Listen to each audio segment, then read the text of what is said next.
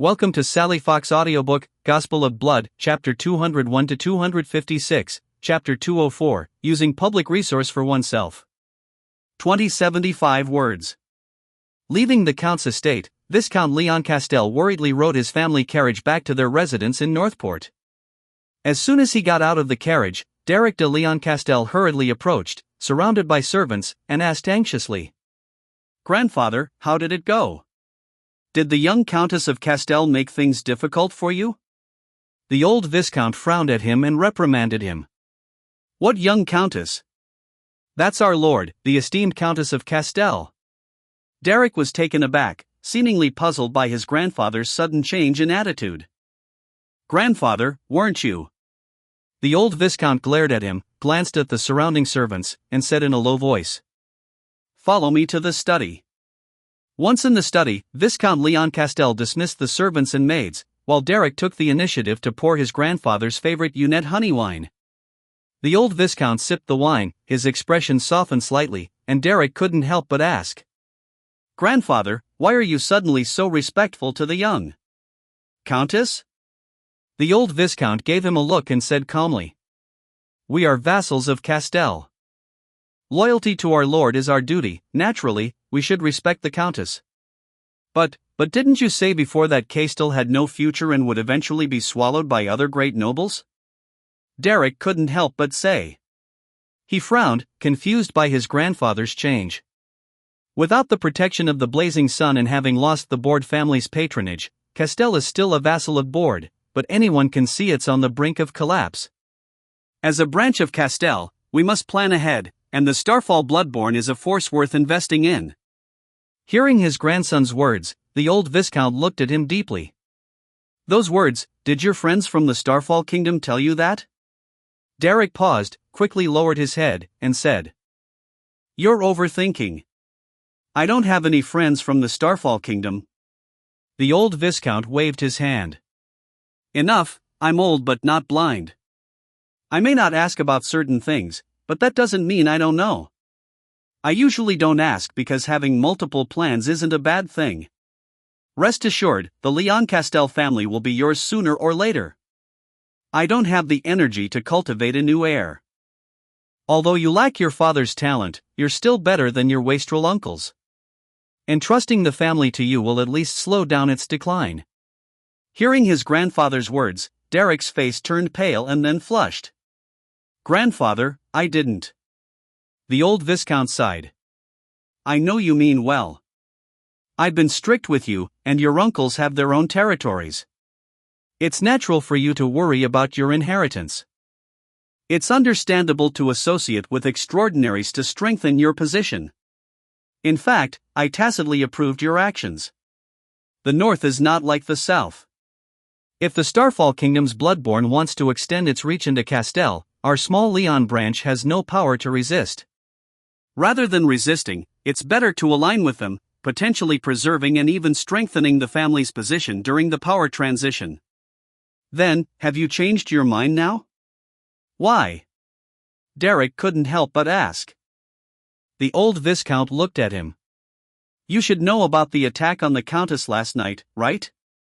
Derek instinctively wanted to deny it, but seeing his grandfather's deep eyes, he finally nodded honestly. "Yes, I know." But after nodding, he quickly added, "But I didn't know they would use Arl as a cover, nor did I expect Arl to push our Leon Castell family into the spotlight. This isn't what we agreed on." The old Viscount snorted coldly and said, "Can't you see? The Starfall Bloodborne is forcing us to take a stand. Among the three Viscount families, we are the closest to the Castell family, with the best reputation and highest influence. It's easy to expand our power through marital ties if the Castell family falters. The Crescent is not Starfall, nor is it Coria. Those Bloodborns ultimately don't dare to openly rule the North, they still need the northern nobles." At this point, seemingly recalling something, the old Viscount suddenly asked, "Derek, after yesterday, have the Bloodborns from the Starfall Kingdom contacted you again?" Derek looked embarrassed, as if his grandfather had seen through him. "You knew?" "To be honest, no, they haven't contacted me again. They promised they would succeed, but it seems, But it seems they failed, and after failing, they disappeared, right? Viscount Leon Castell asked. Yes. Derek answered honestly. Looking at his not-so-bright but always arrogant grandson, the old Viscount felt exhausted.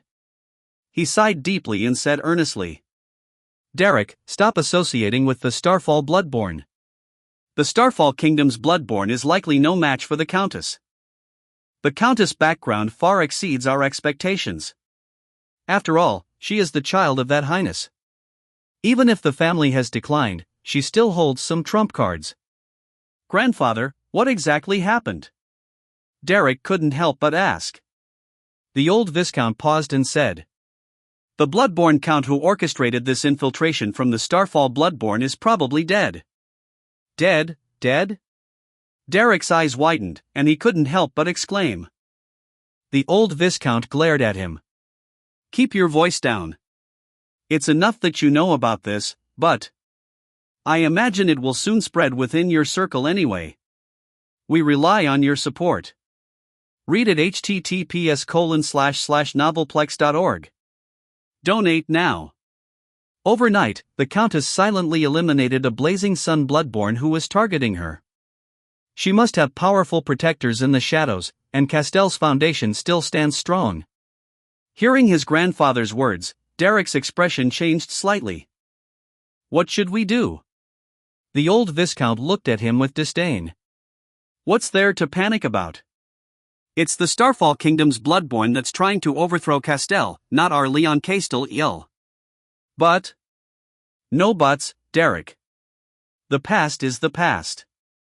Even if the Countess doesn't know the details of your actions, she probably has a pretty good idea.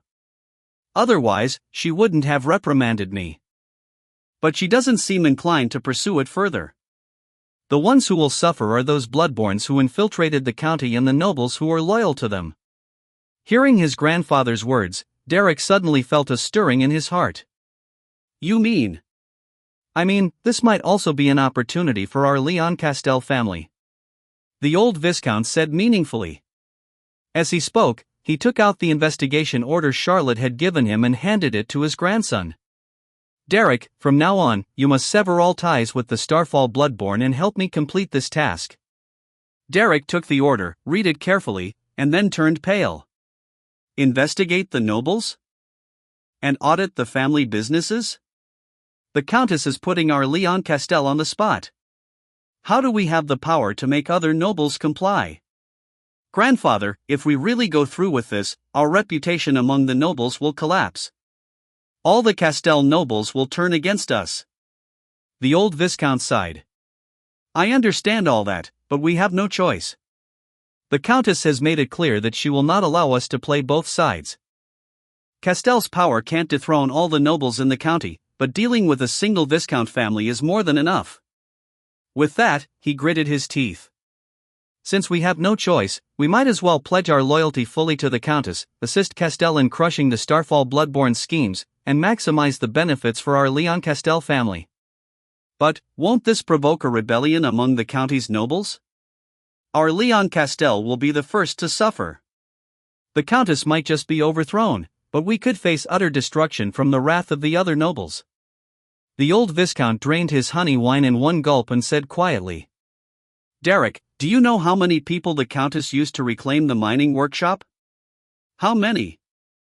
Derek couldn't help but ask out of curiosity. The old Viscount held up 3 fingers. 3, only 3 people. Besides the Countess, there were just 3, and 2 of them were servants, plus a pet cat. 3 people? That's impossible. There are extraordinaries and guards stationed at the mining workshop. How could she? Derek was incredulous.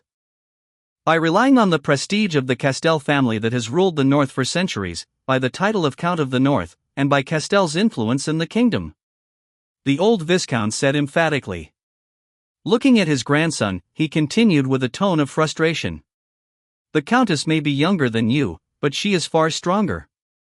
From what I know, she stormed into the mine with just her steward, killed a Silver Moon Bloodborne, and won the loyalty of the mine's guards with just a few words. Not only that, but even Viscount Remigio, who oversees the Castell silver mine, has old ties with the Castell family.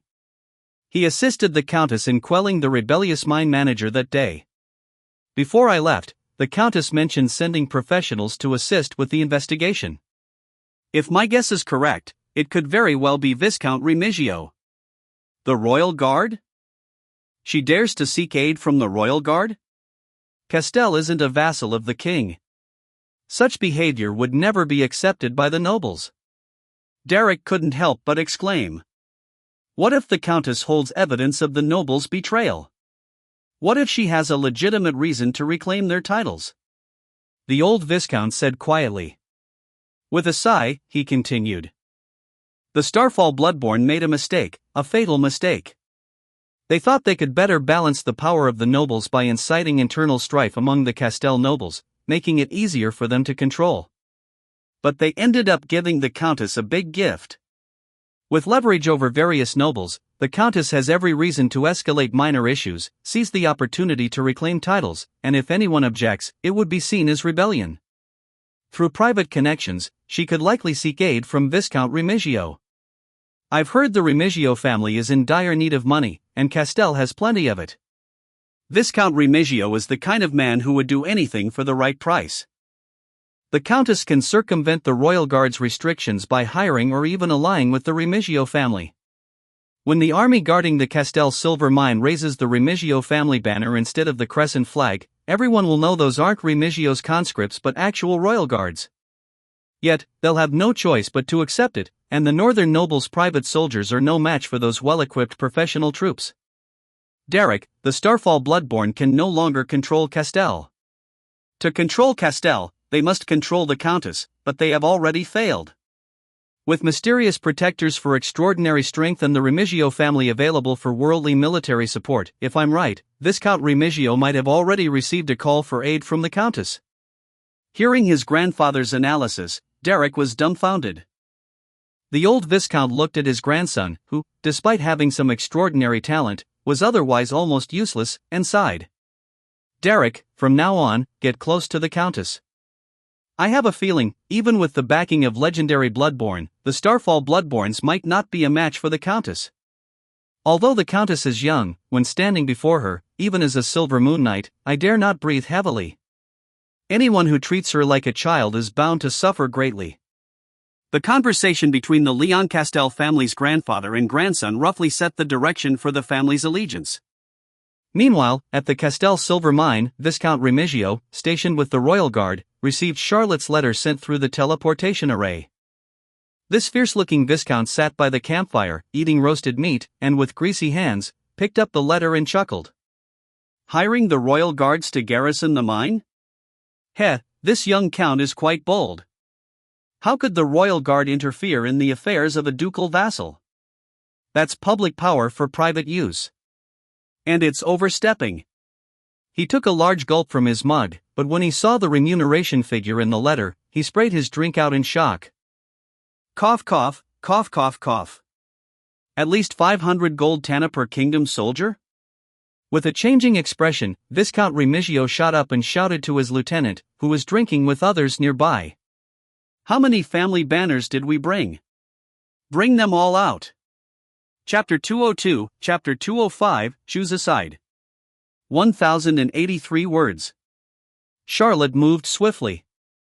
After summoning the Leon Castell family, she announced her audit plan for the entire county, officially appointing Viscount Leon Castell as the examiner and starting the audit from her own domain. Overnight, chaos erupted in the Northport city. Nice led the Castell guards in raids based on the list provided by Maddox's confession.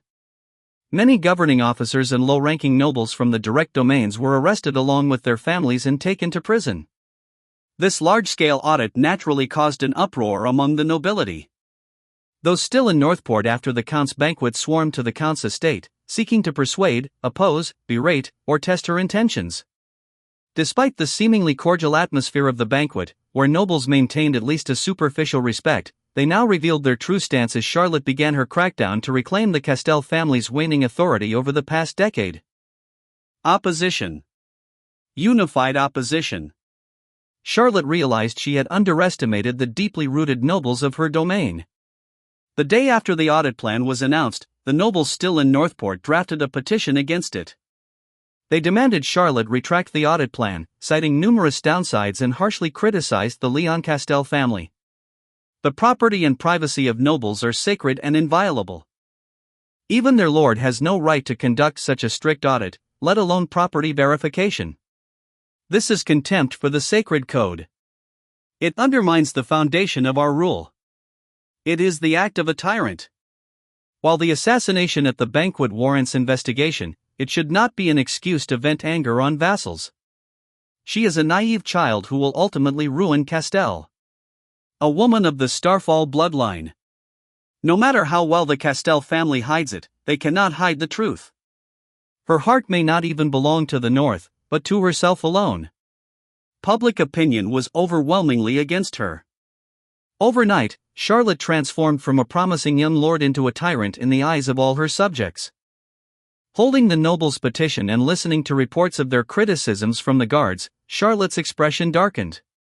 Although she had anticipated some resistance from the nobles, the blatant disregard and sexist remarks were particularly infuriating. Despite her anger and the urge to punish those insolent nobles, Charlotte remained calm. She knew the uproar was largely fueled by the nobles whose interests were threatened. The general populace had not yet reacted to the audit plan, which did not target them directly. However, she understood the need for swift action. Who are the main instigators? Charlotte asked calmly. Mostly new nobles who rose through workshops and trade caravans, along with some low-ranking nobles from the direct domains. Nice replied. New nobles from workshops and trade caravans? No other viscounts or barons involved? Charlotte was surprised. No, none. Charlotte frowned. After a moment of thought, she understood. A bunch of fools being used as pawns. The new nobles, despite their wealth, lacked significant influence and could not have rallied so many nobles overnight. They were likely being used by the old nobles to pressure her and test her limits. These new nobles feared the financial audits more than the bloodborne checks, having likely evaded taxes extensively. Nice, investigate and arrest the leading agitators based on the provided evidence and confessions. We rely on your support. Read at https://novelplex.org. Donate now. Charlotte ordered after some thought. Aren't you afraid of rebellion? Nice asked. Even if there is a rebellion, the direct domains won't orchestrate it. Only those with private armies can truly rebel. Charlotte replied. And your reputation? Doing this might label you as a tyrant. Nice continued. Don't worry, someone else will handle that. Charlotte said. She turned to her maid, Sherry, and instructed. Sherry, send word to the Leon Castell family's residence. Tell them it's time to show their influence among the nobles. Specialized tasks require specialized people. While the nobles' protests were loud, it was unclear how many were firmly against Charlotte, how many were opportunists, or mere spectators. But one thing was certain, appointing the Leon Castell family to audit the nobles was the right choice. Following Charlotte's orders, the Castell family's guards moved out, suppressing the rebellious direct domain nobles. As the rulers of the North, the Castell family maintained a standing guard of 3,000. While not enough to rival the combined private armies of the nobles, it was more than sufficient to quell minor uprisings in the direct domains. Simultaneously, the Leon Castell family publicly supported Charlotte. The elderly Viscount personally condemned the rebellious nobles, asserting the audit's legitimacy for territorial security. Notably, the Viscount focused not on the nobles' crimes but on the threat posed by the bloodborne infiltrations, invoking historical fears of bloodborne rule. Public opinion swiftly shifted, especially among commoners who saw the audits as a form of justice against the nobles. Charlotte's previously tarnished image as a tyrant was transformed into that of a righteous new lord. The Castell family's heads skillfully manipulated public sentiment, rallying some traditional loyalist families and allies of Leon Castell to support the audits, including four baronial families. Surprisingly, even the rival Gris family's viscountess hinted at supporting the audits, though she demanded that her family be audited directly by Charlotte and sought to replace Leon Castell as the executor of the audit plan. Charlotte rejected this, adhering to her principle of trust once decided. Granting power to the Gris family would only fuel their ambitions, given their already substantial military strength. Charlotte intended to deal with the Gris family later, possibly by leveraging her knowledge of their bloodline status. Meanwhile, the Romanfort family maintained silence, departing Northport quietly after the banquet. Charlotte suspected they harbored secrets, especially regarding their maritime power. The Castel family's actions caused a clear divide among the nobles. While supporters were few, the Gris family's tentative support and the departure of other nobles indicated a refusal to support Charlotte openly.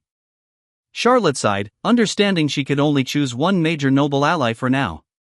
The Castel family's actions muddied the political waters, and Charlotte's deployment of family guards quickly suppressed the rebellious nobles in the direct domains.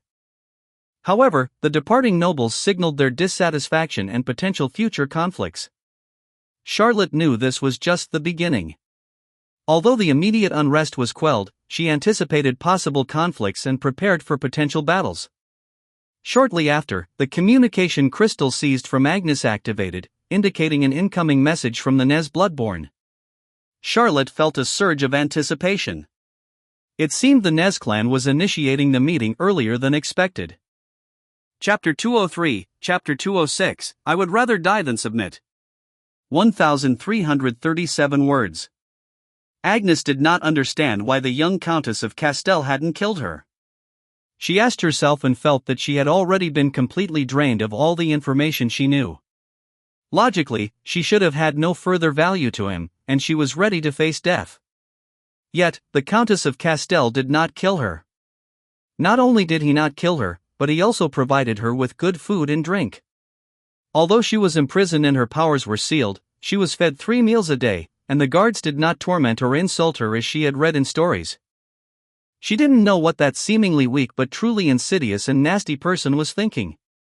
After the interrogation, she seemed to have completely forgotten her, never visiting again. This indefinite imprisonment drove Agnes nearly crazy. Being a quick-tempered person, she preferred a swift end, even being burned at the stake, rather than being forgotten in a cell. This treatment made her feel insignificant, as if her life and death meant nothing to Castel. Her revenge, her hatred, did not matter to Charlotte at all, as she never regarded her seriously. Realizing this, Agnes felt furious, but as time passed and she gradually calmed down, she became more and more bewildered. She, Agnes de Violette, daughter of the former Duke of Violet, heir to the Violette family, could neither revive her family nor avenge them. Now, she had even become a prisoner of her enemy, unable to control her own fate and future. She felt like a complete failure, a clown. Miss, since they have spared our lives, it means we still hold some value to them. Don't lose heart. As long as we live, there is hope for the Violette family to rise again, and our revenge remains possible. If you give up, the Violette family will truly become history. Those slanders, those fabricated stains, will be nailed to the Violette family forever, unchangeable. Seeing the increasingly despondent girl, the middle-aged knight Lahel advised her earnestly through the iron window. Hearing her loyal knight's words, a glimmer of light appeared in Agnes' dark pupils. She lifted her head and saw the familiar resolute face of her knight. For over a decade, he had never left her side, protecting her even in the most dangerous moments. Now, imprisoned, he continued to encourage her. Unknowingly, Lahel had become the most important person in her life. Throughout the years, they had faced countless life and death crises, but Lahel had never given up. He always supported her, believed in her, and remained loyal to her. He was always proud to be a knight of the Violette family. Seeing the Violette family crest, the most well-preserved and cleanest part of Lahel's worn-out armor, Agnes had mixed feelings. She took a deep breath and sighed. Lahel, you are right. As long as we live, there is hope for the future. No matter what that monster of Castel is thinking, as long as I live, I should not give up hope. After speaking, she stood up, walked to the cell door, picked up the food she hadn't touched for 2 days, and began to eat ravenously. Clap, clap, clap. Suddenly, clear applause sounded outside the cell, accompanied by a sweet female voice that made her grit her teeth. Well said, as long as there is life, there is hope. The dead have nothing. Agnes paused in her bread eating, raising her head sharply, her crimson eyes glaring at Charlotte, who had suddenly appeared outside the cell. She said coldly, "Are you here to mock me?" Charlotte smiled and glanced at Agnes. "I heard from the guards that a certain prisoner seemed to be giving up, having not eaten for 2 days, so I came to check. It seems I was worried for nothing." Agnes stiffened slightly, her expression unnatural. She bit her lip and said, "If you just want to mock me, go ahead. I don't know why you spared us, but if you want us to surrender, you should give up. I, Agnes de Violette, would rather die than bow to Castel." "Oh, really? But I remember someone saying the same thing a few days ago, yet soon after spilled all the information they knew." Agnes looked up suddenly, her eyes blazing with anger. "We rely on your support. Read at https://novelplex.org. Donate now. That was only because I, this bastard, threatened you with your knight, using what you cared most about to force you, leaving you no choice." Charlotte finished Agnes' sentence. After speaking, she smiled slightly and said, "Miss Agnes, you know, once someone has been caught with a fatal weakness, it's hard for them to turn the tables. So, if I now threaten your lives against each other, what would you choose?" Agnes stared in disbelief. "Despicable.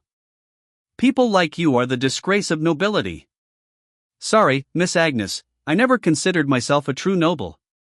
Charlotte, who had risen halfway, spoke calmly.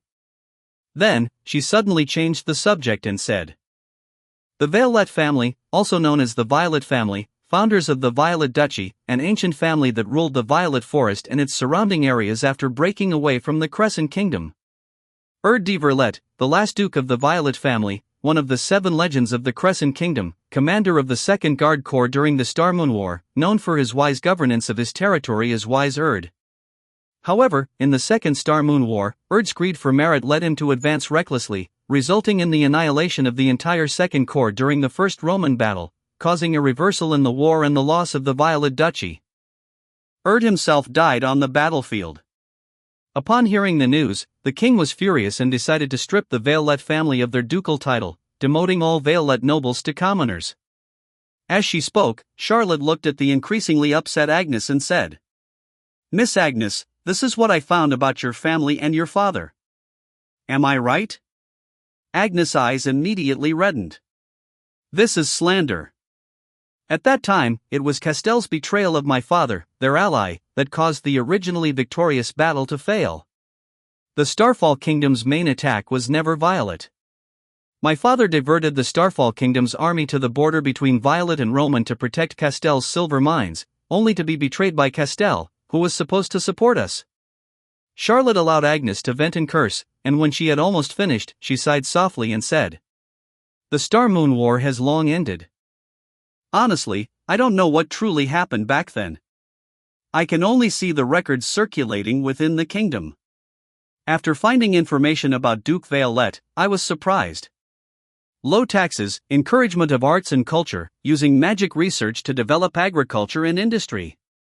Your father was indeed a respected lord. Honestly, after reading the official records of the First Roman battle, I also found many doubts. But as the head of Castel, I consider myself quite knowledgeable about my own family and do not believe it was as bad as you think. What are you trying to say with all this?" Agnes said coldly, her expression full of vigilance. Charlotte smiled. "Miss Agnes, I am tired of the same old threats. I know you have deep-seated hatred for Castel, and that's fine. I want to make a deal with you." "A deal?" Agnes looked puzzled, her eyes even more wary. "Yes, a deal." Charlotte nodded and said, "I want you and Sir Lahel to submit to me, continue to pretend to be Count Hole, and assist me in my conflict with the Nez clan. In return, I promise to help rebuild the Violette family in the future." Hearing Charlotte's words, Agnes froze for a moment before becoming furious. "Dream on. Do you think I would believe your lies? I, Agnes de Violette, would rather die than bow to you." Chapter 204, Chapter 207, Pretend now to strike later. 1919 words. Count Castel's estate, meditation room. Agnes, now dressed in a brand new maid's outfit, fidgeted with the lace hem of her skirt uncomfortably. Despite her cute face, her expression was wooden and stiff, making one wonder if she might suddenly rip off the black and white headpiece with Castel's emblem and stomp on it angrily. Similarly, Lahel, the middle-aged knight who had donned the Castel's standard knight uniform but stubbornly kept the Violet family crest on his chest, watched his young mistress with a hesitant look. "What's the matter, Lahel? Do you have something to say?" Agnes asked, glancing at him. Lahel scratched his head. "No, nothing much. It's just. You just sternly refused Count Castel's offer, so I thought you were planning to keep opposing her. But now, you seem to have changed your mind so quickly." Agnes. The girl's expression became slightly unnatural. She pursed her lips and said, "I just suddenly figured it out. Even if I reject her offer, she'll just keep us locked up. And as long as we're locked up, we'll never have a chance. Instead of that, it's better to pretend to submit. Charlotte de Castel can activate the encrypted crystal of the Nez clan, which means she must have a big secret. We don't even know if she is the real Charlotte. Facing an enemy who is much stronger than us and has secrets, we might as well pretend to join her, lie low for now, and find her weaknesses while building up our own strength. We can't fight her now, but I don't believe she is without flaws. Given enough time, we'll find her secrets. When we uncover her secrets, find her weaknesses, and wait for the right time, we'll strike and defeat her. Just like when we endured and retaliated against Count Hole. Then, I will make her taste the suffering our Violet family has endured," Agnes said through gritted teeth. The girl was visibly agitated, but the middle-aged knight seemed thoughtful and hesitant. Agnes noticed and asked, "Lahel, do you have something to say?" Lahel hesitated for a moment, choosing his words carefully. "Miss, I've been thinking about something. Countess Castel is different from Count Hole. She has many followers and a vast, prosperous territory. She knows about our past revenge on Count Hole and seems more composed and less arrogant than Count Hole. In this situation, even if she accepts our submission, she definitely won't let her guard down.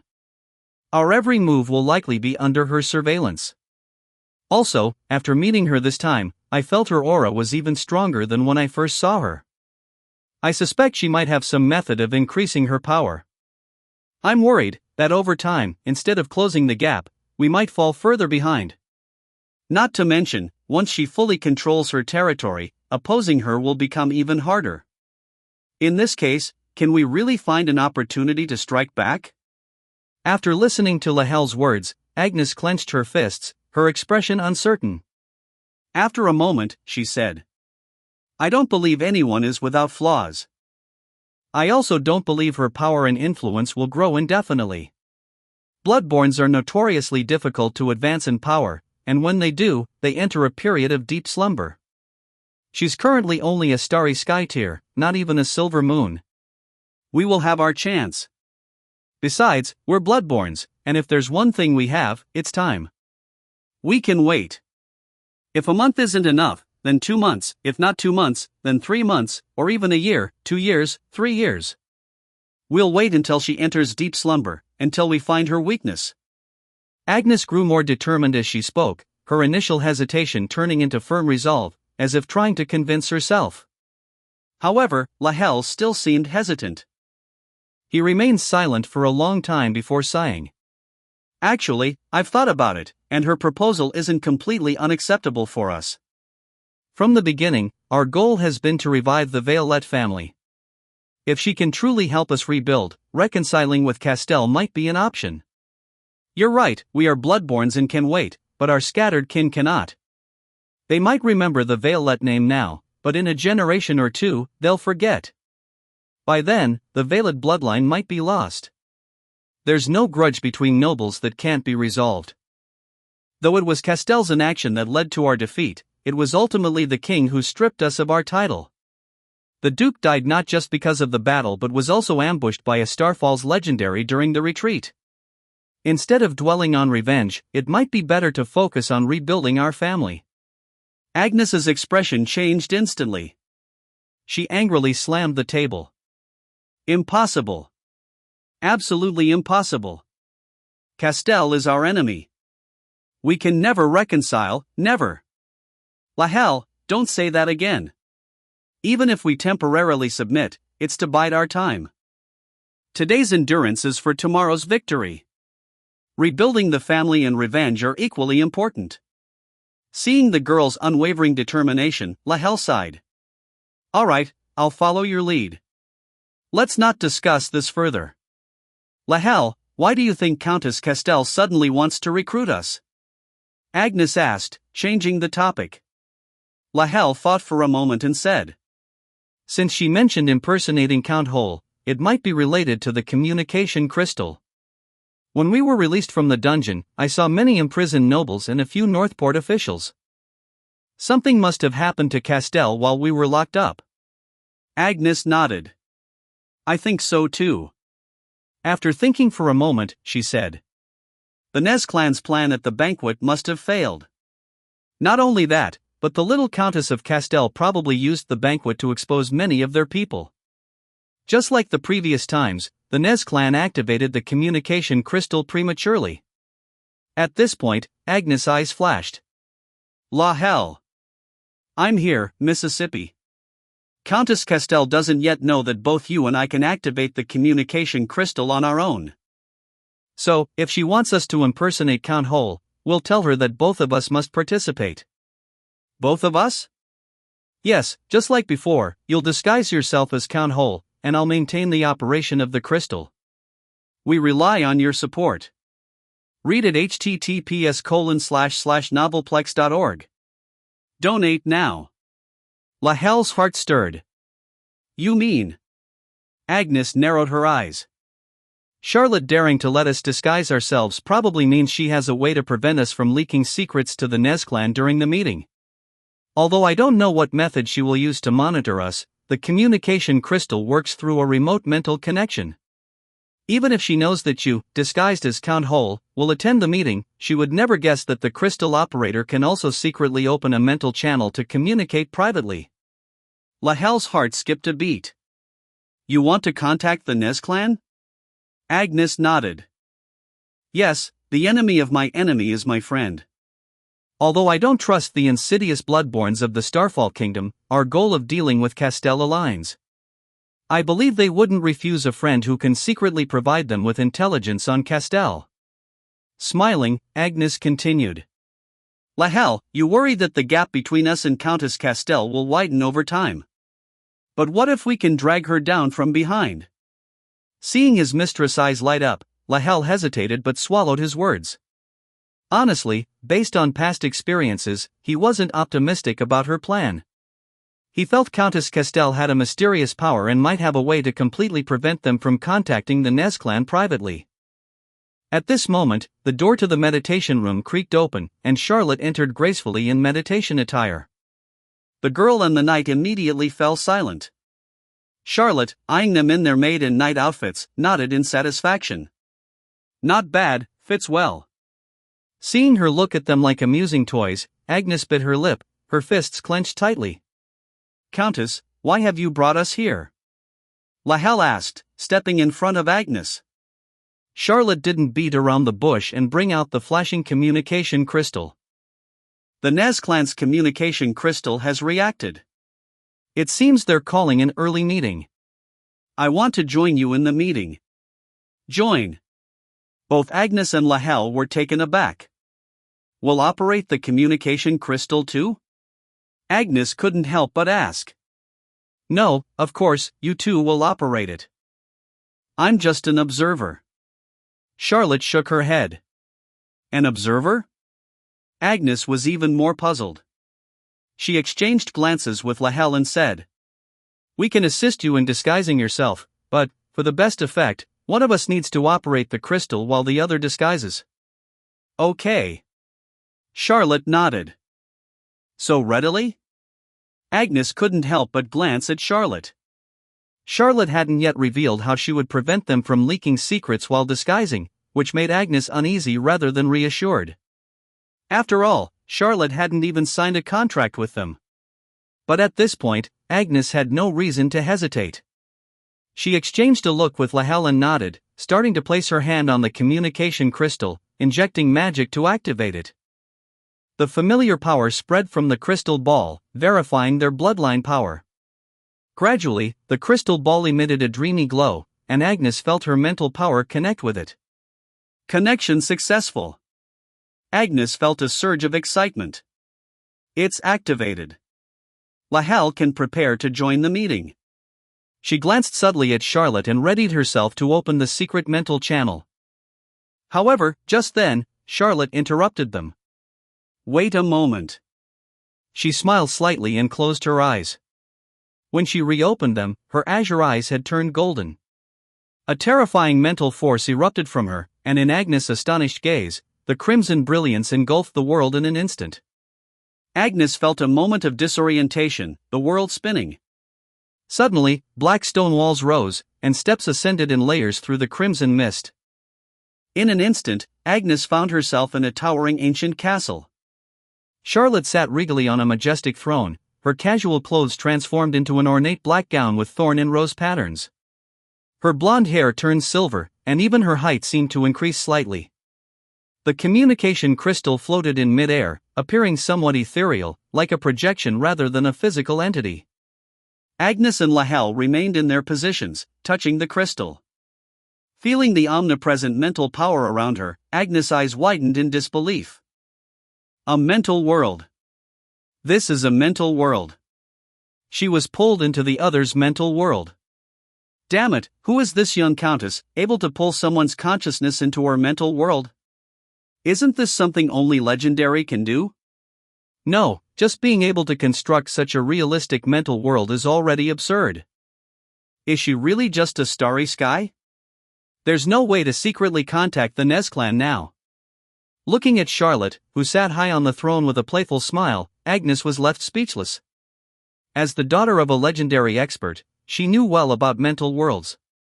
In such a world, any minor actions of an outsider would be exposed, and even their life and death would be in the host's hands. In other words, she and Lahel were now under Charlotte's 360-degree surveillance, and she could sever their connection to the communication crystal at any moment. Alright, now, you can start disguising and join the Nez clan's meeting, Charlotte said, shifting into a more comfortable position, smiling. Agnes. Chapter 205, Chapter 208, Nez clan's remote meeting. 2035 words. In a majestic and ancient palace.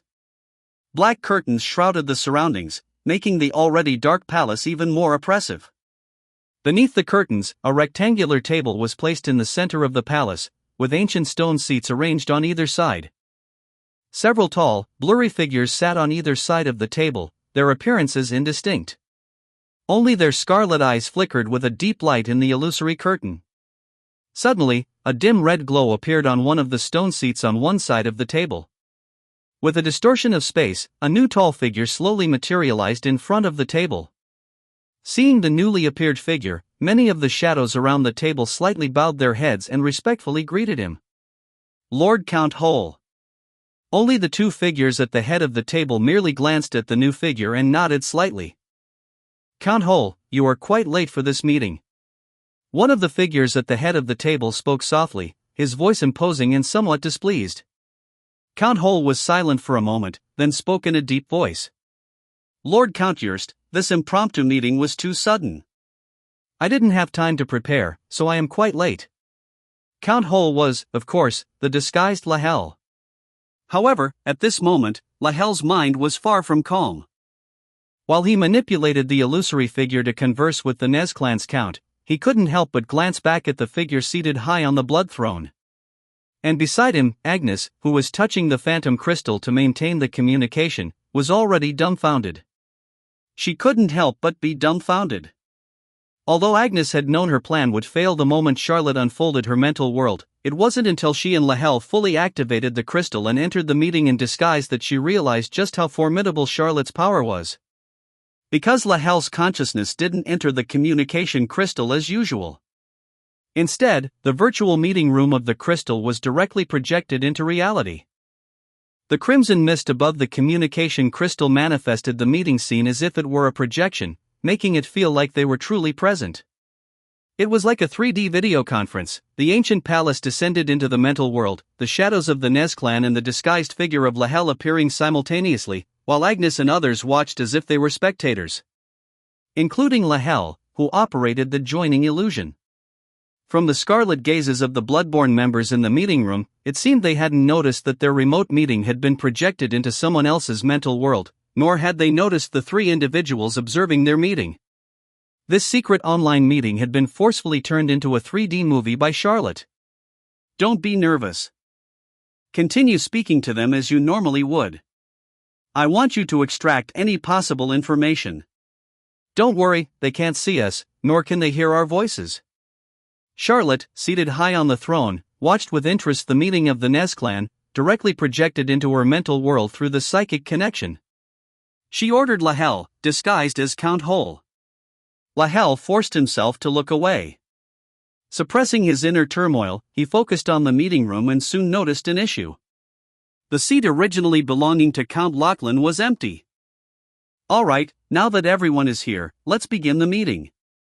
The figure at the head of the table, representing the Nez clan's Count Yrst, spoke in a deep voice. However, just as he finished speaking, the figure on the other side of the table, who also hadn't greeted Lahel, asked the question Lahel was curious about. Lord Count Yrst, you seem to have forgotten that Count Lachlan has not yet arrived. The figure representing Count Yrst glanced at him and said, Count Nottingham, Count Lachlan will not be coming. He has already sacrificed himself for Nez and returned to our master's realm. Upon hearing this, the remote meeting room fell into an uproar. Lahel and Agnes were both stunned and then couldn't help but look back at the beautiful figure seated on the blood throne.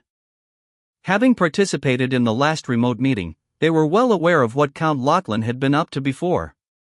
However, they had originally thought that Count Lachlan had merely been defeated by Countess Castell, but they never expected that he had actually perished.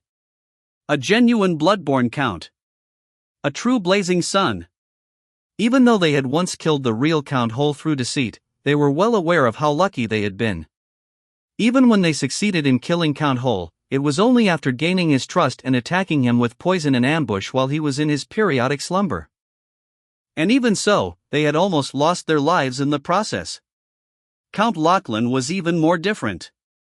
Unlike Count Hole, who had parted ways with the Blood Demon cult, Lachlan was a Bloodborne member of the Nez clan, with backing from a Duke-level Bloodborne. Killing such a Bloodborne would be far more difficult than killing a blazing sun. Who could have done it? Was there a powerful protector behind the Countess of Castell? Agnes and Lahel's eyes fell on Charlotte, feeling a sense of shock at the absurd idea that arose in their hearts. However, looking at the almost tangible castle in the mental world, at the meeting projection pulled into the mental world by Charlotte, and at the many Bloodborne members in the meeting room unaware of being watched, it was hard for them not to wonder. Is the Countess of Castell really just a starry sky? Count Lachlan has fallen? How is that possible? His strength far surpasses an ordinary blazing sun, and the Castell County has fewer than 5 silver moons. How could anyone there kill him? What exactly happened? In the meeting hall, Count Nottingham's gaze sharpened as he asked in a serious tone. Count Yrst sighed deeply and said, This information comes from the Duke himself. I don't know the specifics yet, but from the Duke's attitude, it seems there is a power within the Castell family that even the Duke fears. A power that even the Duke fears? The Bloodborns in the meeting hall looked astonished and soon fell into an uproar again. The Castell family? But hasn't the Castell family already fallen? There's only a newly adult countess left. Yes, I heard that the Countess of Castell almost got killed by the Blood Demon cult while in the Board Duchy. How could he possibly pose a threat to Count Lachlan? Wait a minute, could it be the work of the Holy Court? I heard the young Countess of Castell is a saintess of the Holy Court. Could there be powerful protectors in secret? Impossible. If she were truly a saintess of the Holy Court, the Templar Knights would have personally escorted her before she even entered Castell County. We rely on your support. Read at https://novelplex.org. Donate now. The Bloodborns discussed fervently. Watching the chaotic scene, Count Yrst knocked on the table and said, Silence. The overwhelming mental force of the bloodborne count swept across the hall. Except for Count Nottingham, the projections of the other bloodborns trembled and quickly fell silent. Lahalle also felt the unparalleled mental force from Count Yrst. However, as the mental pressure swept over, he felt a gentle crimson glow envelop him, shielding him from any pressure. He couldn't help but glance at the small figure on the throne behind him, feeling that she was increasingly mysterious and unfathomable. Count Yrst's gaze swept across the hall. Seeing everyone quiet down, he nodded in satisfaction and said solemnly, "I urgently powered the communication crystal to summon you here to relay the Duke's orders. The Duke has commanded that, from now on, all infiltration plans against Castel are to be suspended. No attacks on Castel nobility, especially the Castel family, are permitted." He then looked at Count Nottingham. "Count Nottingham, you are closest to Castel. From now on, you will take over all of Count Lachlan's duties. However, you are not to continue the previous efforts. Instead, you must quickly rebuild communications, restrain the various blood descendants and vassals, and avoid antagonizing Castel." Upon hearing this, the Nez bloodborns were once again taken aback. Pause the infiltration plan? The plan has reached its most critical stage, and I've received intelligence that the young Countess of Castel intends to move against our people. Count Nottingham couldn't help but protest. Then have our people withdraw. In any case, the Duke's orders are to avoid antagonizing Castel until he issues new instructions, Count Yrst said firmly. Then he looked at everyone. Additionally, the Duke has another order. We are to use all available resources to investigate and gather information about the Countess of Castel, Charlotte de Castel. Investigate Charlotte? Lahalle and Agnes were taken aback. They instinctively turned around and glanced at the figure behind them with a peculiar expression. Investigate Charlotte de Castel? Is she connected to Lachlan's fall? Count Nottingham's voice held a hint of surprise. Count Yrst nodded slightly. Most likely, as Lachlan was heading towards her when he fell. Then he looked at the other bloodborns. Many of you have successfully established intelligence points in the Crescent Kingdom.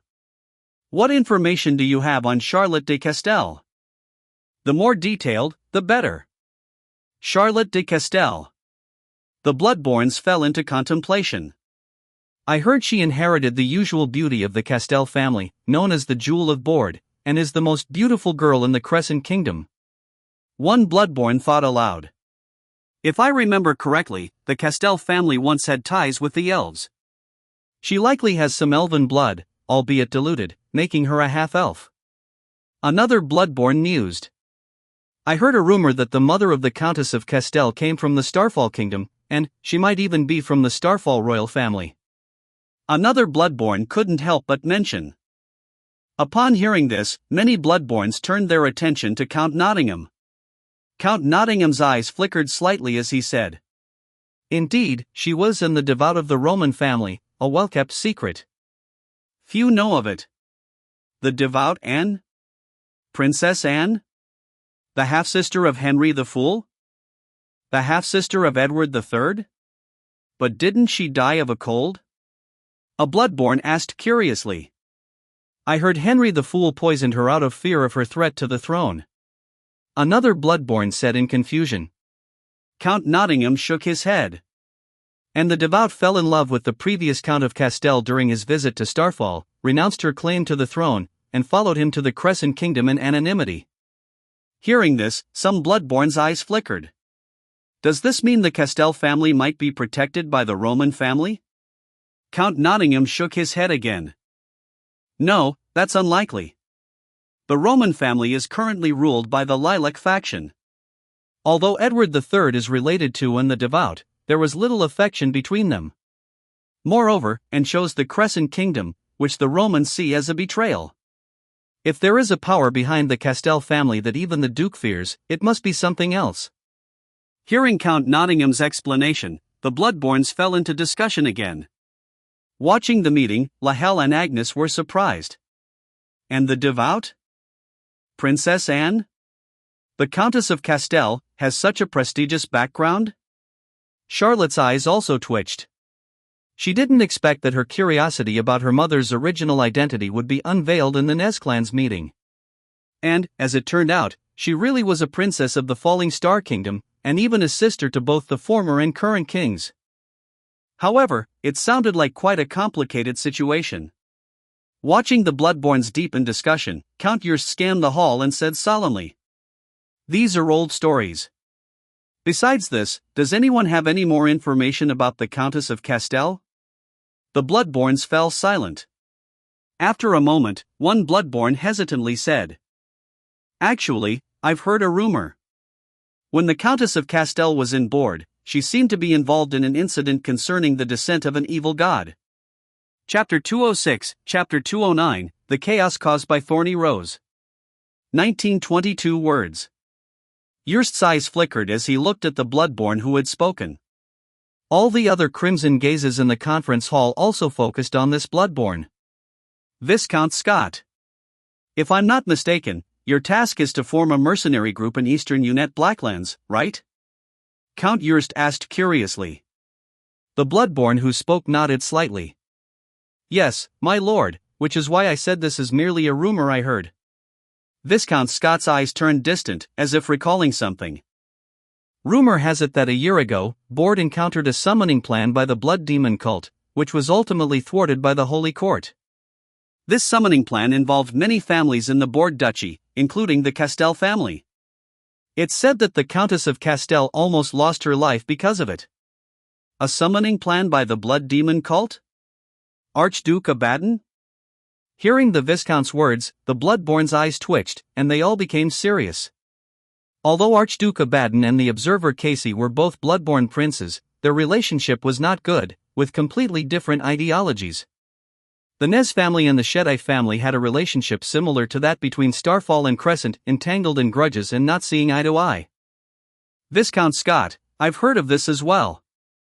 It said the Holy Court dispatched 3 Blazing Suns to investigate, but as far as I know, the Blood Demon cult's plan failed." A Bloodborn said solemnly. Viscount Scott shook his head. "Sir Rune, you don't understand. The summoning incident in Board wasn't as simple as it seemed. In fact, a year ago, it wasn't just the Shedai clan attempting the summoning, there was also an unknown god. And it wasn't the Holy Court that thwarted the Blood Demon cult's plan, but this unknown god who appeared and severely wounded the unsealed fire demon Valeroka, destroying the cult's plan to summon Archduke Abaddon." The Bloodborn named Rune from the Nez family was surprised, his gaze serious. "So that's how it was. But what does this have to do with Countess Castell?" he asked curiously. This brings us to the role played by the Castell family. It's said that the unknown god first appeared at the Castell family manor. The former head of the Castell family was bewitched by the Blood Demon cult and intended to sacrifice Charlotte de Castell to Archduke Abaddon. However, it was the head of the Castell family who ended up being sacrificed instead. After the incident, the Holy Court's demon hunters found unknown symbols at the scene, pointing to an unknown god. "It's likely a god from Coria," Viscount Scott said solemnly. Count Nottingham's heart stirred. "You mean the young Countess of Castell was saved by a resurrected god?" "Indeed." Viscount Scott nodded. Count Nottingham frowned slightly. "Gods don't save mortals without reason. Those who receive divine intervention are usually devout followers. But as far as I know, Charlotte de Castell is highly regarded by the Holy Court. Although not a true saint, the light of the divine appeared during her coming-of-age ceremony. She is a devout holy follower. Are you suggesting that this resurrected god is a demigod of the Holy Court?" "But you mentioned an evil god earlier?" Viscount Scott said solemnly. "This is what confuses me about the rumors. From what I understand, the Holy Court views this resurrected god as an unknown evil god. Otherwise, they wouldn't have sent 3 Blazing Suns to investigate. Moreover, last year the Holy Court even sent a team to Coria to further investigate the unknown god." Count Nottingham's eyes flickered. "This is the second time you've mentioned Coria. But the Kingdom of Coria has always been under the influence of Vadalat and Selim. Even the Holy Court only has minimum control. Are you suggesting that this unknown god is an ancient bloodborne prince?" Viscount Scott sighed. Don't know. However, this unknown god symbol should be familiar to everyone present. Many of you might even have it in your homes. As he spoke, Viscount Scott's indistinct silhouette raised a hand, sketching a faint symbol on the long table. It was a pattern of thorns and roses, with elegant lines that carried a hint of mystery. Seeing this pattern, almost all the Bloodborns present were stunned. Thorny roses?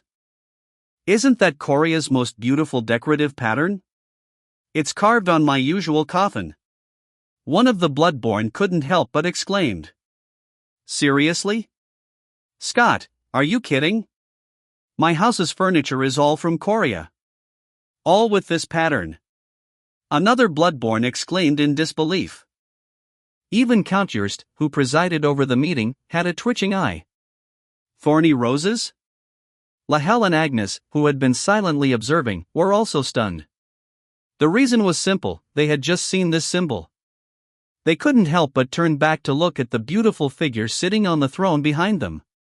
The figure wore a noble and mysterious black dress adorned with intricate patterns of thorns and roses, and the wall behind the throne displayed a symbol identical to the one the Bloodborn had conjured.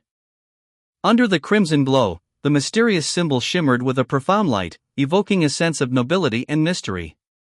A closer look would involuntarily arouse a sense of awe and compel one to bow their head. After being drawn into the mental world, Lahel and Agnes had seen these symbols, feeling their strange power. Just a few glances left their minds in a daze. Now, with the Bloodborn's information, they finally understood why.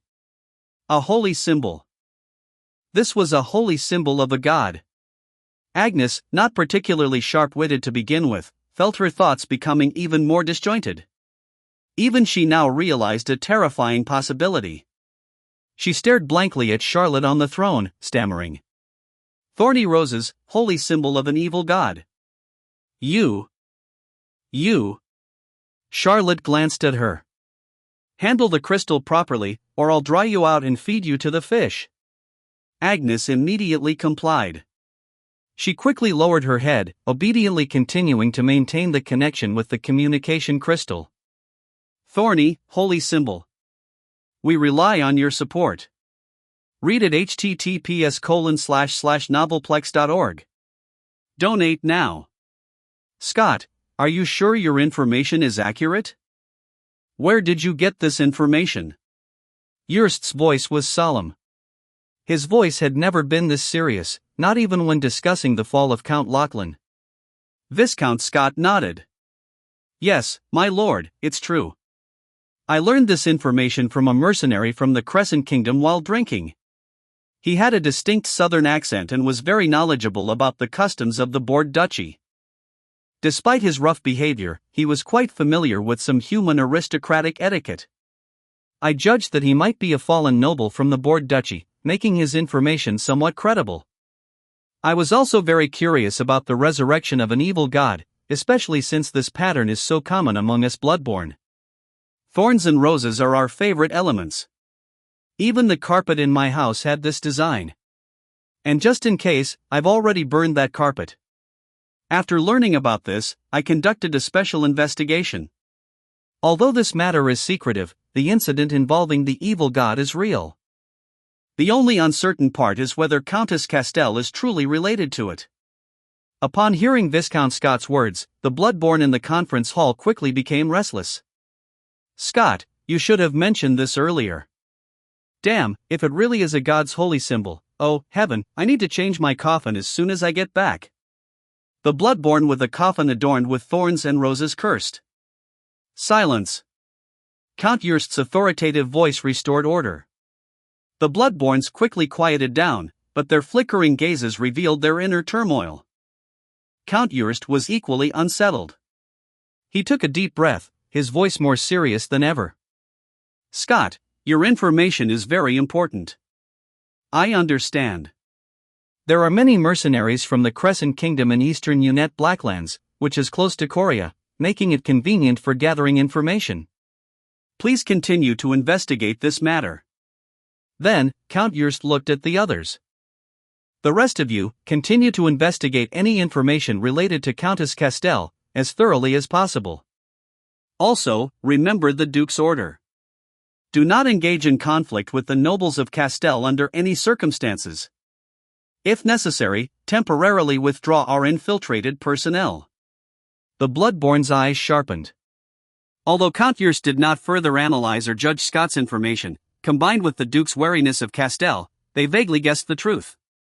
This resurrected god might indeed be real, and the Duke may have already encountered them.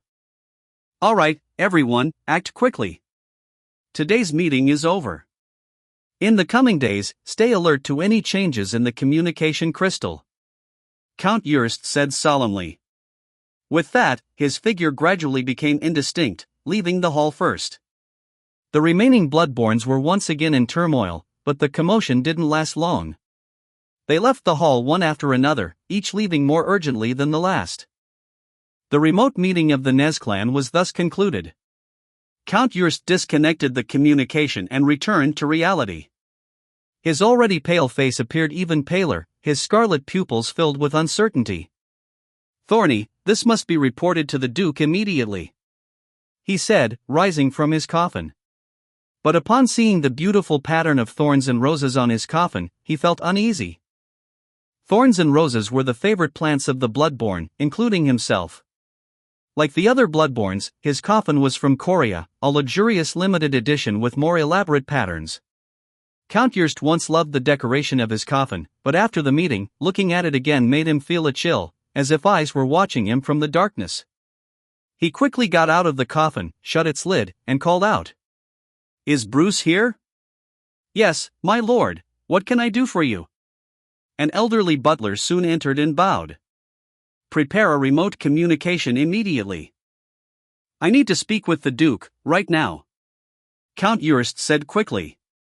My lord, I've already arranged it. You can contact the Duke at any time. The butler replied respectfully. Well done.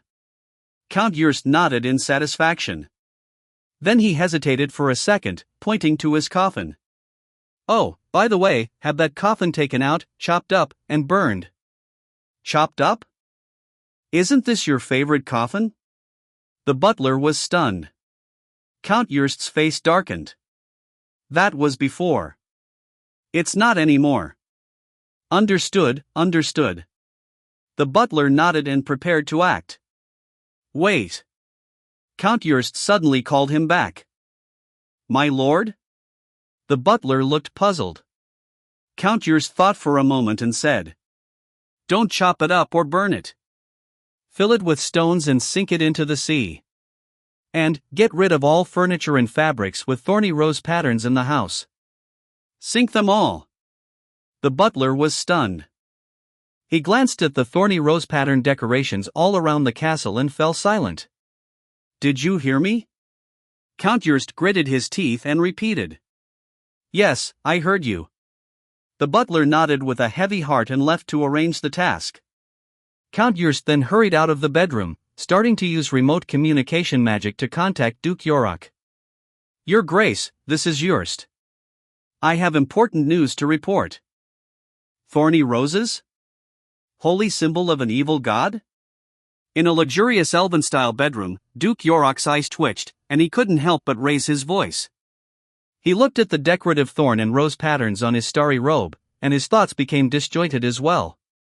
Chapter 207, Chapter 210, The God's Holy Symbol. 1,189 words. After experiencing 2 failed divinations, Duke Yorick suspected that a mysterious god might be supporting Castell. Therefore, he wasn't too surprised when he heard Count Yrst's report. However, a holy symbol made of thorny roses? Duke Yorick was baffled. As a third-generation Bloodborne born in the same era as several Bloodborne princes, Duke Yorick could be considered a living fossil of the extraordinary world. He had not only lived through the millennium-long Holy War but had also witnessed the rise and fall of the Bloodborne race. Additionally, he had participated in the Gods' War 2,500 years ago, witnessing the Bloodborne true ancestor defeat the old and new gods of the Myria continent to ascend to supremacy. Back then, the Bloodborne true ancestor was not even called the progenitor. She had 2 other famous titles, the Queen of the Night or the Eternal Night Sovereign. Duke Yorok considered himself very knowledgeable about the history of the extraordinary world. Even though he often slept for decades or even centuries, each time he woke up, he would catch up on new history, paying special attention to matters related to mythology. However, in his memory, he had never heard of a holy symbol made of thorny roses. Moreover, this pattern was extremely common among Bloodborns and had been popular for hundreds of years. Recently, it has even become fashionable in the human world. If this really were the holy symbol of some god, the craftsmen of Korea would never dare to use it as decoration, and someone would have discovered it over these hundreds of years. Unless this was a mysterious god that had been planning its resurrection for centuries. But then again, Duke Yorok had never seen such a holy symbol, so how could there be talk of resurrection? Or could it be that there were gods even he didn't know about? Duke Yorok pondered. This was actually not impossible. Too many gods had fallen during the Gods' War. Even he had joined the battle as a member of the Blood Legion at the last minute, and he lacked sufficient understanding of the earlier gods. Yurst, are you sure this is really a god's holy symbol? After thinking for a moment, Duke Yorok asked seriously. In the crystal ball, Earl Yurst hesitated briefly before cautiously replying. I'm not sure, and I don't dare to verify it, which is why I reported it to you.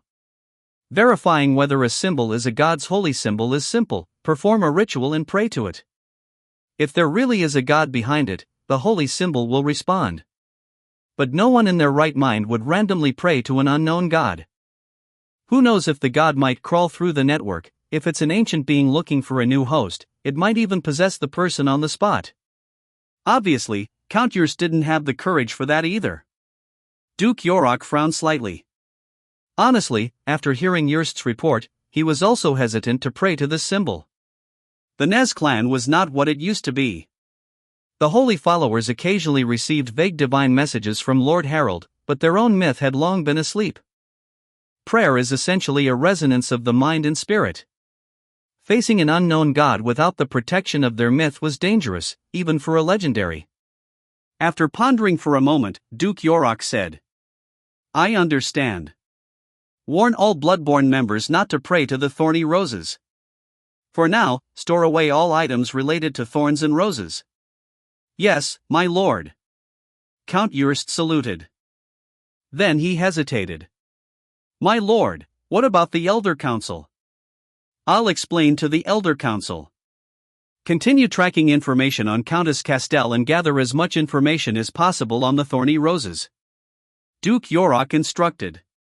Yes, my lord. Count Yurst nodded. After reporting on, Count Yurst disconnected the remote communication.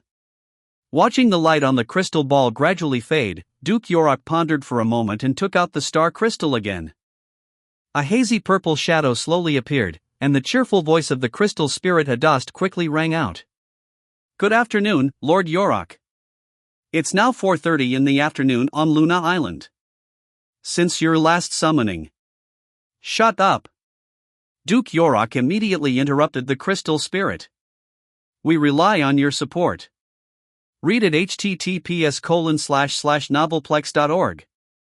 Donate now. He glanced at the suddenly silent crystal spirit and said, Adast, I need you to divine again, this time on a symbol. As he spoke, Duke Yorok displayed the pattern of thorny roses. Thorny roses? My lord, isn't this a decorative pattern from Korea? Why divine this? The crystal spirit Adast asked, puzzled. Divine whether it is a symbol of a god. Duke Yorok said. Adast. Lord Yorok, do you have a grudge against me? Of course not. Then why make me do such a divination? It's just a verification. Besides, divining whether it's a god symbol is within the safe range. Duke Yorok said calmly. All right, Lord Yorok, but let me make it clear, I can only divine whether it is related to a god. I won't go deeper. If it really is related to a god, my divination will likely fail. Agreed. After some negotiation, the crystal spirit Adast quickly got to work, and specks of starlight began to shine on the crystal ball again. Duke Yorok focused intently, watching Adast's changes. However, the crystal ball only flickered a few times before the starlight dissipated, and the purple shadow soon spoke in surprise. "Ha? What is it?" Duke Yorok asked. "No results, just like last time, but I felt the same interference." The crystal spirit answered honestly. "The same interference, the same blank." Duke Yorok straightened slightly, his expression becoming serious. "The gods are immune to divination. Given the blank result, the symbol is likely a god's holy symbol.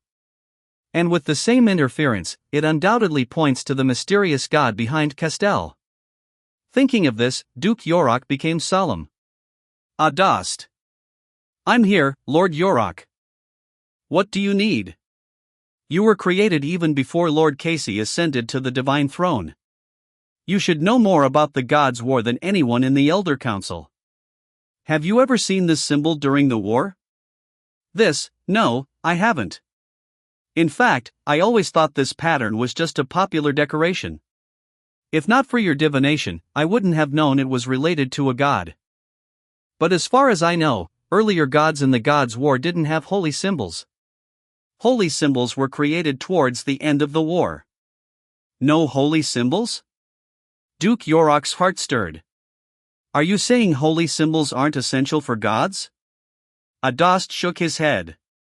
"A long time ago, yes, but not anymore.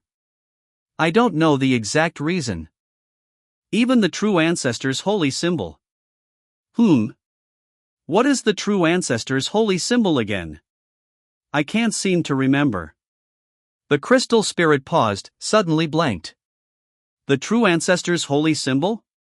Wasn't it?" Duke Yorok instinctively tried to recall, but he also blanked. "Did the bloodborne true ancestor have a holy symbol?" Chapter 208, Chapter 211, Are You an Evil God? 1231 words. Does the bloodborne true ancestor have a holy symbol? As this thought crossed his mind, Duke Yorok couldn't help but ponder the question. He felt there seemed to be a well-known symbol among the bloodborns in his memory, but when he tried to recall it, it was as if he had no impression at all. This made Duke Yorok's expression grow serious. The bloodborne true ancestor is the source of all blood descendants. As a part of the bloodborne clan, as a legendary being, it was impossible for him to forget whether their true ancestor had a holy symbol or not. Even though these ancient blood descendants had long parted ways with their progenitor, even if they no longer wanted to see the terrifying sovereign again, they could never completely forget the mark belonging to that progenitor. "Seem to have forgotten something, like there's some force interfering with my memory of the true ancestor," Duke Yorok said solemnly. "Interfering with your memory of the true ancestor? Could it be that you can't remember either?" Adast asked. Duke Yorok nodded. "Yes, I can't remember either, I just..." He suddenly got stuck again. The legendary bloodborne looked dazed, as if he had fallen into some kind of stupor. After a moment, he came to his senses. "Adast, what were we just talking about?" "We were discussing the origin of the thorny rose." The crystal spirit naturally answered. "Oh, right, the origin of the thorny rose." Duke Yorok was momentarily puzzled, then nodded instinctively. He thought back carefully and indeed remembered that he had been discussing this topic with Adast, and nothing seemed out of place. "As you said, it's very likely an ancient god who fell into slumber early during the gods' war?" "Yes, all signs indicate that this symbol was likely forged by a resurrected ancient god. Furthermore, she might even be one of the gods from Myria before the catastrophe of extinction and the great migration of the elves." "Myria? Those old gods of Myria who were swept into the dustbin of history by the true ancestor and other myths?" "Precisely. Many of the events involving the resurrection of evil gods on Myria today are struggles of these ancient remnants. Though most were obliterated, some survived by clinging to their powers. Occasionally, some fortunate mortals would ascend to divinity by seizing these ancient beings' authorities. Such stories have been told frequently over the past 2,000 years, so this possibility cannot be ruled out." Adast's phantom nodded slightly, discussing the potential implications behind the thorny rose symbol with Yorok. They never mentioned the true ancestor's holy symbol again, as if they had never discussed it. Neither Duke Yorak nor Adast realized this anomaly. Thorny Rose? It seems I should first understand how this symbol originated and the forces that have quietly spread it over the past few centuries. Duke Yorak's eyes flickered as he spoke. You'll need to send someone to Korea for investigation. This symbol definitely originated from there. Adast suggested respectfully. That won't be an issue. Although Vadalat is unpleasant, I still have a few friends there.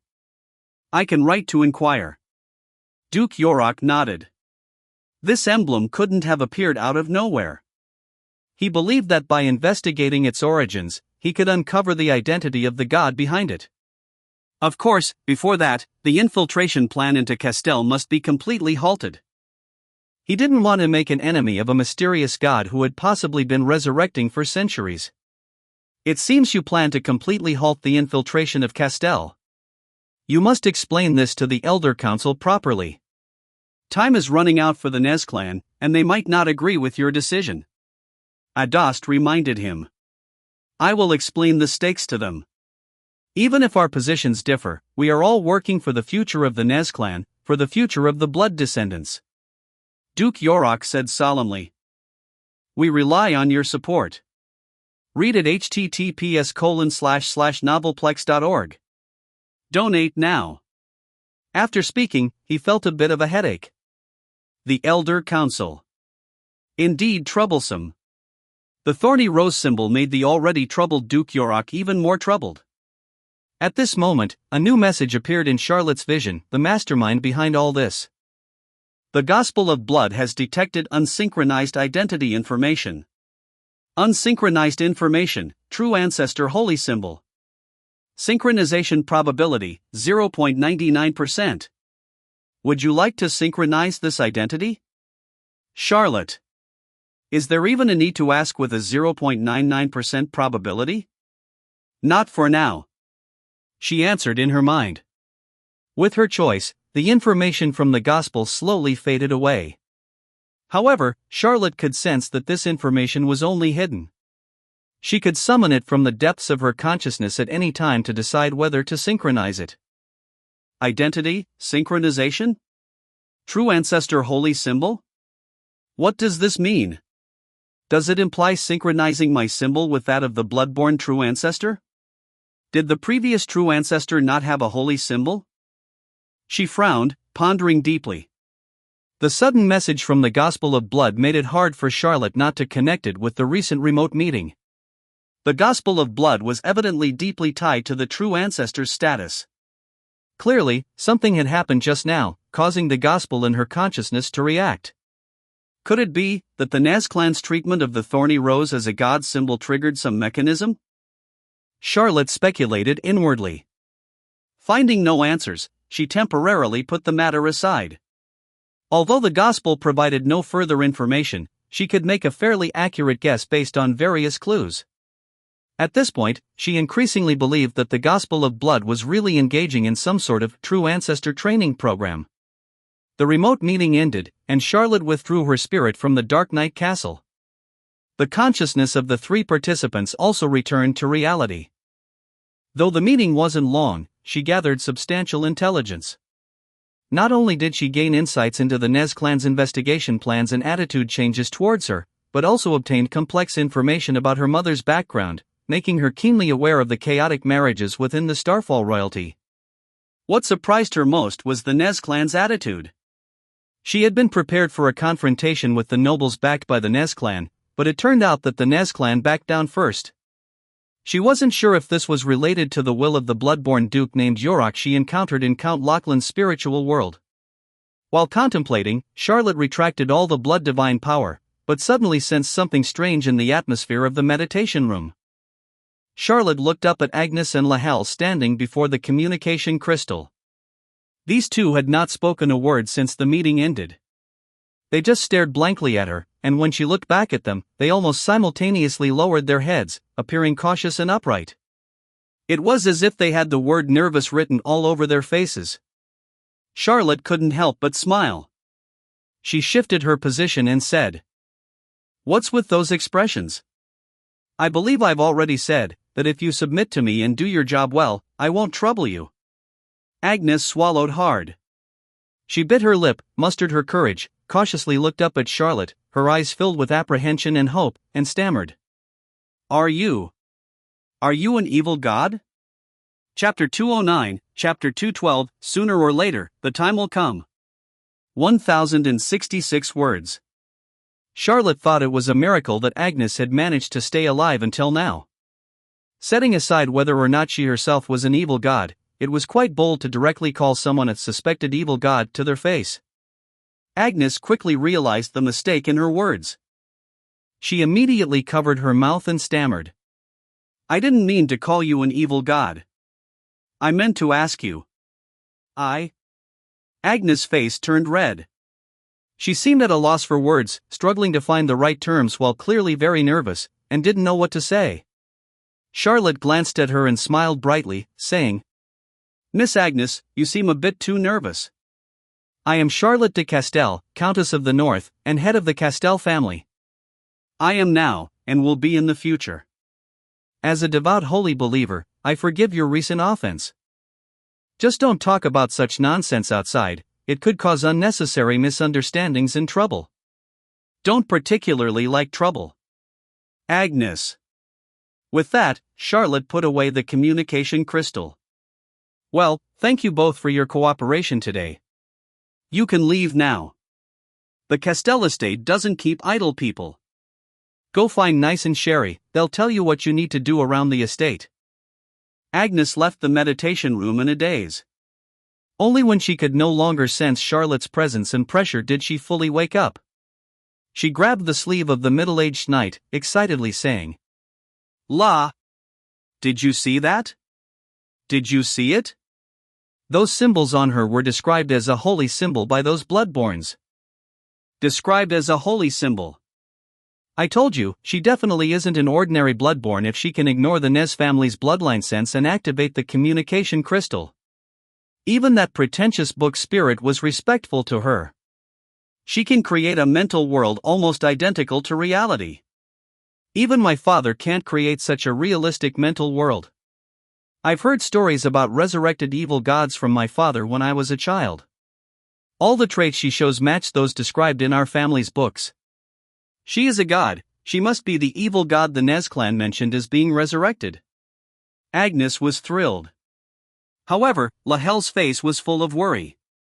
The middle-aged knight hesitated and cautiously said, "That's indeed a bold assumption.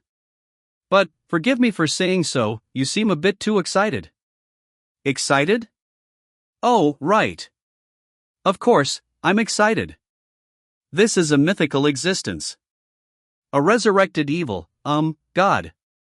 Agnes said exuberantly. Lahel glanced at his mistress and sighed. "Miss, do you think this is a good thing? Escaping from a bloodborne and escaping from a god are two very different matters." Agnes answered without hesitation. "Of course it's a good thing. Don't you know? We might be close to myths and legends now. If this is true, perhaps we don't need to think about leaving so soon. Staying by her side might be better. Because she might really have the power to help us revive our family. Moreover, if this is true, do you know what it means? It means the Castell family no longer exists. It no longer exists. She's an evil god. The story about Countess Castell escaping a sacrifice surely isn't true. The truth is probably that she took over the identity of the young Countess Castell. Resurrecting through a human body. We rely on your support. Read at https://novelplex.org. Donate now. This is a classic move for evil gods. It must be like this. Listening to the girl, Lahel's expression became strange. "Miss, your hatred for the Castell family is truly deep. Of course, we Valets and Castells are enemies till death," Agnes said without hesitation. Seeing his lady's resolute look, Lahel hesitated but resisted the urge to pour more cold water on her. As a bodyguard for a great noble, he was also of noble birth and had read some mythological tales, many about God's resurrection. God's resurrecting through human bodies could happen in many ways, taking over a corpse, possessing a body, and even more direct reincarnation and awakening. Considering the Countess of Castell's repeated emphasis on her identity, he ultimately didn't propose another possibility. That is, perhaps she had been a resurrected god from the moment she was born. However, leaving aside the connection between the Castell and the evil god, there was one thing he felt he must remind his overly excited lady. "Miss, do you think staying near a resurrected evil god is safe? Have you forgotten all the legends about the resurrection of evil gods recorded in history?" Legends about the resurrection of evil gods? Agnes froze, then stood dazed for a moment. It was then that she suddenly realized another thing. The reason evil gods were called evil gods was naturally because they didn't do good deeds.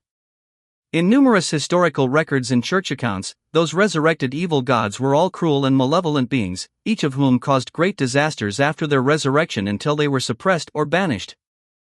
Thinking of this, Agnes calmed down. She glanced back at the meditation room and couldn't help but shiver, then whispered, "It shouldn't be that bad, right? Seriously, although she has threatened us, I don't think she is that evil.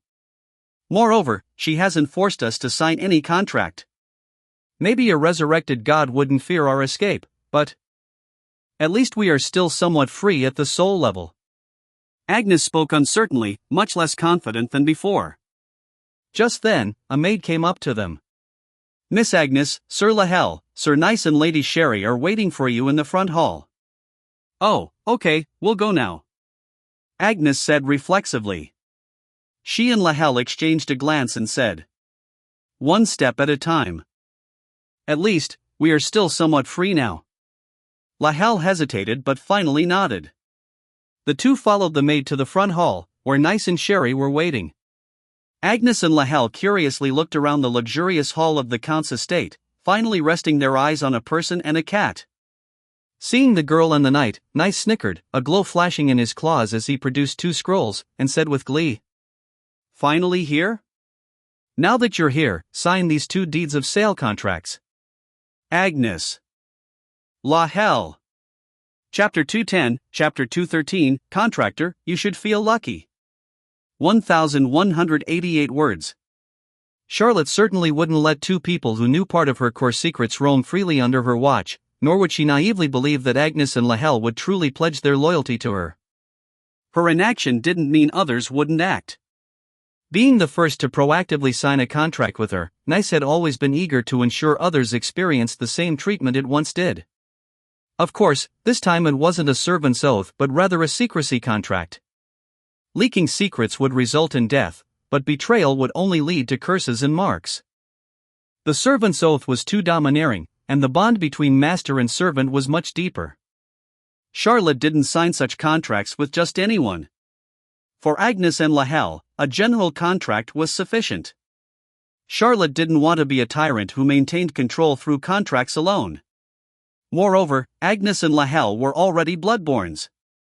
With Charlotte holding the gospel of blood, she had absolute dominance. As long as there was a link between them, they couldn't escape her grasp. After the contract was signed, these two, like Reyna before, would be handed over to Sherry for training.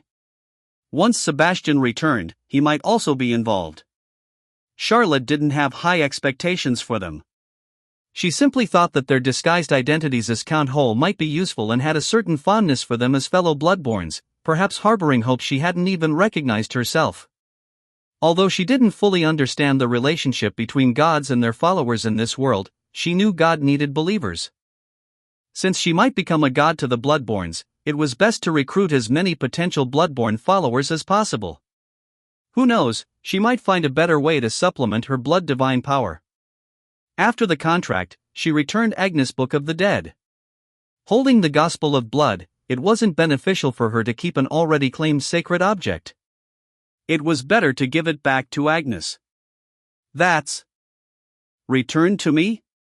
Agnes was stunned as she took the Book of the Dead from the maid. She had come to Northport to retrieve this book, but she hadn't expected it to be returned after being forced to submit. The ethereal book spirit floated above the book, arms crossed, in its usual arrogant manner. It looked down at her, as if it were the true master. Contractor, now that you've become a subordinate of that existence, serve her well. This is a great opportunity for you. Do you know how many have longed to meet her, let alone be granted a contract? You should be grateful to the Supreme Existence for giving you, a humble ant, endless possibilities. The spirit's voice was arrogant, making it seem like Agnes had gained a tremendous advantage by being forced into submission. However, Agnes ignored its high and mighty tone. Supreme Existence? She really is a resurrected god? You even know which god she is? Who is she? Tell me now. She looked excitedly at the book spirit. But the spirit proudly raised its head, revealing nothing. The Supreme Existence has her reasons for not revealing her true identity to you. As her servants, we naturally won't go against her will. Seeing the spirits, I know, but I won't tell attitude. Agnes clenched her teeth. Don't forget, you are my contracted spirit first. I am your master. Humph.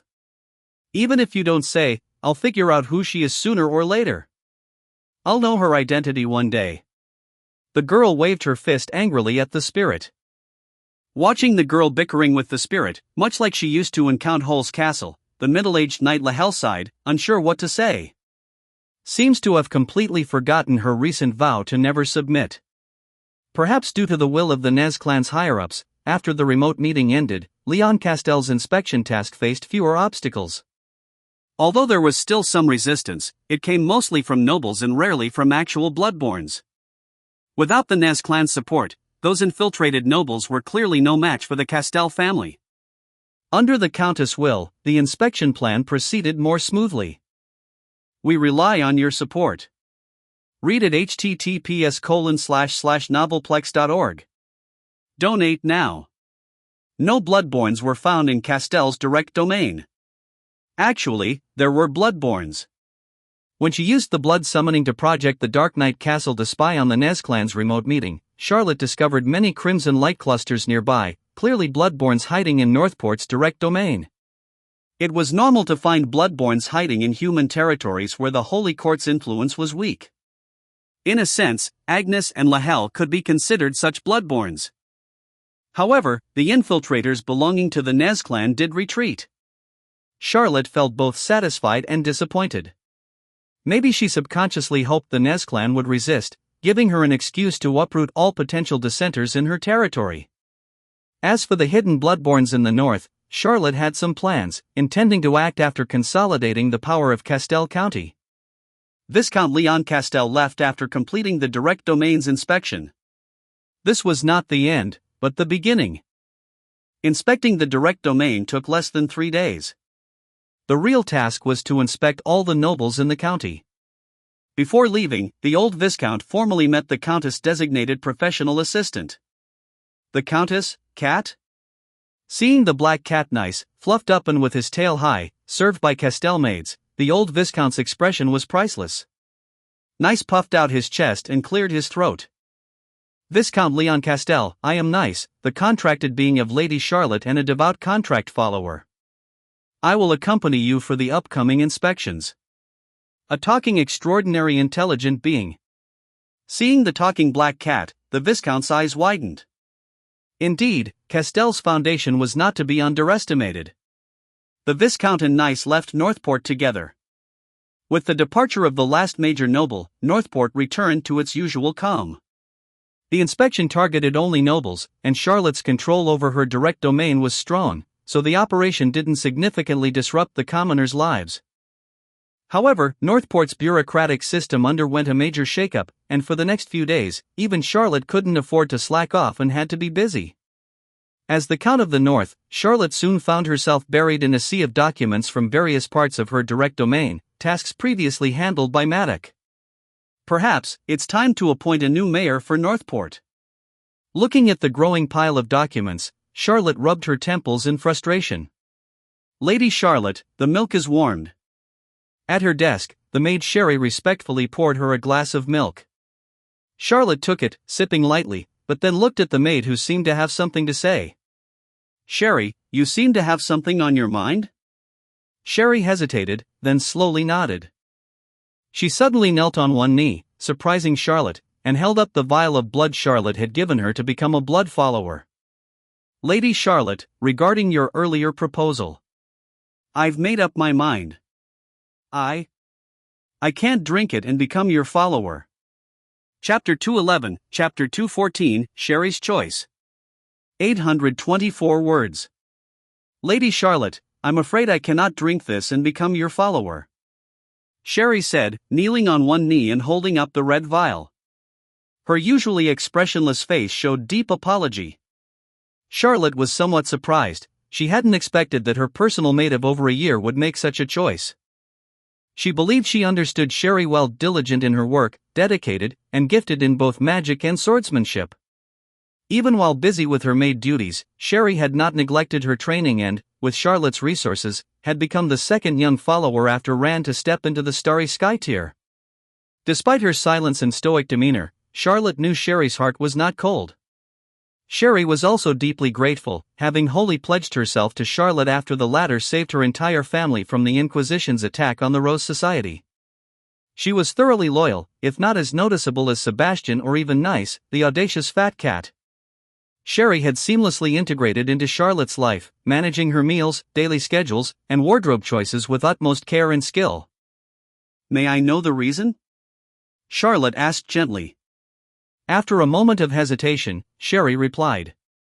Lady Charlotte, drinking your blood would make me a bloodborne, right? Charlotte nodded slightly, confirming. Yes, that's correct. Charlotte had come to a deeper understanding of her blood servant abilities. Becoming her blood servant meant inheriting her bloodline power, leading to a transformation of one's own blood. Sebastian had experienced this transformation. He looked almost like a bloodborne when unleashing his bloodline power. Despite being an elf and once a blazing sun expert, his body continued to change towards that of a bloodborne with each use of the power. He had warned Charlotte that this transformation was inevitable as her power grew. Sherry, being human and not a magical being, would undoubtedly transform into a bloodborne if she became Charlotte's blood servant. Lady Charlotte. Sherry began respectfully. I heard that becoming a bloodborne hinders one's personal growth and power and halts any further advancement in magic. I don't want to give up my magical talents. Charlotte, taken aback, considered Sherry's words. Perhaps that's true, but becoming a bloodborne would also grant you new strengths. Sherry bowed her head. But those strengths would be gifts from you, not the result of my own efforts. I want to follow you through my own hard work, not because I must rely on you to keep progressing. We rely on your support. Read at https://novelplex.org. Donate now. Understanding Sherry's perspective, Charlotte nodded slightly. She too had lamented not becoming a mage, so she could sympathize with Sherry's reluctance to give up her magical potential. Sherry had excellent magical talent, recognized even by Nice, making her dilemma understandable. Have you considered that as a bloodborne, you would escape aging, gaining nearly unlimited time? Charlotte asked. Sherry responded respectfully. I have thought about it. While long life is attractive, I can't bear the thought of watching my loved ones age and die while I remain unchanged. Charlotte paused, reflecting on her own contentment at escaping the bounds of mortality. She had achieved a form of eternal life soon after arriving in this world, unlike the immortal seekers of her previous life. Despite its flaws, her eternal life seemed promising with enough time to grow even stronger. Unlike Sherry, she had no ties in this world. Moreover, Sherry continued. As your head maid and personal attendant, I need to interact with ordinary people and work under the sunlight. Becoming a bloodborne would hinder my ability to perform my duties. Charlotte, who had not considered this angle, realized the practicality of Sherry's concerns. She had thought that making her attendants bloodborns would ensure their safety, overlooking the impracticalities of their daily roles. I respect your choice, Sherry, but know that your loyalty has never been in question. Charlotte said, understanding yet slightly disappointed.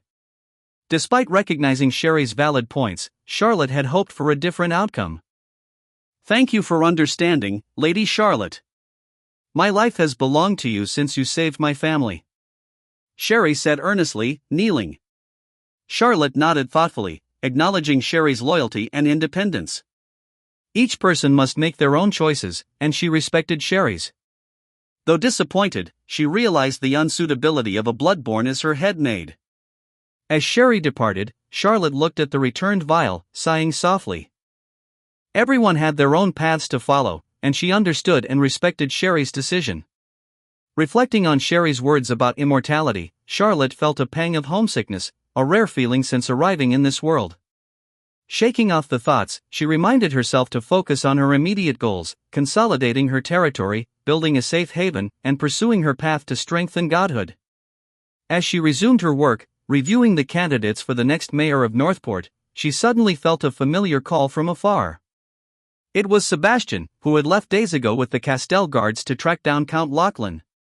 Chapter 212, Chapter 215, The Black Dragon and the Mysterious Mage. 1,498 words. Sebastian? He's calling for me directly. Could it be that he has made an important discovery? Charlotte's heart stirred.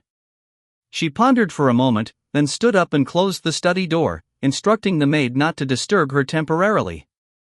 She then sank into her consciousness, connecting with the gospel of blood within the sea of her mind. The surroundings shifted once more, and Charlotte found herself back in the mental world of the Dark Knight Castle. She summoned the crimson star sea that represented the bloodborns and gently pointed at the star that signified Sebastian, which was flashing. A wisp of her consciousness passed through the void and projected itself to where Sebastian was. At a ruined castle perched atop a coastal cliff. The tall stone walls were already dilapidated, but the past grandeur was still faintly discernible. At this moment, a fierce battle was taking place outside the castle. Castell guards, clad in chainmail, hid behind the castle's crumbling battlements, their hands trembling as they gripped their bows, staring fearfully at the sky. Above them, a menacing black dragon with a wingspan of over 15 meters was engaged in a fierce struggle with Sebastian. The furious dragon's roar, carrying immense dragon might, assaulted the soldiers' minds like a tsunami, causing many to foam at the mouth and faint under the terrifying pressure. Within a 1-kilometer radius of the castle, the area was in ruins. Dragon breath had corroded the forest and coastline into a desolate wasteland, with terrifying claw marks and sword scars over 10 meters long everywhere. Sebastian floated in mid-air, a ring of levitating magic power gathered behind him, wielding a black flaming sword. He looked quite battered but had successfully shielded the Castell guards within the castle from the dragon's breath. On the black dragon's back sat a black-robed mage wearing a demon's eye mask.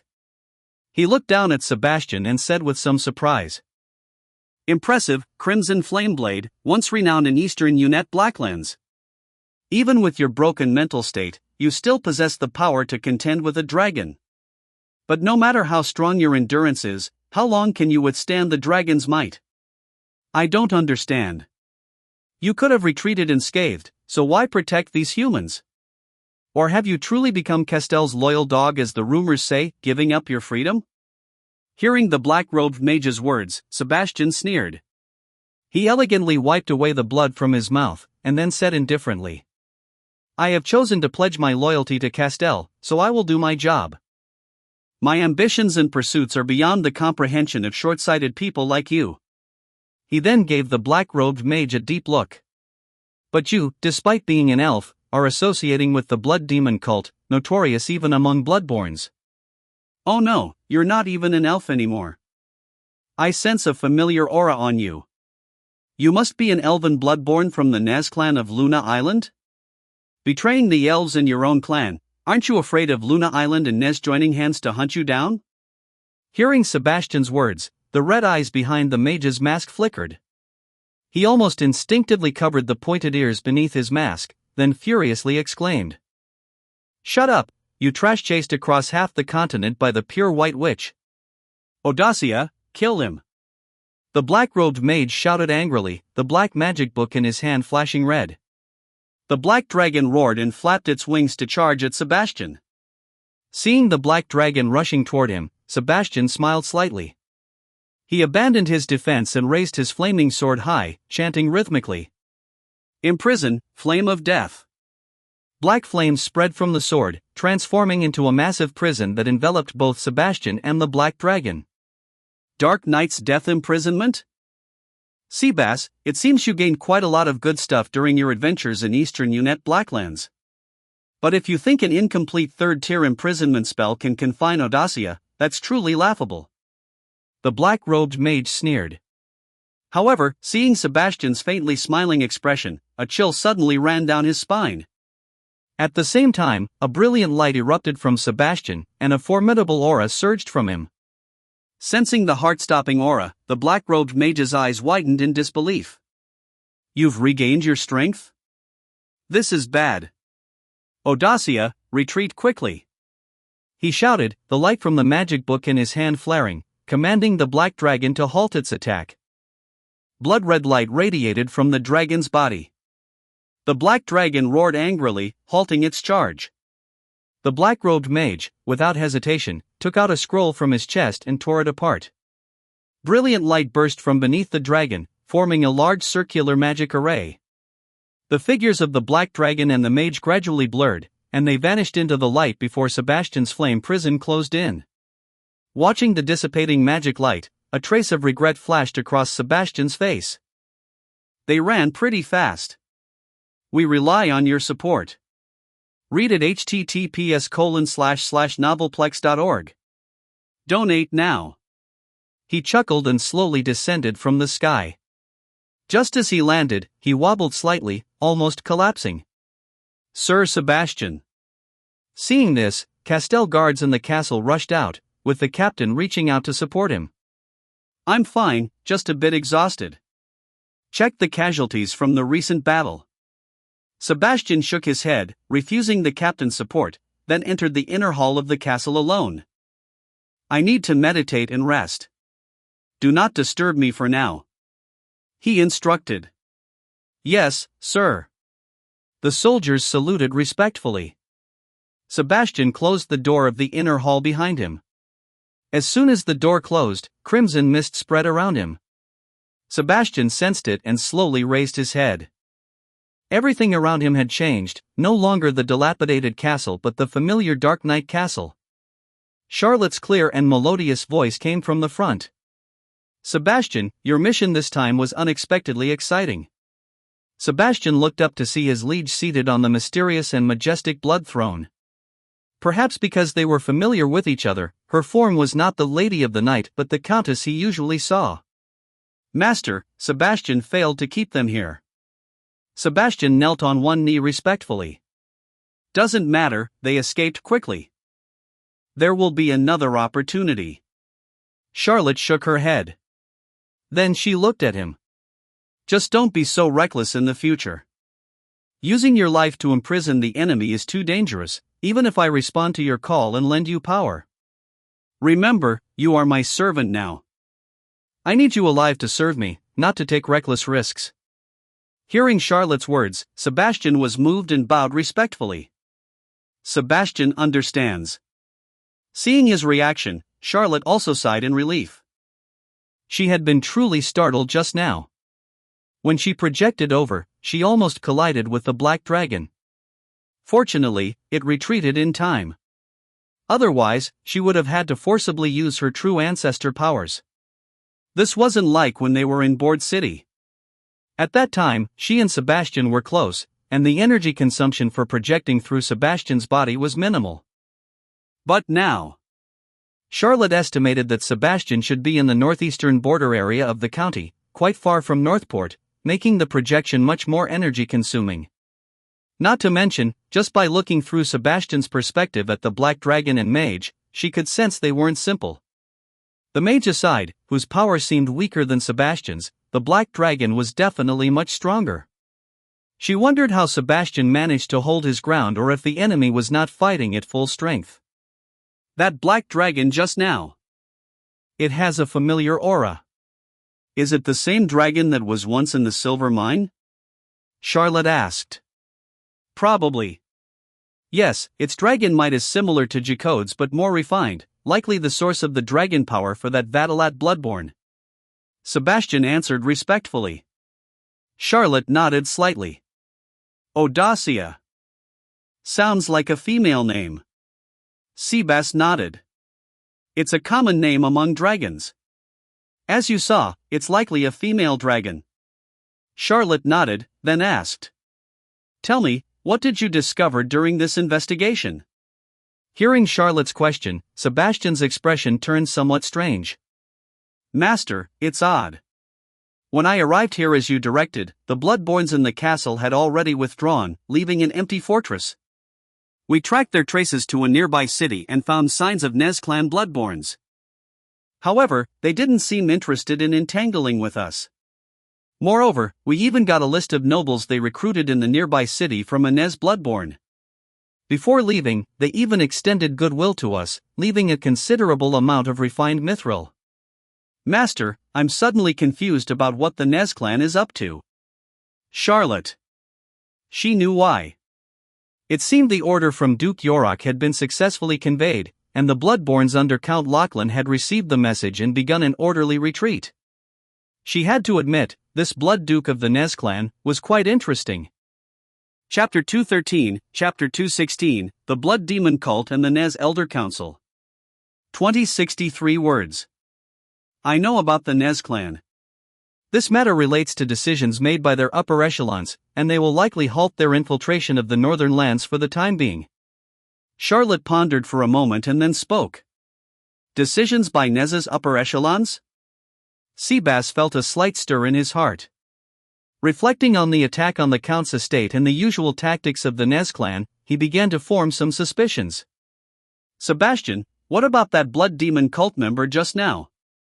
Charlotte asked. Sebastian's expression grew solemn. Master, I was just about to report on this. After conducting further covert investigations in the nearby cities, we found that those nobles who had allied with the Bloodline were not only collaborating with the Nez clan but also had connections to the Blood Demon cult. The Blood Demon cult has also infiltrated the northern lands, but I am currently unsure of the extent of their infiltration. However, based on the traces left by the Nez clan, it appears they are cooperating with the Blood Demon cult. Though, it seems there has been a conflict between the Nez clan and the Blood Demon cult, which might be related to the Nez clan's retreat. We discovered signs of their battles during our investigations, including traces of dragon breath at the scene. After discovering the presence of a dragon, I decided to withdraw the team, but during the retreat, we were attacked by that Blood Demon cultist and the Black Dragon, forcing us to organize a defense in the old castle. Nez clan's infiltration of Castel involving the Blood Demon cult? Charlotte frowned slightly upon hearing Sebastian's report, yet felt a sense of realization. When investigating Castel's silver mine, she had noticed that the necromancy used by the Bloodborn named Jacode neither matched the Nez clan's style nor the documented techniques of the Vadalat clan. Instead, it bore the distinct characteristics of the Blood Demon cult. Combining this with Sebastian's findings, she now understood the situation. There was an involvement from the Blood Demon cult. However, the reason behind the Nez clan's cooperation with the cult remained unclear. Was it a desperate measure or something else? From her in-depth exchanges with Nez and the recent investigations into the noble circles within her domain, Charlotte had roughly discerned the Nez clan's motives. After the Lilac War, the Nez clan faced severe survival challenges in the Starfall Kingdom. They were likely preparing to counterattack the current ruling family supported by the Holy Court, aiming to regain their influence. In other words, the Nez Bloodborn might be secretly preparing for a second Lilac War. As for the role the Blood Demon cult played in this, Charlotte was unsure. Considering the cult's usual objectives, it likely involved summoning the Bloodborn Archduke or destabilizing the Crescent Kingdom's regime. The Blood Demon cult, always eager to create chaos and disrupt order, it was the biggest dark force and source of disorder on the Crescent Peninsula. Charlotte thought for a moment and then asked, "Which city were you investigating, and who is the lord there?" Sebastian respectfully answered, "Master, it was Nord City, and the lord is Devon de Gris." Gris family? Charlotte's gaze flickered. Yes. Sebas nodded. Gris, huh? Charlotte lightly drummed her fingers on the armrest of the blood throne, her mind conjuring up the image of that Lady Viscountess Laura from the Gris family. Master, have you thought of something? Sebastian asked, noticing Charlotte's thoughtful expression. Charlotte gently shook her head. Not much, just pondering a question. When that lady Viscountess of the Gris family sought an audience with me, she claimed she was framed by the Leon Castell family and attacked by the Bloodborns. At the time, I thought it was a tactic by the Nez clan to balance the power among Castell's noble families. But now, it seems, it might not be the case. Sebastian's heart skipped a beat. Are you suspecting the involvement of the Blood Demon cult? We cannot rule out that possibility. Charlotte considered. Should we investigate the Gris family? Sebastian inquired. We are already in the process of scrutinizing the entire domain. Viscount Leon Castell has started his investigations, and the Gris family is a crucial part of this. Before concluding investigations on other noble families, we shouldn't pressure them too early. Besides, we don't fully understand the Lady Viscountess' true stance. However, with the Nez clan's retreat, the Gris family might also react accordingly. Let's observe their next moves for now. Charlotte advised. Among the three major forces in Castell's domain, the once prestigious Leon Castell, the mostly sea-focused Romanfor, and the militarily powerful Gris family, the Gris family was undoubtedly the strongest. Charlotte had always planned to deal with the Gris family last. She assessed that if the domain's nobles united to resist her, the flag bearer would likely be Gris, as no other family had such prestige and power. Charlotte's inspection actions were bound to face opposition from the nobles, especially the major ones. Pressuring the Gris family too much could escalate the situation and even lead to war. Charlotte wasn't aiming to exterminate the nobles, just to ensure their loyalty and reclaim the powers they had seized during the Castell family's absence. War, being an extension of politics and the last resort, would inevitably damage the livelihood of Castell's people and should be avoided if possible. However, if the Blood Demon cult was truly involved with the Gris family, it might present a different scenario altogether. With this in mind, Charlotte commanded. Sebastian, withdraw the guards to the Silver Mine City, then monitor the Gris family covertly. Report any issues to me immediately. At your command. Sebastian bowed respectfully. And remember, don't be too reckless. Safety first. Charlotte reminded. Sebastian understood. Sebastian adopted an even more respectful and submissive posture. All right then, that's about it for now. Call on me when there is more news. Charlotte said with a smile. With that, she waved her hand, and crimson mist began to spread throughout the dark night castle. Sebastian sensed a familiar force repelling him from all directions. His consciousness blurred as if traversing time and space. When the mist cleared, he had returned to the real world. Taking a deep breath, Sebastian stood up and exited the inner hall of the old castle. He then instructed the Castell guards who had accompanied him. Relay the order, rest for half an hour, then we head to Silver Mine City. We rely on your support. Read at https://novelplex.org. Donate now. In a black temple. The temple was circular, surrounded by a ring of tall stone pillars. Each pillar was engraved with ancient and mysterious carvings depicting constellations and fate, and beyond the pillars lay an endless, starry sky. At the very back of the temple floated an ancient, dilapidated stone door emitting a ghostly blue light. In front of the door stood a large conference table. A tall shadow stood in front of the conference table.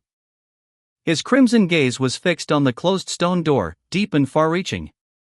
After a long sigh, he turned around, sweeping his eyes over the three other shadows standing around the table. Seeing only the three shadows, he frowned slightly and said in a deep voice, "Only you three came?" His gaze lingered on one particularly tall shadow. "Alec, where are the other elders from Luna Island?" The tall shadow smiled casually and said, "Grand Elder, the two old folks on the island are not interested in this kind of meeting, so I had to come alone as their representative." The Grand Elder's frown deepened. He glanced at Alec and said lightly, "Tell them to stop tinkering with their plants. They are elves, but they are also part of the Nez. The Starfall and Luna Island lineages are one. When the day of Divinity's descent comes, the Moon Goddess won't be able to protect them. Only the grace of Lord Casey can shield us." Then, the Grand Elder looked at another shadow, who appeared quite old and stooped. Before he could speak, the old shadow spoke first. Grand Elder, the other 3 elders have not yet awakened. The Grand Elder sighed deeply. Let them continue to sleep then. They did suffer greatly in the Lilac War. Turning his attention to the last of the 3 shadows, he said. Yorick, tell us, did something happen in the Roman Duchy or Castell? Grand Elder, indeed as you said, there have been some changes on my end. Duke Yorick gave a slight bow and recounted everything that had transpired in Castell and his divination results. Thorny roses? A holy symbol? Yorick, are you joking? This Coria pattern is everywhere. If it were truly a holy symbol of some god, why has no one discovered it for hundreds of years, only for you to find it now? Among the 3, the old stooped shadow frowned and said. Duke Yorick glanced at him and said. Maxim, if you don't believe it, you can divinate it yourself. However, without the sacred artifact bestowed by Lord Casey, I can't guarantee what will happen. Maxim's shadow gave him a deep look, then turned to the Grand Elder. Grand Elder, whether or not there is a resurrected god, I believe we cannot give up Castell. Castell's power is indispensable to the returning star plan. Controlling Castell will severely damage the Starfall royal family's trade with the continent. We can control the Star Moon Strait, preventing even the Holy Court's fleet from landing on the Starfall Island. Duke Yorick frowned and said. Maxim, I have already reported my divination results. It is not a newly resurrected god but likely a god who has slumbered for hundreds of years. My divination has warned me that opposing it could bring disaster to Arnez. Maxim shook his head. Yorick, divination results can be interpreted in many ways. Yours is not necessarily correct. Moreover, affected divinations might be erroneous, as time and again has been proven. I do not find your reason sufficient, or are you suggesting we abandon the Starfall Kingdom to avoid conflict with the Holy Court and move to the eastern Unet Blacklands? Hearing Maxim's words, Duke Yorick's expression darkened. Maxim, are you accusing me of finding excuses to retreat? Isn't that the case? Maxim glanced at him. Duke Yorick snorted coldly. Having committed to the returning star plan, I will not abandon it halfway. I merely wish to avoid adding another foreign god to our enemies, making an already precarious situation even worse. Maxim shook his head. An affected divination result is not necessarily from a god. Our success in the returning star plan has been smooth. If this were a god who has been dormant for hundreds of years, why were our prior calculations so successful? Or are you suggesting we convene the Elder Council again for another joint divination? Yorick, given your relationship with Eugenia, are you trying to use this to plead for that traitor? Duke Yorick's expression changed instantly. He coldly glared at Maxim and said. Maxim, watch your words. She is the Holy Maiden of Arnez. Maxim snorted coldly. He was about to retort but fell silent at the Grand Elder's calm command. Silence. Grand Elder, this concerns Nez's future. Please decide. Yorick bowed to the Grand Elder. The Grand Elder did not immediately reply. He closed his eyes lightly, faint starlight flickering around him as if divining something. The Bloodborne elders watched him in silence, their hearts stirred. The Nez clan excelled in divination. Aside from the traitorous former Holy Maiden Eugenia, the Grand Elder was the highest diviner in the clan. After a moment, the starlight around the Grand Elder faded. He opened his eyes, his crimson gaze deep and distant. Grand Elder, what is the result? Maxim asked curiously. The Grand Elder's gaze swept around the circle, and after a moment of silence, he said. Notify everyone to dispose of all items with thorn and rose patterns.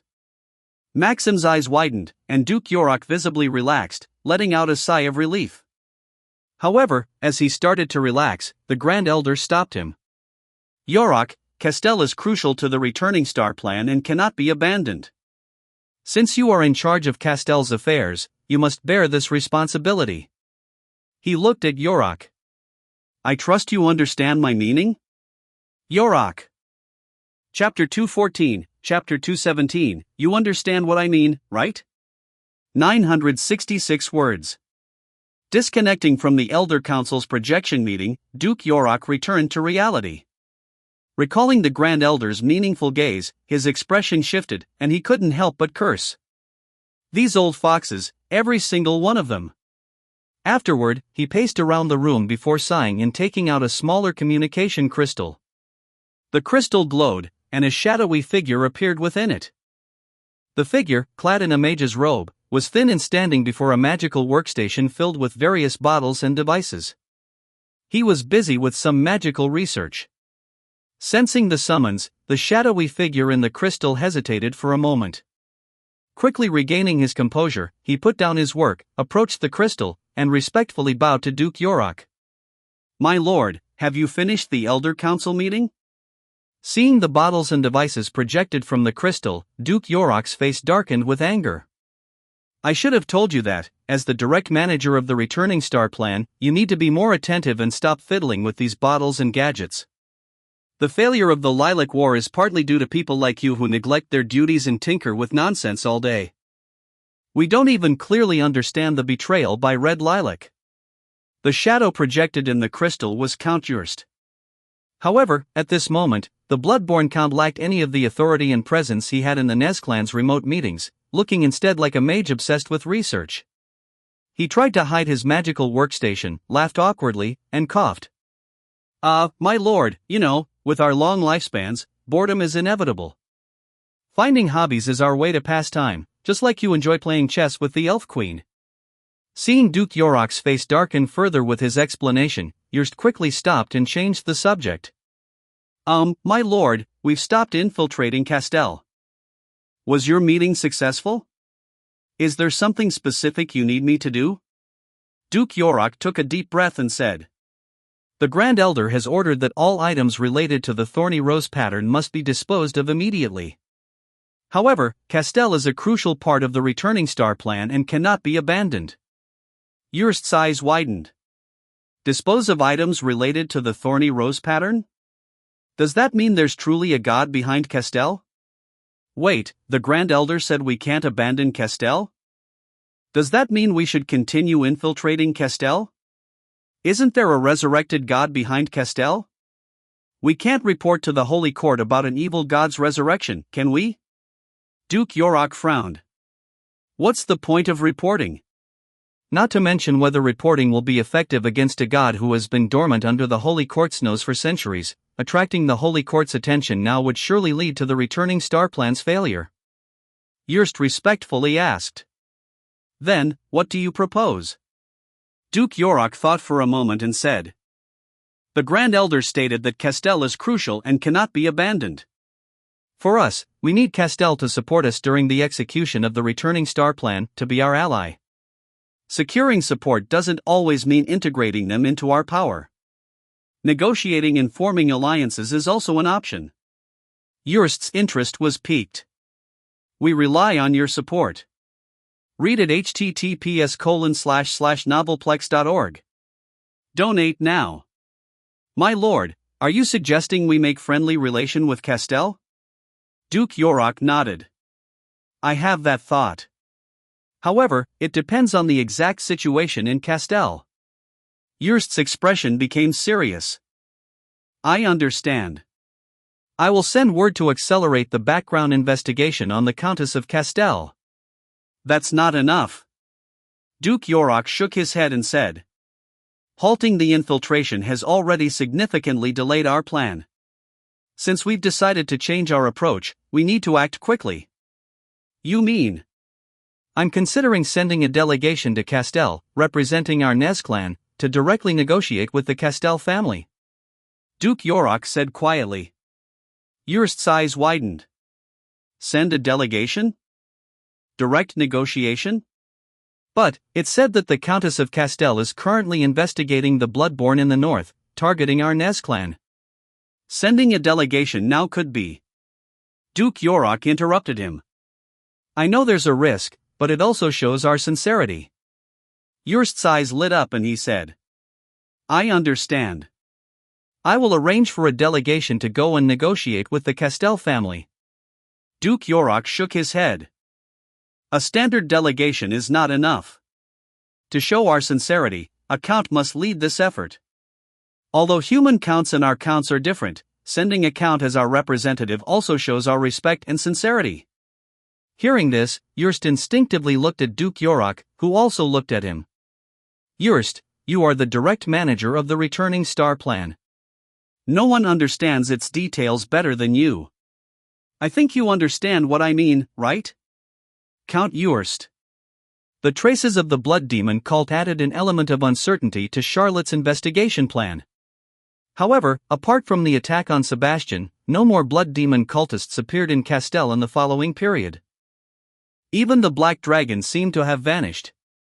Viscount Leon Castell's investigation in the southern part of the Castell County also proceeded smoothly.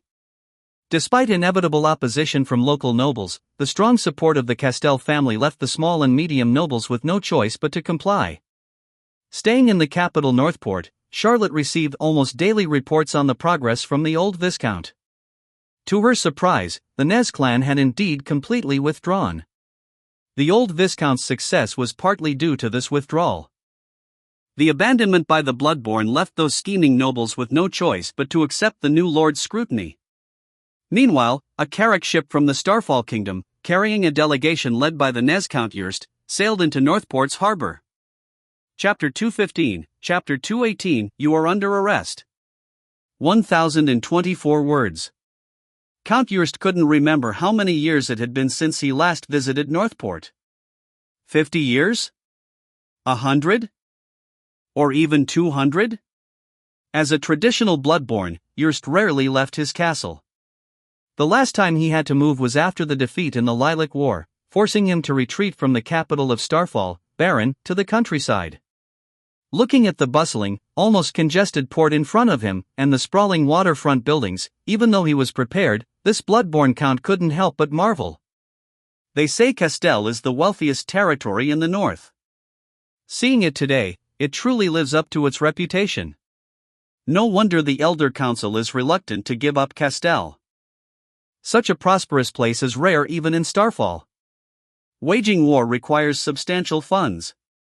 Although Bloodborns, with their long lifespans and hoarding lifestyle, usually never lack money, many of the Nez clan's assets were squandered in the Lilac War. The Elder Council indeed had reasons not to abandon Castell.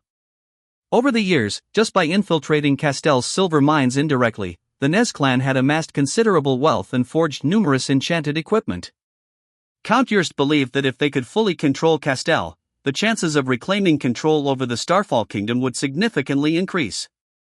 Thinking of this, Jurst felt a headache and nervousness. An unknown god had appeared behind Castell, disrupting all of the Nez clan's plans and nearly erasing any possibility of controlling the north. To be honest, as one of the leaders of the returning star plan, he really didn't want to come to Northport at this critical juncture to face an unknown god. But the Bloodborne hierarchy is strict. A higher rank means absolute power. As a subordinate to Duke Yorok, he had no choice but to face it head-on. My lord, we need to prepare to go ashore. The captain's respectful voice brought Jurst out of his thoughts. Unlike Count Jurst, the captain of this carrack ship was not a Nez Bloodborne but a retainer from their outer circle. Jurst nodded, suppressing his unease, and said sternly, "Prepare the landing boats." The carrack ship had a deep draft, and with Northport's busy, crowded port, it could only anchor in the bay. Those disembarking had to take small boats ashore. Because of the presence of the Holy Court, the Bloodborne's identities couldn't be openly displayed. Officially, they were a noble merchant caravan from the Starfall Kingdom. Count Jurst ordered his accompanying Bloodborns to display the merchant caravan's banner and rode towards the dock. The dock was even more bustling, filled with countless people, carts, merchant caravans, mercenaries, sailors, a constant throng. Jurst's group didn't attract much attention. After discreetly registering their identities at the docks office, they were led directly to the Nez clan's underground base in Northport, a tavern on Seaside Street. My lord, welcome to Northport. It must have been a hard journey. The tavern owner, having received the news in advance, greeted Count Jurst respectfully. Prepare 3 suitable carriages for us. We will visit Count Castell's estate tonight.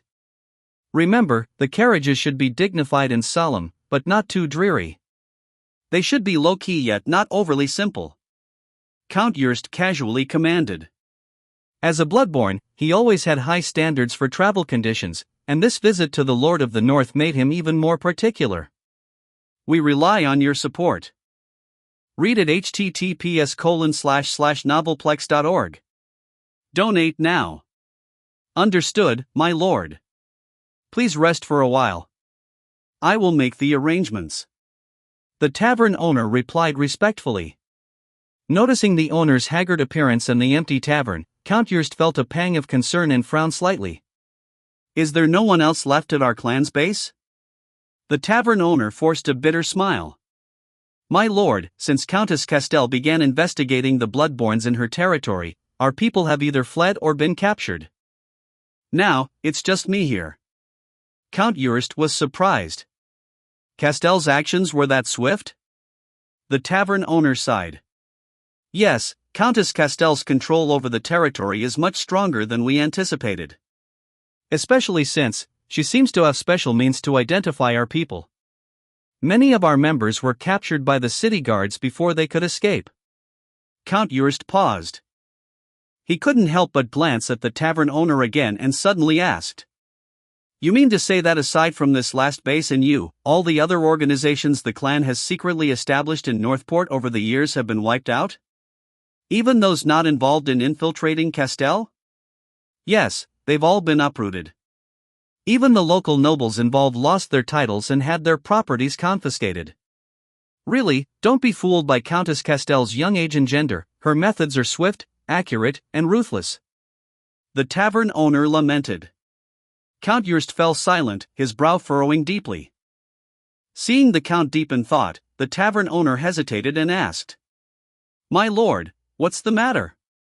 Count Yrst glanced at the tavern's entrance and suddenly said. I'm wondering, if Countess Castell really has special means to investigate your identities, why hasn't this place been targeted? Hearing this, the tavern owner was stunned. The next second, with a loud crash, heavily armed city guards, led by an extraordinary knight, burst in, quickly surrounding and apprehending the Nez Bloodborns in the tavern. Don't move! We're the Northport Guard. Based on our investigation, we have reason to suspect you're involved with the Starfall Bloodborns. You're under arrest. Seeing the armored guards flood in, the tavern owner was panicked, while the Nez Bloodborns accompanying Count Yrst stood up, alert. Only Yrst himself remained calm, seemingly expecting the Northport Guard's arrival. He took a sip of the mead the tavern owner had served him and then looked at the surrounding guards, speaking calmly. I am Yrst Nez. I am here on behalf of the Nez clan to speak with Countess Castell. Hearing Count Yrst's words, the guards exchanged glances. The leading knight snorted and said. Nez or not, I've never heard of you. You can't just meet the Countess whenever you want. Everyone, hands on your heads, squat down, and don't move. Yrst. Chapter 216, Chapter 219, The Academy's Vision. 1028 words. The ethereal hymn was beautiful and dreamlike, the radiant holy light divine and majestic. In the prayer room of Northport Church, Charlotte sat gracefully in a white dress before the statue of the god Harold, hands clasped and eyes closed in prayer. Watching the young countess bathed in holy light, the priests of the holy court were visibly moved, drawing the ring cross on their chests and silently praising the divine.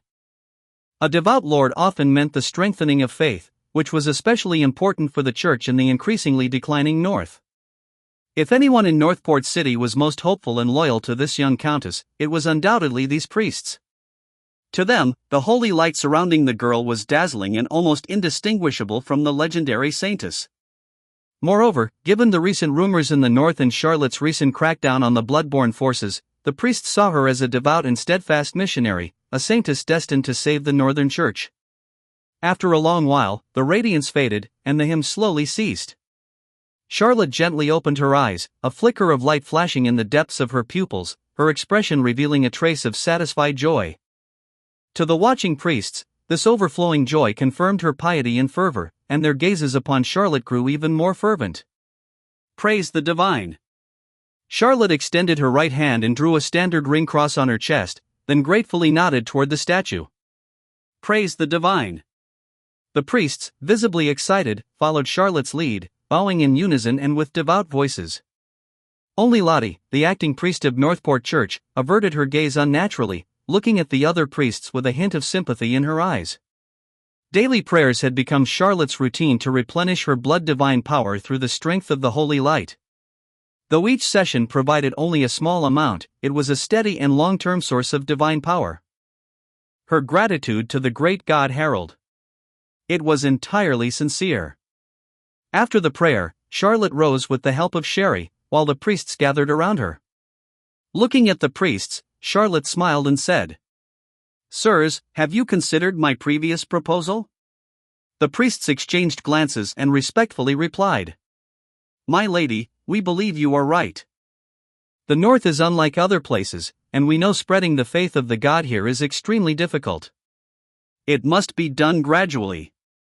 Indeed, the Church has long lost its foundation in Castell. Furthermore, the North is full of non-believers and pagans hostile to the Church. Using harsh methods to spread our Lord's light might not be a good idea. We agree with your suggestion of a gentle approach. If we can truly let them experience the Church's light and goodwill, they will eventually be moved and converted." Seeing the unanimous agreement among the priests, Charlotte smiled radiantly and said warmly, "Then I must rely on you all. Reopening the church school will be the first attempt. The Castell family will fund the church school. However, given the public's perception of the church, I suggest renaming the reopened church school to Northland Academy. What do you think?" The priests looked at each other, but considering the church's current predicament in Castell, they eventually nodded in agreement. "Everything will be as you command." Charlotte's smile grew even warmer. "We rely on your support. Read at https://novelplex.org. Donate now. Then I will need your continued support. No one is more suited to teaching general and etiquette courses than you, esteemed priests. Once the school reopens, you will all be very busy. Praise the divine, it is our duty. And being instructors will make it easier to guide young souls." The priests replied solemnly. After a discussion, Charlotte assigned each remaining priest to teach at the soon-to-be-reopened Northland Academy. As the priests left, they were full of hope for the future. Watching their departing figures, Charlotte smiled. Turning to the silent priest Lottie, she asked leisurely, "Lottie, what do you think of my handling of this?" Lottie, with a peculiar expression, sighed. "As expected of you, effortlessly diverting all the priests' attention and turning them into useful labor. General and etiquette courses are always the most boring and busiest subjects. Once they become teachers, they won't have the energy to preach. Moreover, reopening the church school has been a wish of many northern priests.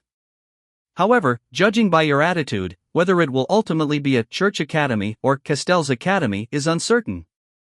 Listening to Lottie's response, Charlotte smiled without denying it. After the crackdown began, she had been considering what else she could do.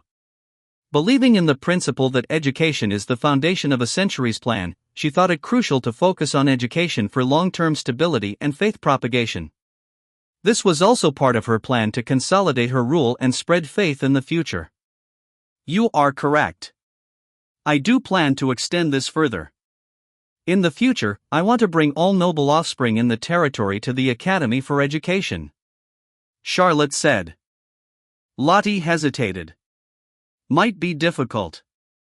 Nobles have their own traditions and private tutors. Except for those aspiring to be noble priests, few attend church schools." Charlotte laughed. "It's just a thought. The road ahead is long. For now, it's about giving the northern priests something to do. Whoever controls education controls the power of thought. If we want to make the North impregnable, this aspect must be strengthened." Lottie's heart stirred. "Lady Charlotte, are you planning to start preaching?" Charlotte thought for a moment and said, "Consider it a precaution." After discussing the specifics of reopening the long-closed church academy with Lottie, Charlotte, having harvested today's divine power, returned to the Count's mansion. However, as she stepped down from the carriage, she saw the captain of the Northport City Guard hurriedly approaching with the mansion steward. "My lady, the city guard has urgent news to report." Saying this, the captain handed over a hastily written parchment scroll. Maid Sherry took the scroll and handed it to Charlotte. As Charlotte read it, her expression changed to one of surprise. The Nez clan? A delegation? Chapter 217, Chapter 220, Nez's Chips. 2,177 words. The underground base of the Nez clan in Northport was located in a tavern on the outskirts. Count Yurst sat quietly at the bar, relaxed, sipping honey wine from Luna Island. Beside him, other Nez bloodborne members from the Starfall Kingdom, who were also part of the delegation, stood armed and wary, watching the surrounding guards who had encircled them. The tavern was in disarray, a chaotic area centered around the Nez delegation, indicating a recent fight, though no blood was visible. Further away, heavily armed Castell guards, led by extraordinary knights, surrounded the tavern in multiple layers, even sealing off the entire street. Inside and outside the tavern, the atmosphere was tense. All the guards gripped their weapons tightly, their gazes heavy and alert as they stared at the bloodborns in the center. No need to be so tense. We come in peace and do not wish to conflict with Castell. Yurst said as gently as he could, observing the mortal guards, who were more anxious than his own bloodborne. He was genuinely trying to be as gentle as possible. Bloodborns, including those from Nez, were inherently arrogant. Their disdain for mortals surpassed even that of elves. Sitting here calmly and talking with ordinary guards was almost miraculous for traditional bloodborns. However, no matter how gentle or friendly his attitude, as a representative of the Nez clan and a bloodborne count with considerable power, Yurst couldn't simply let mortals capture them. This was about the dignity and honor of the Nez clan. This tense standoff arose from such circumstances. Nonetheless, Yurst had been careful not to harm any Castell guards attempting to capture them. Only the tavern owner looked dejected at the wrecked state of his tavern, wondering how much it would cost to repair it. But he quickly realized that whether the tavern would still be there or if he would even remain in the north after today was uncertain. Thinking about repair costs now was meaningless. The atmosphere in the tavern was oppressive and heavy. Except for the exceptionally strong Yurst, everyone else was quite nervous. Especially as time passed and more Castell guards and extraordinary individuals were summoned, the Nez bloodborne members glanced more frequently at their count. Eventually, when the city guards began bringing over the giant magic crystal cannons enchanted by legendary mages from the coastal defense, even Yurst grew uneasy. He set down his empty cup, his eye twitching as he glanced at the formidable weapons that had easily shredded the Starfall Kingdom's vanguard fleet during the Star Moon War. Clearing his throat, he said a bit unnaturally, "We come with no ill intentions, merely representing the Nez clan to speak with the Countess of Castell." The Castell guards exchanged looks until finally, an extraordinary knight stepped forward cautiously and said, "The captain has gone to report to the Countess. Until we receive orders, do not move." "Do not move? If we keep waiting, will you bring all the magic crystal cannons in Northport?" Yurst cursed silently, feeling helpless. Though he was a powerful count, and these heavy magic crystal cannons would find it difficult to kill him directly, it was different for the other bloodborns. Even for him, at such close range and with so many cannons, he would be injured if not killed. This is absurd. Are the humans of the Crescent Kingdom so hostile to bloodborns? It's all the fault of those madmen in the blood demon cult. Yurst cursed his fellow cultists internally, forgetting for a moment that Castell's hostility toward bloodborns began with their own infiltration and the Count's orders. As Yurst contemplated whether to use a teleportation scroll to retreat, a series of urgent hoofbeats sounded outside the tavern. Yurst looked out to see a dusty messenger dismount and rush towards the extraordinary knight commanding the Castell guards. "Captain Chatham. Captain Chatham. Orders from the Countess. Escort the Nez envoys to the Count's estate." The messenger pulled out a parchment from his chest and handed it over. The knight took the parchment, read the order with its distinctive signature, and nodded slightly. It is indeed the Countess' command. He then gestured for the soldiers to lower their weapons and bowed slightly to Yurst. "Envoys from the Starfall Kingdom, the Count will see you now."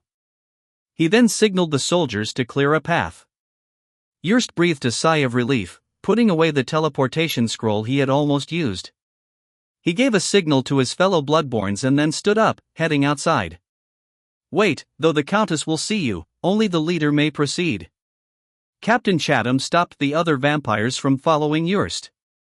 The Bloodborns glared at him, but after a moment's hesitation, Jurst said to them, "Wait here. I'll go alone." They needed the conversation, not Castell. Despite Castell's tough stance, they were the ones seeking something. Escorted by soldiers, Count Jurst boarded a carriage bound for the Count's estate. The estate was also heavily guarded. As Jurst alighted, he saw armored knights even more elite than the city guards. Amidst layers of security, he finally entered the Castell mansion. The Castell family was indeed wealthy and prestigious. Even Jurst, with his 1,000-year-old picky taste, found the architecture and decor of the Northern Count's mansion to be understated, luxurious, and elegant.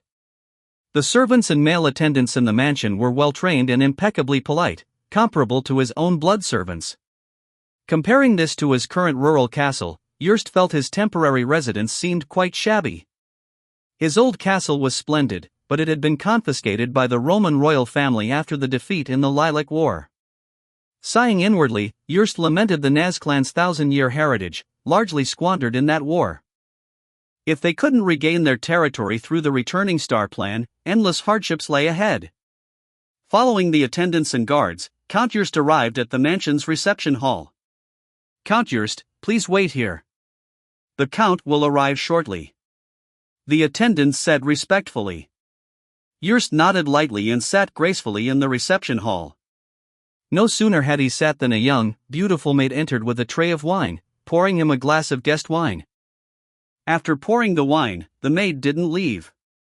Instead, she curiously observed him and couldn't help asking, "Are you Count Jurst of the Nazclan?" Count Jurst paused slightly as he picked up his wineglass. He instinctively looked at the maid but quickly froze because he sensed a familiar aura from her. It was the aura of a Bloodborn. She was a Bloodborn. Moreover, she gave him a strong sense of affinity, indicating she was likely a pureblood, at least a 5th generation, possibly even 4th generation. What's going on? Wasn't Countess Castell purging the Bloodborns from her territory? How could there be a Bloodborn working openly as a maid in her estate? "You know me? Which clan do you belong to? What's your name?" Count Jurst asked calmly.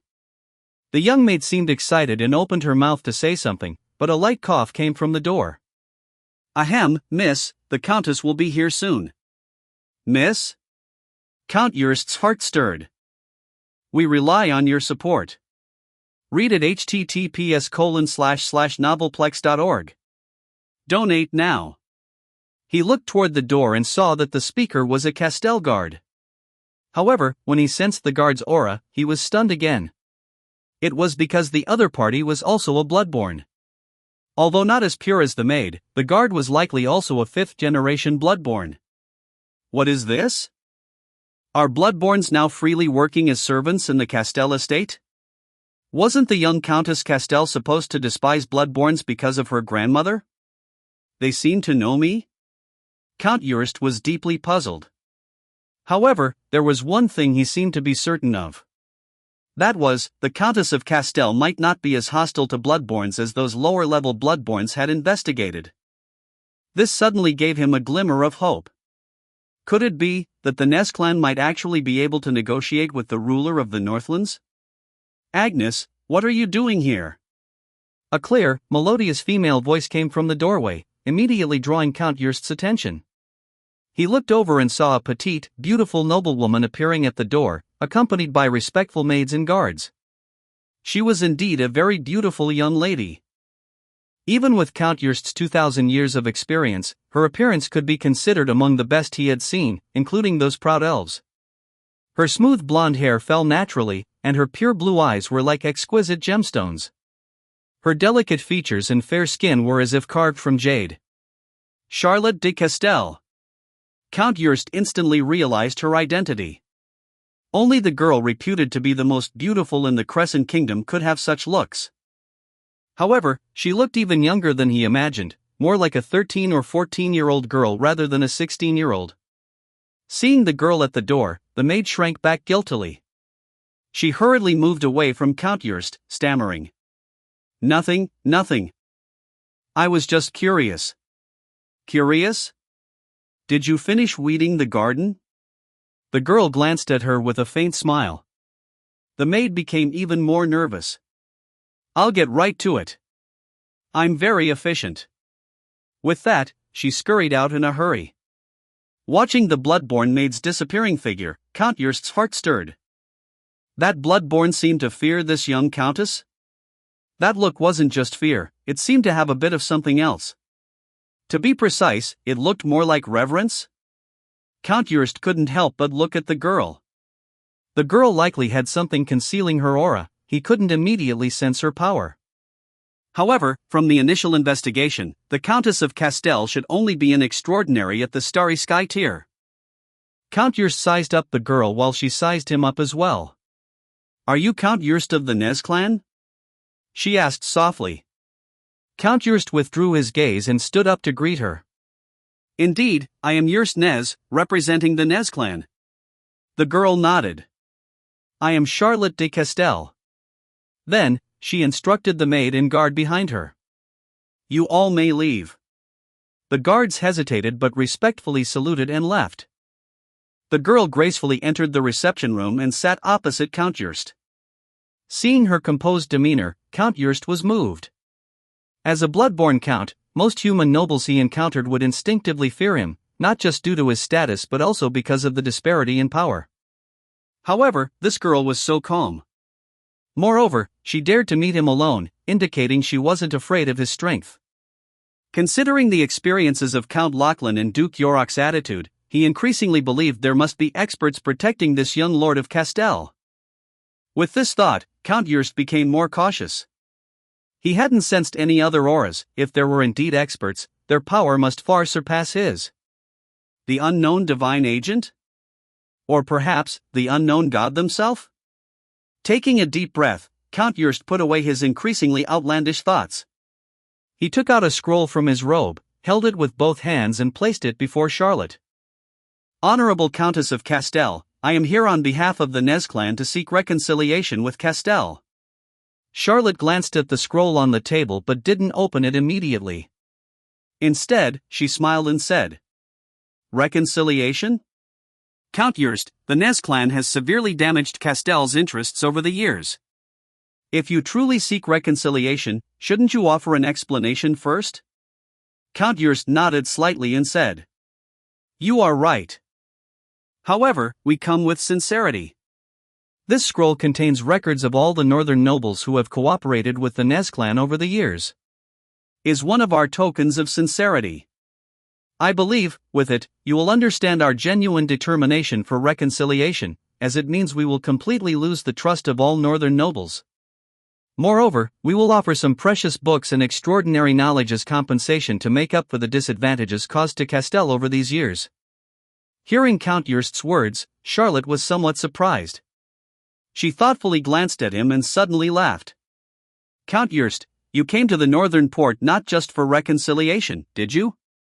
Count Yurst nodded. "Of course, besides reconciliation, I also represent the Nez clan in seeking cooperation." "Cooperation? Are you trying to persuade me to support the Nez clan in reclaiming authority in the Starfall Kingdom in the future?" Charlotte smiled faintly. Count Yurst looked surprised, then nodded and sighed. "Your intelligence is even faster than I imagined." "Indeed, we wish to cooperate in this regard." Charlotte shook her head. "Sorry, I am not interested in getting involved in the power struggles of the Starfall Kingdom." "Countess Castell, wouldn't you at least hear our terms first?" Count Yurst said. "Terms?" Charlotte raised an eyebrow.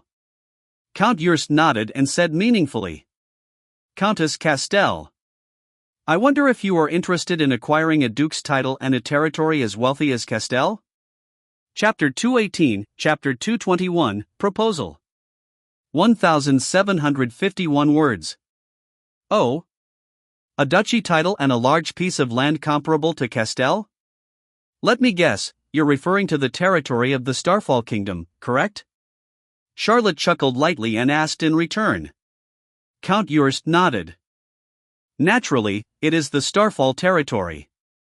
As you can see, once the Nez clan regains its former power, fulfilling the promise of exchanging land will naturally be a matter of course. Charlotte laughed. But the control of the Starfall Kingdom is not in the hands of the Nez clan right now, is it? And I have heard that even before the Lilac War, the Nez clan was only relatively influential in the Starfall Kingdom. Even if you regain your former status, so what? How can you make me believe that the Nez clan will have the power to control the Starfall Kingdom in the future? Not to mention, to gain this so-called land, wouldn't I need to contribute manpower, resources, and fully support the Nez clan's war efforts? Using a future promise of land to gain my support, how is that any different from me personally conquering a piece of land myself? Count Yrst's expression grew serious as he replied. Naturally, it is different. Over the years, Edward III's tyranny has caused the Starfall royal family to lose the people's support. Once we initiate the war, it will inevitably be a war of succession, and the new king of the Starfall Kingdom will naturally be someone from the Nez clan. By then, we will naturally grant you the land as the royal family of the Starfall Kingdom. All you need to do is provide some support during the war, which should not be particularly difficult for the wealthy Castel. Moreover, to be honest, we have already gained considerable support among the nobles of the Starfall Kingdom. Once the war begins, the majority of the nobles will stand with us. Charlotte shook her head. Count Yrst, there is no need for such words. If your side was truly confident in winning the war, why would you seek others' support? I understand that you want to become the behind-the-scenes power in the Starfall Kingdom, like the Vadalat clan in the Korea Kingdom. But I think you may have misunderstood one thing. The Vadalat clan has always controlled Korea Kingdom and contended with the Holy Court, repeatedly driving the theocratic forces out of Korea. But the Nez clan lost its power right after the Lilac War. You are not only facing the Starfall royal family but also the Holy Court that supports them. This is your greatest enemy. And I have no interest in waging war against the Holy Court. After all, I am a devout follower of the Holy Court. Count Yrst. He glanced at Charlotte, who was casually making the sign of the Holy Cross on her chest, and was left speechless, not knowing how to respond. A follower of the Holy Court? If he hadn't known about Castel's secrets through the Duke, he might have actually believed her. After learning about the Thorny Rose and seeing the bloodborne servants in the Count's mansion, who would believe she was a follower of the Holy Court? Countess Castel, regarding the Holy Court, I think you needn't worry too much. We do not intend for bloodborns to come to the forefront but to support a new king. For the Starfall Kingdom, this remains a civil war, not a war of faith. And in secular wars, the Holy Court cannot directly intervene. We won't repeat the mistakes of the First Lilac War. Not to mention, don't you want to know where the land we promise is? Count Yrst said. Charlotte shook her head. Sorry, Count Yrst, to be honest, I'm not interested in gaining an enclave, especially one that is far overseas and possibly much larger than Castel. The duchy title is indeed tempting, but I have yet to fully control my own territory, let alone have the ambition to take on more. Moreover, if I become a Duke of the Starfall, would I be considered a noble of the Starfall or a noble of the Crescent? The legal standing of a duchy is higher than that of a county, and I do not wish to become a target of contention for both nations. Although the Star Moon War has ended, territorial disputes between the two nations remain unresolved. Count Yrst smiled. Countess Castel, you misunderstand. In fact, we are not promising an enclave. Charlotte paused slightly. The Starfall Kingdom is an island nation, isolated overseas. If the Nez clan isn't promising an enclave on Starfall Island, then the remaining territory can only be one place. That is the mainland part of the Starfall Kingdom, the birthplace of the Roman family, and currently the most disputed territory between the Starfall Kingdom and the Crescent Kingdom, the Roman Duchy. Thinking of this, Charlotte looked at Count Yrst in surprise. Count Yrst, are you saying that your offer is the Roman Duchy? You're going to give away the Roman family's ancestral land? Count Yrst nodded. You are correct, it is the Roman Duchy. The Roman Duchy is the last piece of Starfall's land on the mainland and also a neighbor to Castell. If you obtain the Roman Duchy, your land area will increase nearly threefold, and the population will more than double. Not only that, but although Castell has fertile coastal plains, much of the land has long been unsuitable for crops due to prolonged seawater erosion, leading to limited grain production. As I understand, purchasing grain from other territories is something Castell nobles do every year. We rely on your support. Read at https://novelplex.org. Donate now. During the Star Moon War, Castell experienced several famines. If it weren't for the war-torn regions surrounding it, Violet and Roman refugees wouldn't have fled to Castell. Unlike Castell, the Roman Duchy has vast arable land and is a significant grain-producing area in the northern mainland, and a key region for Castell's grain trade. Once you acquire the Roman Duchy, Castell will fill its final gap and become the most powerful force in the northern mainland. I think you understand what possessing the Roman Duchy means. As for the legal conflicts you are concerned about, they won't be an issue. The Roman Duchy was once part of the Crescent Kingdom. Even now, the Crescent royal family is eager to reclaim this land. If the Starfall relinquishes it, the Crescent royal family would welcome it. You would remain a Duke of the Crescent, with no territorial disputes. At that point, Castell wouldn't need to constantly worry about the possibility of renewed war between the two kingdoms, as the most contested territory, the Roman Duchy, would be resolved. And as the middle ground between the Crescent and Starfall, Castell could monopolize the trade across the Starmoon Strait. Countess Castell, no land in the north is more attractive than the Roman Duchy. 500 years ago, before the Roman royal family ruled the Starfall Kingdom, your ancestors fought the Roman dukes multiple times for border territory. I believe the Castell family is very aware of the Roman Duchy's significance. Countess Castell, now, do you think our offer is sufficient? Count Yrst asked with a smile. Charlotte fell silent. She had to admit, she was indeed tempted. It wasn't that Charlotte was an expansionist, but the issues of Castell, lack of grain, being in a strategically dangerous position, were facts she had studied in the Manor Study before arriving. These were real problems. Ordinarily, Castell could buy grain from nearby territories, but during wartime, it was another story. The Roman Duchy had the grain that Castell lacked. Moreover, the industries of the Roman Duchy and Castell complemented each other. If Castell acquired the Roman Duchy, it would significantly strengthen the north. Moreover, Charlotte knew that the Roman Duchy was populated by the descendants of northern tribes, who had migrated there. Although they had culturally integrated with the Crescent people, their faith was similar to Castell's. Most people there were not Holy Court believers. According to Charlotte, the Roman Duchy's population was twice that of Castell, around 8 million. In the long run, the Roman Duchy could become a significant source of faith. Additionally, like Castell, the Roman Duchy was located in the northern mainland, far from the Holy Court's center, separated from the Crescent heartland by the rugged Violet Duchy. If she acquired the Roman Duchy, Charlotte could potentially develop a force that could contend with the Holy Court in the future, like the Coria Kingdom. Picturing the future, Charlotte was tempted. However, she remained calm. Count Yrst's proposal was indeed attractive, but the timing wasn't right. Currently, Castell was in a delicate situation. Though it seemed prosperous, it lacked secular protection, faced internal noble ambitions, and external threats. Since the fallout with Borde, Charlotte had received several complaints from Borde nobles, all testing the waters.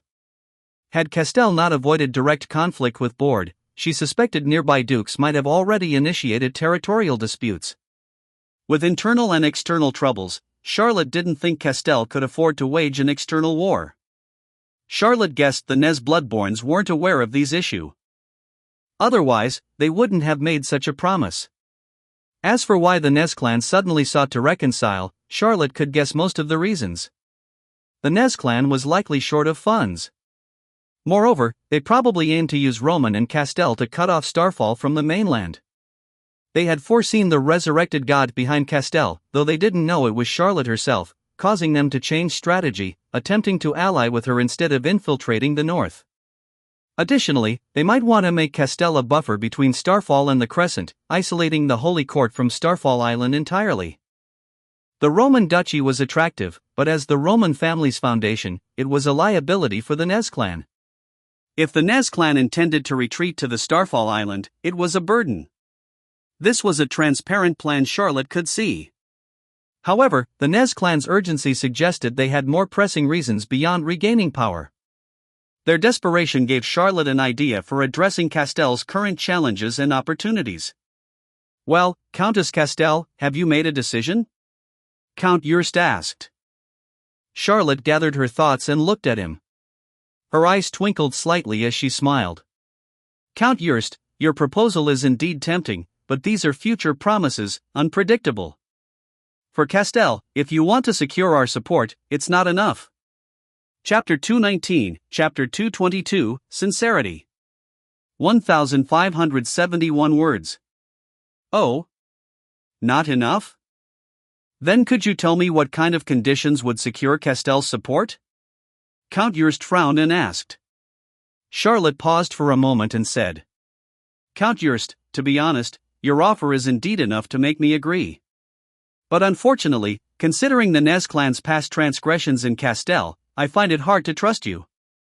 Handing over information on all the nobles you've collaborated with is certainly a show of sincerity. But then again, without the Nez clan's interference, the relationship between the Castell family and the local nobles wouldn't be as delicate as it is now. As for your claim of losing the trust of northern nobles, nobles rarely trust each other in the first place. It's mostly about interests. As long as the stakes are high enough, some will take risks. That doesn't prove much. What you've already offered is not enough to make up for Castell's losses, and your promises are intangible, lacking a foundation for mutual trust." Hearing this, Count Yurst's brow relaxed, and he smiled. "You don't need to worry about that, Countess Castell. Since we are here, we naturally come with sincere intentions. If you have doubts, we can sign a contract." Charlotte shook her head. Words alone cannot truly earn trust, and as for contracts, any contract can have loopholes. Rather than promises, I prefer to see action. Oh? Countess Castell, what kind of action would you like to see? Count Yurst asked. Charlotte paused slightly and said, "Count Yurst, thanks to your side, the internal situation in Castell is unstable. To be frank, perhaps thinking that Castell is temporarily unable to focus, some annoying characters around the north have been secretly causing trouble recently. Although they are just minor annoyances, they are still troublesome. If your side truly has sincerity, why not show me your strength first?"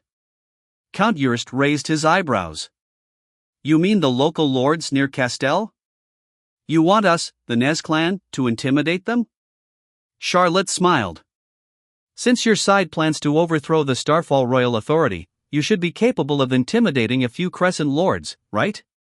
As far as I know, your forces in the Crescent Kingdom are not limited to just Castell. If you can forsake the local nobles around Castell after abandoning Castell's nobles, then I can truly believe that you are showing goodwill toward us." Count Yurst looked surprised. "You know quite a lot." Charlotte remained silent but smiled. Of course, she knew a lot. After all, she had observed a remote meeting of the Nez clan, where most of the participating Bloodborns were involved in underground activities in the Crescent Kingdom and its surroundings. Not only Castell but many nearby lords and nobles were also targets of their efforts. Castell just seemed to be the most important one. After a moment of thought, Count Yurst decisively nodded. "No problem. Since you want to see sincerity, we will show sincerity. I can assure you that in the upcoming period, the lords around you should have no energy to harass Castell." So straightforward? Looking at Count Yurst, who agreed so readily, Charlotte was a bit surprised. Noticing her expression, Count Yurst smiled. "Don't be surprised. Compared to Castell, our attempts to woo the surrounding nobles were incidental. If we can gain your support, even giving up the support of other Crescent nobles is worth it." But Count Yurst's expression gradually turned serious, and his crimson eyes looked deeply at Charlotte. I hope you understand that our willingness to extend an olive branch and use the Roman duchy as a bargaining chip is not just to show goodwill to Castell but also to the one symbolized by the thorny roses behind you. Count Jurst emphasized the term behind you. Charlotte glanced at him with some surprise, not expecting the bloodborne count to suddenly bring up their suspicions about the thorny roses. No, it could no longer be called a suspicion. Various signs indicated that the Nez clan now genuinely believed there was a god behind Castell symbolized by the thorny roses. Seeing Charlotte's surprised expression, Count Jurst smiled. Countess Castell, don't be surprised. Our Nez clan knows more than you might imagine. Rest assured, we have no intention of interfering or threatening. On the contrary, we prefer peaceful coexistence. The Roman duchy represents not just a large piece of territory but also millions of potential followers. I think this would be crucial for any resurrected great being. For us Nez, trading a duchy that we would inevitably give up in the future for the friendship of a great being is a worthwhile deal. Moreover, deceiving a god that has been awakened in Myria for centuries is a price our Nez clan is unwilling to bear. The Holy Court may be powerful, but its core strength is far in eastern Unit, while Castell is our neighbor. Countess Castell, with this explanation, do you believe in our sincerity? Furthermore, we can promise that if we succeed in taking the Starfall Kingdom, the Nez clan is willing to provide means and resources to help the god restore their divine power as quickly as possible. Wow! We rely on your support. Read at https://novelplex.org. Donate now. Means and resources to restore divine power? Charlotte's eyelids twitched wildly, almost losing her composure. This indeed shows a lot of sincerity. Not to mention, the Nez clan, a force that has existed for thousands of years, even has ways and resources to help a god restore divine power. The other party's words practically confirmed their belief that there was a resurrected god behind Castell. Though Charlotte already knew from the Nez clan's remote meeting that they knew many things about her, having them stated outright represented a completely different significance. At this point, Charlotte realized another issue. The Nez clan wanted more than just Castell's support, they were also interested in the god behind Castell. No, it might not be support but a gesture of goodwill or an investment. Of course, only she knew what the so-called god really was. But Charlotte was puzzled about how the Nez clan knew that the god needed ways and resources to restore divine power? And what did they mean by having been awakened for centuries? Looking at the bloodborne count in front of her, who acted as if he knew everything, Charlotte couldn't help but feel he might have misunderstood something. Regardless, a duchy that complemented the northern region, along with means to restore divine power. Charlotte was indeed thoroughly tempted. But she knew she had to stay composed. The other party definitely misunderstood, thinking there was a powerful hidden god behind her. Only she knew she was a fake with a 60-second cheat. And even the cheat was at a legendary level, with the status of a god but not the power, enough to bully some bloodline-pressured bloodborns at best. After some thought, Charlotte said, Count Jurst, your intelligence network is indeed impressive. However, mortals cannot fathom the thoughts of gods.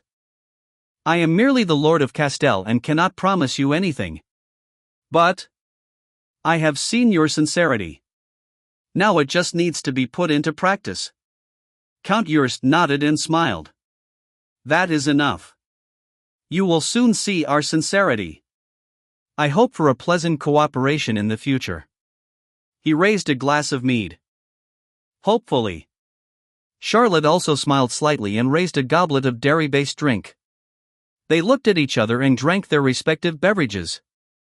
Oh, right. Charlotte put down her glass and suddenly said, Since we have been so open, I think there's one more thing I should convey. Count Jurst's expression changed slightly. Please go ahead. Charlotte paused and said, Since you've investigated my background, you should know that I do not get along with the Blood Demon cult. The Blood Demon cult? Rest assured, even though we are both bloodborns, we actually don't get along either. In fact, I have always disliked those who act without any bottom line. Count Jurst said instinctively. Charlotte raised an eyebrow. But are you aware that when your side was infiltrating my Castell silver mine, there was a shadow of the blood demon cult behind it? The shadow of the blood demon cult? Count Jurst was slightly taken aback. As if realizing something, his expression gradually became serious. Are you certain? It seems you didn't know? I thought your side had already entered into deep cooperation with the blood demon cult. It's just, your relationship might not be as good as we imagined. At least a few days ago, our people found traces of fighting between your side and the blood demon cult in northern Castell. Charlotte feigned surprise. Count Jurst's expression grew more serious. He seemed to be thinking of something, his face becoming somewhat suspicious.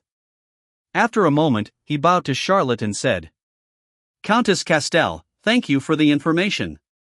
We will soon show you Nez's sincerity and look forward to the day we can cooperate with Castell and the great being behind you. I will report today's negotiations to the Duke as soon as possible. Please await my good news. With that, Count Jurst hurriedly left. Watching his serious demeanor, Charlotte felt a stir in her heart. It seems, there might be some conflict between the blood demon cult and the Nez clan that she wasn't aware of? Chapter 220, Chapter 223, Ambushed. 1,719 words. Upon leaving the Count's mansion, the Castell guards no longer troubled Count Jurst. It was only when this blood-born Count returned to the Wreck Tavern that he finally breathed a sigh of relief and felt more at ease. He couldn't explain why, but despite not encountering any threats at the Count's mansion, ever since meeting the Castell Countess, Jurst felt a vague sense of unease and pressure. He couldn't pinpoint the source of this pressure, he just had a feeling it was likely related to the mysterious god behind Castell. Perhaps, when he was just conversing with the Castell Countess, that mysterious god was secretly observing him. Thinking of this, Count Jurst grew restless again. The mission assigned by the Duke was technically completed. He had indeed stepped into the arena between legends and myths. Now, he only wanted to leave Northport as quickly as possible, report everything back, and then retreat to his castle. Count, you're finally back. How did the negotiations go? Can we return to Starfall? Seeing Jurst return unharmed, the tavern owner was extremely excited, nervously and expectantly asking. Clearly, the head of this Nez Bloodborne's underground base was terrified by the recent Castell crackdowns. With the tavern also smashed, he now just wanted to seize this opportunity to escape and get away from the trouble. Count Jurst looked at him strangely. Feeling relaxed, the Bloodborne Count also had a bit of playful impulse. He chuckled and nodded. The negotiations went very smoothly. Hearing this, the tavern owner's eyes lit up. But Jurst took a bag of gold tanna from his pocket and stuffed it into the owner's hand, saying, Fix up the tavern well. Your task is going to be even tougher from now on. What? Fix the tavern? Aren't we leaving? Looking at the gold tanna in his hand, the tavern owner was confused. Count Jurst grinned. Yes, we are leaving, but you need to stay here. We are about to cooperate with Castell and need a liaison. I am too busy to travel frequently between Starfall and Crescent. And you will act as our representative to communicate with the Countess. With that, Count Jurst took out a communication crystal from his pocket and placed it on the tavern's bar. This is a communication crystal that can reach me, and it is temporarily entrusted to you. Hold on to it well. Such precious magical devices are rare even within the clan. The tavern owner was stunned but eventually accepted the crystal under Jurst's somewhat oppressive gaze. Do well, and if you achieve great merits, I will reward you with the blood of origin. Count Jurst added. The tavern owner's eyes lit up, and he eagerly said, Thank you, Count. I will work hard. I will definitely work hard. It was difficult for Bloodborns to enhance their power. And the blood of origin bestowed by a high-ranking Bloodborn was the greatest hope for lower-ranking Bloodborns to enhance their power. After reassuring the head of their base in Northport, Count Jurst hurriedly set sail. He needed to report the negotiations with the Castell Countess to the Duke as soon as possible. The Duke was right, it seems the god behind Castell might be having some trouble restoring their power. Otherwise, that young countess wouldn't be so interested in ways to restore divine power. No wonder their symbol has appeared on the continent for hundreds of years without making a name. It's probably because they has been lurking due to limited strength and only recently accumulated some power. From this perspective, this mysterious god does seem like a suitable partner for Nez. After all, they are a deity but doesn't seem to pose a huge threat yet. On the sailing Carrack ship, Count Jurst was writing furiously on a parchment while muttering to himself. In the cabin, candlelight flickered, and a light blue incense smoke wafted, emitting a refreshing and aromatic scent. He had to admit, the clan's fleet knew how to enjoy themselves. Even the incense in the cabin was high-grade, invigorating and refreshing. Jurst almost wanted to ask where it was purchased. However, recalling the information the Castell Countess mentioned about the blood demon cult, his interest quickly dissipated, and his brows furrowed again. The blood demon cult, could Elder Maxim still not have given up on cooperating with them? They appeared in the north, could it be Elder Maxim's doing? No, this matter must also be reported to the Duke immediately.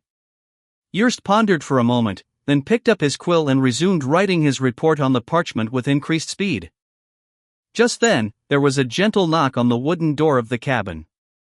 "My lord, it's time for afternoon tea. Today's treats are bloodflower red wine from Luna Island and crescent almond cake." Hearing the voice outside the cabin door, Jurst instinctively paused his work. Work was important, but for the elegant and enjoyment-loving Bloodborne, so was life.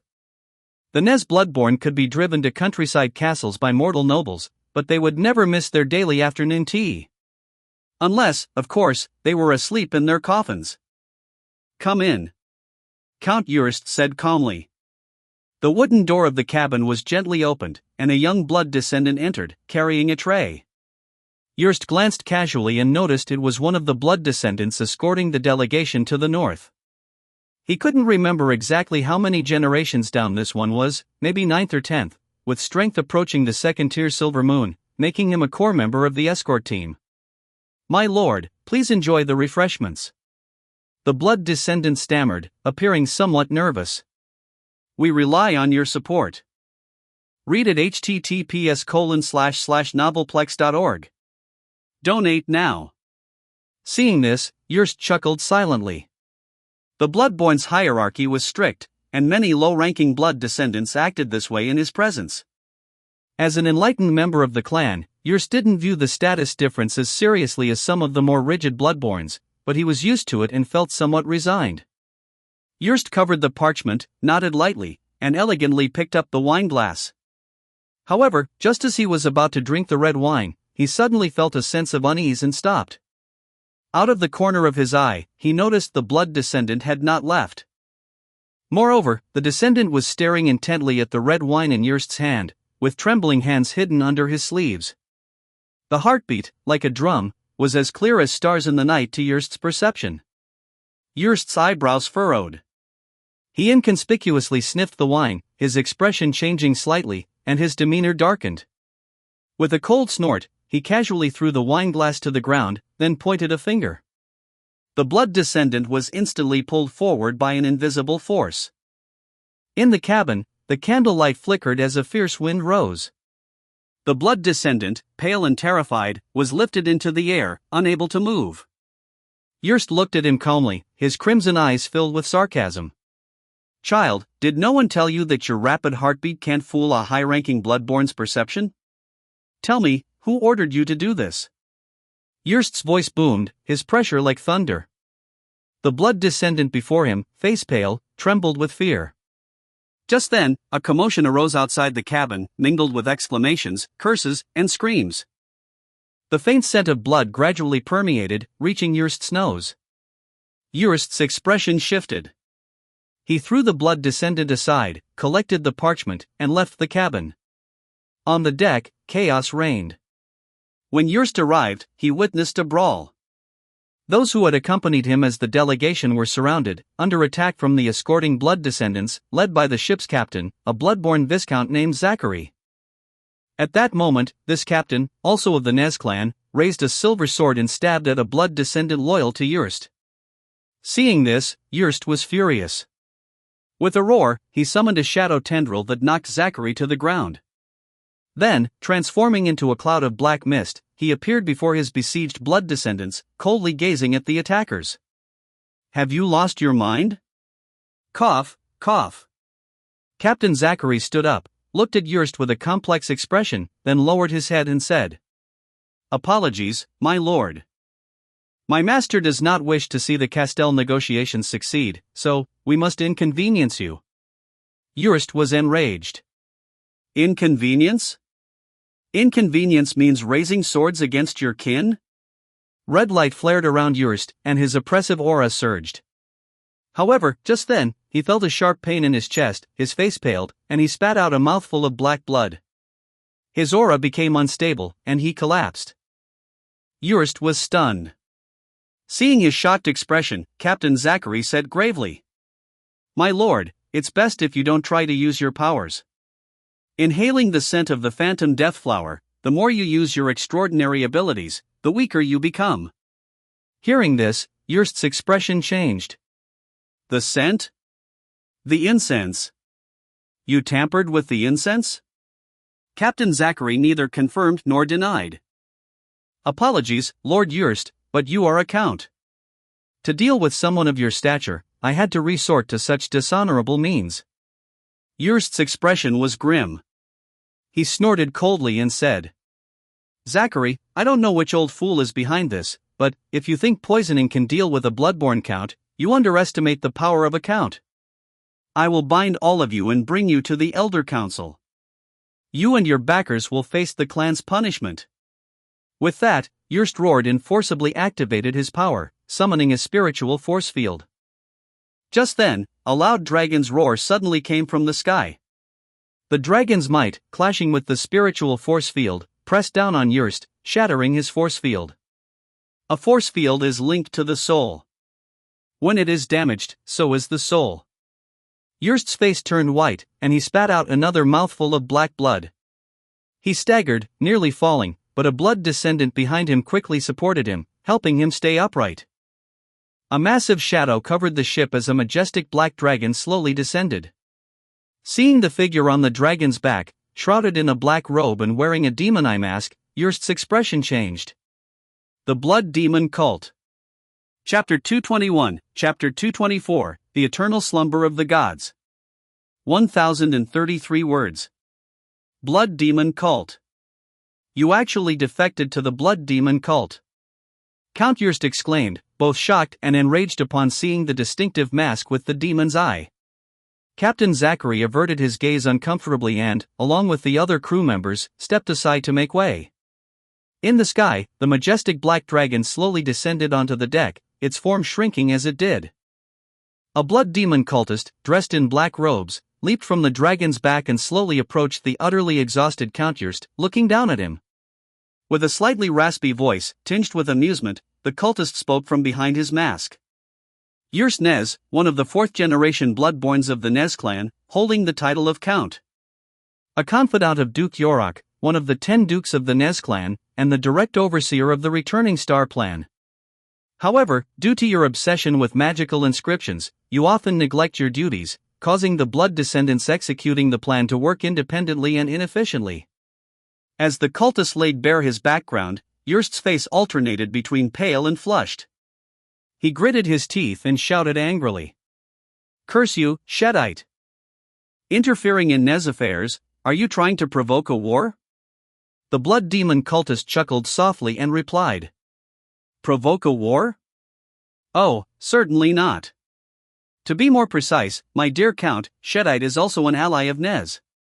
Licking his lips under the mask, his pupils gleamed with a heated intensity. "I've never owned a blood servant of a count's caliber before.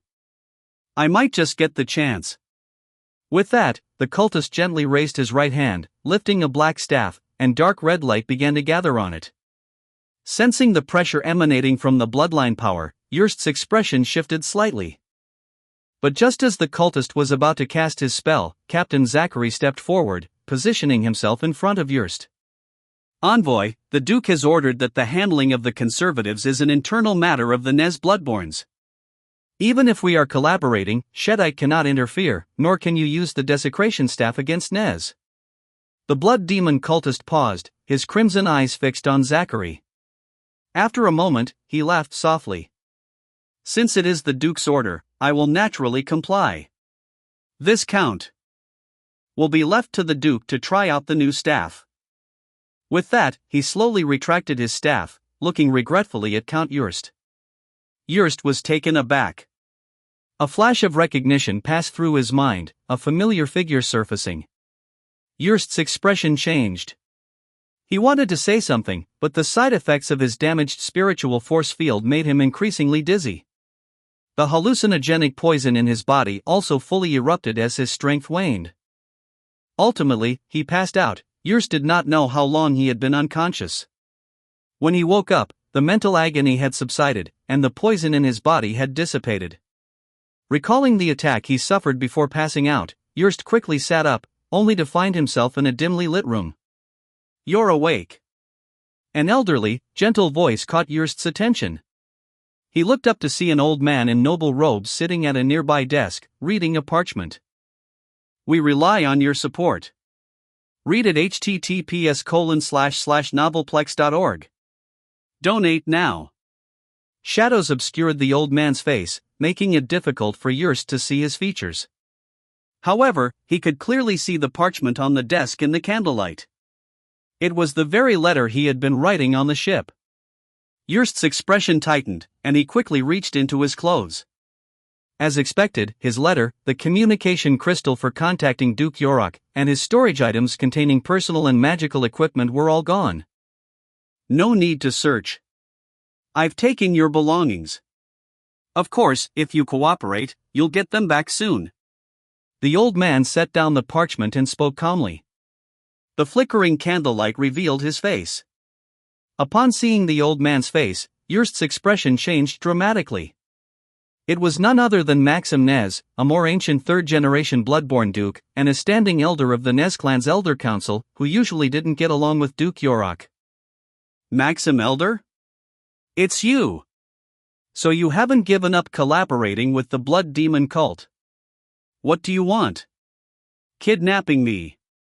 Do you intend to completely break with Duke Yorick?" Count Jurst demanded angrily. Elder Maxim glanced at him indifferently and chuckled. "My relationship with Yorick has never been good, so where's the talk of a break? Then why attack me? Collaborating with the Blood Demon cult to attack your kin, aren't you afraid of the Grand Elder's wrath? Ruining Duke Yorick's negotiation plans with Castell, are you trying to destroy the Returning Star plan?" Count Jurst continued angrily. Elder Maxim chuckled and said, "Jurst, don't try to pry information out of me. I've been out of the coffin longer than you've been asleep, so stop your probing. The Grand Elder's name doesn't hold much weight with me. As for destroying the Returning Star plan, the one who would ruin the plan in the Nez is Yorick. I, on the other hand, am genuinely thinking about Nez's future. Negotiating with Castell. He's regressing with age, pinning hopes on a so-called god whose existence is unverified." Jurst's eyes widened. "Are you? All of Duke Yorick's actions were approved by the Elder Council and guided by the Grand Elder's divination. Are you questioning the Elder Council and the Grand Elder?"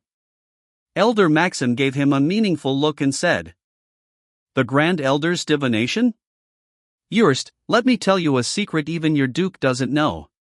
Our Grand Elder hasn't heard the god's voice in nearly 500 years. Success and failure both lie with the divine agents.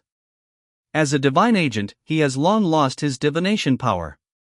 The Grand Elder lost his divination power? The Grand Elder hasn't heard the god's voice in centuries? Jurst's eyes widened. As he pieced things together, his face turned pale. Seeing his reaction, Elder Maxim said meaningfully, "It seems you've realized. Indeed, the God we serve may have truly fallen into eternal slumber." Chapter 222, Chapter 225, Pray to the Gods. 1549 words.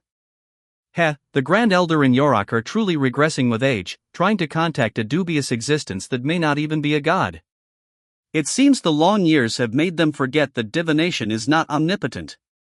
Not all existences have benevolent intentions towards the bloodborns.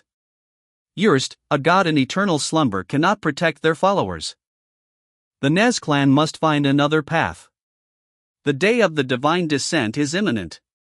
As one of the first awakened from slumber and a divine bloodborne god, the blood demon Archduke represents the future of Nez. Elder Maxim's voice was loud and authoritative.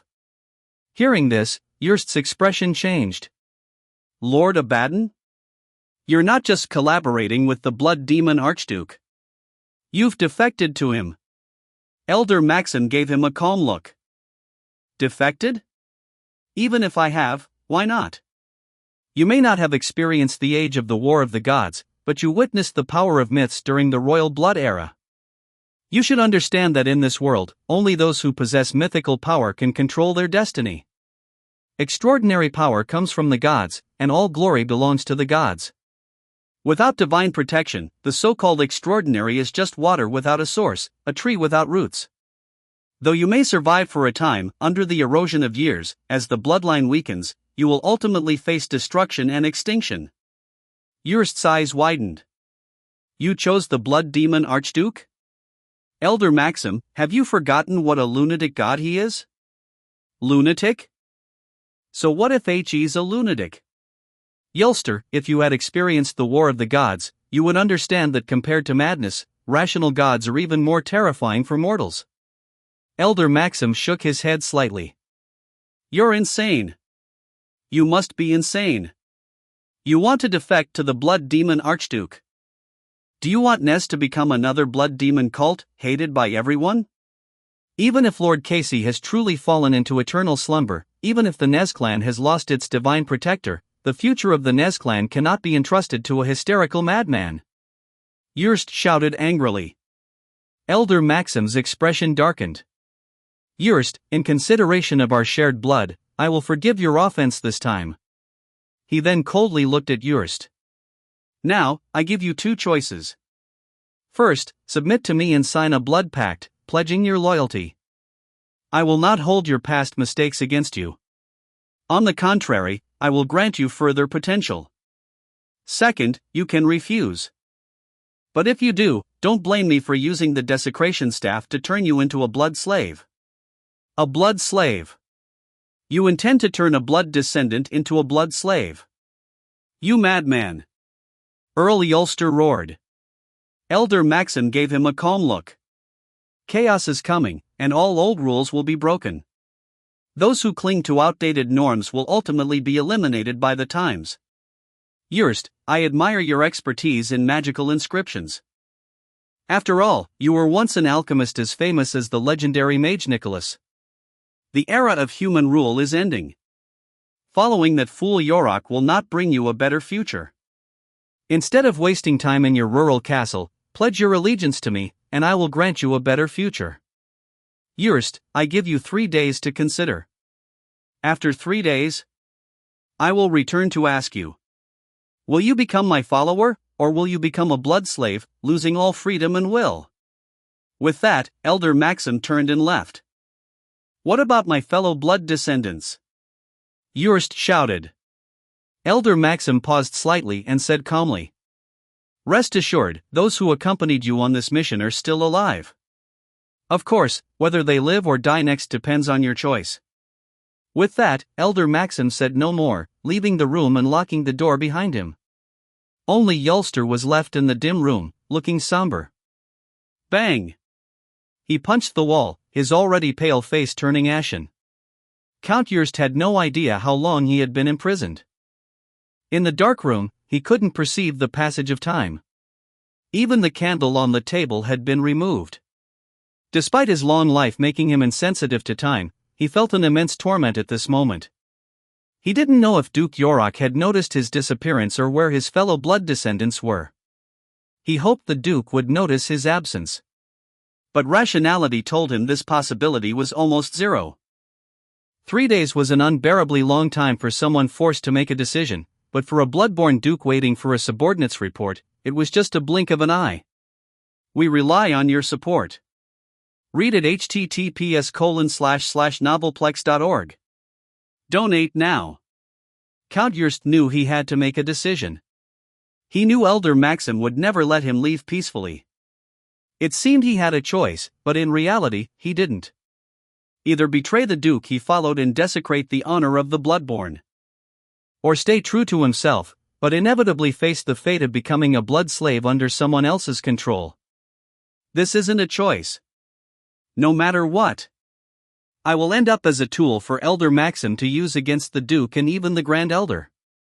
The Blood Demon cult has no bottom line, and the Blood Demon Archduke Abaddon is a paranoid madman. They are not the future of Nez. Cooperating with the Blood Demon cult will only turn the Nez clan into a tool for the Blood Demon Archduke, a stepping stone for his descent into the world. No wonder the Duke said my mission could decide Nez's future. Elder Maxim, being a senior elder for so many years, has probably recruited many blood descendants. No. I must find a way to report everything to the Duke. I must warn him. Elder Maxim started using the desecration staff of Shedite to create forbidden blood slaves. He's gone mad and wants to destroy the bloodline foundation that Nez has maintained for thousands of years. He's going to ruin the entire Nez clan. The more Count Urs thought about it, the more anxious and fearful he became. But when he looked around, he felt a wave of despair. He was imprisoned. All his belongings were confiscated. Even his bloodline powers were temporarily sealed. In his current state, how could he contact the Duke? Feign submission and look for an opportunity? No, impossible. Elder Maxim would never give him a chance. Once he submitted, the Elder would surely force him to sign an unbreakable blood pact. Even if he wasn't turned into a blood slave, he would lose the ability to resist. Think quickly. Think of a way. Count Urs couldn't help but pace around the room. However, this only made him more anxious. At this moment, Count Urs suddenly felt regret. He regretted returning from Northport so hastily. If he had stayed longer in the north, or, more directly, if he had contacted the Duke through a communication crystal before leaving the north, he might not be in such a passive position now. He might still have been attacked and captured, but at least he could have relayed the negotiation results with Castell before being imprisoned. He could even foresee that Elder Maxim would blame his disappearance on Castell. As if struck by inspiration, Urs paused. A thought flashed in his mind, and Count Urs suddenly had a bold idea. Wait. If I can't contact the Duke, then, can I try praying to the Thorny Rose? This thought startled Urs himself. Praying to a god he didn't worship was extremely dangerous, especially when he knew nothing about that god. In fact, praying to an unknown god often went unanswered, and at most, one might attract a fleeting, polluted gaze. However, once Urs had this crazy idea, he couldn't suppress it. Even though praying to another god was fundamentally similar to Elder Maxim defecting to the Blood Demon Archduke Abaddon, it's different. Believers are often influenced by their gods. From my interactions with Countess Castell, that mysterious god doesn't seem to be a mad god. Although I haven't built mutual trust with Castell, she hasn't rejected the possibility of cooperation, which must be with God's consent. Moreover, I promised to provide a way to restore divine power. From this perspective, that mysterious god is likely to respond to my call. Not only that, although the Holy Court has covered it up to some extent, I know that the Blood Demon cult recently attempted a failed divine descent ritual, and it was that mysterious god who thwarted them. The mysterious god behind Castell is very likely to have an irreconcilable feud with the Blood Demon cult. The enemy of my enemy is my friend, and the Nez clan has what that mysterious god needs. Praying to them might actually bring their gaze and help. Thinking this through, Urs took a deep breath and firmed his resolve. Rather than bowing to the notorious Blood Demon Archduke, he preferred to seek favor from the god behind Castell. Having made up his mind, Urs no longer hesitated. He bit his fingertip, drawing blood, and began to sketch the mysterious symbol he had seen, illuminated by the dim light. Chapter 223, Chapter 226, A Call. 1033 words. Countess, regarding the reconstruction plan for the Northern Academy, the Church has sent 2 documents that require your review and signature. Additionally, Viscount Leon Castell has written to inform you that as of yesterday, the review team has successfully completed the inspection of 3 baronies in the south. Two Baron families accused of collaborating with the Bloodborne have offered to pay a substantial atonement sum and cede 3 castles and 4 estates in exchange for your forgiveness. The Viscount has attached the letters of confession from the 2 barons for your review and decision. Countess? Countess. In the study, where Charlotte was processing administrative matters, the secretary softly called out to the drowsy figure behind the desk. Charlotte snapped awake, shaking off her drowsiness. She glanced wearily at the ever-growing pile of documents on her desk and nodded slightly. All right. Leave the documents there. I'll look at them later. And about the signatures? The secretary asked cautiously. Hand them over. Charlotte extended her hand, and the secretary hurriedly presented the documents that needed signatures. After carefully reviewing them to ensure there were no issues, Charlotte picked up a quill pen and, dipping it into the fragrant carbon ink, signed her flamboyant signature. The secretary respectfully withdrew with the signed documents, while Charlotte yawned, revealing dark circles under her eyes, a testament to her fatigue. Countess, please enjoy some coffee, milk and pastries. The head maid, Sherry, brought a steaming beverage and placed it respectfully before Charlotte. The coffee milk was much like the coffee milk from Charlotte's previous life, made from finely roasted elven coffee and special hot milk from Luna Island. It was a common drink among elves in the world of Myria and had been popular across the continent for thousands of years. The pastries were wheel-shaped puffs filled with nut cream and almond powder, a specialty from the honey workshop. Charlotte picked up the milk coffee, and the rich aroma instantly refreshed her. She took a small sip, the perfect sweetness and rich texture bringing a satisfied nod. Sherry clearly understood her tastes better and better. Countess, while it's important to handle affairs, please also take care of your health and ensure sufficient sleep. After all, your body is still growing. Seeing Charlotte happily sipping coffee milk and enjoying pastries, Sherry hesitated but spoke cautiously. Charlotte. Although she knew Sherry meant well, the maid's glance at her head and chest made her feel that the coffee milk suddenly lost its appeal. All right, I'll be careful. Thank you. Charlotte smiled. If there's nothing else, please leave. I'd like to enjoy my coffee milk and the view outside alone. Sherry bowed respectfully and withdrew, while Charlotte sighed and rubbed her temples in exhaustion.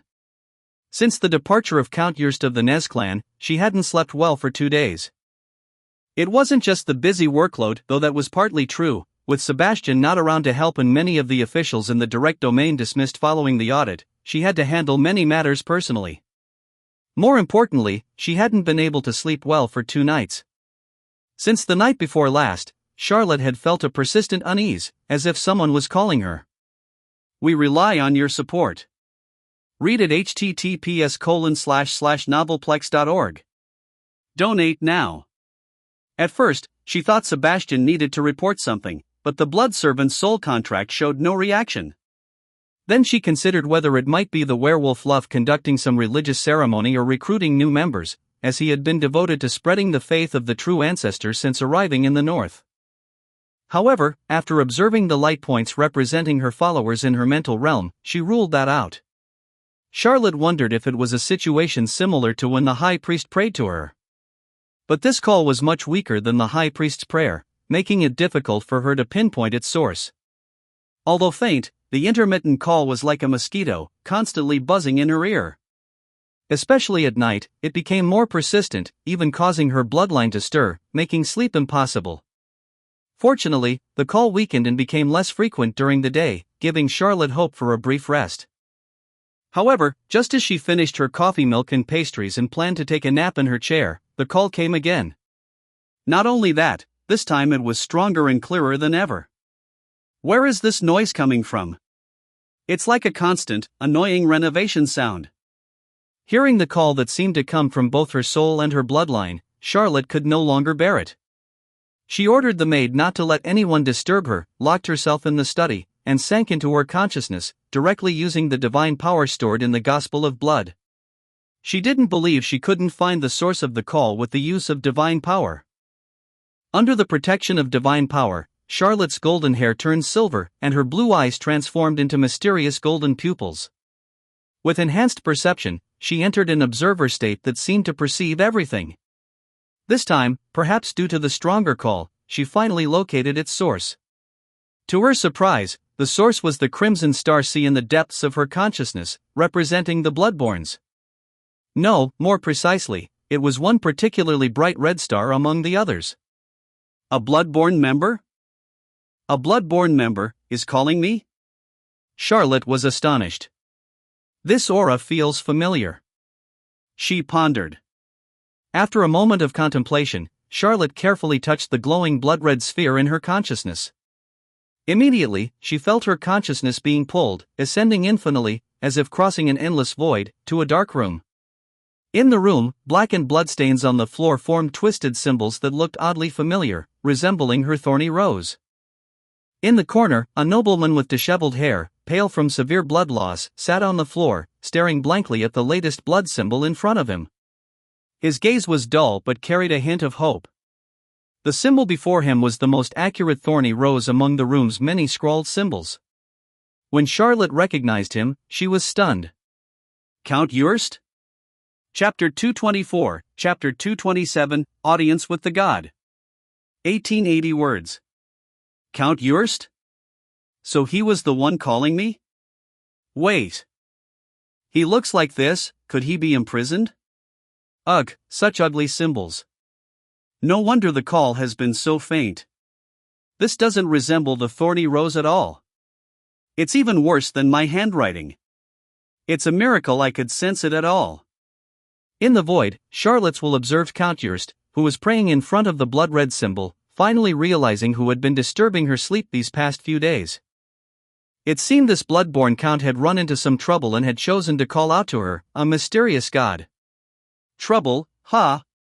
Charlotte's interest was piqued as she extended her awareness, aided by the blood divine power, from Count Jurst to the surroundings. Soon, she saw the scene outside the room. Yawning guards, a maze of corridors, and solemn stone walls. This was a grand and imposing castle. Within the castle, there were many bloodborns and blood servants. In some rooms, Charlotte even saw familiar demon eye symbols. The blood demon cult? They captured Count Jurst? Charlotte's heart skipped a beat. Capturing a bloodborne count alive was much harder than defeating or even killing one. Instantly alert, Charlotte spread her consciousness cautiously. To her relief, she didn't sense any overly powerful presence for now. The guards in the castle weren't stronger than Count Jurst himself, but it seemed his powers had been sealed, explaining his current state. Of course, the absence of a strong presence was only temporary. If someone could seal a bloodborne count's powers and imprison him, there must be an even stronger, possibly legendary, being behind it. After some thought, Charlotte's gaze returned to Count Jurst. She was genuinely curious. As a bloodborne of Nez, if captured by the blood demon cult, he should pray to Nez's nobility. But why did this bloodborne count turn to her? After pondering for a while, Charlotte decided to respond to his call and ask him directly. After all, this was the first time she had been called by a bloodborne. With that in mind, Charlotte increased the output of her blood divine power and began a blood summoning through the scarlet star representing Count Jurst in the Crimson Star Sea. Count Jurst deeply regretted his actions.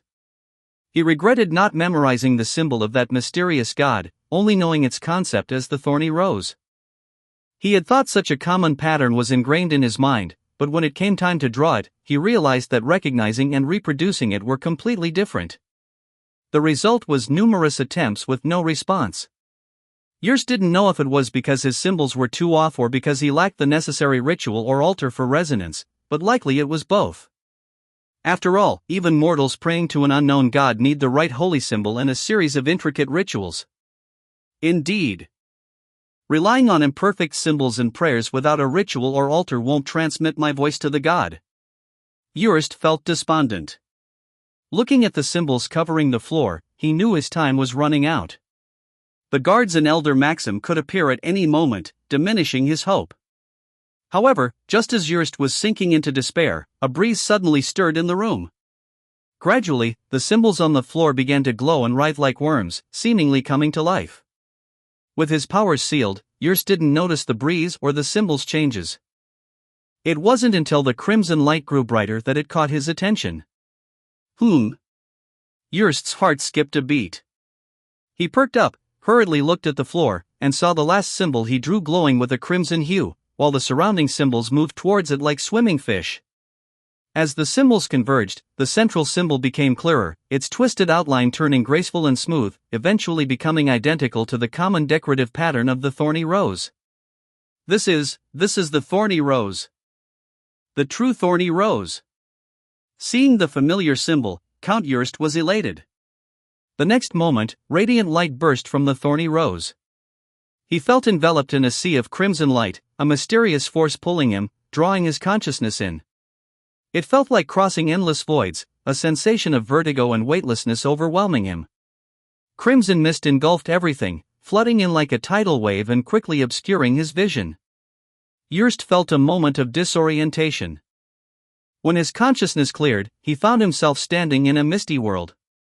Next, the crimson mist roiled, and enormous pillars and stone walls rose from the ground, slowly towering amid thunderous noise. Black reliefs appeared on the pillars and stone walls, faintly outlining a vivid and mysterious mural, adorned with intricate and exquisite thorns and roses. Jurst watched the rapidly changing scene around him in shock. When the crimson mist gradually dissipated, he realized he was standing in a majestic and solemn ancient castle, with every decoration perfectly fitting the aesthetics of the Bloodborne. Mysterious, strange, yet subtly exuding a sense of holiness and solemnity. This is the Dark Knight Castle? Seeing the mysterious and solemn architecture around him, Count Jurst couldn't help but exclaim, almost jumping up. The Dark Knight Castle. We rely on your support. Read at https://novelplex.org. Donate now. The highest sanctuary where the Bloodborne true ancestor summoned her descendants. Although Jurst had only entered it once in his youth, following the Duke, he remembered it deeply. Memories from 1,000 years ago began to awaken as Jurst's eyelids twitched, looking at the familiar decorations around him. But when his gaze fell on the reliefs and murals on the walls, he was quickly puzzled. Because the reliefs and murals did not depict the Bloodborne creation legends and the battles of the gods recorded in the castle where the Bloodborne true ancestor resided, but stories he had never seen before. Within the crimson mist, there were 4 distinct reliefs and murals. One depicted an evil yet sacred sacrificial ritual. A girl bound to a cross, a gigantic sacrificial array, evil worshippers screaming in pain, and hundreds of corpses falling backward. Another depicted a solemn submission ceremony. A tall woman sitting on a throne with an indistinct face, a mysterious and majestic thorny rose glowing brightly, and an ardent and longing flame elf kneeling with one knee on the steps below. Another depicted a vast battle. A city under the night, a terrifying demon trying to break free from a seal, a goddess standing proudly in the sky, and the divine sword in her hand, whose mere sight conveyed supreme power, slashing at the demon. The last one depicted a prayer scene. A thorny rose standing on an altar, a hooded preacher, a fervent werewolf priest seemingly singing the god's name to his companions, and numerous devout believers listening to the teachings under the holy symbol. This couldn't be the true ancestor's Dark Knight Castle. The stories depicted here weren't the same, and he hadn't heard of them either. Looking at the 4 relief murals, Jurst calmed down a bit and sighed with relief. The Bloodborne true ancestor, though a figure of history and legend, still held residual power. Seeing the surroundings had initially scared him more than being captured by Elder Maxim. However, it really looks like it. Jurst's gaze wandered around, feeling an intense sense of déjà vu. Apart from the reliefs and murals symbolizing the legends of the god, this place indeed resembled the castle of the true ancestor in his memory. Have you seen enough, Bloodborne of Nez? An ethereal and lofty female voice echoed from all directions. Ethereal, mysterious, mature, with a hint of alluring charm. The voice was so enchanting, like a divine melody, and seemed to carry supreme majesty, inspiring awe and reverence. When the voice reached Jurst's ears, he felt his heart stop for a moment, and his blood seemed to boil as if stirred by the ethereal, mysterious voice. A reverence, from his blood and soul, slowly spread within him. Such powerful mental strength, able to so easily stir my extraordinary bloodline. Jurst's heart raced, and he quickly diverted his gaze from the reliefs and murals. All extraordinary powers originate from God, and God's power naturally suppresses mortal extraordinary powers. But to so effortlessly shake his bloodline, besides the long-vanished bloodborne true ancestor, the nobles leading the bloodborne clans, and the god King Harold who once waged war against the bloodborne clans, this was his first time.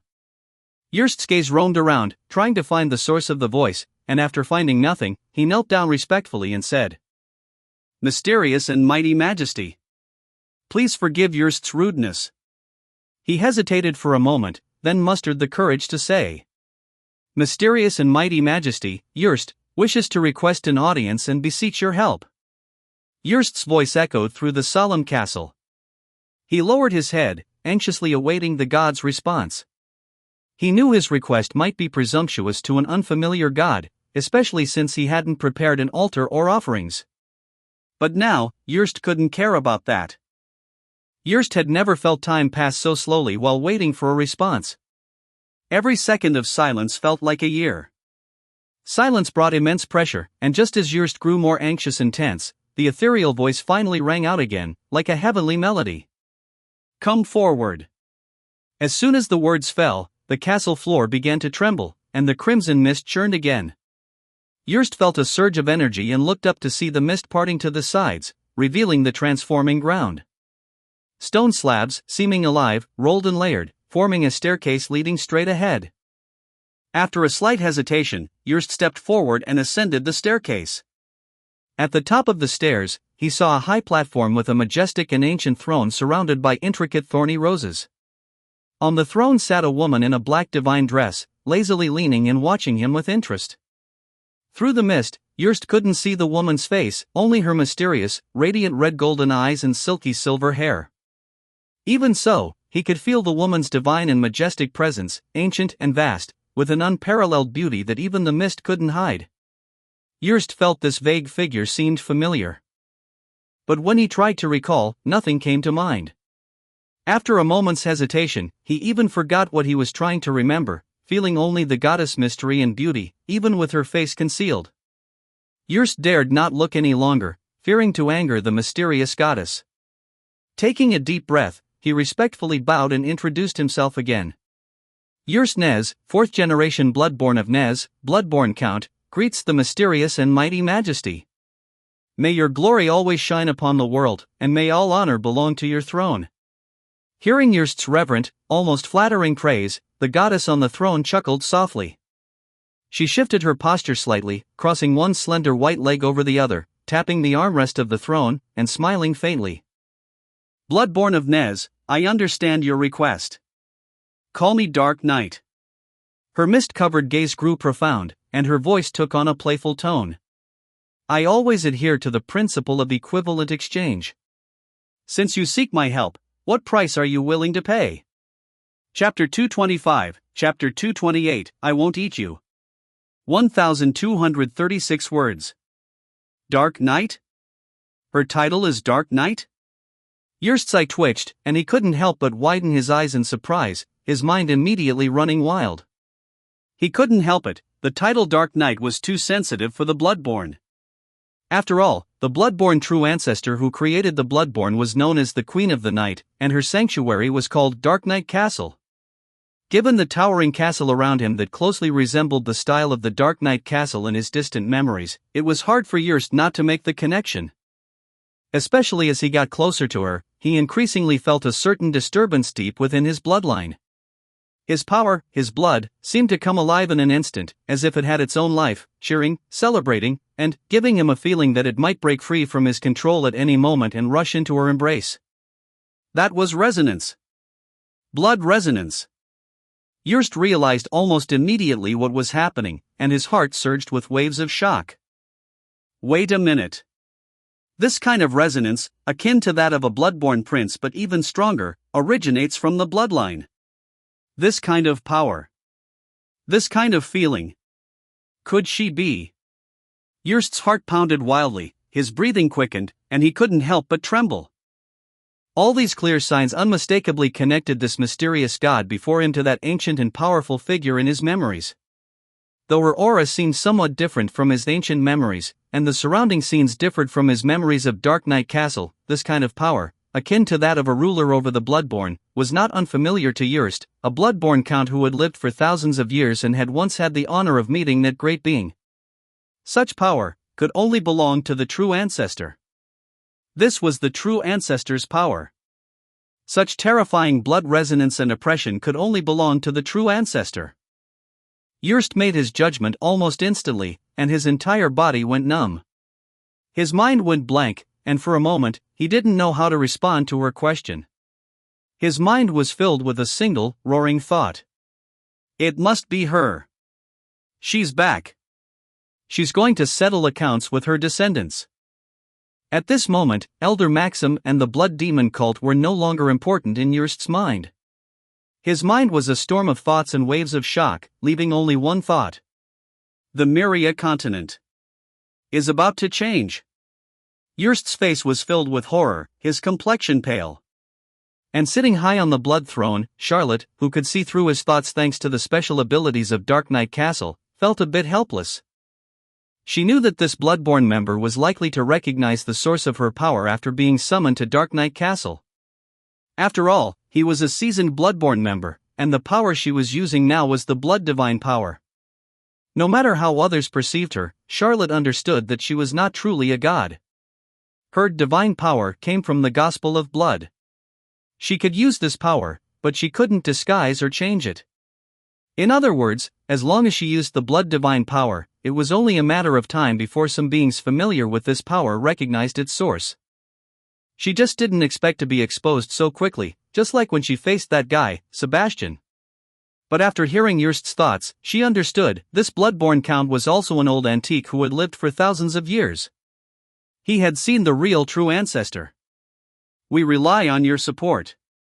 Read at https://novelplex.org.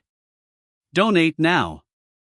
One had to admit, the Bloodborns really lived up to their reputation. As long as they didn't encounter any accidents, they could survive even longer than elves and dragons. Also, it turned out that Dark Knight Castle was the sanctuary of the true ancestor. It seemed that if she summoned others here in the future, she would have to completely change the environment and refrain from calling herself Dark Knight. Charlotte thought thoughtfully, summarizing the various issues exposed by this blood summoning. With the blessing of the Blood Divine power, her thinking speed was far beyond normal. At this moment, multitasking was not a problem. Of course, her main focus was still on Count Jurst. The chaotic thoughts in his mind revealed one piece of information after another, which piqued her interest, such as the internal strife of the Nez clan, the past of the Bloodborne true ancestor, and the conflicts between the true ancestor and the Bloodborne clan. However, it was clear that Jurst was now terrified by her. She could even sense his thoughts becoming increasingly chaotic and disordered, the information conveyed diminishing, commonly referred to as a mental blank. Clearly, even after thousands of years, the true ancestor's residual might still linger among the Bloodborne clan. Even a count could lose composure so dramatically. Charlotte thought for a moment and then smiled faintly. Blood descendant of Nez, what is your answer? The ethereal, lazy voice seemed to carry a power that could penetrate the soul, pulling Jurst out of his shock and fear. And with that came even greater fear. Oh, heavens! He had lost his composure in front of this being. Jurst was shocked, scared, and terrified. He now regretted it to death. If he had known that the being behind Castell was this entity, he would never have dared to pray to her, even if he became a blood slave. Facing Elder Maxim, he would lose his freedom. But facing this being, a single misstep could mean annihilation. Recalling the events of thousands of years ago, he had no doubt that his rudeness would be met with a supreme seal or a terrifying slap that could make a prince spin 1,080 degrees in place. Even after thousands of years, there were still several second-generation princes who had offended the true ancestor sealed in stone somewhere. Not to mention the current princes and their actions towards her. Recalling the countless attempts by various clans to diminish the true ancestor's influence, erase the true ancestor's faith, and hunt down the Bloodborne royalty to prevent her return, he felt a chill run down his spine. Charlotte felt the same chill. Good heavens, what had the Bloodborne true ancestor done to make the entire Bloodborne clan so hostile to her? Your Highness.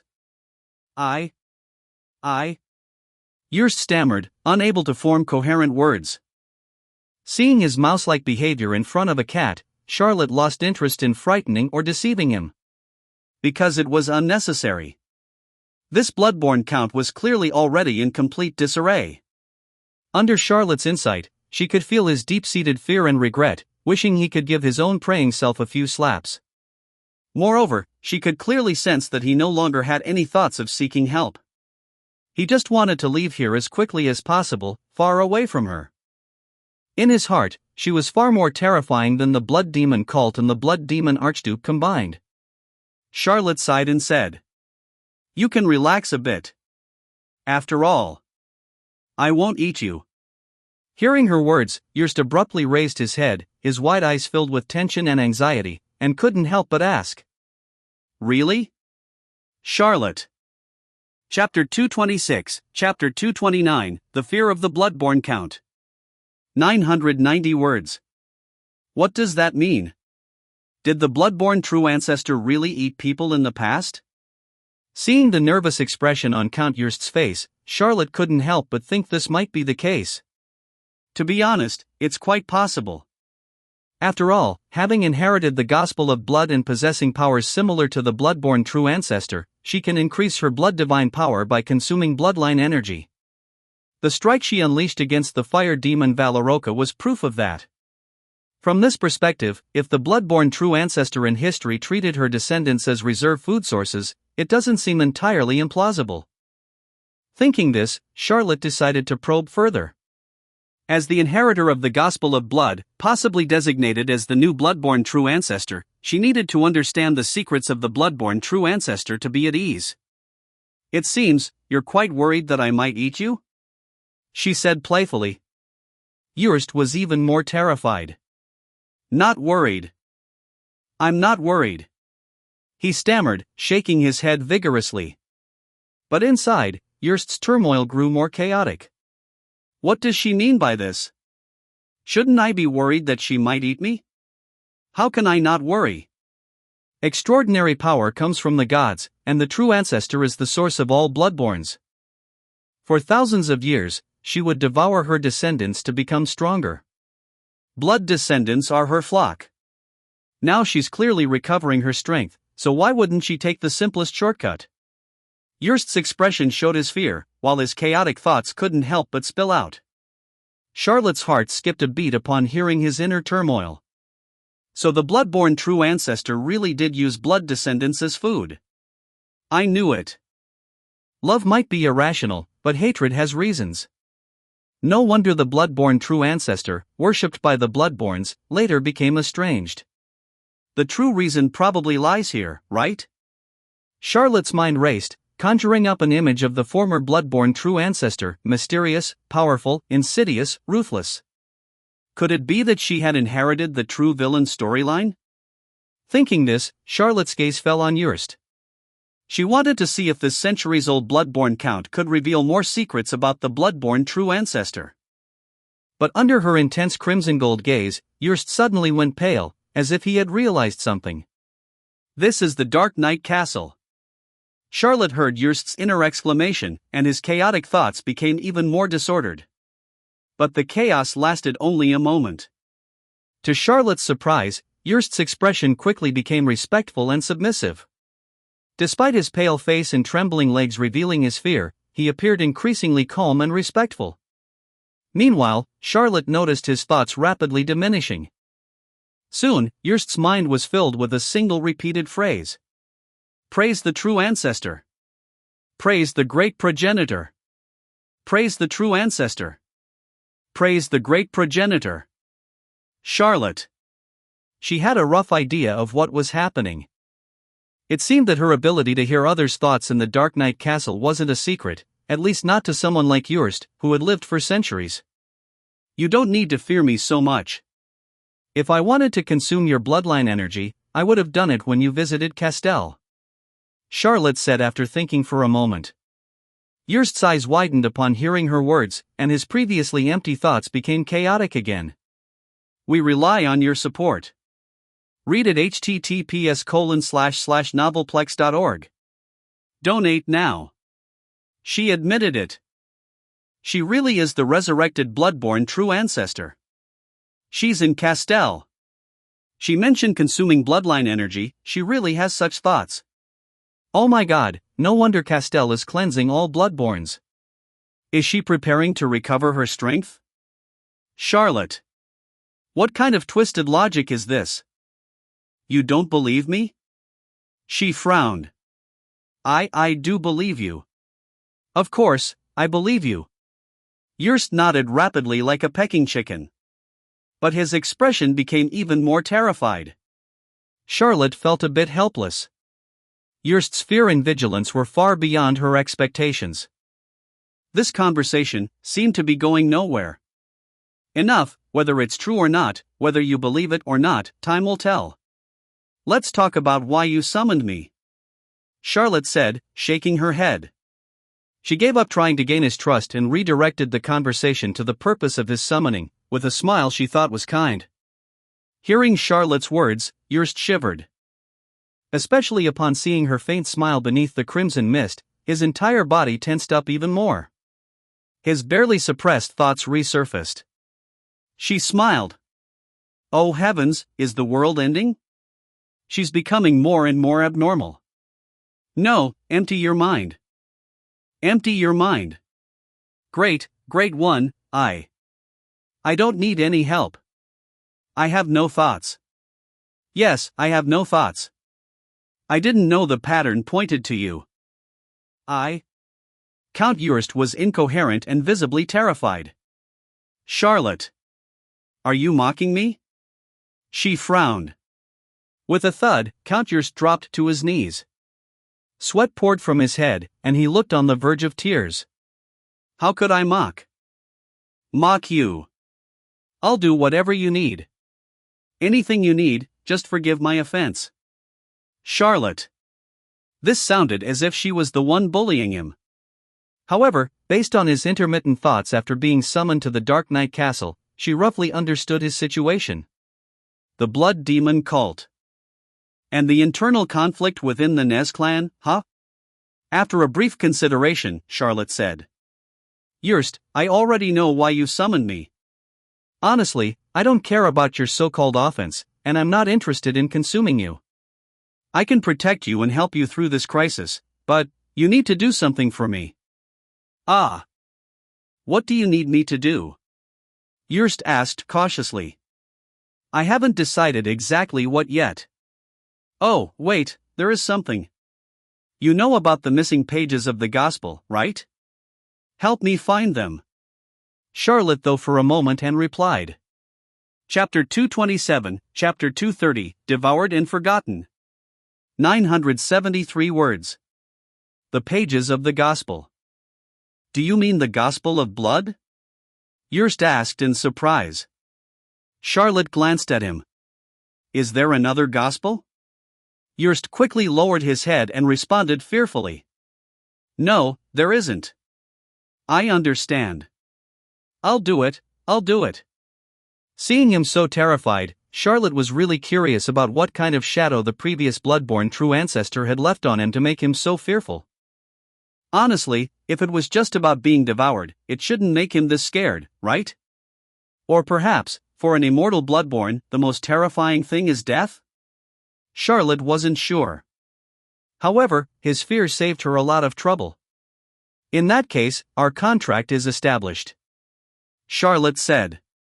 With those words, a radiant light flashed in her hand, revealing a goblet filled with crimson blood. She gently waved her hand, and the goblet floated towards Jurst. Drink it, as a witness to our agreement. The goblet contained the contract blood needed to sign a blood pact, initially prepared for Sherry, who had declined. Now, since Jurst had discovered her identity, signing a pact to bind him for secrecy was necessary.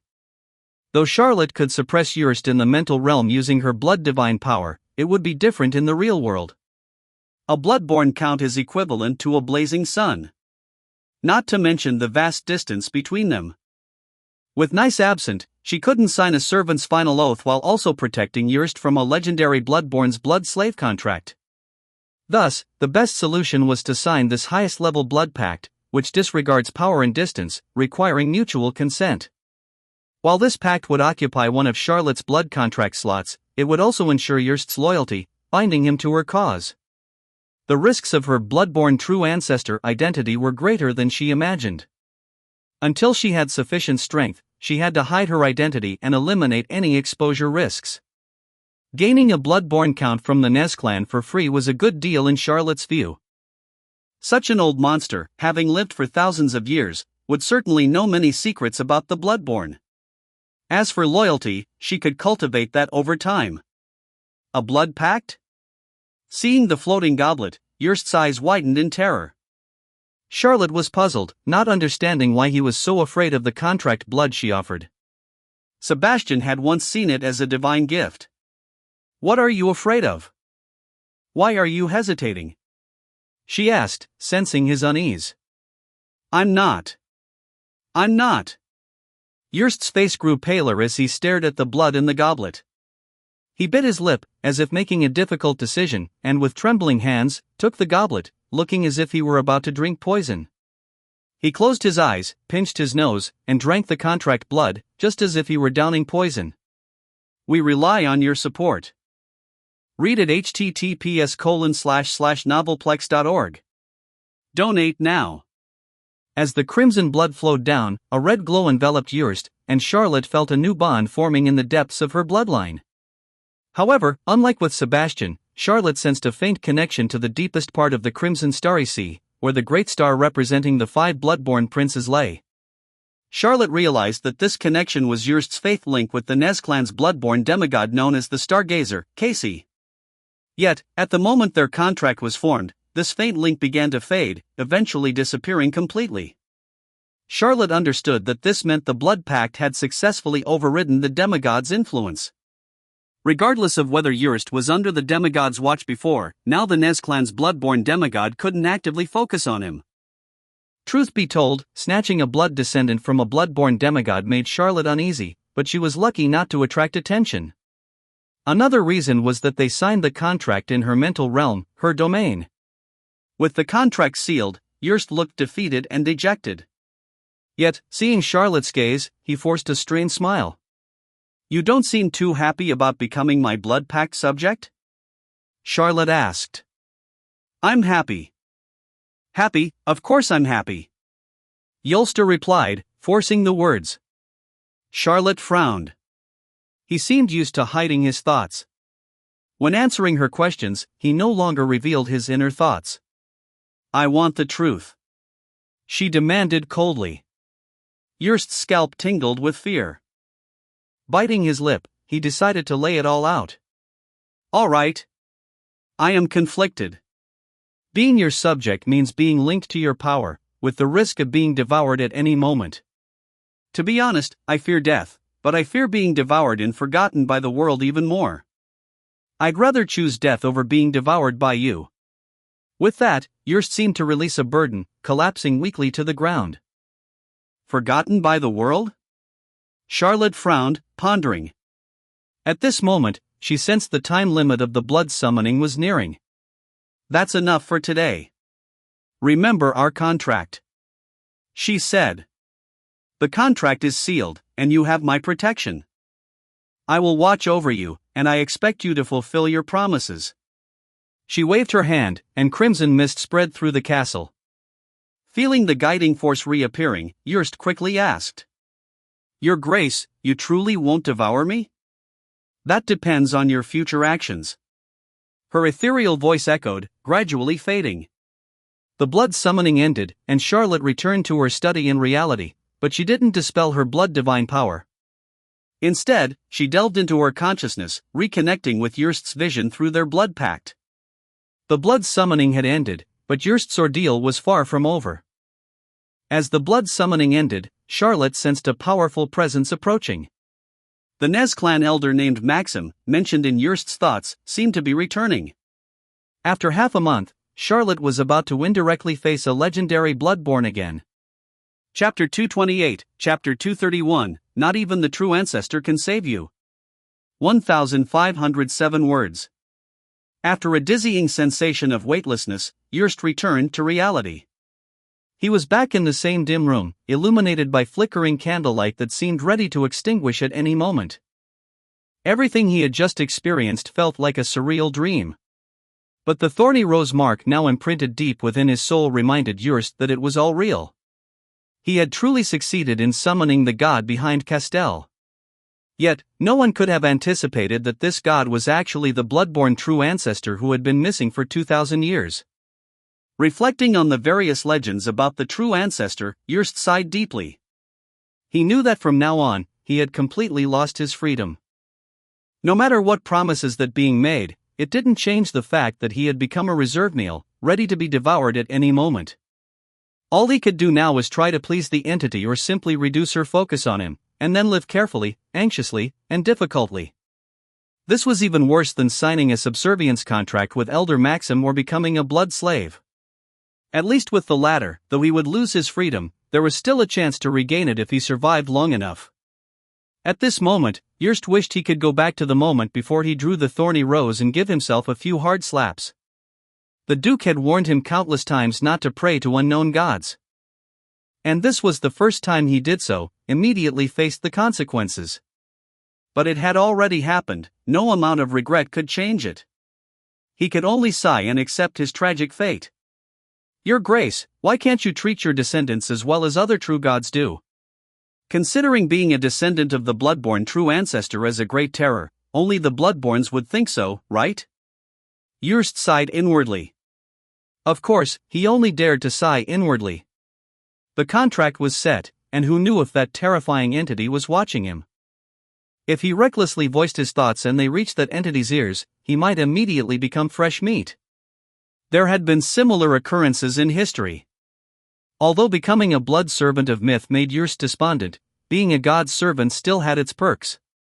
Back in reality, he noticed that his strength, unchanged for 1,000 years, showed signs of breaking through its bottleneck. Jurst felt that his current potential had increased. If he drank enough extraordinary blood and had a good rest, he might achieve a higher level of blood resonance, advancing his strength. Even if he couldn't become a duke, he could potentially reach the peak of what a count could achieve. This should have been a cause for celebration. But he couldn't feel happy. A shepherd naturally wants his sheep to grow quickly, well, and fat. Because that way, the meat would be plentiful and delicious. Thinking this way, Jurst felt even more depressed. However, despite his depression, now that he had become a blood servant, he was fully bound to the true ancestor's cause. According to the Nez clan records, the true ancestor's blood servant is considered her sibling. If the true ancestor were to fall, she could fully resurrect through her servants. Because of this, bloodborns who didn't want to see the true ancestor resurrected would naturally purge all her blood servants. For the sake of his own life and existence, Jurst had no choice but to help the resurrected true ancestor hide her identity and fulfill her various domineering demands.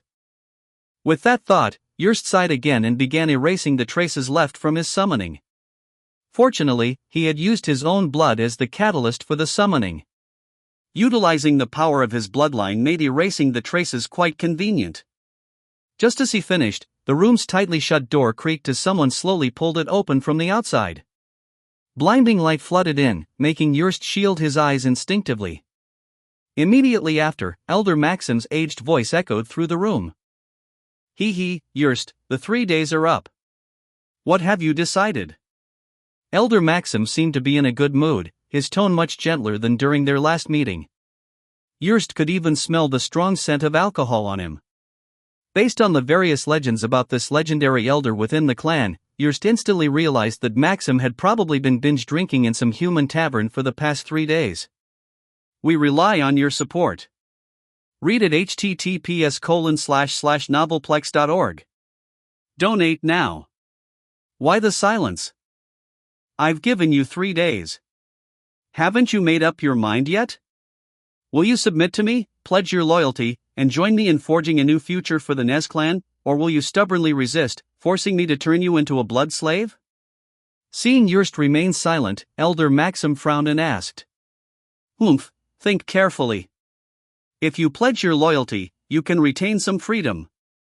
I might even promise to let you go once I control the Nez clan. But if you force me to make you a blood slave, I can't guarantee your will remains your own. Seeing Yrst still not respond, Elder Maxim's smile vanished, and he threatened with a stern face. Listening to him, Yrst slowly raised his head and looked at the legendary elder who had sided with the blood demon Archduke. Forcing loyalty or becoming a blood slave was a tremendous insult and unacceptable for a bloodborn who followed the elder. Yet at this moment, faced with Maxim's fierce coercion, Yrst felt no inner turmoil. He wasn't angry, he even felt like laughing. Of course, it was a cold laugh. It might even be a mockery. Submission contract? Becoming a blood slave? Forget it. These soul-binding contracts couldn't possibly work when his soul was already marked by the true ancestor's symbol. The domineering blood contract had even severed his connection to Lord Casey. No way a legendary elder could force a contract on him, not that his faith had been particularly fervent anyway. Yrst, now completely disheartened, had no interest in arguing or negotiating with Elder Maxim. With the true ancestor's return, internal conflicts within the Nez clan, or among the 5 major bloodborne clans, meant nothing, none would escape. However, seeing Maxim's condescending attitude, treating him as a plaything under complete control, Yrst felt a renewed sense of irritation. This irritation, mixed with the frustration of signing the blood contract, created a peculiar chemical reaction, making Yrst feel increasingly stifled and agitated, like fuel to a fire. Especially Maxim's arrogant demeanor, treating him with such disregard, ignited a rebellious spirit in Yrst, who had initially resigned himself to despair. To hell with it. The true ancestor may have the power to toy with me, but who do you think you are? A legendary duke stooping to underhanded tactics against a mere count like me? If you're so capable, face the Grand Elder and Duke Yorick head-on. Bullying a lowly count, what does that prove? Yrst cursed inwardly. And as he cursed, a thought struck him. His eyes flickered, and he suddenly sneered. Submission? Elder Maxim, I've thought for 3 days and nights, pondering what makes you worthy of my loyalty, but after all this time, I still can't find a single reason. Compared to who I follow, you are so weak, so pathetic, like a clown jumping around, making me sick. I have no interest in following weaklings. Someone like you only resorts to underhanded tricks behind the scenes. You don't even have the courage to challenge the one I follow. Becoming a blood slave? Please, even without using the desecration staff, I know how risky it is to force a loyal bloodborn into a blood slave. You're not offering me a choice. You're just insecure, afraid of exposing yourself before the one I follow. Your courage is tiny. You're not confident you can turn me into a blood slave without alerting my patron. Or rather, you're afraid of the one I follow. As far as I'm concerned, you can't even sever my existing blood contract. Yrst sneered, berating Elder Maxim with disdainful eyes. Maxim was about to explode from anger, especially after Yrst compared him to Duke Yorick. You insolent fool! How dare you defy a Duke Elder? Very well. Since you're so eager to become a blood slave, I'll fulfill your wish. I'll erase your will, twist your bloodline, and turn you into my puppet, the most miserable blood slave. Sever your contract? Fail to turn you into a blood slave? Humph. Today, I'll show you that not even the true ancestor can save you. Even the true ancestor herself can't preserve your bloodline connection. Elder Maxim growled, his eyes bloodshot. He pulled out the desecration staff, pointing it at Yrst, and roared. Blood contract. Dark red light erupted from the desecration staff. Simultaneously, Maxim's mental power surged like a tidal wave, channeling through the staff's glow, crashing toward Count Yrst's soul.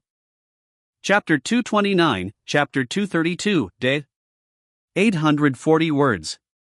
Elder Maxim was furious. As a legendary bloodborn who lived through the same era as Duke Yorick and was even a few centuries older, Elder Maxim had always hated Yorick. Despite having less seniority, Yorick was more favored by the gods and even blessed with a sacred artifact, being groomed as a divine reader.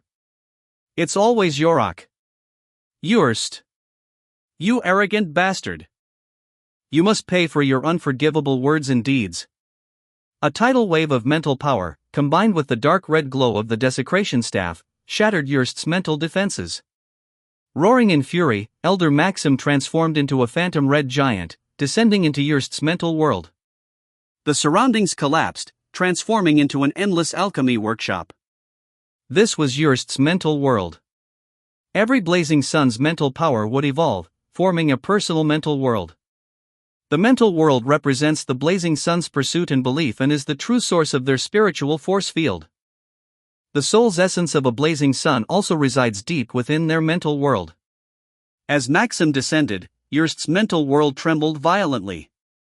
Magic books and alchemy tools flew at the red giant Maxim had become, instinctively repelling the intruder. Feeling the pale power, Elder Maxim's eyes flashed with disdain. While the owner of a mental world is omnipotent within it, this only holds if the intruder's soul isn't too powerful. But he was a legendary. With a mere wave, Maxim shattered the attacking magic books and alchemy tools, absorbing their pure mental power and strengthening himself. He then casually reached into the depths of Yurst's mental world, grasping the phantom figure representing Yurst's main consciousness and soul essence. The phantom, identical to Yurst in appearance, struggled but couldn't escape Maxim's grasp. Elder Maxim held Yurst's main consciousness like a chick, his gaze condescending as if mocking a powerless ant. His eyes were cold and his voice was icy. "Yurst, I'll take your remaining life."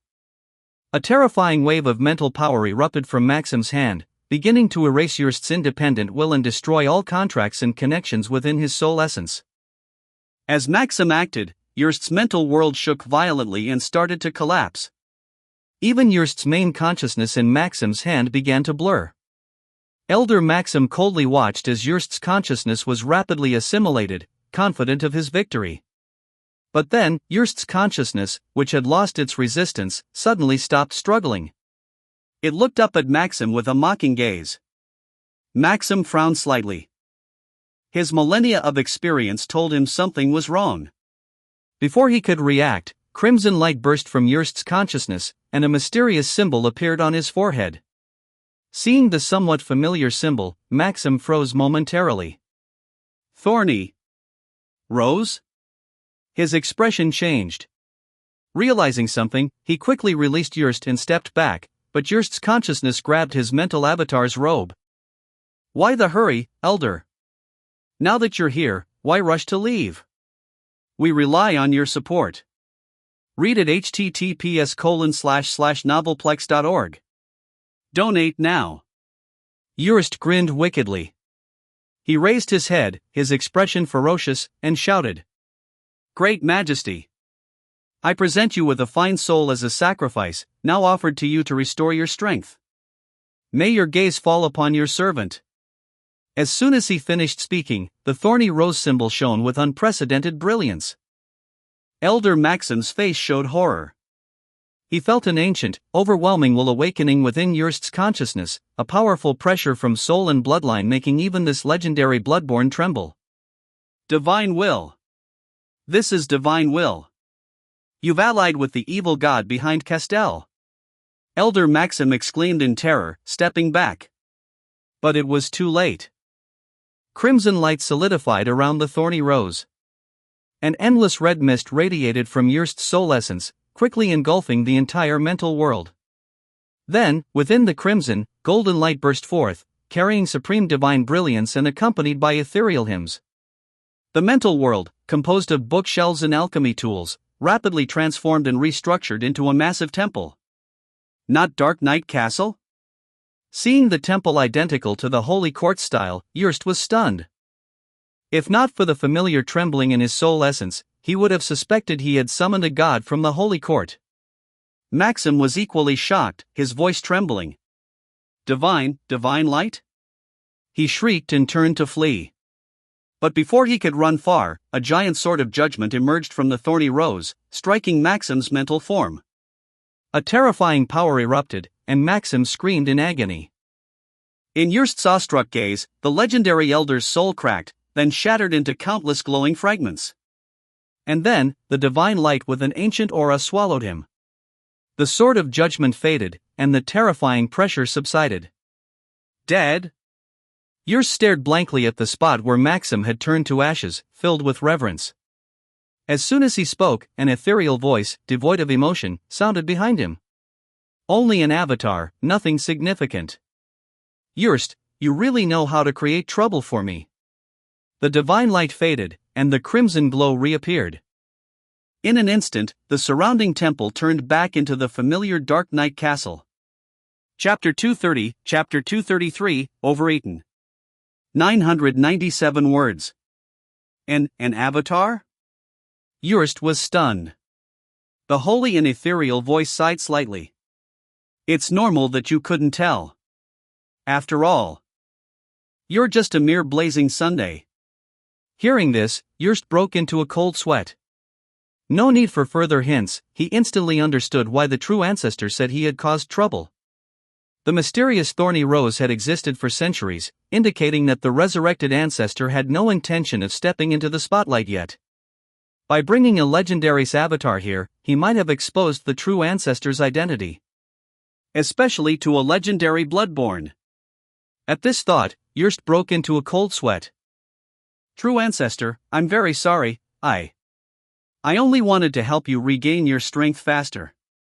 He stammered. Oh, is that so? Charlotte chuckled softly.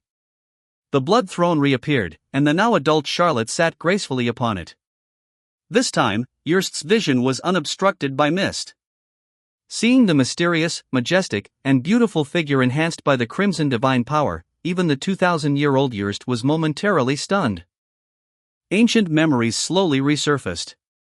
Although the passage of time had blurred his recollection of the ancestor's true appearance, who frequently changed identities, seeing her relaxed posture now made him feel that this was indeed the ancestor's true form. No, it was definitely the missing true ancestor.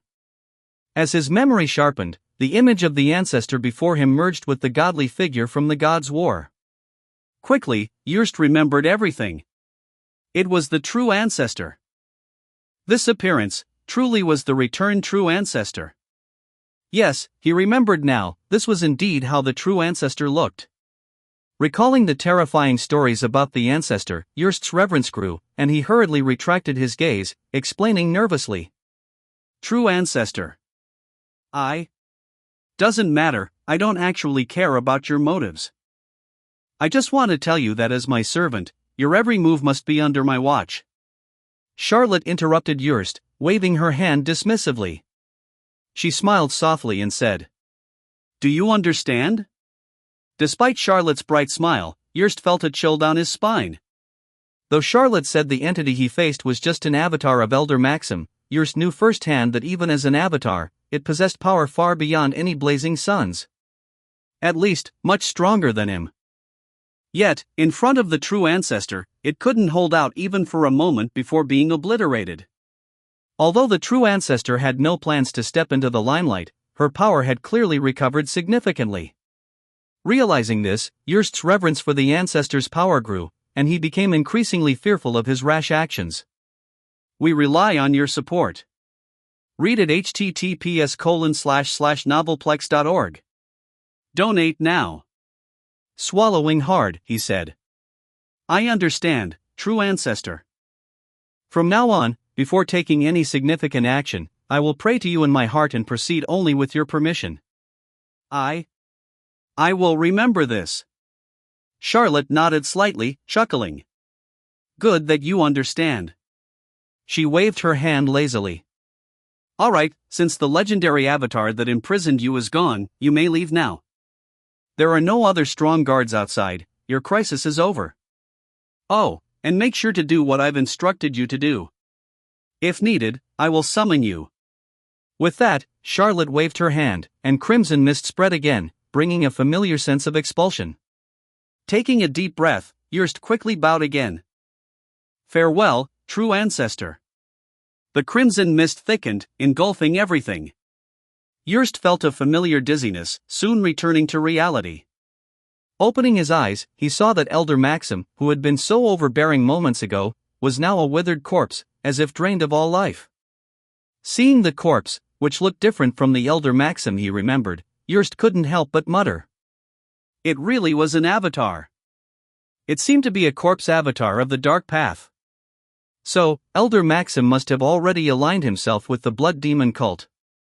Jumping over the corpse, Yrst flexed his arms, feeling the power that had been unsealed with the Avatar's death, deep in thought. Reflecting on his uncertain future, he sighed, opened the door, and walked out. That was close. I almost blew it. That legendary elder didn't discover my identity, did he? Alone in the mental world of the Dark Knight Castle, Charlotte sighed with relief, collapsing on the throne. The blood summoning of the Gospel of Blood allowed her to see all the bloodborne stars. When Elder Maxim was pulled into the Dark Knight Castle, she knew it was just an avatar. Thankfully, it was only an avatar. Otherwise, she wouldn't have been able to use the blood divine power and bloodline suppression to kill it instantly. However, she wasn't sure if the death of the avatar left any memories with the real body. Despite her calm facade, only Charlotte knew how much effort that one lethal strike had cost her. Her current strength after the true ancestor's liberation was at the saint level, comparable to a legendary. The bit of blood divine power accumulated over the past 6 months was almost entirely used up. Now, she had only a third of her divine power left, enough to maintain a full true ancestor state for less than 15 seconds. Of course, there were considerable gains. Killing Elder Maxim's avatar, Charlotte had used the blood-sucking power to absorb almost all of the avatar's energy, most of which went into the gospel. This time, the absorbed energy was much stronger than when she slashed the flame demon Valoroka. Although not fully digested yet, she believed that once fully converted, the blood divine power in the Gospel of Blood would be almost completely restored. Additionally, a small portion of the energy was transferred to Charlotte's body, making her feel as if she had taken a powerful tonic, with overflowing energy filling every cell of her being. She felt overeaten. Moreover, directly absorbing the avatar of a legendary bloodborne had seemingly caused another change in her bloodborne power. She seemed ready to advance. Chapter 231, Chapter 234, Advancement Process. 1052 words. Bloodborns are ageless and immortal, but it's very difficult for them to increase their strength. However, very difficult does not mean impossible. Through understanding bloodline resonance, bloodborns can still slowly increase their power until they reach the limits of their bloodline. Of course, this process is extremely slow, often taking years, even in the optimal state of deep slumber for comprehending bloodline resonance. Dark, wild, flesh and blood, mental, insight. These 5 bloodline resonance paths represent the 5 ascension routes for bloodborns. Breaking through any of these resonance paths means a bloodborne can advance further. Since reaching the Starry Sky tier, Charlotte had spent over a year practicing various bloodborne techniques acquired from the blood demon cult, dedicating at least 2 hours daily to meditation. After more than a year, with the help of the Gospel of Blood, Charlotte's bloodline resonance and the Tree of Ascension had all reached the Starry Sky tie. The Dark Path, in particular, had become increasingly profound with repeated use of necromancy spells. Now, by directly devouring the avatar of a legendary bloodborne, Charlotte's dark resonance, which was only a step away from completion, finally reached its peak. Overflowing bloodborne power surged within her. As Charlotte delved into her consciousness, she saw the light path representing the dark path on the Tree of Ascension finally opening a route to the second layer. Charlotte's thoughts stirred. Devouring the bloodborne's power seems to bring not just an energy change, but also an understanding of the bloodline path. She pondered and then opened the Gospel of Blood in her consciousness. Sure enough, a new text had appeared on the last page of the Dark chapter, detailing a method for crafting a bloodborne avatar. Its name was Advanced Corpse Puppet Technique. Reading the description of this bloodborne magic, Charlotte quickly recognized it as the method Elder Maxim used to create his avatar. However, the crafting process was extremely cruel and inhumane. Just reading the descriptions made Charlotte frown and close the Gospel. Dark path magic was indeed sinister, matching the crazed and evil image of the blood demon cult. It seems the Gospel of Blood can regain its original power not only by collecting pages but also by absorbing bloodborne power. Charlotte mused, realizing she had found another way to increase her power besides collecting pages. She could use the power of the Gospel to devour other bloodborns, thus enhancing her strength and deepening her understanding of bloodline resonance. But despite discovering this method, Charlotte did not feel overly excited. On the contrary, she felt some hesitation. The power of devouring was too sinister. Having lived 2 lives, Charlotte never believed in true shortcuts.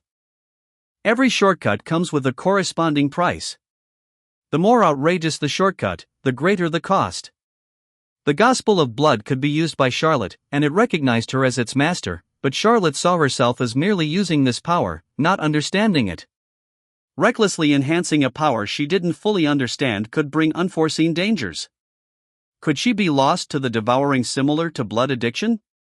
Charlotte didn't know the answer. However, after careful consideration, she decided that this method couldn't be used as a quick means to enhance her power.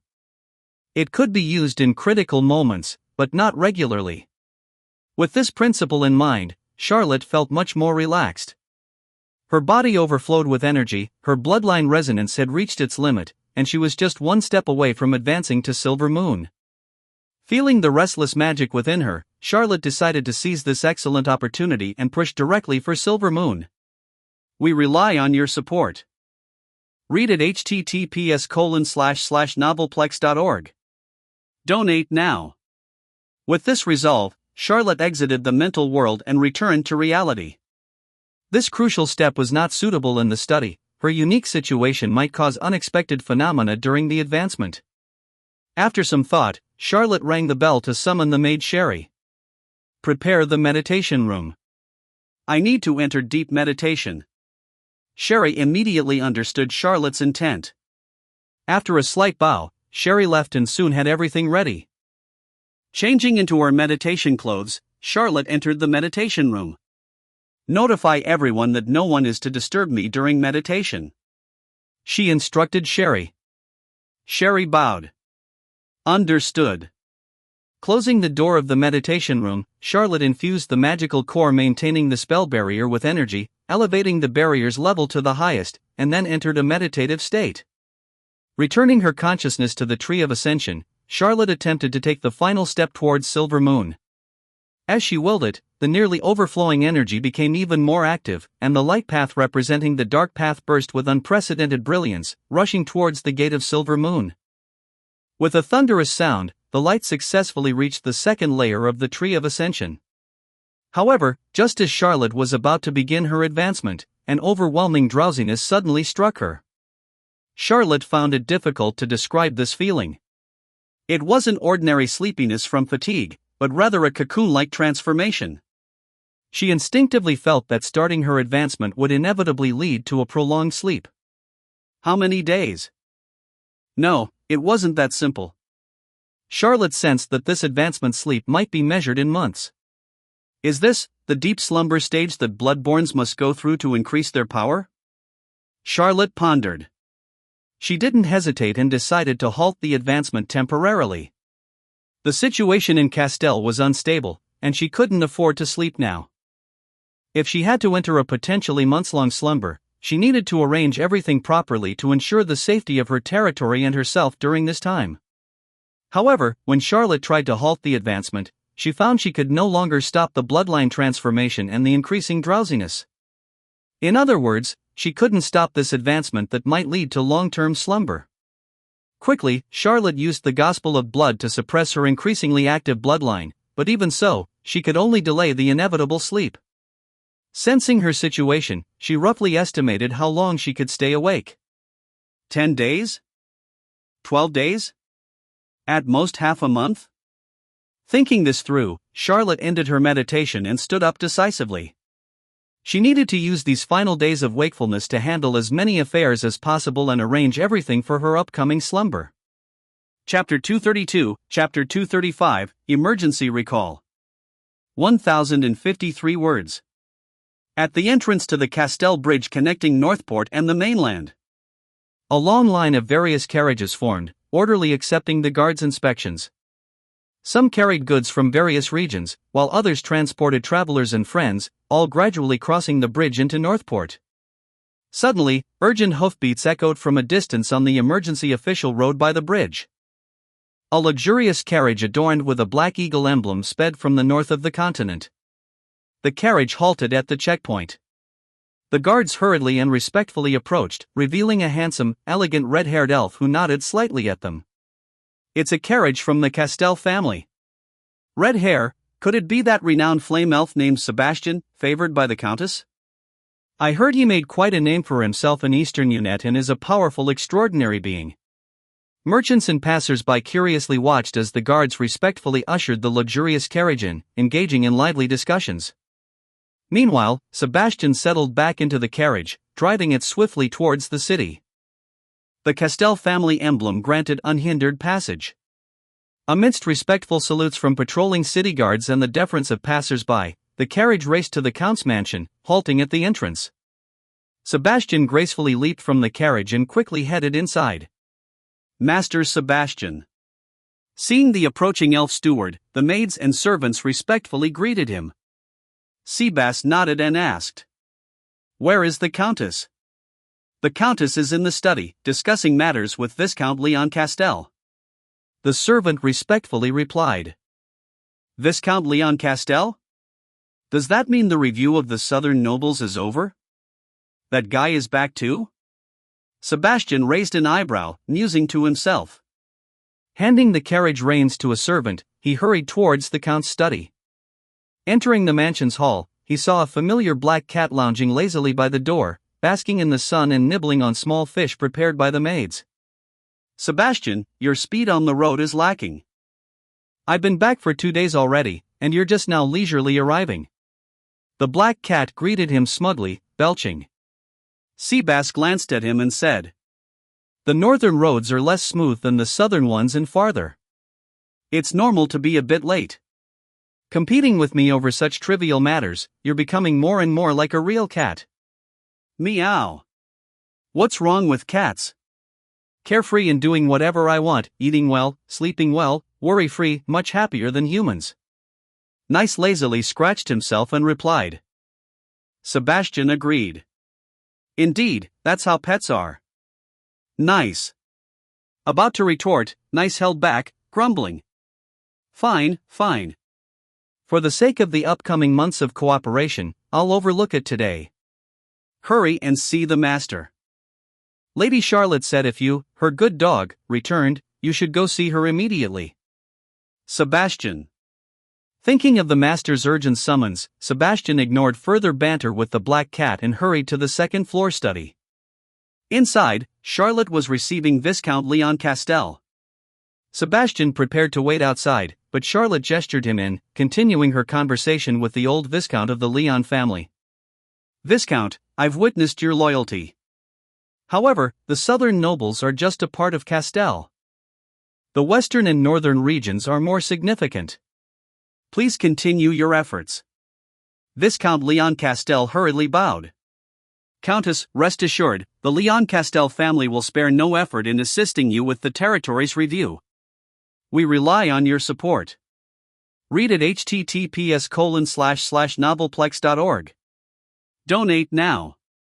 Charlotte nodded. "I believe you can do it well. Continue to strive."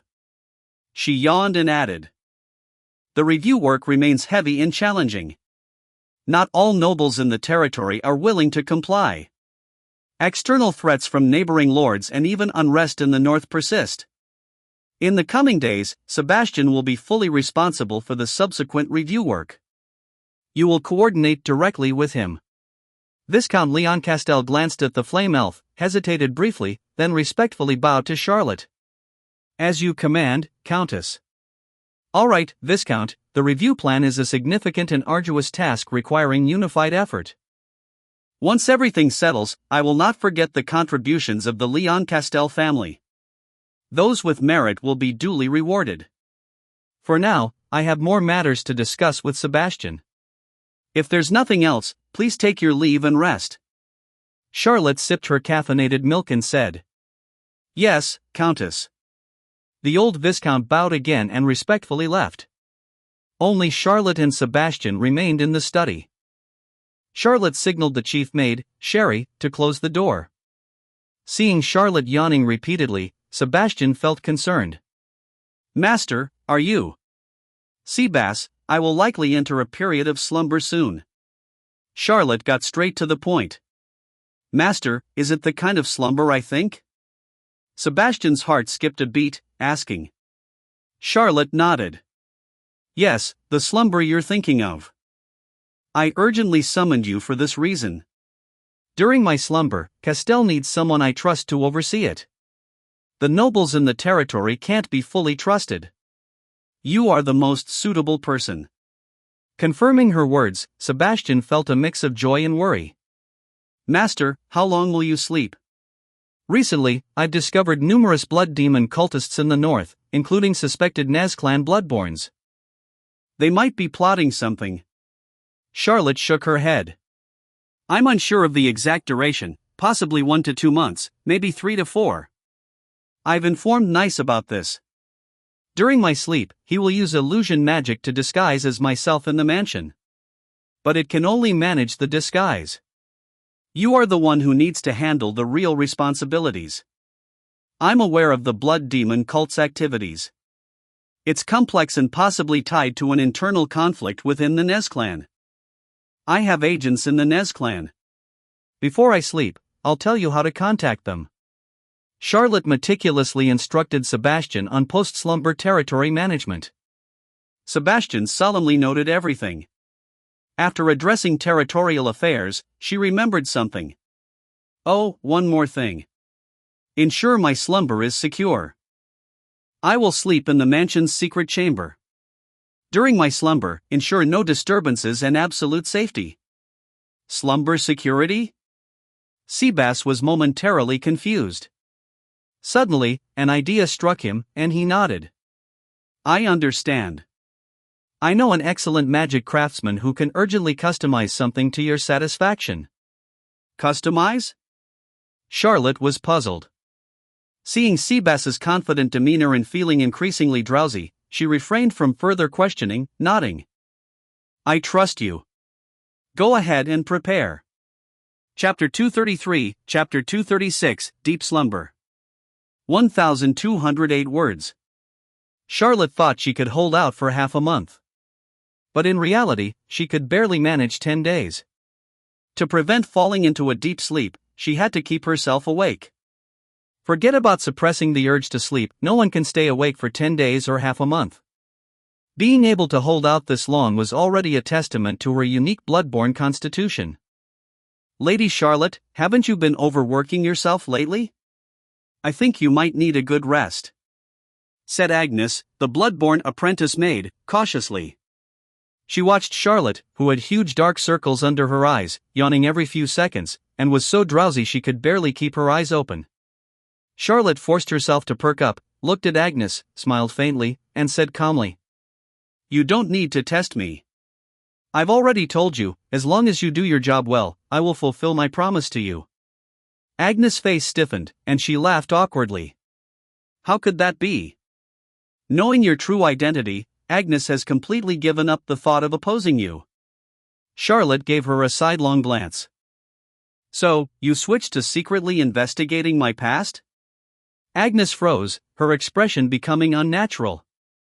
Charlotte sighed, rubbing her temples as she handed a signed appointment letter for the new mayor of Northport to Agnes. Deliver this appointment letter to the city hall. From now on, you and Lahel will follow Sebastian's orders. Although Agnes had chosen to submit to her, she still had her own little schemes. Charlotte thought it was a potential risk if she couldn't keep an eye on Agnes during her sleep. So, Charlotte decided it would be best to let Sebastian manage her. She trusted Sebastian, her elven butler who had once built the largest underground gang in Bord, to handle this. Hearing Charlotte's order, the bloodborne girl hesitated. But seeing the determined look on Charlotte's face and recalling the terrifying power she had felt in the mental realm, Agnes finally swallowed her objections, obediently nodded, and left the study. After sending Agnes and Lahel to work under Sebastian, Charlotte resolved yet another problem before her slumber. She picked up what must have been her nth cup of milk coffee that day and downed it. However, after so many days, the coffee's stimulating effects were significantly diminished. No matter how much she drank, it was difficult for Charlotte to focus as she used to. The new mayor of Northport has been chosen, the plans and directions for the next few months have been roughly agreed upon with Sebastian, and I've even given early warnings to Viscount Remigio. If there's a rebellion in the territory, Castell can count on external aid from the Remigio family. I haven't received any new information from the Nez clan, but I've told Sebastian how to contact Count Jurst. The biggest risk is probably the legendary Bloodborne named Maxim. Having lost an avatar, I'm not sure if the avatar's memories will be shared with the main body. But it shouldn't be a big problem. After all, I swapped the Dark Knight Castle to the Holy Courts Cathedral back then, so my identity shouldn't be exposed. By listing things out, I've done all I can. All foreseeable arrangements have been made. Castell is vast, I can't manage everything personally. From here, it's up to Sebastian. According to the timeline, the safety preparations Sebastian mentioned for my sleep should be almost ready. With that in mind, Charlotte put down her quill. She stood up and walked toward the secret room in the Count's mansion. The secret room was located in the Count's bedroom, known only to Charlotte, Sebastian, and perhaps Nice. Sebastian was a blood servant bound by a blood contract, and Nice was bound by a servant contract. Neither could betray Charlotte, even if she fell asleep. When Charlotte entered the bedroom, Sebas was making some final preparations, and the increasingly plump black cat Nice was beside him. Seeing Charlotte, Sebastian bowed gracefully. "Great master, your timing is impeccable. Your resting place is ready." "Resting place?" Charlotte was puzzled. Sebastian nodded. "We rely on your support. Read at https://novelplex.org. Donate now." Yes. A resting place. Crafted by the finest elven artisans of Luna Island. It is absolutely secure, absolutely luxurious, and perfectly befitting your status. Rest assured, I did not expose your identity. The artisans did not know who I was. Crafted? Custom made? Charlotte was taken aback. She suspiciously entered the secret room, where she saw a luxurious black coffin. Charlotte. Great master. Sebastian followed her inside, enthusiastically introducing it. This coffin is named Eternal Heart. It is made from the core branches of the Millennium Life Tree on Luna Island, inlaid with 6,000 high-grade mana crystals. It is reinforced with 12 high-level permanent spells, making it immovable even by legendary beings. The carvings and thorny rose patterns on its surface were crafted by the best elven carvers. The paint is a mixture of dragon blood and bone powder, providing extraordinary magical and spiritual effects. Inside, I've prepared the finest silk from the Far East, ensuring softness and comfort. Fresh sleep roses and calming flowers are placed all around to aid you in deep meditation. The more Sebastian introduced, the more excited he became. Meanwhile, Charlotte's face darkened. "All this preparation was for a coffin?" she asked, her mouth twitching. "Are you dissatisfied?" Sebastian asked, confused. He hesitated, then cautiously added, "Master, this is the best coffin the artisans of Luna Island could produce in a short time. The elves there often collaborate with the Bloodborns of the Nez clan, and their skills in this area are quite exceptional." Charlotte shook her head, her expression odd. "No, I wasn't expecting a coffin." Sebastian was now the confused one. "Isn't that what you wanted? Aren't coffins the traditional resting places for Bloodborns?" Charlotte. She gave Sebastian a speechless look but found herself unable to argue. Feeling the overwhelming drowsiness, she sighed. "Fine, a coffin it is." Though the idea of sleeping in a coffin was abstract and ahead of its time for Charlotte, she had no better choice due to time constraints. And despite it being a coffin, it seemed like a pretty good resting place based on Sebastian's description. Sebastian indeed put a lot of thought into it.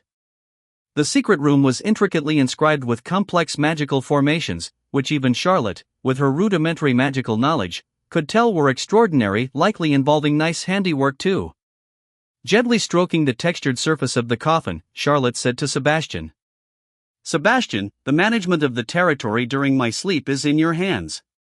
"Of course, great master. Your loyal Sebastian will protect Castell and await your return." "Me too." Me too. The black cat nice added proudly, puffing up. Charlotte nodded slightly, satisfied with her two loyal followers. I leave everything to you both. Reaching her limit of resisting sleep, Charlotte decided not to hold on any longer. After bidding farewell to her followers, she shut the secret room door, changed into a nightgown, and lay down in the coffin. As soon as she lay down, the overwhelming drowsiness took over. Within a few breaths, Charlotte fell into a deep slumber. Chapter 234, Chapter 237, Awakening. 1042 words. Charlotte didn't know how long she had slept. When her consciousness resurfaced, she was awakened by the sound of the wind howling and the biting cold. Slowly opening her eyes, what she saw was not the lid of the coffin inlaid with luminous crystals. Instead, it was a roof made of grass, stones, and wood. Charlotte was lying on a pile of dry grass, covered with a dirty, gray-black sheepskin blanket. The fierce wind caused the roof to creak as if it could collapse at any moment. Flickering firelight cast a dim glow over everything, and she could hear the crackling of burning wood and smell the musty scent of burning wood and vegetation. Snowflakes drifted in through the gaps in the roof and windows, landing on Charlotte's small face, cold and crisp, gradually waking up her sluggish thoughts. Looking at the unfamiliar straw hut, Charlotte was confused. Wait a minute. Wasn't she sleeping in a coffin? Where was this place? Charlotte tried to get up, but her limbs were so sore and stiff that it felt as if they hadn't moved for centuries. Unwilling to give up, she attempted to use her magic, only to be shocked to find that her magic had disappeared. This discovery sent a chill through her, and she struggled to get up despite the pain and stiffness in her limbs. Ah, you're awake. A hoarse, deep voice sounded nearby, in an unfamiliar accent, instantly putting Charlotte on alert. Like a startled rabbit, she looked toward the source of the voice. By the burning campfire, she saw a tall figure clad in animal skins, carrying a bow and a hunting knife.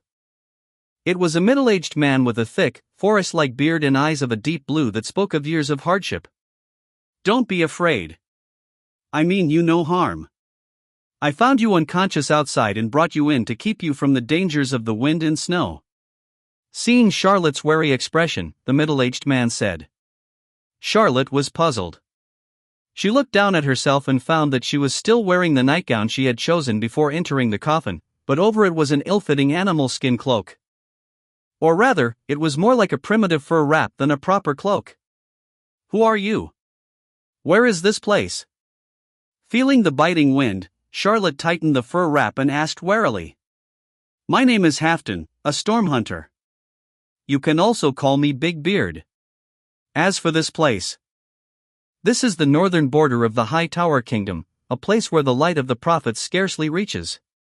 The middle-aged hunter replied. High Tower Kingdom? Charlotte was even more confused.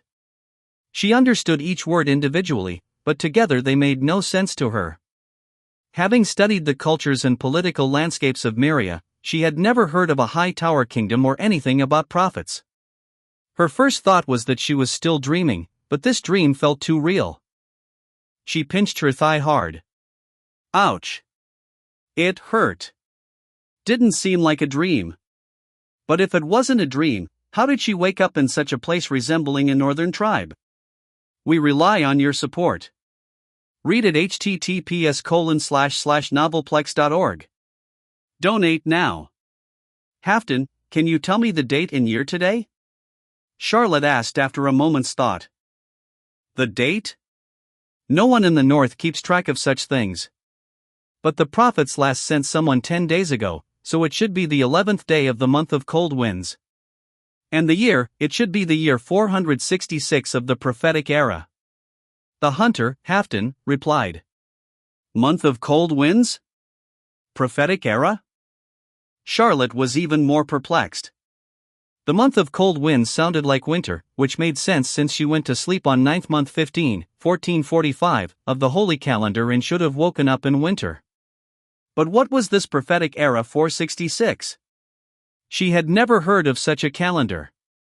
Since the establishment of the Unit Empire supported by the Holy Court, even the stubborn elves had changed their calendar, so where did this prophetic era come from? Could it be that she transmigrated again after falling asleep? But that didn't make sense either. The language was familiar, albeit with a rough and obscure accent. It was indeed the common tongue derived from the elven language of Myria. Or perhaps, she had slept for an unknown number of years? Seeing Charlotte's bewildered expression, the hunter, Halfdan, hesitated and asked. Judging by your clothing and appearance, you shouldn't be from the north. Are you a follower of the prophets?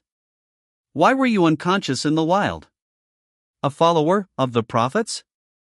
Charlotte was confused, not understanding what he meant. After thinking for a moment, she lightly shook her head and said, Don't know. It seems like I can't remember much.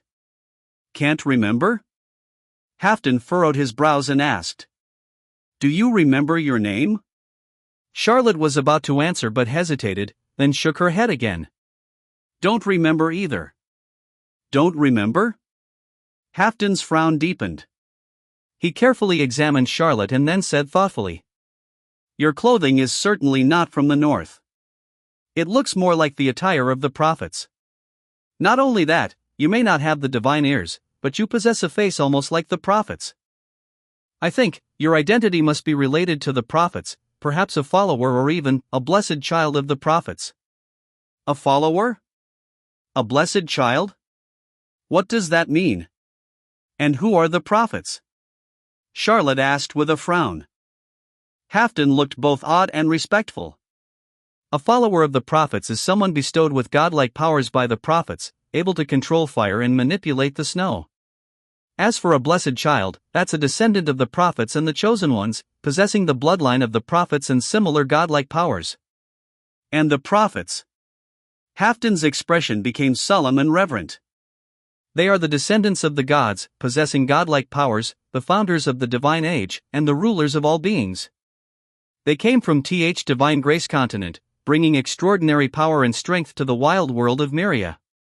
Chapter 235, Chapter 238, Traversing Thousands of Years. 1,120 words. The piercing wind howled outside, the sky was gloomy, and the rolling clouds resembled a stormy sea, surging like tides. Charlotte, draped in a black animal fur skin, sat by the campfire, holding a wooden cup filled with hot water, listening to Halfdan introduce everything about this country.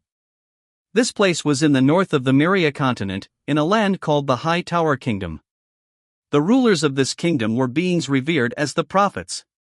They possessed divine beauty and powers surpassing mortal comprehension.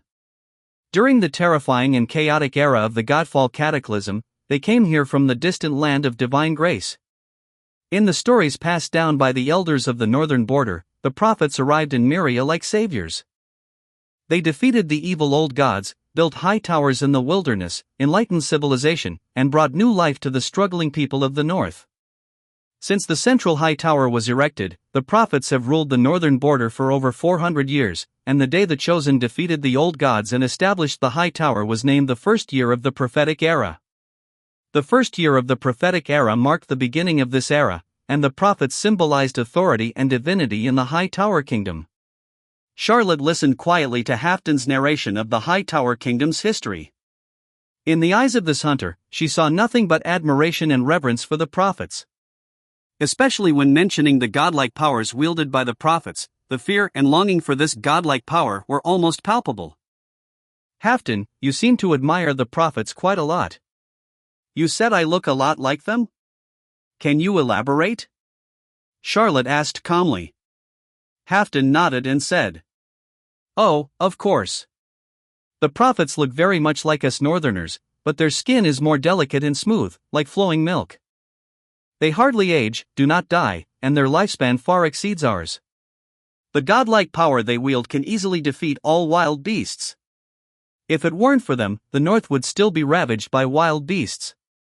Without them, countless northerners would have perished under the ice storms of the old gods and the claws of the wild beasts. Oh, by the way, the most notable feature of the prophets is their pointed ears. It's said that this is the mark of the great singular divinity, the moon goddess Artemis, symbolizing nobility, and divine grace, the divine ears. But hearing this, Charlotte, who was about to sip her hot water, sprayed it out. Cough, cough, cough, cough, cough, cough. She coughed violently, looking at Halfdan with an odd expression. Pointed ears, and the moon goddess Artemis? That's right, did you remember something? Halfdan asked. Charlotte's eyes flickered slightly as she asked calmly. Are the prophets you're talking about elves? Elves? Halfdan was puzzled, looking confused. No, it's nothing. We rely on your support. Read at https://novelplex.org. Donate now. Charlotte shook her head. However, her heart was not as calm as she appeared. The moon goddess Artemis. Charlotte was not unfamiliar with this god. In the year she had spent after transmigrated, she had read many books about Meria and knew that the traditional god worshipped by the elven race was the moon goddess Artemis. Combining Halfdan's account of the Hightower Kingdom's history with the various historical records of the continent she had read over the past year, Charlotte suddenly had an extremely absurd guess. Could it be that she had traveled thousands of years into the past upon waking up? This absurd guess was not without reason. Although the historical records passed down by various races and beliefs of Meria were often different and their accounts of their respective gods were clearly beautified and mutually conflicting, there were some periods universally recognized by mainstream historians. Meria's history, according to the most accepted view among historians, began with the appearance of the elves and could roughly be divided into the Elven era, the Mythical era, the Blood Moon era, and the Holy era.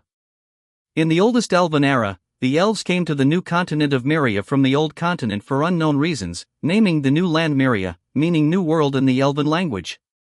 They established a splendid elven civilization, directly causing the awakening of the old gods slumbering across Meria, leading to the start of the Mythical era. During the Mythical era, elves and old gods waged war, during which new gods ascended to the divine thrones. Ultimately, the brilliant elven culture declined in the war, and the rising new gods and old gods waged a chaotic divine war that lasted hundreds of years. To win the war, the gods shared their powers with mortals, leading to the emergence of extraordinaries. Eventually, the moon goddess Artemis, who led the elves to Meria, the blood-born true ancestor eternal night monarch, and the sea king Oceanus achieved final victory, gaining dominion over the gods. Though victorious, the moon goddess Artemis chose to withdraw from the world due to the decline of the elves. The eternal night monarch and Oceanus respectively controlled the continent and the ocean of Meria. The sea, home to seaborne monsters, remained far from civilization, while the continent became the true center of the world. With the continent under control, the Bloodborne rose, marking the beginning of the nearly 1,000-year-long Blood Moon era in Meria. Later, the disappearance of the Bloodborne true ancestor, internal strife among the Bloodborne princes, and the rise of the creator god Harald led to a 1,000-year holy war. The ancient creator god revived, suppressing all enemies with overwhelming power and unifying the entire continent. The gods withdrew, and Meria entered an era of human rule under the Holy Court.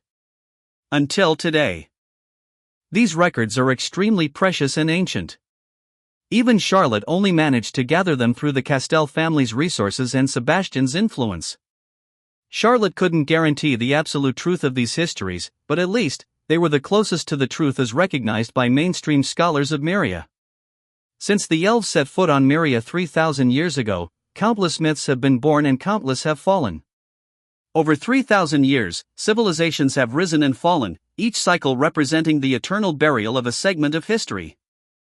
Facts and truths sometimes even the gods might not fully grasp. At this moment, based on Halfdan's account, Charlotte formed a bold and crazy hypothesis. Could it be that she had awakened after traveling back to the time when the elves had just set foot on Meria, in the overlapping period of the Elven era and the Mythical era, 2,000 to 3,000 years in the past? Chapter 236, Chapter 239, Blessed One of the Prophets. 1,361 words. Charlotte was shocked by her own guess. Of course, a guess is just a guess, and she needed more information to confirm the facts. The blizzards in the northern borders are curses from the gods. Once they start, they last at least 3 or 4 days. We will probably have to stay here during this time. Miss, if I may address you as Miss, if you want to know more information, you can come with me to our tribe's camp after the blizzard ends to find the priest elders. Our priest elders often deal with the prophets and should know more. They might help you recover your memory. Seeing Charlotte deep in thought, Halfdan sincerely suggested. Priest elders who often deal with elves. Charlotte pondered. After a brief consideration, she nodded slightly. Thank you. Having lost her internal magic, unable to even enter the world of consciousness, Charlotte was currently in an unprecedentedly weak state. She indeed needed a relatively safe environment to familiarize herself with this era and find a way to regain her strength. Only by regaining her strength would she have hope of finding a way to return to the other era. You don't need to be polite. Actually, helping you is also for my own sake. In my view, you are very likely to be a follower of the prophets. If I can help you, I might be rewarded by the central tower. My divine bow hasn't been maintained for a long time, and I'm running out of divine arrows. Without the blessings from the central tower to replenish its divine power, it will be difficult for me to complete my hunting tasks this winter. Halfdan explained. Divine bow? Divine arrows? Charlotte was intrigued, glancing at the longbow placed beside Halfdan. In fact, she had noticed this longbow when she woke up. Unlike Halfdan's worn and primitive beast-hide coat, this longbow appeared much more exquisite, quite out of place with his personal style. Initially, Charlotte hadn't paid much attention to it, but now, hearing Halfdan's terms, she couldn't help but take a closer look, noticing some elven craftsmanship on the bow. It looked like an enchanted weapon. Under Charlotte's gaze, Halfdan picked up the longbow. Yes, this is it. Unlike the prophets and the blessed ones, we do not possess the power of the gods. We can only rely on the weapons granted by the prophets to deal with the cursed wild beasts. The central tower protects us, grants us divine weapons, and we use these divine weapons to hunt the wild beasts and offer tributes to the prophets. If I fail to complete my hunting tasks, my family and I will lose the qualification to use the divine bow, and it will be reclaimed. Such a terrible result is something I cannot bear. Elves bestow enchanted weapons, and mortals use them for hunting and offer tributes to the elves. Charlotte raised an eyebrow. But soon, she noticed an issue. Enchanted weapons can only be used by extraordinaries. The hunter in front of her was clearly non-awakened, so how was he using this enchanted longbow? Halfdan, may I see your bow? Charlotte asked calmly. Oh, of course, but please be careful. It's no joke to say that my family's survival depends on it. Halfdan said. He carefully wiped the longbow, gently holding it as if it were a treasure, and handed it to Charlotte. Charlotte took the longbow and examined it closely, quickly noticing familiar inscriptions. They were in Elvish. This was indeed an enchanted weapon. Sharpness, lightness, enhancement. Following the fragmented knowledge she had gained after her transmigration, Charlotte read the enchantment inscriptions aloud with proper intonation. As she recited, the longbow emitted a faint glow, and Charlotte sensed a familiar power emanating from it. In addition to magic, Charlotte even felt a vigorous life force emerging from a crystal embedded in the side of the bow. It was similar to the energy she acquired when drinking extraordinary blood. However, unlike the exquisite flavor of the extraordinary blood Sebastian found for her, the life force from this crystal was much more chaotic and wild, and the taste was not pleasant. But this was enough to excite Charlotte. Life force was an excellent supplement for Bloodborne, effective in replenishing magic and enhancing bloodline strength.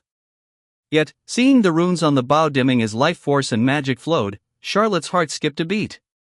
She quickly stopped her incantation to prevent further depletion of the bow's power. She wanted to examine the enchanted weapon, not destroy it. Regardless of how much strength she could regain from the scant energy in the bow, she felt she shouldn't damage Halfdan's enchanted weapon considering he had saved her. This was her principle. Understand the divine language? You can use the divine bow? Seeing the glowing bow, Halfdan widened his eyes in astonishment. Charlotte glanced at him and nodded. It seems. I can use it to some extent. Halfdan immediately became excited. A blessed one of the prophets. You must be a blessed one. Only the prophets and the blessed ones can master the divine language and use the divine bow freely.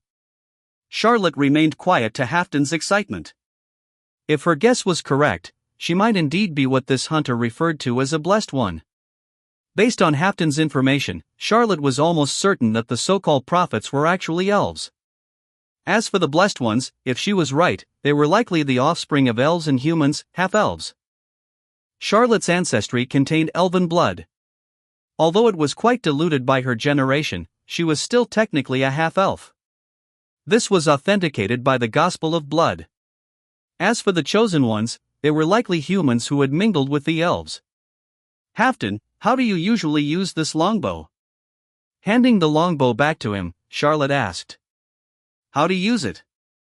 Naturally, through the divine engraving. Unlike the prophets and the blessed ones who can flexibly use divine power, we can only use it indirectly through the divine engravings bestowed by the tower. Halfton said.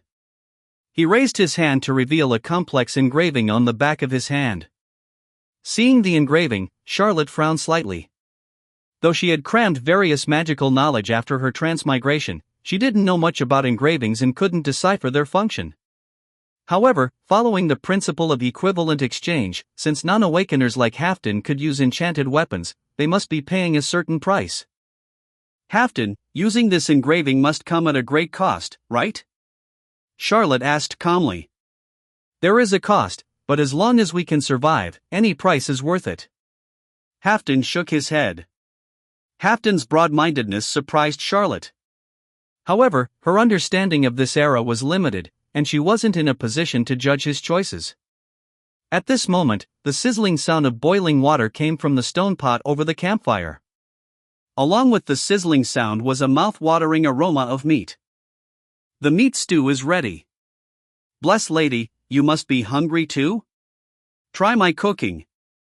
Halfton rubbed his hands, opened the pot lid, and the rich aroma of meat filled the air. He tasted the broth with a ladle and smiled in satisfaction. Perfect. The enticing aroma made Charlotte swallow her saliva, and her stomach growled hungrily. Blessed lady, please. Halfton served 2 bowls of meat stew, handing one to Charlotte. Taking the bowl, Charlotte felt even hungrier. Seeing Halfton already enjoying his meal, she hesitated before cautiously taking a sip. However, just one sip made her eyes sharpen. Though very faint, she sensed the same life force she felt in the enchanted bowl within the meat stew. There was no mistake, this was meat from some extraordinary creature. Halfton, what kind of meat is this? Charlotte couldn't help but ask. Of course, it's wild beast meat. When out in the wild, that's the only thing we can eat. But don't worry, I'm a professional. I've removed all the toxins. Halfton explained. Wild beasts? Charlotte's heart stirred. It seemed she had found a way to restore her strength. Chapter 237, Chapter 240, Restoring Power. 1915 words. Wild beast. They are creatures corrupted by the power of fallen gods, possessing various incredible powers comparable to gods. These beasts are one of the primary threats to the northern people when traveling outside. When Halfton explained what the wild beasts were, Charlotte immediately understood. These beasts with godlike powers are, in essence, magical beasts. Many of Miria's texts mention that the magical beasts in this world were created when the blood of fallen gods from the War of the Gods was spilled on the earth. This matches Halfton's description exactly. So, it seems I might have traveled thousands of years into the past. Reflecting on the books she read before her journey, Charlotte sighed internally. Halfton, so you usually hunt these wild beasts? And you offer the hunted wild beasts to the prophets? Charlotte continued to ask. Halfton nodded. Yes, the wild beasts represent terrible corruption for us, but for the prophets, they are a resource. It is said that the divine weapons we use were made by the prophets from materials obtained from the wild beasts. Terrible corruption. Charlotte thought to herself, nodding slightly. Uncontrollable extraordinary power is indeed a terrifying corruption for ordinary people. The forbidden area of Board City was formed this way. Moreover, the text she read also described the earliest magical beasts in Miria thousands of years ago. Because they were created from divine blood pollution, the earliest magical beasts were more violent and chaotic than those in later eras. Their names were almost synonymous with natural disasters. Only the elven race, naturally adept with magic, could use them as magical materials. And Charlotte. To her, it didn't matter if the magical beasts of this era were violent, the extraordinary blood of these beasts was what she needed most. As the ancestors of many magical beasts in later times, the blood of wild beasts in this era contains even more powerful extraordinary energy, making it more beneficial for her to restore her strength. Halfdan, can you show me the wild beasts you've hunted? After finishing her bowl of broth, Charlotte asked calmly. Halfdan scratched his head. Bless lady, I hunted the last wild beast 2 days ago. Being alone out here, I couldn't carry such a large carcass, so I might disappoint you. But, if you want to see the materials from the wild beasts, I have plenty. They're intended as offerings for the prophets. Saying this, Halfdan took out a bulging leather bag from his backpack. Seeing the bag, Charlotte's eyes lit up. She noticed the elven script on the bag, another enchanted item. Accepting the bag, Charlotte examined it closely. A sealing bag? Yes, it's a divine bag given by the prophets. We can only carry the wild beast materials in these bags to avoid being tracked by other beasts. Halfdan explained. Charlotte nodded slightly and opened the bag. Inside were blood-stained furs, bones, and chunks of meat. She sensed the extraordinary power in these materials. These were indeed magical beast materials. And when her eyes fell on a clay jar inside the bag, they lit up even more. She detected a familiar scent. A scent that was incredibly attractive to the bloodborne. This jar contains the blood of wild beasts. Some prophets also require us to offer the blood of these beasts, so I collect some when I hunt. Halfdan explained. Extraordinary blood. Charlotte couldn't help but swallow, her eyes shining even brighter. Blood is a tonic for bloodborns, and extraordinary blood is the most potent of tonics.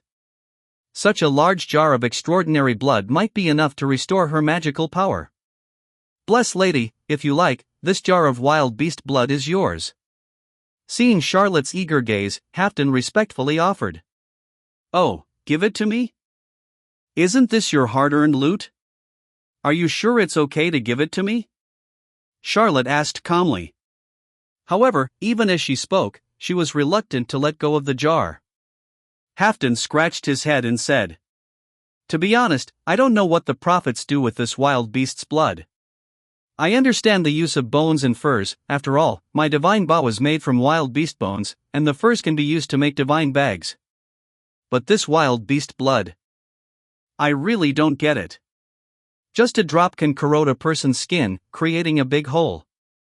I have to be extremely careful when handling it, and the rewards for offering it are the least. If it weren't for the fact that I didn't get much from this trip, I wouldn't have collected this stuff. Carrying it around, I have to constantly worry about it leaking and contaminating the entire divine bag. I noticed you seem to like it, so if you do, just take it. Hearing Halfdan's words, Charlotte's mind stirred, forming some hypotheses. Magical beasts contain extraordinary power, but the distribution of this power follows certain patterns. Generally, the bones and furs contain the most stable and mild extraordinary power, the flesh is more active but easily lost, while the blood is the most violent. This holds true for magical beasts thousands of years later, and it must be even more so for wild beasts thousands of years ago. Wild beast blood contains a rich amount of extraordinary power, but at the same time, the power in it is the most chaotic and hardest to utilize, even being highly pollutive and corrosive. Creating extraordinary items requires stable extraordinary power. Therefore, for the elves, the value of extraordinary blood is naturally lower. Of course, that's for the elves. From Charlotte's perspective, the situation is different. Pollution? Corrosion? No, as a magical being, bloodborns themselves are considered walking sources of pollution to ordinary people. As for corrosion, it's a sign of extraordinary transformation. The more extraordinary power the blood contains, the stronger its corrosive nature. As a bloodborne, Charlotte would prefer the wild beast blood to have stronger corrosive effects. A bloodborne's mouth and stomach are least afraid of the corrosion from extraordinary blood. Her only concern was whether the power in this wild beast's blood might be too violent and hard to digest. But at this moment, to restore her power, Charlotte wasn't going to be picky. Then I'll accept it. To be honest, I do need this wild beast's blood, she said. Casually putting the jar away, Charlotte handed the leather bag back. Halfdan took the bag and looked at Charlotte with some curiosity, but she didn't elaborate further. After hesitating for a moment, he didn't ask what she intended to do with the wild beast's blood. After finishing the broth, Charlotte continued to chat casually with Halfdan. Through their conversation, she learned that despite Halfdan looking to be in his 40s, he was actually only 23. This surprised her greatly, given how mature he appeared.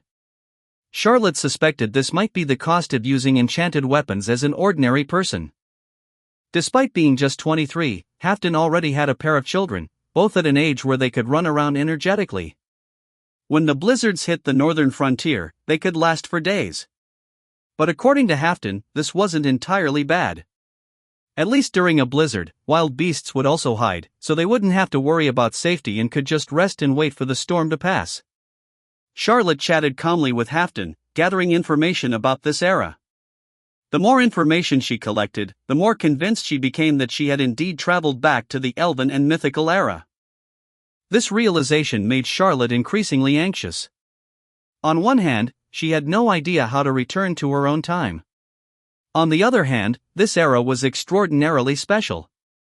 War was everywhere, powerful beings abounded, myths walked the land, and legends were commonplace. Even if she hadn't lost her powers, she would have to tread very carefully. Not to mention, if this was truly the era of the gods' rise, it also meant the true master of the Gospel of Blood, the true ancestor of blood, was also in this era. That true ancestor was a true powerhouse, a dominant figure of the time, practically the protagonist of the mythic era. To be honest, Charlotte felt very uneasy about impersonating that figure after her time travel. She didn't know what would happen if she encountered the true ancestor in this era. She wasn't even sure if the Gospel of Blood was still within her. Considering that the true ancestor was also in this era, wouldn't her Gospel of Blood overlap with hers?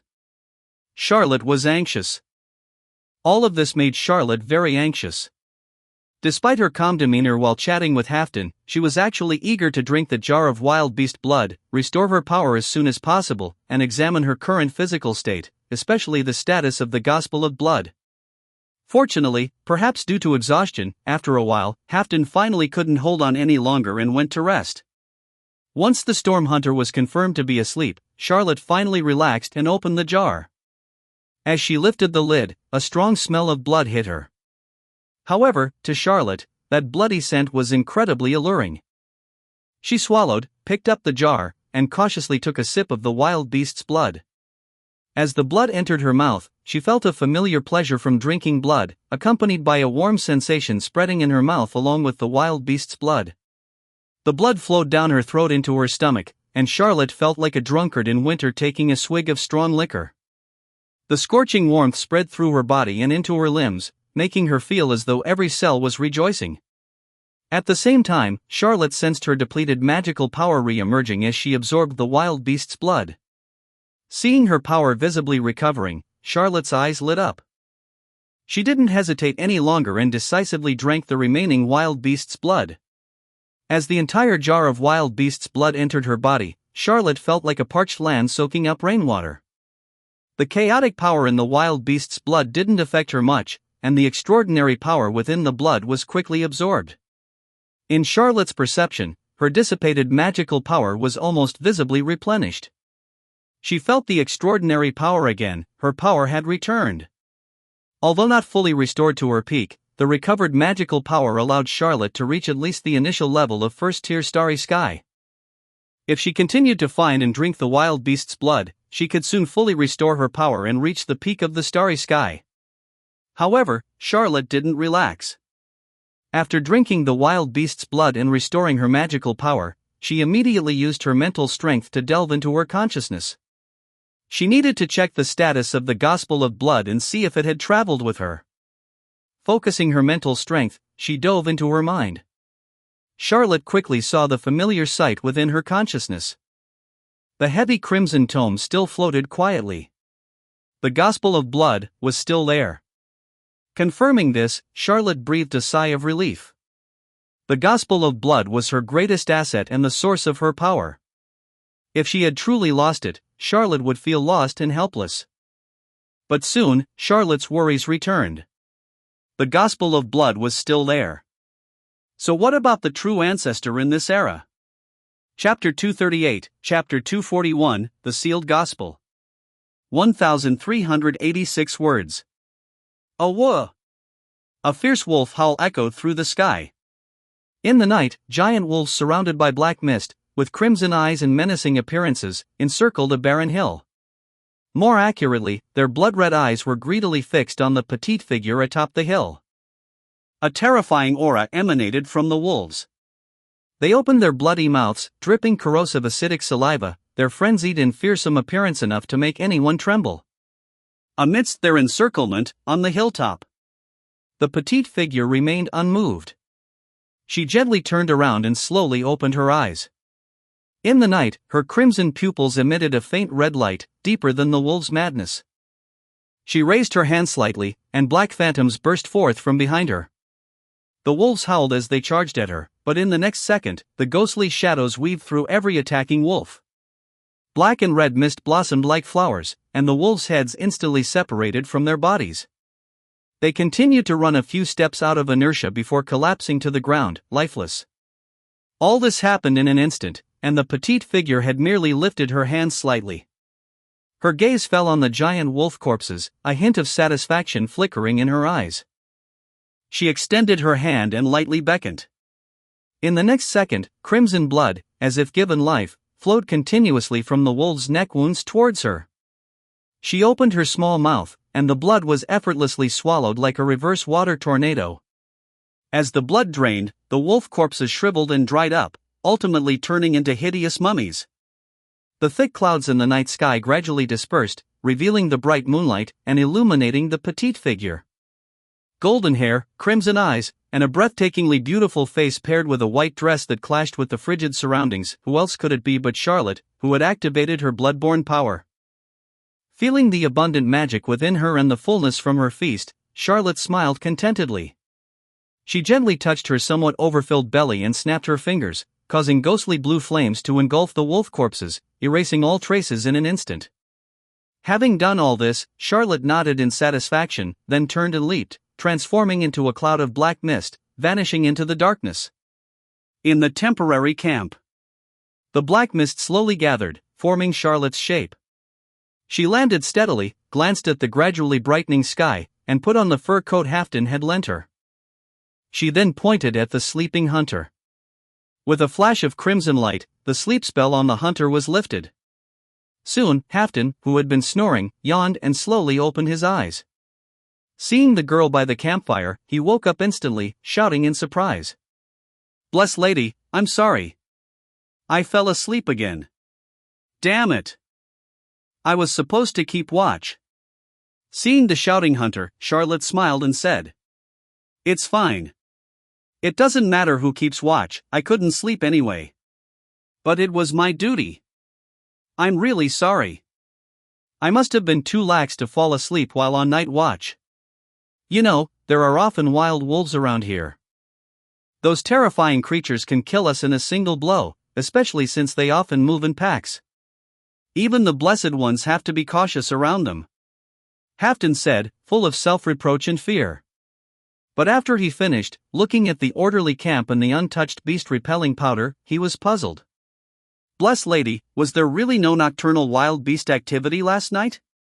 Charlotte nodded and replied naturally. "Yes, it was another peaceful night without any monster attacks on the camp." Halfdan looked surprised and scratched his head in confusion. "I remember there should be quite a few wild beasts on this path. Why haven't we encountered any in the past few days? We rely on your support. Read at https://novelplex.org. Donate now. Isn't it good not to encounter them?" Charlotte asked with a smile. Halfdan hesitated and shook his head. "Well, not exactly. Since it's the return journey, and the energy of the divine bow is almost exhausted, it's safer not to encounter wild beasts. Not seeing even the weakest wild hare along the way is really weird." he said, looking worried.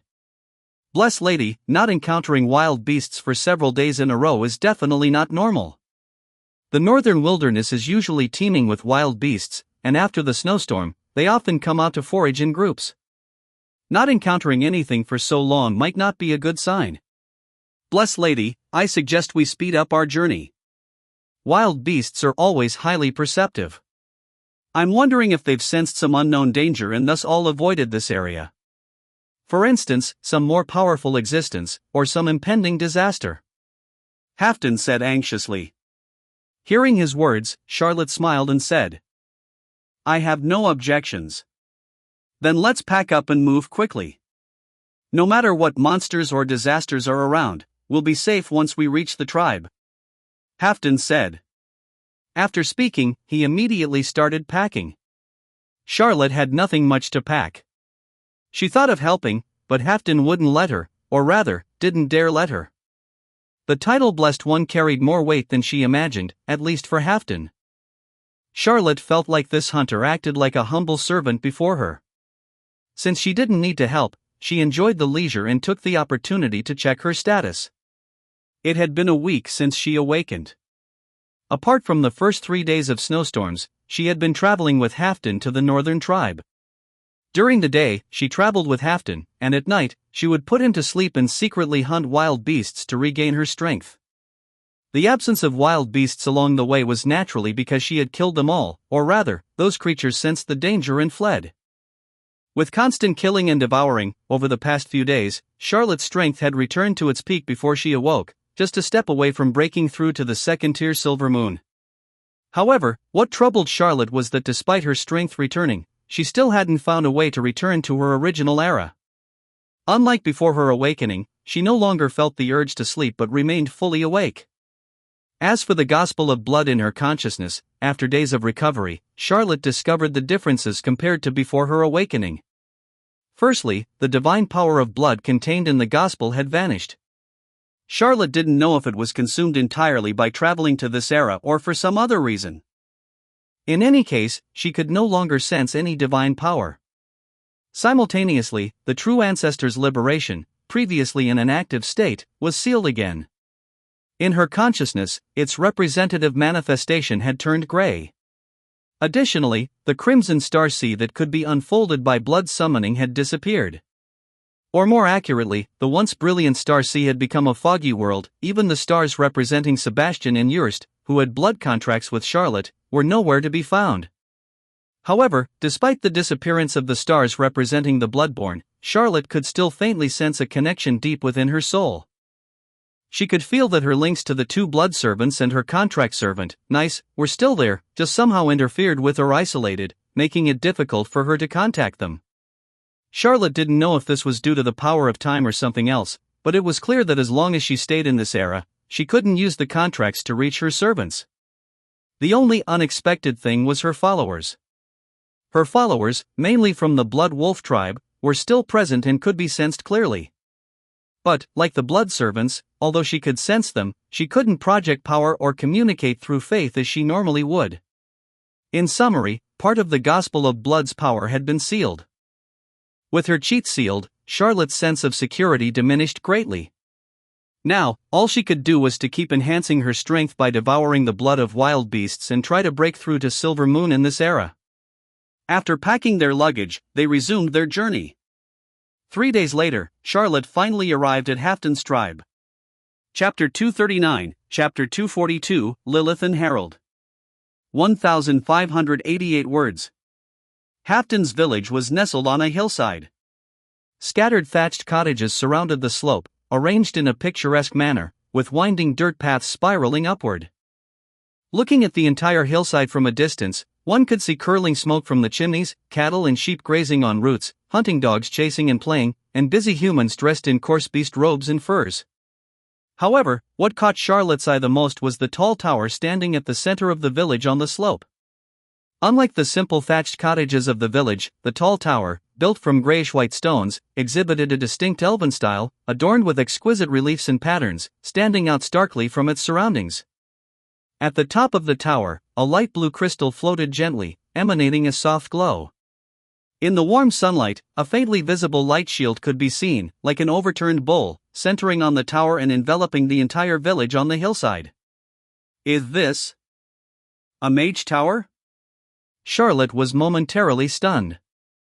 Although it differed somewhat from the mage towers built by the elven craftsmen in Castell County, she was sure that this was a mage tower. That is the Tower of Sanctuary, built by the Blessed Ones from the Central Tower. It possesses incredible powers. Following Charlotte's amazed gaze, Halfdan explained. Tower of Sanctuary? So, that's what the northern tribespeople call it. Charlotte mused. Halfdan continued his enthusiastic introduction. Every village in the High Tower Kingdom has a Tower of Sanctuary. Only with a Tower of Sanctuary can we survive the disasters and transformations caused by the fallen god's erosion. The Tower of Sanctuary is also where the Blessed Ones descend, and it is where we conduct our daily worship and offerings. The chief priest I am taking you to meet also resides there. After speaking, Halfdan looked at Charlotte and smiled. Bless Lady, let's go inside. Once we enter the domain of the Tower of Sanctuary, we will be completely safe. Hearing Halfdan's words, Charlotte withdrew her gaze from the Tower of Sanctuary. She nodded slightly and followed Halfdan towards the village. As they walked along the winding dirt road, everything about the village became clearer. Charlotte could even hear the clear sounds of livestock and poultry, and see the smiling faces of children playing. When she crossed the faintly visible protective shield emitted by the tower, ancient crimson text suddenly appeared in her vision. The Gospel of Blood has detected an ongoing divine ritual. Ritual name, Moonlight's Cage. Caster, Tower Mage number 58. Target, Charlotte de Castell. Effect, originally a protective divine spell Moonlight's protection bestowed by the moon goddess Artemis, it was later modified by elven priests. While maintaining its protective effect, it also has monitoring and punitive functions. According to the spell's effect, Moonlight's Cage can operate in protection, monitoring, or divine punishment modes. The current mode is monitoring. In monitoring mode, any entity entering the spell's domain will be inspected and recorded. Interception probability, 100%. Intercept? Identity inspection and monitoring? Charlotte's heart stirred, and she naturally chose to intercept it. In the mythical era, although the moon goddess and the true ancestor were both victors, they were also adversaries. Charlotte had read records of wars between the Bloodborns and the elves in ancient texts. Not having figured out the depths of the High Tower Kingdom or the attitudes of the elves, she naturally chose not to reveal her identity if she could avoid it. Crossing through the transparent protective shield, Halfdan completely relaxed. He turned to Charlotte with a smile. Bless Lady, we are completely safe now. I need to go home first and bring back the spoils of this trip, then I'll take you to the Tower of Sanctuary to meet our chief priest. Charlotte nodded slightly and smiled. Thank you. Following Halfdan, Charlotte entered the village. Halfdan seemed to have a good rapport with the villagers. Along the way, residents greeted him, inquiring about his hunting gains, and Halfdan responded with smiles. After the greetings, almost everyone would turn their eyes to Charlotte. No wonder, she was too conspicuous. Even wrapped in a shabby fur coat, her natural beauty couldn't be concealed. Her smooth golden hair and delicate skin starkly contrasted with the weather-beaten villagers, not to mention the noble demeanor she had been forced to cultivate over a year. Halfdan, who is this esteemed person? Looking at Charlotte, the villagers instinctively used honorifics, their gazes filled with curiosity. This is the blessed one I met on my journey. Also, my guest. Halfdan raised his head proudly and introduced her to everyone. The gazes of the villagers immediately changed. Their curiosity turned to reverence as they looked at Charlotte, with many quickly averting their eyes and bowing respectfully. Charlotte could even hear some people whispering in the distance. It's actually the Blessed One. No wonder she's so beautiful. Just like the prophets. Halfdan is so lucky, being able to connect with a Blessed One. His status as a storm hunter is surely secure now, isn't it? More than just secure, his two poor children might benefit as well. The villagers' chatter was full of envy as they looked at Halfdan. Charlotte, however, felt a bit guilty. Although she suspected that the so-called blessed one likely referred to a half-elf, she herself had no connection to the elves protecting these northern people. The villagers didn't know these intricacies, they were simply very curious about Charlotte's identity. The title of Blessed One was even more significant than Charlotte had imagined. As Halfdan introduced her, more and more villagers came to see the excitement, nearly blocking the already narrow road. We rely on your support. Read at https://novelplex.org. Donate now. Even Halfdan eventually couldn't take it anymore and hurriedly waved the crowd away. Don't crowd here. I still have to take the Blessed One to meet the chief priest. After much effort, Halfdan finally dispersed the onlookers. Apologies, blessed lady, many of my kin have never seen a divine face so close before, and I apologize for the fright. Halfdan said apologetically. Charlotte waved her hand. It's nothing, I'm used to it. She was indeed used to it. Back when she prayed in the Holy Court's praying room, the crowds watching were even more overwhelming. Hearing this, Halfdan became even more respectful. And within that respect, there was even a hint of gratitude. Blessed lady, you are the most approachable blessed one I've ever met. Thank you for your understanding. Please, follow me. I have a jar of meat at home that I've been saving just for you. Following Halfdan, Charlotte finally arrived at a simple courtyard halfway up the slope. In the courtyard, a young silver-haired woman was feeding the poultry. Seeing her, Halfdan's gaze softened, and he happily shouted, I'm back. Hearing his voice, the young woman trembled slightly.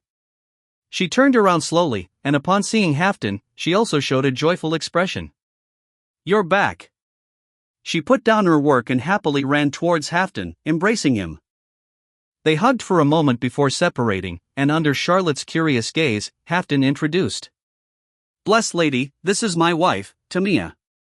Only then did the young woman notice Charlotte standing nearby. A look of astonishment flashed in her eyes, and then she asked hesitantly. Who is this? This is a distinguished blessed one I met on my journey, and also our guest. Halfdan replied with a smile. Blessed one. Tamia exclaimed. She couldn't help but glance at Charlotte's ears and then hurriedly bowed stammeringly. Be blessed. 1. No need to be so formal. This blessed lady is different from others, very easy to get along with. Tamia, quickly bring out the meat I've been saving. Halfdan said with a laugh. Right away. Tamia bowed to Charlotte and then hurriedly turned and went into the house. Blessed lady, my wife is also seeing someone like you so close for the first time. Apologies if she embarrassed herself. Halfdan said with a bit of embarrassment. It's all right. Charlotte quickly waved her hand. Please, come in and rest. Halfdan invited Charlotte into the house. Halfdan's home was as simple inside as it appeared outside, filled with various tools, but it was tidy. Charlotte and Halfdan sat by the fireplace, and soon Tamia returned, bringing a carefully wrapped clay jar. Blessed lady, please try our mead. Halfdan took the jar and poured a cup for Charlotte. Charlotte nodded slightly. Thank you. She took a sip, finding it pleasantly sour and sweet, with a unique flavor. Very nice. She commented. Hearing her praise, Halfdan beamed with joy. His eyes roamed around the room before landing on his wife.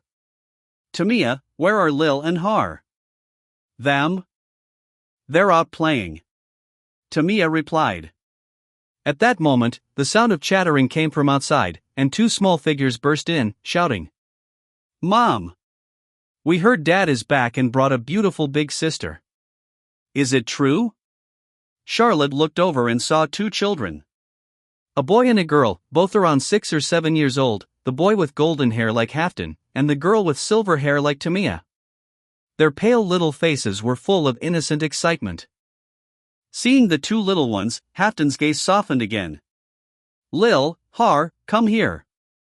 He called the children over and introduced them to Charlotte. Blessed lady, these are my two children, Lilith and Harold. But hearing the names, Charlotte couldn't help but spit out her mead. Chapter 240, Chapter 243, Making an Impression. 1,146 words. Charlotte coughed violently, almost to the point of tears. Halfton and the others were equally startled by her intense reaction. "Bless lady, are you all right?" "It's fine, cough cough, it's fine." Charlotte waved her hand, her eyes strangely fixed on the two little children hiding behind their mother. She couldn't help but ask. "Halfton, what did you say your children's names were?" This is my daughter Lilith, and this is my son Harold." "Is there a problem, bless lady?" Halfton asked. Charlotte glanced peculiarly at the two timid children and said, "No, nothing. Nothing could be more wrong." This was a huge issue. These names were far too familiar. One was the suspected blood-born true ancestor mentioned every time she opened the Gospel of Blood, and the other was the name of the creator god known throughout Myria, at least in later eras.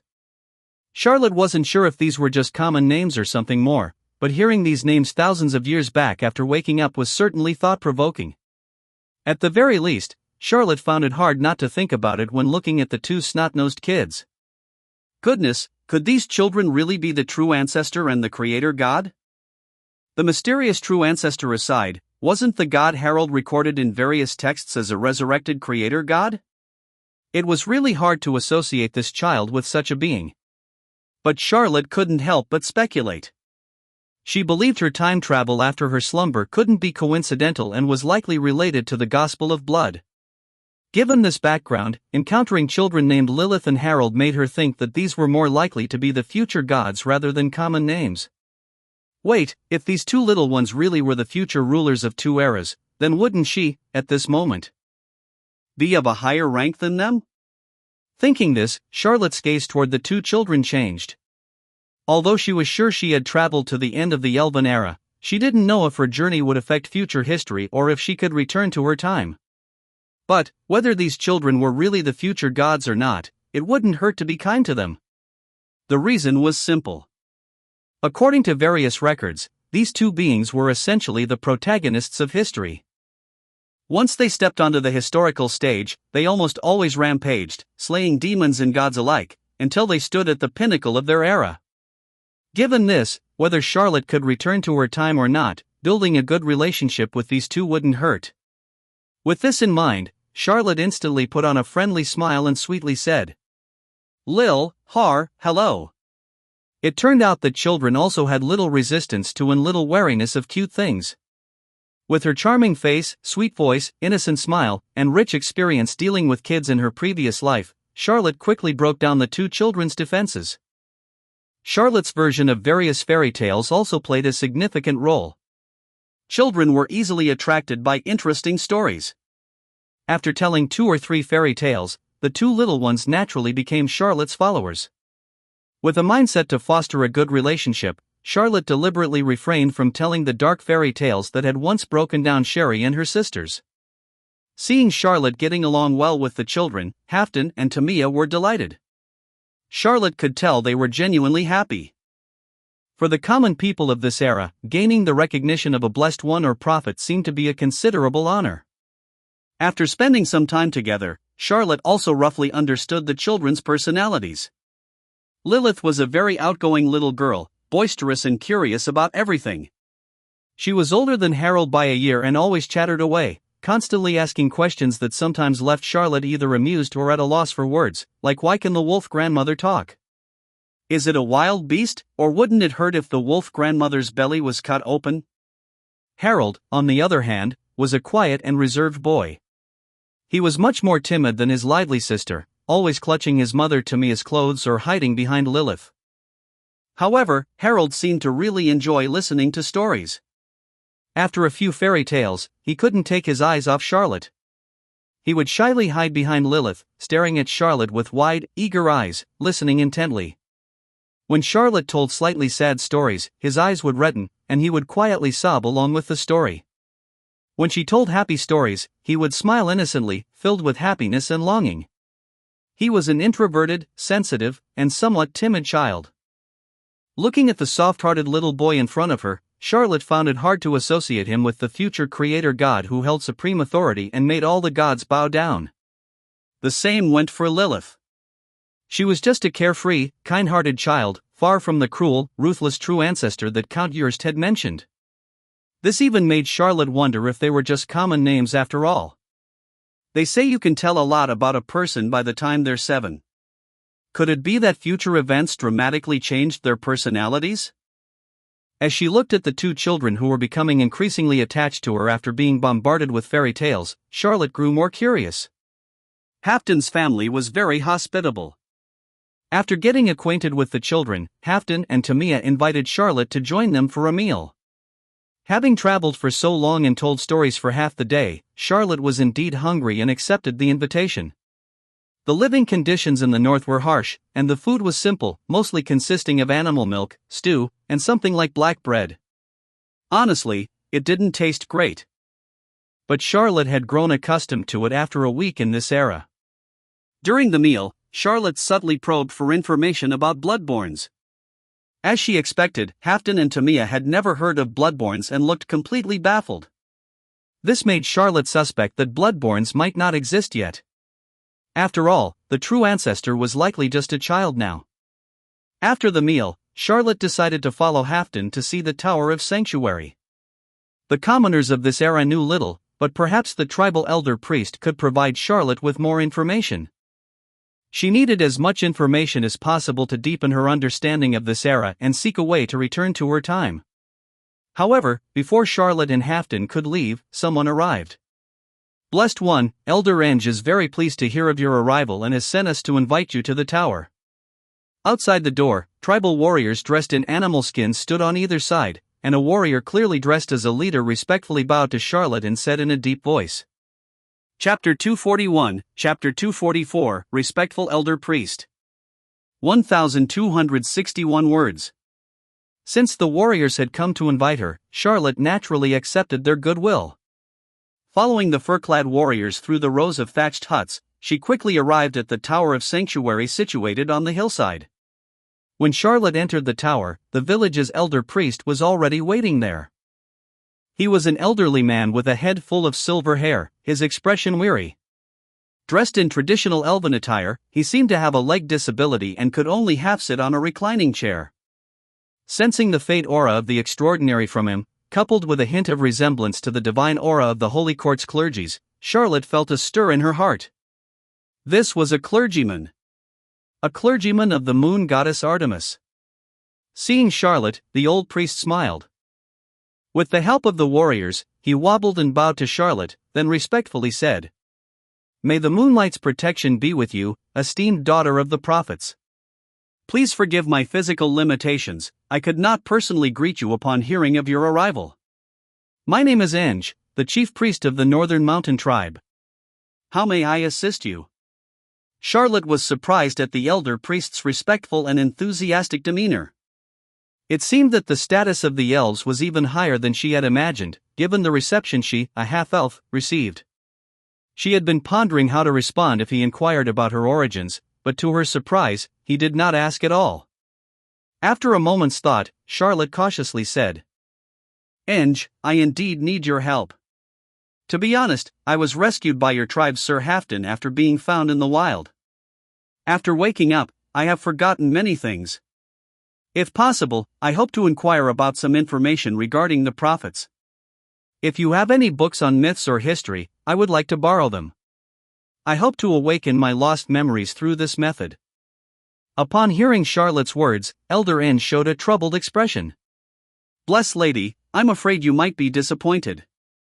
Our Northern Mountain Tribe has always strictly adhered to the Central Tower's requirements and does not possess any books, let alone those on myths and history.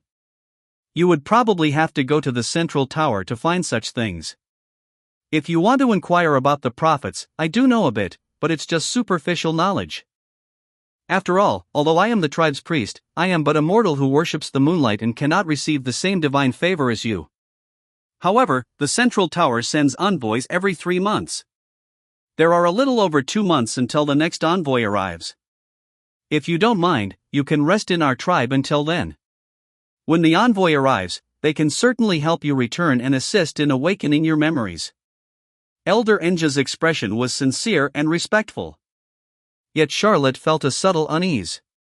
Why does it feel like this priest believes whatever I say? Doesn't he doubt my origins at all? Charlotte was puzzled but maintained her composure and continued to inquire. Eng, even superficial knowledge is helpful. I have forgotten many things, even the basic common sense of this world, which I need to know. Elder Eng nodded respectfully. I understand. What exactly would you like to know? As long as it's within my knowledge, I will tell you everything. Hearing this, Charlotte's sense of subtlety grew stronger. However, since the other party had offered, she didn't hold back. She began to ask about various basic common knowledge of the world as if she truly had lost her memory. As promised, Elder Priest Eng patiently answered all of Charlotte's questions, giving her a deeper understanding of this era. Charlotte cross-referenced what she learned with the texts she had read before her journey, gradually piecing together the worldview of this era. Firstly, unless there was a mistake, she had indeed awakened thousands of years into the past. More accurately, she should be in the late Elven era, approximately 2,800 to 3,000 years ago. The nation she was in, known as the Tower Kingdom, was one of the first countries established by elves arriving in Myria, located in the northern part of the Myria continent, roughly the region of the future northern tribes, on the plateau north of the Castell County. In this era, elves were revered as prophets, and their descendants with humans were called the Blessed One. The prophets were the rulers of various nations, and the Blessed One were their representatives and direct managers of ordinary people, akin to royalty and nobility. They provided protection to ordinary people, and ordinary people, in turn, offered loyalty and tributes. It was due to the protection of the prophets that ordinary people could survive in this chaotic era, with the root of all chaos being the awakened old gods and the corrupted beasts, which were the common enemies of ordinary people and prophets alike. This information matched the history Charlotte knew. The so-called old gods were, of course, the native gods of Myria awakened by the arrival of the elves, and the corrupted beasts were various beasts mutated by divine blood. It was evident that the war between the elves and the old gods had been raging for quite some time in this era. The leader of the elves was the moon goddess Artemis, while the old god's side was varied and not well known to Eng.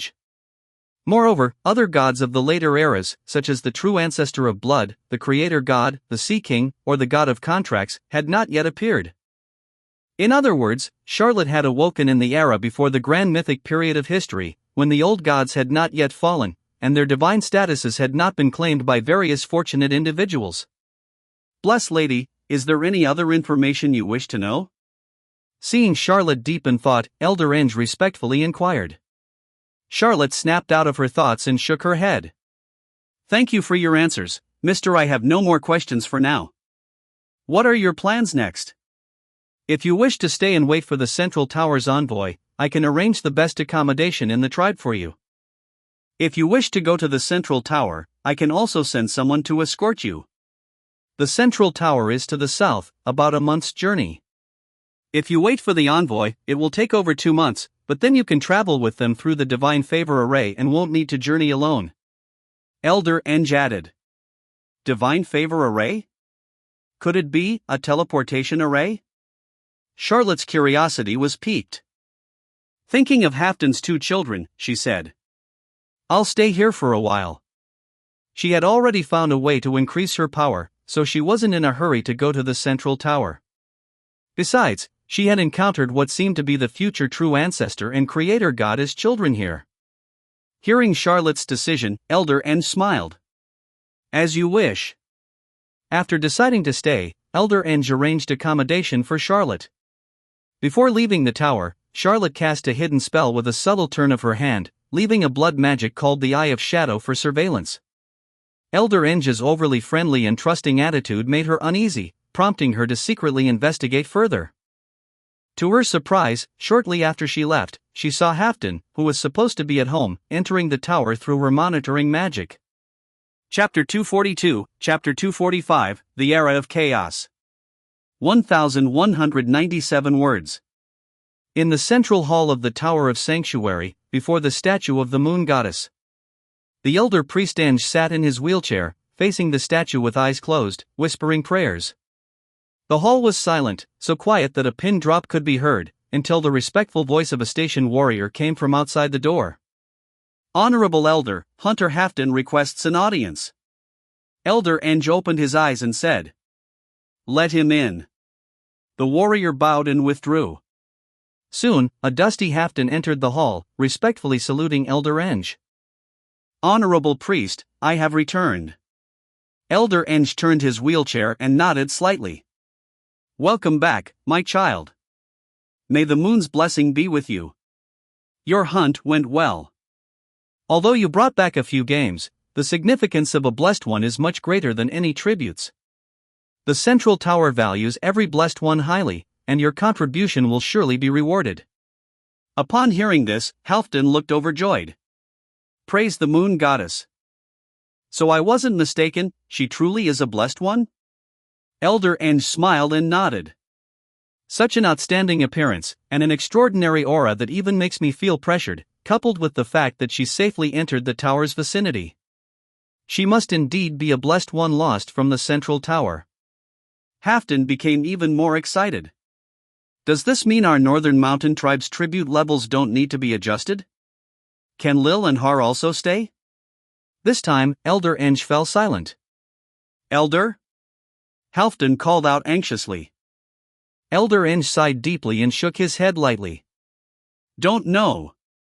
Even if she truly is a blessed one lost from the Central Tower, we are unsure which tribe of blessed one she belongs to, or whose descendant she is. Halfton, you are exceptionally gifted and the top candidate for the next head attendant of the tower. I won't hide things from you. Just as there is a vast difference in status between us and the blessed ones, there are also differences among the blessed ones themselves. If she is a descendant of one of the great figures, then everything will be fine. But if she is merely a descendant of an ordinary blessed one, then I'm afraid it won't make a difference. No, I believe she must be the offspring of one of those great figures. I've seen those envoys from the tower, and even the most noble ones don't have her unique presence. Her bloodline must be very noble. It must be so."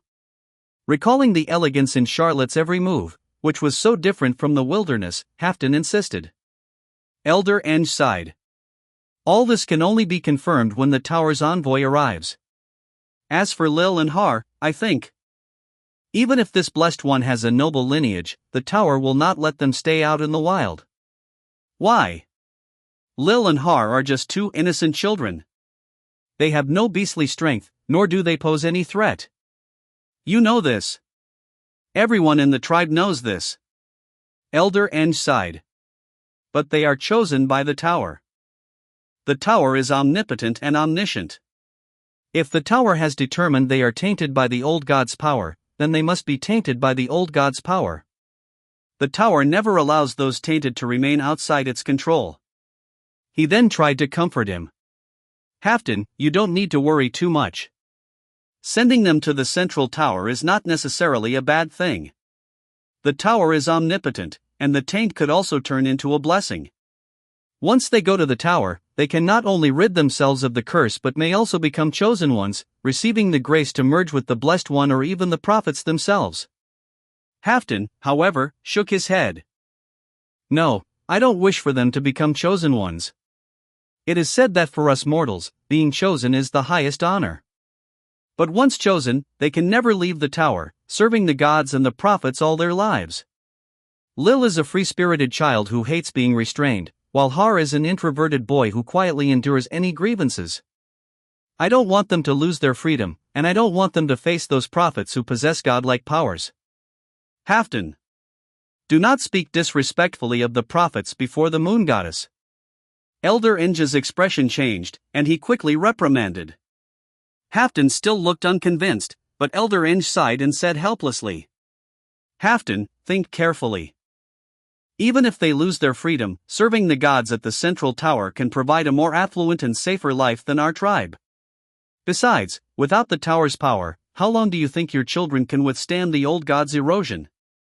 Yes, they may not have beastly strength, but their weakness is evident. We are mere mortals, and mortals cannot bear powers they are not meant to bear. Halfton, go home and think it over. Is there no other way? Halfdan was still unwilling to give up. Elder Enge pondered for a moment and said, "In fact, if you truly don't want your children to leave, there is another way." "Elder, what way is that?" Halfdan immediately became excited. Elder Enge looked at him and said, "If a prophet or blessed one accepts your children as followers, they would not need to go to the tower to serve the gods, but only to follow their patron. However, you must understand that becoming a follower of a blessed one means losing their freedom in another sense." Under the elder priest's meaningful gaze, Halfdan felt a surge of emotions, as if he understood something. There is no absolute freedom in this world, everyone lives with different shackles. Halfdan, I am tired. Go home and think it over. Elder Enge sighed slightly, issuing a subtle dismissal. Halfdan opened his mouth, then slowly nodded. He bowed respectfully and turned to leave. However, just before leaving the hall, Halfdan stopped. He turned back, hesitated, and said, "Elder, the prophets saved the world from the demonic calamity, they are our saviors. I have never doubted this, and I have always held the prophets in high regard. To me, they represent the most noble and revered beings in the world. But, even without mentioning my children, our tribe has increased our tribute levels 3 times in the past 3 years. This exceeds the capabilities of many of our people. Elder, you said that the prophets are merciful protectors, but can they always remain so?" Elder Enge's face changed slightly, and he reprimanded. "Watch your words. This is the sacred tower of sanctuary." Halfdan quickly bowed his head and said, "Sorry. Elder, I was impulsive." With that, he turned and left the hall. Watching Halfdan's figure disappear from his sight, Elder Enge's anger faded, replaced by a complex expression. He sighed deeply and muttered to himself, "Merciful? Even if they are no longer merciful, what can we do?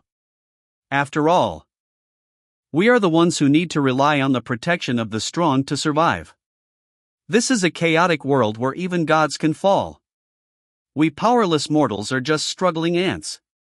Chapter 243, Chapter 246, Forbidden Lock. 1,334 words. The conversation between Halfdan and Elder Enge ended, and Charlotte retracted her eye of shadow used for surveillance, falling into deep thought. "So that's it. Because I intercepted the magic of the Tower of Sanctuary, Elder Enge is convinced I am the so-called blessed one, thus speaking openly to me. A chaotic era where one must rely on the protection of the strong to survive. It seems that Elven rule wasn't as solid as I thought at this time." A small surveillance spell provided Charlotte with a wealth of information. On one hand, she understood why the priests in the tribe were so kind to her. On the other hand, she gleaned a lot of hidden information from the conversation between Halfdan and Elder Enge. The attitude of ordinary humans towards elves in this era was not as fanatical and reverent as she had imagined. The rule of the elves had its problems too. The continuously increasing tributes made even priests like Enge visibly dissatisfied, while hunters and warriors like Halfdan harbored a lot of grievances. Moreover, the mention of the so-called old gods' contamination particularly caught Charlotte's attention. Lilith and Harald are likely the true ancestor of blood and the creator god in later generations. Could their future ascension be related to this so-called old gods' contamination? But that can't be right. When I interacted with them before, I didn't sense any contamination. If there really was divine power contamination, I should be able to detect it with the Gospel of Blood. However, there is indeed something wrong with those 2 kids' health. Their complexion is much paler than other children of their age, as if their life force has been drained by some power. Maybe I didn't conduct a thorough enough investigation to find the problem? Charlotte touched her chin, lost in thought.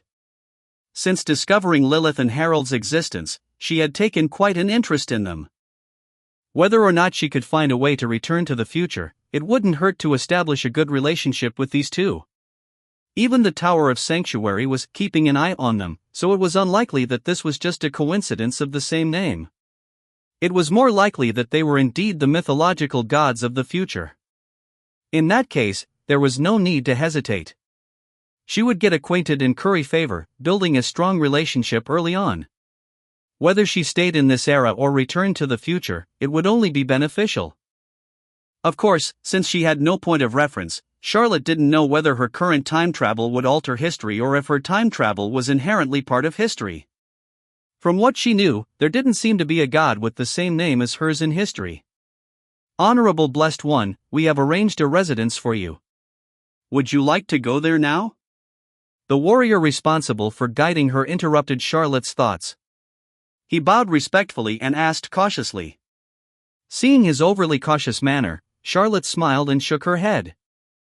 Thank you, but I would like to walk around the tribe a bit more. Also, while I appreciate Elder Enge's offer of accommodation, I have already found a place to stay. Huh? Where do you plan to stay? The warrior was taken aback. Charlotte replied with a smile. Before visiting Elder Enge, I accepted Halfdan's invitation. I will be staying at his house for the next few days. She wasn't lying. After noticing Charlotte's fondness for his children, Halfdan had indeed invited her to stay at his home for a few days.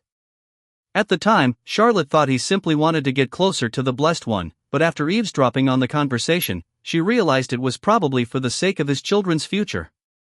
The mystery of her time travel couldn't be solved for now, but Lilith and Harold's issues were certainly something Charlotte cared about. The warrior looked troubled. Seeing his expression, Charlotte reassured him with a smile.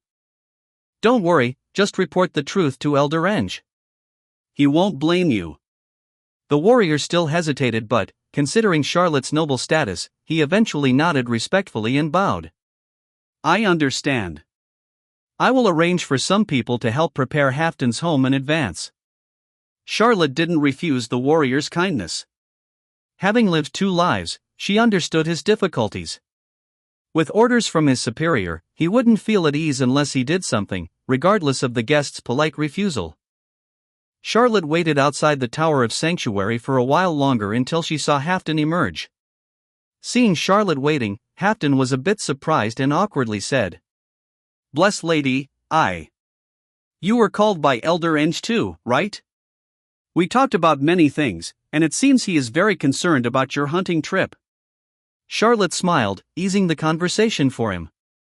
Halfdan was momentarily stunned, then quickly said, Oh, yes, indeed. The usually young-looking storm hunter was clearly not good at lying, with an expression that was both unnatural and uneasy. He scratched his head and awkwardly changed the topic. What are your plans now? I already told Elder Enge that I will be staying in the Northern Mountain Tribe for a while. Charlotte replied. Halfdan's spirits lifted, and he asked hopefully. Then you? Charlotte smiled slightly, glanced at the warrior beside her, and said, I already informed this warrior that I will be staying at your house for the next few days. Halfdan was overjoyed. Blessed Lady, Lilith and Harold will be so happy. Tamia too. Then let's go back. It's getting late, and I'm a bit tired. Charlotte looked at the gradually darkening sky and smiled. Let's go back. Let's go back. Halfdan was very pleased.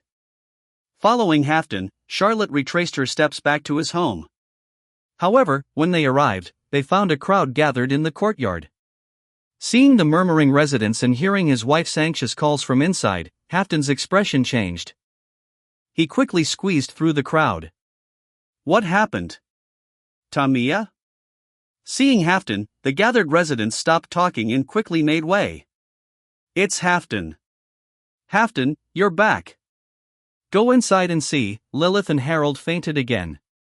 Yes, it seems serious this time. We were about to carry them to the tower to see the elder. Halfdan's face turned pale. Harold! He cried out, rushing inside. Lilith and Harold fainted? Charlotte was slightly taken aback and followed him inside. As soon as she entered, she saw a worried Tamia and the 2 unconscious children lying on simple stretchers. Hang in there. I'll take you to the Tower of Sanctuary right away. Halfdan had already reached the stretcher, replacing someone to carry it. But the next moment, he was stopped by Charlotte. Wait a moment, Sir Halfdan. Blessed Lady? Halfdan was stunned. Charlotte's gaze fell on Lilith and Harold. Seeing their pale faces and sensing the faint extraordinary aura around them with her blood-born instincts, she pondered and said, "Before taking them to the tower, let me take a look." Halfdan hesitated. But seeing Charlotte's thoughtful expression, his anxious look was quickly replaced by hope. "Blessed Lady, please take a look." He immediately set down the stretcher, making way for Charlotte. Charlotte approached the two children. After a moment's hesitation, she placed her hands on their foreheads. Activating her magic, Charlotte cast a blood detection spell. However, before the detection spell could respond, her Gospel of Blood reacted first. The Gospel of Blood has detected an ongoing divine ritual. Ritual name, Forbidden Lock.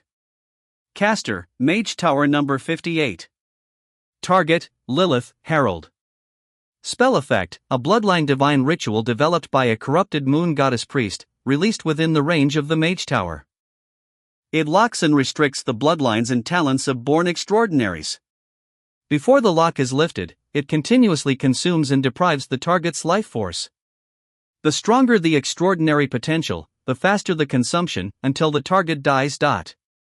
Interception probability, 100%. Intercept? Chapter 244, Chapter 247, Restored Divine Power from Interception. 878 words. Bloodline Divine Ritual? Forbidden Lock?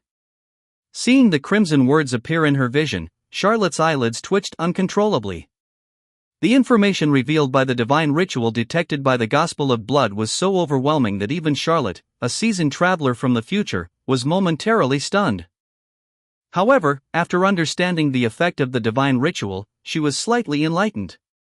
Bloodline and talent restriction for born extraordinaries. No wonder even in an era tainted by old gods, where magical beasts with extraordinary powers exist, the humans of the Northern Mountain Tribe remain ordinary. It turns out the elves have been using divine rituals to prevent the emergence of extraordinaries. Suppressing the emergence of extraordinaries, labeling those who survive as tainted by old gods, and taking them all to the central tower for management. This is probably how the elves maintain their rule in this era and prevent the spread of extraordinary power. Charlotte's mind raced, quickly understanding many issues of this era. The elves, having crossed the ocean, began the age of civilization on the Myria continent, also initiating the extraordinary era. However, the specifics of how the elves declined have always been a matter of debate. Some say the elves exhausted their racial power and potential in endless battles with the old gods, leading to their decline. Others claim the moon goddess Artemis, tired and weary from the constant struggles, chose to withdraw, indirectly causing the elves' downfall. Regardless of the theory, it is universally acknowledged that the elves' influence waned as the extraordinary powers from the mythic era emerged. But now, considering this divine ritual, Charlotte had new hypotheses. Elves have always been proud, to the point of disregarding other races entirely. Setting up a divine ritual specifically to suppress extraordinary power in human tribes suggests that even the proud elves felt threatened. From this perspective, it's plausible that the elves gradually lost their unique advantage in wielding extraordinary power as it proliferated among humans and other races, eventually being surpassed by those with far superior reproduction rates. As for how humans, originally without extraordinary power, came to possess it, the answer seemed evident. The wild beasts of this era are the magical beasts of the future. And the power of these beasts comes from the slumbering old gods of Myria. If beasts could gain such power, humans likely could too. Extraordinary power originates from gods. I always dismissed this as church propaganda, but now it seems it might be true. All extraordinaries' powers, their source might indeed be the gods. Charlotte pondered, understanding many things. However, one aspect still intrigued her. Corrupted moon goddess priest. What does corrupted entail? Bless Lady, how are Lil and Har? Halfdan's voice, filled with worry, snapped Charlotte back to the present. Seeing his anxious expression, she paused and said, "Their life force is too weak, which is why they fell unconscious. But don't worry, I can solve the problem affecting them." With so many onlookers, Charlotte refrained from revealing the detected divine ritual and had no intention of getting involved in the elf schemes. For her, the priority was attempting to achieve her silver moon breakthrough and see if she could return to her own time. However, consider you can solve their problem, Halfdan exclaimed in surprise. He quickly reassured himself. No, you definitely can. After all, you're the blessed one. Then, to Charlotte's shock, he knelt before her. Lord Blessed One, please save my children. I swear to the moon goddess, I will give you everything I have. Startled, Charlotte quickly helped him up. Halfdan, please rise. You've taken great care of me. Without you, I might have been devoured by wild beasts. Saving Lilith and Harold is my duty, especially since I am fond of them. She turned to the two children on the stretcher. Everyone, please step back. I need space to purify them. Purify? Halfdan was puzzled but quickly complied, instructing everyone to step back. Under curious gazes, Charlotte placed her hands gently on the children's foreheads. Next, a dazzling light radiated from her palms, dreamlike and enchanting. Light extraction spell. A minor blood-borne illusion spell with little practical use beyond dazzling the eyes. Charlotte was merely putting on a show. Her real action was using the Gospel of Blood to intercept the divine ritual affecting Lilith and Harold. As she intercepted it, their condition visibly improved, and their breathing steadied. When the light faded, the children stirred, slowly opening their eyes. The onlookers erupted in excitement. They're awake. They're really awake. The Blessed One solved what even the elder priest couldn't in an instant. Divine power. It must be divine power. The crowd's admiration for Charlotte grew. Halfdan, overjoyed, rushed to the children. Har! Charlotte smiled at the sight of the happy reunion. But then, she felt a sudden surge within her, her eyes widening. When she successfully intercepted the divine ritual, the Gospel of Blood within her restored a small amount of divine power. Just like when she intercepted the Holy Court's divine ritual. Chapter 245, Chapter 248, half a month later. 1026 words. Intercepting the Moon Goddess Church's divine ritual could actually restore divine power. Charlotte was astonished. However, her surprise wasn't just because she had found another way to accumulate divine power in this era. It was the fact that intercepting the Moon Goddess Church's divine ritual itself could restore divine power that caught her off guard. In the year and more she had been Charlotte, she had intercepted divine ritual from more than one church. There were the big contributors from the Holy Court, the Blood Demon Cult, the God of Contracts Mitra, and the Nez Clan. Yet, whether it was the Blood Demon Cult, the Nez Clan, or the God of Contracts, intercepting their divine rituals didn't provide Charlotte with as much divine power. Or more accurately, intercepting the divine ritual of others besides the Holy Court brought minimal feedback, almost negligible. Only the Holy Court's ritual was the most effective. Because of this, Charlotte kept exploiting the Holy Court. It wasn't just because their divine ritual was the most common but also because it provided the highest yield. Charlotte never understood the principle behind this, assuming it might be a unique trait of the Holy Court's divine ritual. After all, the god Harold had the title of creator. Regardless of the truth, being a creator and the protagonist of an era implied unique qualities. Now, another big contributor had appeared. The Moon Goddess Crutch's divine rituals could also rapidly provide her with divine power like those of the Holy Court. Charlotte didn't know if there was an underlying reason she was unaware of. But it certainly made her speculate. Especially when she intercepted the Moon Goddess Crutch's divine ritual, the feeling of her blood divine power being replenished was almost identical to intercepting the Holy Court's divine ritual. The keen perception of a bloodborne was unmistakable, especially with the enhancement of the Gospel of Blood. This sensation was entirely different from intercepting other churches' divine rituals. If she didn't know she was intercepting the Moon Goddess Church's divine ritual, Charlotte would have believed it was still the Holy Court's divine ritual. Could the Moon Goddess Crutch's divine ritual be related to the Holy Court's divine ritual? Charlotte instantly had this hypothesis. But the distinctly different divine power aura left her puzzled. Since she wasn't truly a god, unable to grasp the essence of divine ritual and power, she could only remain perplexed. Regardless of whether the Moon Goddess Church's divine ritual was connected to the Holy Court's divine ritual, one thing was certain: she had found a way to restore her blood divine power. With this method, Charlotte had hope of activating the blood contract she could vaguely sense deep within her soul. Thinking of this, Charlotte looked up at the excited Halfdan, holding his children, and asked, "Sir Halfdan, does the Tower of Sanctuary have daily prayers?" In the brightly lit hall of the Tower of Sanctuary's central area, the graceful statue of the Moon Goddess bathed in a radiant glow.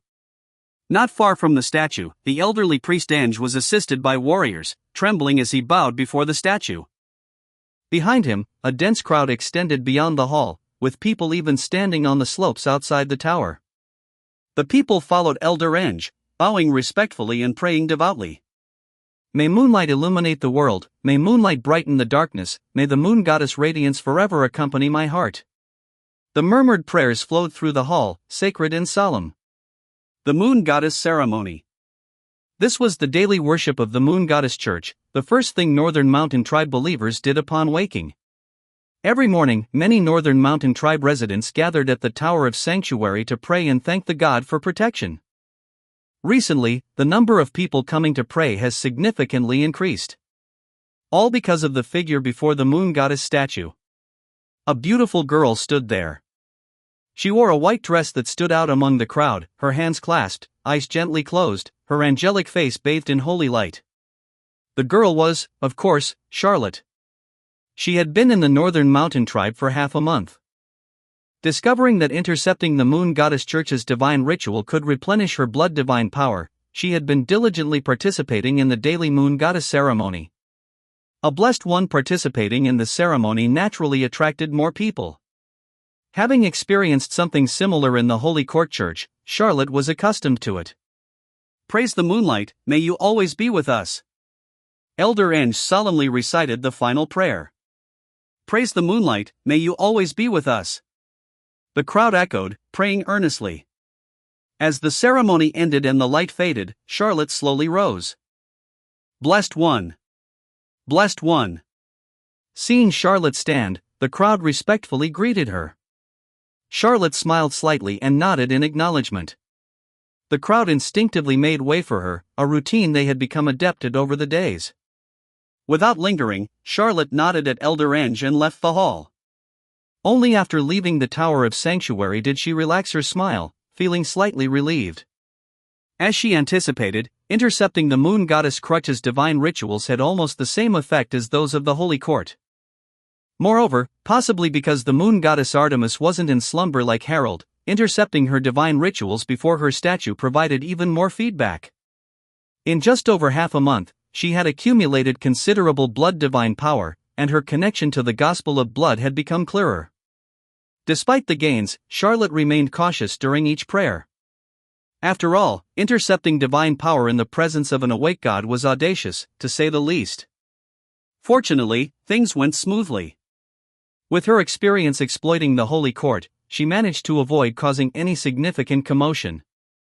Feeling the substantial divine power within the Gospel of Blood, Charlotte was very satisfied. She felt that now she should have the ability to reconnect with her blood contract. "Blessed one, sister! Blessed one, sister!" A clear voice called from a distance, interrupting Charlotte's thoughts. She looked up to see the excited Lilith pulling the shy Harold along as they ran toward her. Chapter 246, Chapter 249, Teacher. 992 words. Lilith, Harold. Seeing the two children running towards her, Charlotte smiled warmly. But as her gaze fell on their small grass shoes, covered in mud and grass, her eyebrows shot up. "You two snuck out of the village again, didn't you?" Hearing Charlotte's words, Lilith shrank back guiltily. She was about to say something when her face suddenly tightened, and she quickly pulled Harold to hide behind Charlotte. Just as the two little ones hid, Halfdan's familiar loud voice came from not far away. "You two disobedient rascals! Stop right there!" Charlotte raised an eyebrow and saw Halfdan, holding a cane that looked like it would hurt terribly if used, breathlessly running towards them. He was fully armed, with a bow and spear on his back, clearly just back from patrolling outside the village. "Sir Halfdan, are you on duty again today?" Charlotte smiled. Ah, it's the blessed lady. Greetings. Seeing Charlotte, Halfdan quickly stood at attention, hid the cane, and bowed respectfully. After that, he glared angrily at the two children hiding behind Charlotte. You little rascals! Always hiding behind the blessed lady, get out here! Sister blessed one! He's going to hit us! Seeing the furious Halfdan, Lilith put on a pitiful expression, clutching Charlotte's dress and acting coquettishly. Watching the little girl, who might very well become the true ancestor of blood, act cute in front of her, Charlotte felt a complex mix of emotions. She smiled at Halfdan and said, Sir Halfdan, there's no need to resort to hitting.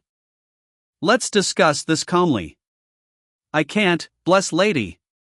If I don't hit them, they won't learn. You don't understand. They sneaked out of the village again today. Halfdan said angrily. We didn't go far. Lilith pouted. Not far is still dangerous outside the protected area. What if you encountered wild beasts? Halfdan scolded. It's fine. We've recently, self-taught ourselves some skills. Even if we met a wild beast, we could definitely escape unharmed, maybe even kill it and bring it back. Lilith said proudly, puffing out her chest. Halfdan became even more furious. Nonsense. Do you think wild beasts are like chickens raised at home? Even I have to be cautious around them. Do you think you're experienced hunters now? But I'm telling the truth, Lilith tried to argue. But when she saw Charlotte's seemingly casual glance, she swallowed her words and, after a long pause, finally squeezed out. We'll be careful. Careful isn't enough. Haven't I told you how dangerous it is outside? Where did you go this time? We went fishing. Lilith glanced at Charlotte, lowered her head slightly, and twisted her fingers, muttering. Fishing? Halfdan was stunned, then got angrier. You went fishing? Don't you know that sometimes water is more dangerous than land? Why fish of all things? Lilith bit her lip and aggrievedly said. We heard the uncles in the village say that eating fish is good for your health. You always use the divine bow. We just wanted to catch some fish to help you stay healthy. Hearing Lilith's words, Halfdan was stunned, his hand holding the cane froze mid-air. He looked at the two children with a complex expression, finally sighed, and threw the cane aside. After hesitating, he gently rubbed their heads, his angry tone softening. Daddy doesn't need you to catch fish, Daddy's body is very strong. From now on, you are not allowed to sneak out. Understand? Lilith and Harold glanced at Charlotte, then obediently nodded. Understood. All right, this time I'll let it go. Come back with me. If it happens again, you two rascals will be grounded for 3 days. Halfdan scolded. He then bowed to Charlotte. Apologies, blessed lady, for letting you witness this. It's no trouble. Their intentions were good, but sneaking out alone is indeed reckless. Charlotte said. She glanced at the two little ones, who couldn't help but shrink back. We know we were wrong. If you know you were wrong, then come back with me. Halfdan snorted. He bowed to Charlotte again, then led the two dejected children away. Watching the trio leave, Charlotte chuckled quietly. She took a deep breath and turned to walk in another direction. Leaving the Northern Mountain Tribe's encampment, Charlotte arrived at the edge of the Tower of Sanctuary's protected area, a dense forest. This place, with relatively high magical concentration, was where Charlotte had been meditating daily for the past half-month. During this time, she often meditated here, and after the Northern Mountain Tribe's elder priest learned of it, he specifically instructed the tribe not to disturb her. Thus, this place had become Charlotte's private backyard. During the day, she spent a lot of time here, and at night, after Halfdan's family fell asleep, she would quietly leave the Northern Mountain Tribe to hunt wild beasts and absorb extraordinary blood. After half a month, wild beasts within a 20-kilometer radius of the Northern Mountain Tribe had almost been completely cleared out by Charlotte. The results were evident. With the continuous replenishment of extraordinary blood, her magical power had nearly returned to its peak before her slumber. In the forest, Charlotte sank into a trance, communicating with the Gospel of Blood, further integrating the blood divine power she had just obtained by intercepting the Moon Goddess Church's divine ritual. In her consciousness, the Gospel of Blood radiated light, and Charlotte's connection to the blood contract deep within her soul became clearer. After an unknown amount of time, Charlotte gently opened her eyes. She glanced sideways and smiled. "Since you're here, why are you hiding?" After she spoke, the bushes shook, and two small figures emerged. The sister was in front, and the brother behind, the elder pulling the younger. It was none other than Lilith and Harold. They approached Charlotte, cutely bowed, and with a mix of excitement, fear, and closeness, called out, "Teacher!" Chapter 247, Chapter 250, Contact Attempt. 1862 words. Chapter 250, Contact Attempt. Stop. Hearing the children call out, Charlotte quickly stopped them. "I must have told you many times, don't call me that." She couldn't bear being called teacher by these kids. For ordinary people, it might not be a big deal, but she knew these two could very well become gods in the future. Having been in this other world for so long, she hadn't heard any myths or legends mentioning these gods having a so-called teacher. She wasn't sure if her actions would affect history or if they were already part of history. While it was fine to go along with the flow and get to know them, getting too deeply involved with these two carried too much risk. "But you taught us so many things." In our tribe, everyone calls the person who teaches hunting skills teacher. Lilith said matter-of-factly. Harold, who wasn't much of a talker, nodded vigorously. Charlotte rubbed her forehead. "I didn't teach you hunting skills, and besides, some of these things you would have learned eventually. I just told you how to do them a bit earlier." Lilith and Harold didn't buy Charlotte's explanation. "But you saved us. Without you, Harold and I might have died long ago. Not to mention the things you taught us, no one in the tribe knows them. You are definitely our teacher. Not just a teacher, but our savior." "I don't care, you are our teacher." "Teacher!" Lilith chattered, dragging Harold along. Seeing the two kids looking up at her with admiration, Charlotte was at a loss. Although she had reminded herself to be cautious in dealing with these two, it was challenging to find the right balance. Especially when trying to establish a good relationship. Seeing their stubborn little faces, she could only sigh. "Fine, call me whatever you want." With her consent, the two children beamed with joy until Charlotte's gentle voice came. "But since you're here, let me see how you've improved in using your power." Hearing Charlotte's words, their eyes lit up. "I'll go first." "I'll go first." Lilith, who had a lively personality, jumped forward. She focused, drew her small wooden sword, and took a fighting stance. With a delicate shout, she struck a nearby stone. A faint extraordinary aura spread from Lilith, and the wooden sword glowed slightly, leaving a shallow mark on the stone. Almost at the point of condensing the source seed? Charlotte's eye twitched. As an experienced extraordinary being, Charlotte was familiar with the power Lilith displayed. It was the source power. Lilith's grasp of source power was naturally linked to Charlotte.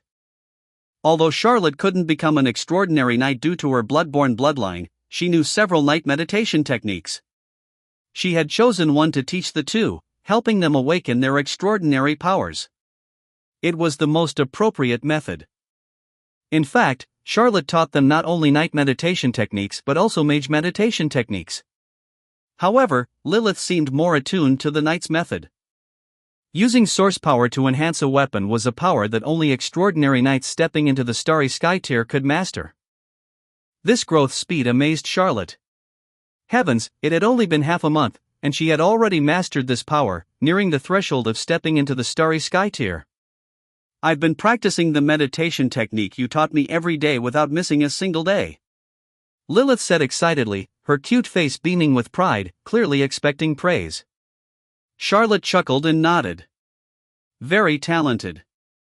Of course. I will become the strongest storm hunter in the world. I'll defeat all the wild beasts and evil gods and become a legendary hero. I'll build a grand palace like the Tower of Sanctuary," Lilith declared proudly. Watching the innocent girl and recalling the legends of the true ancestor of blood in the Grand Dark Knight Castle, Charlotte's expression turned peculiar. You will. Then she turned to Harold. What about you, Harold? Hearing his name, Harold stepped forward shyly. He glanced at Charlotte, then gently extended his hand, chanting softly. As he chanted, a faint magical aura gathered around him, and a golden light bloomed in his palm. The golden light lasted a long time before slowly fading. An apprentice-level spell, Illumination. That's right, Harold had become a mage. Compared to his sister, who was more sensitive to the knight's meditation technique, the introverted Harold seemed more suited for the path of a mage. He not only had a greater interest in magic but also awakened his extraordinary powers faster than Lilith. Seeing the illumination spell in his hand, Charlotte was almost numb with surprise. Although it was just an apprentice-level spell, Harold's illumination was noticeably brighter and lasted longer than what her pre-slumber self could cast. No doubt, another genius. But Charlotte was already prepared for this. It was no surprise to her that these two, who could be targeted by the Moon Goddess Church and potentially become gods in the future, were geniuses. Seeing Harold's anxious and hopeful expression, Charlotte nodded. Yes, very good.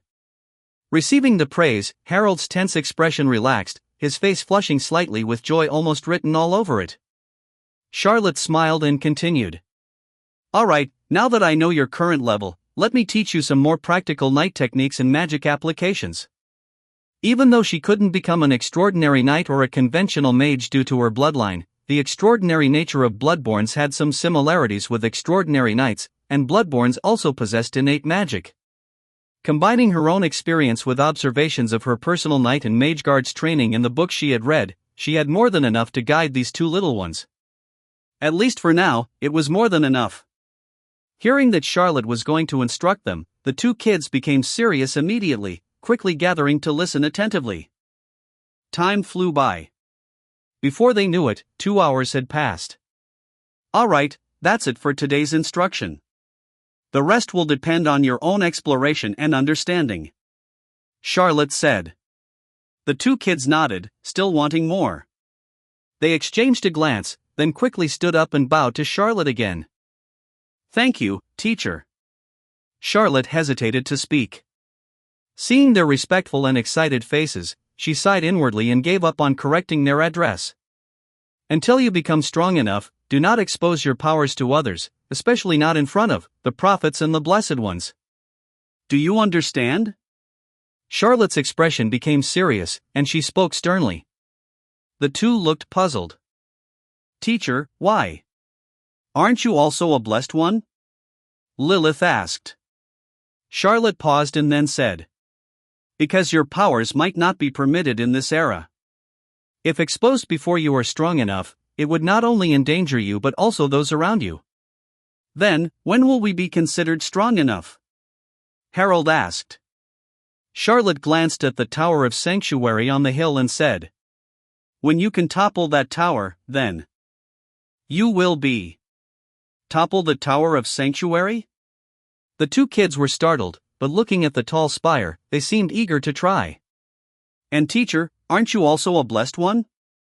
Harold asked timidly. I'm different. Charlotte smiled. She didn't elaborate further but instead dismissed them. All right, it's getting late. I need to meditate alone for a while.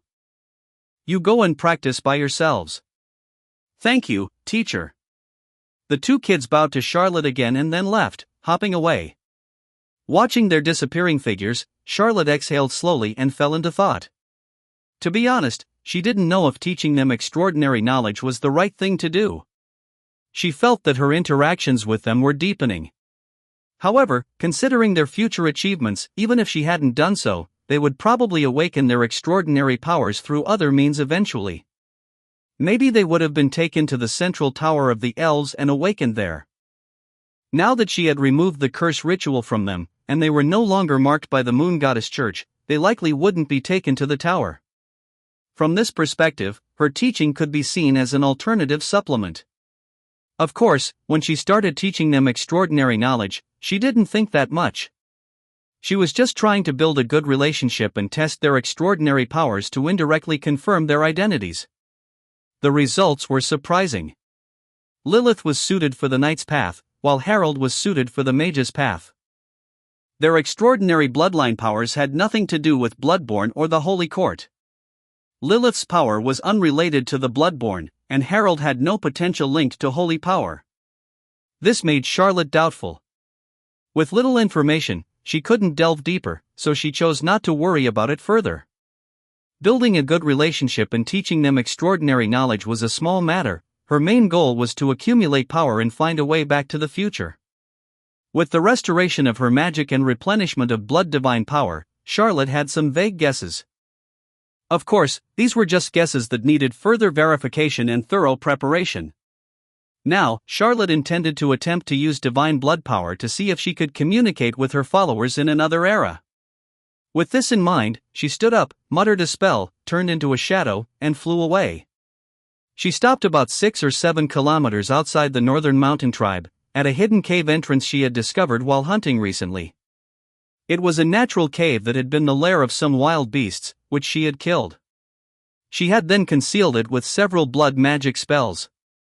This was her secret base. While the northern mountain tribe was nice, it was crowded. Meditating deeply here would be safer. Reaching the deepest part of the cave, she stopped before a roughly built stone coffin. It was actually a large stone she had hollowed out and covered with a lid, inscribed with some magical runes she had learned from Nice for warning and defense. This was her real hiding place. She prepared this as a precaution since breaking through in this era might cause her to fall asleep again, making a safe environment crucial. This was also the safest place to use blood divine power without alerting the Moon Goddess Church. Lying down in the coffin, Charlotte sank into her consciousness, communicating with the Gospel of Blood. Blood divine power surged, and she decisively activated True Ancestors' liberation, then forcibly activated the dimmed blood summoning on the Gospel pages. Crimson divine power erupted, and the Gospel of Blood shone brightly. The next moment, Charlotte returned to the mental world of the Dark Knight Castle. In the dim starry sea, 2 long-lost crimson stars slowly lit up. They represented her familiar, Sebastian and Jurst. Beyond these 2 stars was another dim silver star, faintly connected to Charlotte's soul. It was Nice, who had a soul contract servant's final oath with her. Seeing the 3 stars reappear, Charlotte's spirit lifted. Without hesitation, she focused her consciousness and, using the Gospel's power, directed her gaze to the star with Sebastian's aura. Chapter 248, Chapter 251, Awakening. 1633 words. Chapter 251, Awakening. It was a feeling difficult to describe with words. After Charlotte activated the blood divine power and tried to contact Sebastian, she felt something deep within her soul quietly shatter with a bang. An irresistible pull erupted instantly, like a gushing spring, enveloping her and elevating her consciousness. Charlotte found herself losing control of her body in an instant. As if seeing from a god's perspective, her vision left her body. She first saw the stone coffin she had made for herself, then the entire cave. Her vision did not stop and continued to ascend. She saw the low hill where the cave was located, the northern mountain tribe in the distance, the laboring mortals within the tribe, and the towering spire. The spire gradually receded, and the mountains became tiny. Charlotte saw the vast stretches of mountains, the rivers flowing like ribbons, the flocks of migrating birds, and the soaring eagles below. Clouds swirled beneath her feet. Charlotte felt like a rising rocket, gradually seeing the entire land and ocean beneath her. She saw the Myria continent. Although not in its entirety, comparing it to the continental map treasured by the Castell family, she was sure the land before her was the Myria continent. And her consciousness point of origin was northeast of Crescent Peninsula, in the northern part of Myria, known in later generations as the Northern Plateau. Charlotte silently noted this location while her gaze scanning the surroundings. She could see the distinct boundary between the earth and sky and the slightly curved horizon. At that moment, Charlotte understood. Although she had traveled to a magical otherworld, the land beneath her feet was still a planet. Her vision continued to ascend, and the full view of the Myria continent gradually unfolded before her. Charlotte felt as if she had transformed into a satellite, overlooking the entire world. And beyond the ocean, to the west of the Myria continent. After spanning nearly a third of the Myria continent, Charlotte saw another continent. It was a smaller, fragmented continent. At its center was a massive circular ocean, with the shattered land radiating outward from the ocean, as if struck by an unimaginably large meteorite. From afar, it looked like a giant scar on the planet, incredibly striking. Charlotte instantly realized that this should be the homeland of the elves before they crossed to the Myria continent, a place referred to as the Old Continent in some secret documents. Charlotte perked up, wanting to take a closer look at what caused the ocean in the center of the fragmented continent. However, as her vision continued to rise, a strong sense of fatigue and drowsiness began to set in. Charlotte felt the familiar drowsiness, and her clear consciousness gradually became blurry. The next moment, the world spun, day and night alternated rapidly. In a daze, Charlotte seemed to see the sun rising and setting and rising, over and over. It was as if the whole world was speeding up, with day and night alternating, becoming faster and faster. Initially, she could distinguish dawn and dusk, but soon, the rotation of day and night became so fast that they blended together. Like a broken light bulb flickering constantly, the entire world turned into a white blur. Amidst the spinning and flickering, Charlotte could no longer hold on, her consciousness growing increasingly fuzzy. But just as Charlotte thought she was about to fall asleep again, the flickering world gradually fell into darkness. Everything returned to silence. Charlotte felt herself in a boundless darkness. Here, she could not feel the passage of time, nor her own existence. Only her sluggish consciousness flowed slowly and lonely. Just as Charlotte's consciousness was about to break, a blood-red star suddenly shone in the darkness. That wasn't a star. It was a book. It was the Gospel of Blood deep within Charlotte's consciousness. The Gospel of Blood radiated a crimson light, illuminating the dark world. Charlotte felt a strong repulsion from all directions, followed by a powerful sense of weightlessness.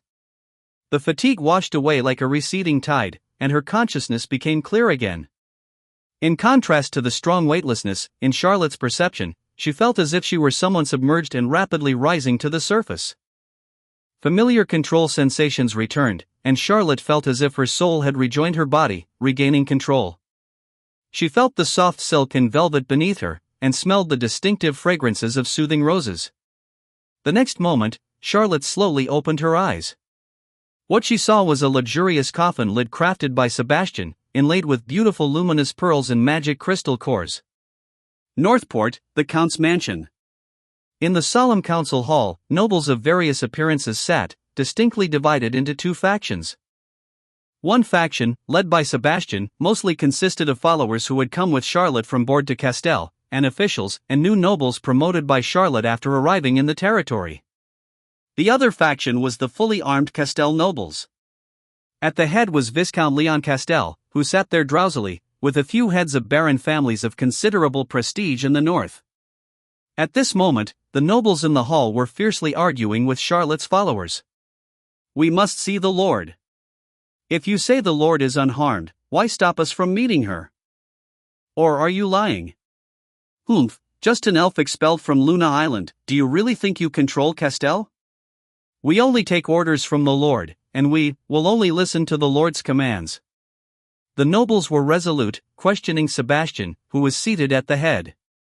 Sebastian glanced at the aggressive nobles, his eyes landing on Viscount Leon Castel at the forefront. "Viscount, doing this at such a critical time, should I take it as your betrayal of our Lord?" Hearing Sebastian's words, Viscount Leon Castel slowly opened his eyes. He sighed and said, "Sir Sebastian, as the head of the Leon Castel family, I am naturally loyal to the Countess. However, what everyone is saying is quite reasonable. We are loyal to Castel, loyal to the Countess. But it has been many days since we last saw the Countess, only you issuing orders on her behalf. Sir Sebastian, I admit the Countess trusts you, but just because the Countess trusts you does not mean the nobles of the territory also trust you. Moreover, you are an elf. You tell us the Countess is unharmed, but so much time has passed without the Countess appearing. No matter how we think about it, you must give us an explanation. The old Viscount gazed deeply. Or as the rebels say, has the Countess already been taken over by them? Sebastian shook his head. Viscount Leon Castel, the rebels only took the Lord's substitute. I've said this many times. Viscount Leon Castel shook his head. Then you should explain everything clearly. If it was a substitute taken, where is the real Countess? You have been blocking us from seeing the Countess for various reasons, day after day, week after week. Today marks a full month since. With the Countess missing for so long, various rumors have begun spreading throughout the territory, even suggesting the Countess has been murdered. Sir Sebastian, it's not that I want to doubt you, but with external and internal troubles, unrest is rising, and for the sake of unity, the nobles need an explanation. Many nobles echoed. Yes, we need an explanation. We answered the call for the Countess, not the steward of the Count's family. Do you really think you can represent Castel? Seeing the aggressive nobles, Sebastian's expression darkened. Hearing the noble's words, Charlotte's followers exchanged glances, showing hesitation. Sir Sebastian, I think they have a point. If you know the Countess' situation, you should tell everyone. A knight hesitated for a moment and spoke. Yes, the rebels have declared war on US, gathering over 10,000 troops and gaining support from neighboring lords. If the Countess doesn't appear soon, it will confirm their claims, and the remaining nobles will waver. Another knight agreed. Sebastian frowned, looking around at the followers. Is that what you all think? The followers exchanged glances, hesitated, but finally nodded slightly. Under the gazes, Sebastian sighed deeply. The Lord is safe, but it's inconvenient for her to appear now. I am entrusted by the Lord to act in her place during this period, with a handwritten letter from the Lord as proof. He produced a parchment from his pocket and displayed it. All eyes turned to Viscount Leon Castel. The parchment was passed to the old Viscount, who examined it closely. This is indeed the Countess' handwriting, and it bears her seal. But merely this won't be enough to convince everyone. Viscount Leon Castel, are you trying to force the Lord to appear? Sebastian said coldly. The old Viscount sighed. Sir Sebastian, you're wrong. Castel faces unprecedented rebellion. No matter what troubles the Countess faces, appearing to stabilize the hearts is natural. Though it may sound disrespectful, if the Countess cannot appear, she's failing in her duty as a lord. So, you mean you want to be the lord? Sebastian coldly looked at him. The old Viscount shook his head. I dare not. I am merely the county's vassal, a supporter of Castel. But, there is a tradition among nobles. When the Lord cannot exercise power, the nobles should form a regency cabinet to temporarily manage the territory. Sir Sebastian, if the Countess cannot appear for long, this is the only way to garner all noble support. Only this way can we gather our strength to fight the rebels. Oh? Regency cabinet? Then I'd like to ask, who is the regent? As soon as Viscount Leon Castel finished speaking, a crisp voice came from outside the hall, with a playful hint. Chapter 249, Chapter 252, The Rebellion Against Castel. 1921 words. The familiar voice drew everyone's attention. The door to the meeting hall opened gently, and Charlotte, dressed in a black noble dress, appeared before everyone. Sebastian was the first to react. The flame elf stood up from his seat almost instantly, his expression filled with delight. Master! He promptly knelt on one knee, placing his right hand on his chest in a salute. Seeing the girl who had entered, the knights and nobles closest to the door were momentarily stunned. Then, they too rose and bowed. Countess! Countess! Countess!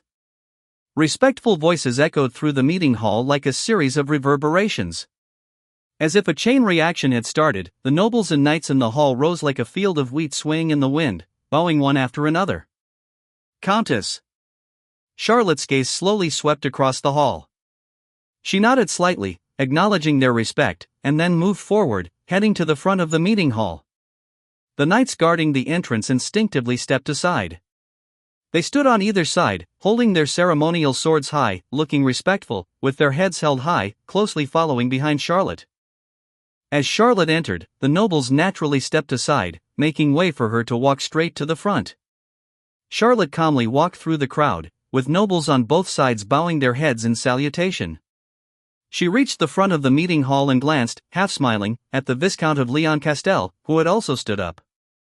The old Viscount trembled as he bowed, his expression respectful and excited.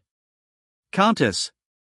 Charlotte looked at him silently for a few moments, nodded slightly, and then naturally sat down on the main seat. She looked around the hall and spoke warmly. "Everyone, please sit down, no need to stand." At Charlotte's command, the nobles slowly sat down. The hall was now extremely quiet, in stark contrast to the previous chaotic noise. It was evident that, although Charlotte had only been in Castel for a few months, her efforts in eliminating the infiltrating Bloodborns had already established her authority among the nobles. At least, she had established authority among those still rallying under the Castel banner. "Where were you all in your discussions?" "Oh, right, don't mind me, this should be a temporary noble meeting called by Sebastian, correct? Continue your discussions, I'll listen for a while." Charlotte adjusted her position on the Lord's throne for a more comfortable seat and spoke. "Master."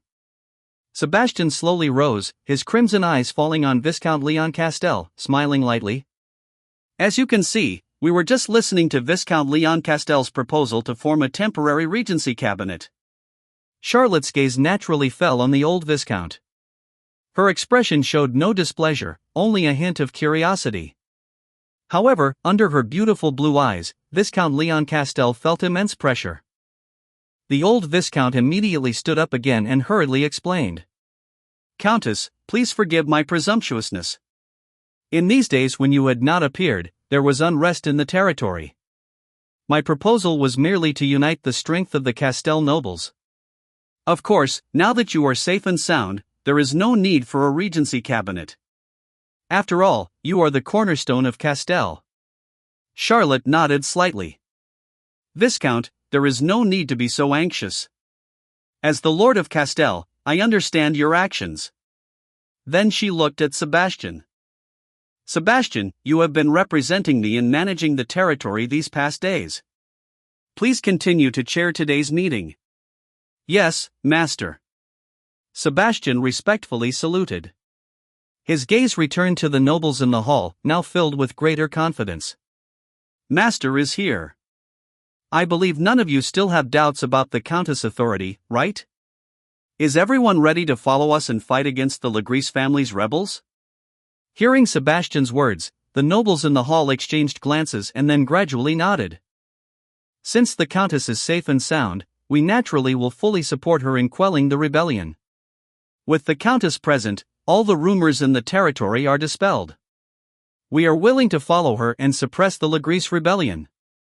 Our Valet family has already assembled 800 soldiers, ready to fight for Castel at any time. Our Lan family has assembled 1,000 soldiers, ready to follow the Countess into battle. All for Castel." Even Viscount Leon-Castel at the front spoke respectfully. The Leon-Castel family has also assembled 600 light infantry, 200 heavy infantry, 200 archers, 100 cavalry, and 3 extraordinary knights, all awaiting the Countess' command. The nobles in the hall expressed their loyalty, reporting their troop numbers one after another. Listening to their pledges of allegiance, Charlotte nodded slightly, her expression satisfied. However, contrary to her outward calm, her mind was in turmoil as she sat on the Lord's throne. Especially after hearing that several towns in the northern part of Castel had already fallen. Good grief! From the discussion, it seemed that the Legris family in the north had indeed rebelled. How long had she been asleep? Charlotte had no idea what had transpired in her territory during her absence. After waking from the secret chamber, she changed clothes and came straight to the council hall, guided by the blood summoning, only to hear Viscount Leon-Castel proposing some regency cabinet. Everything else was a mystery to her. Nevertheless, she didn't rashly interrupt the meeting. Her slumber was a secret.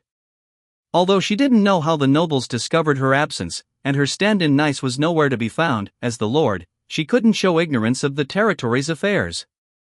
This would undermine her authority and, over time, arouse suspicion among some nobles. Charlotte trusted Sebastian's abilities. Since she had delegated power to him, she decided to sit back and listen, trying to piece together the situation. Thus, Charlotte became a listener. As the nobles discussed, guided by Sebastian's deliberate explanations, Charlotte gradually understood the current state of Castell. First, she had been asleep for about 4 months. In the 3rd month of her sleep, a significant event occurred in the territory. One of the 3 Viscount families, the Legris family, had attacked her while she was inspecting the Castell silver mine, using mercenaries. Of course, the Legris family had attacked not the real her but her stand-in, Nice. Afterward, the Legris family raised the banner of rebellion. They initially claimed that Castell had been usurped by nobles led by the Leon Castell family and launched the rebellion under the guise of purging traitors. Gaining support from neighboring lords, the Legris family then questioned Charlotte's bloodline, claiming the real Charlotte was dead, and the current Charlotte's rule was illegitimate and tyrannical, justifying their war against the Count's family.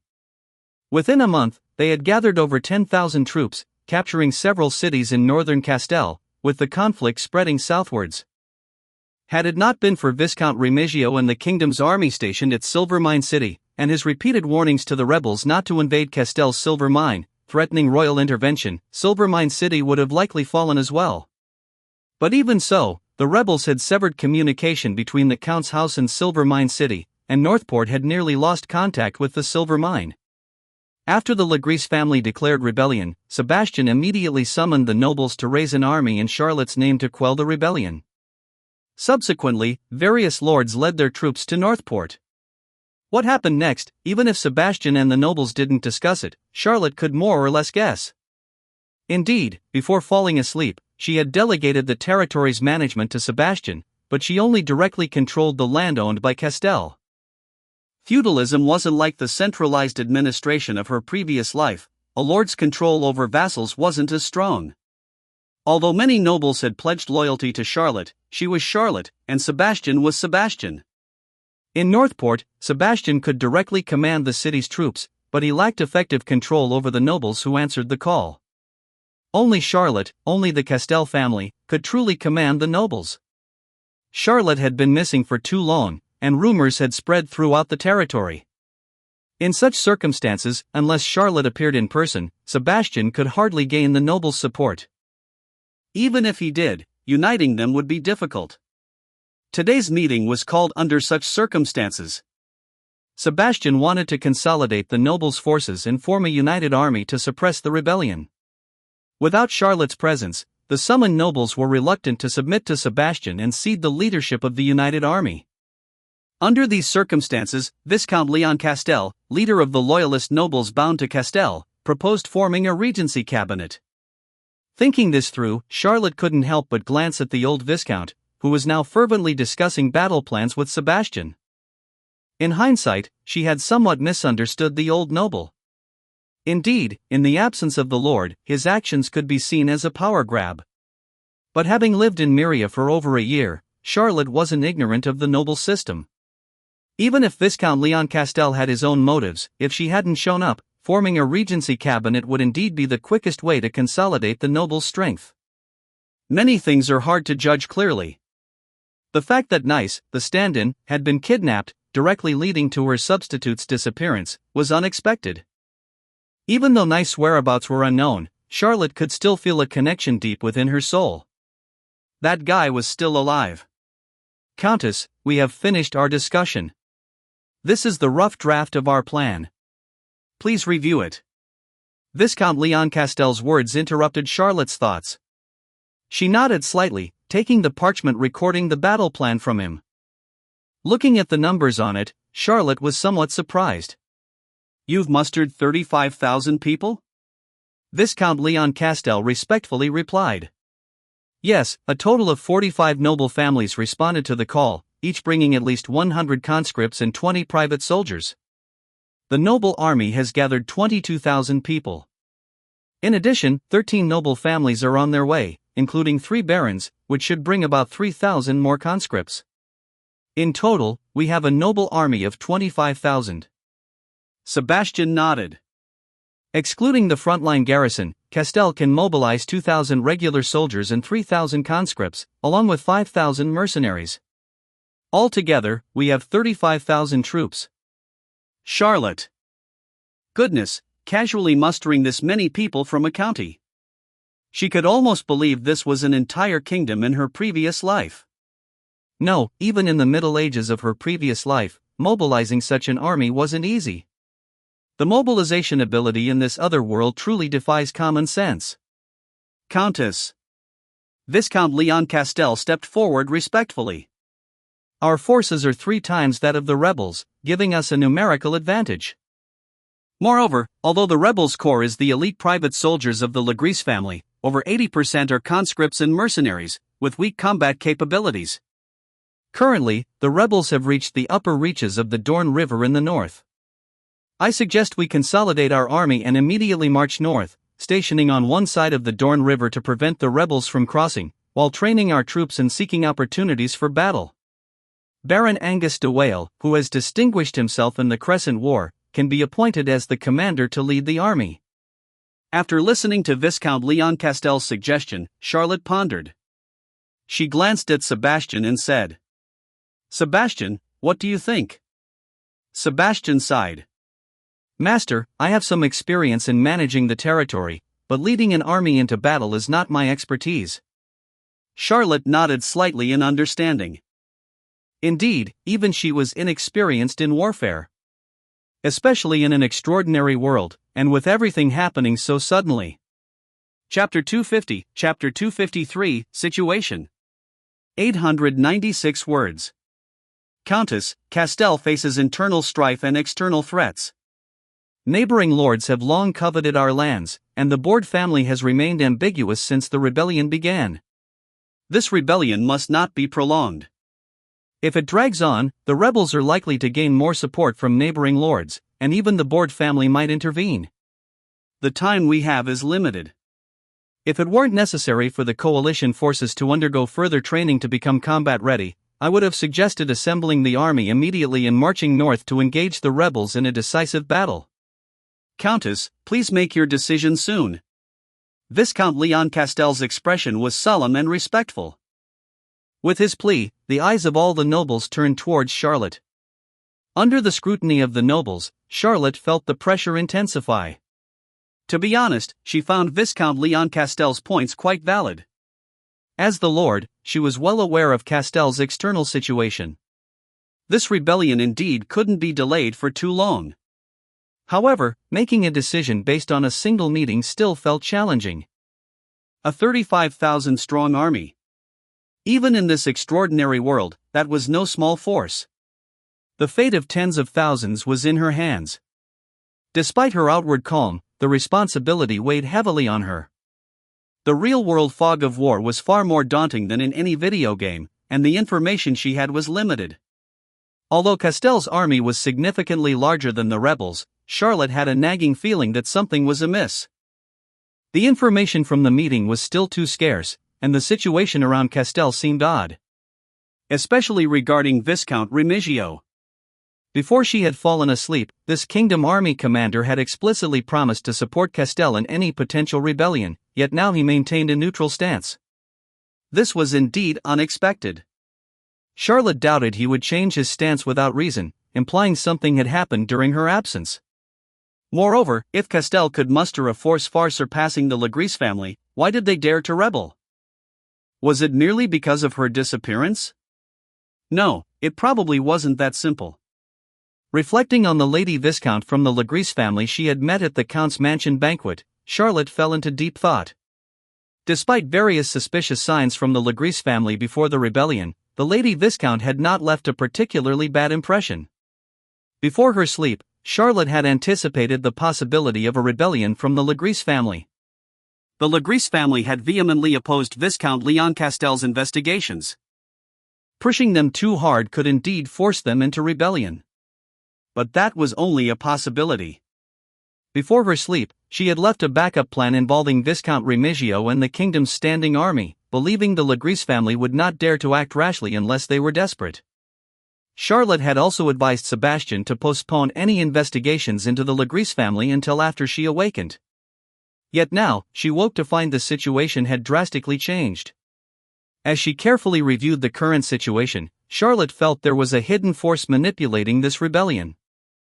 No, more accurately, there must be a significant power supporting the Legris family from behind. This force was likely substantial, even capable of influencing the kingdom army's stance. Charlotte pondered this deeply. Castel was not a small region, but it wasn't vast either. With 120,000 square kilometers, it was comparable to a province in her past life.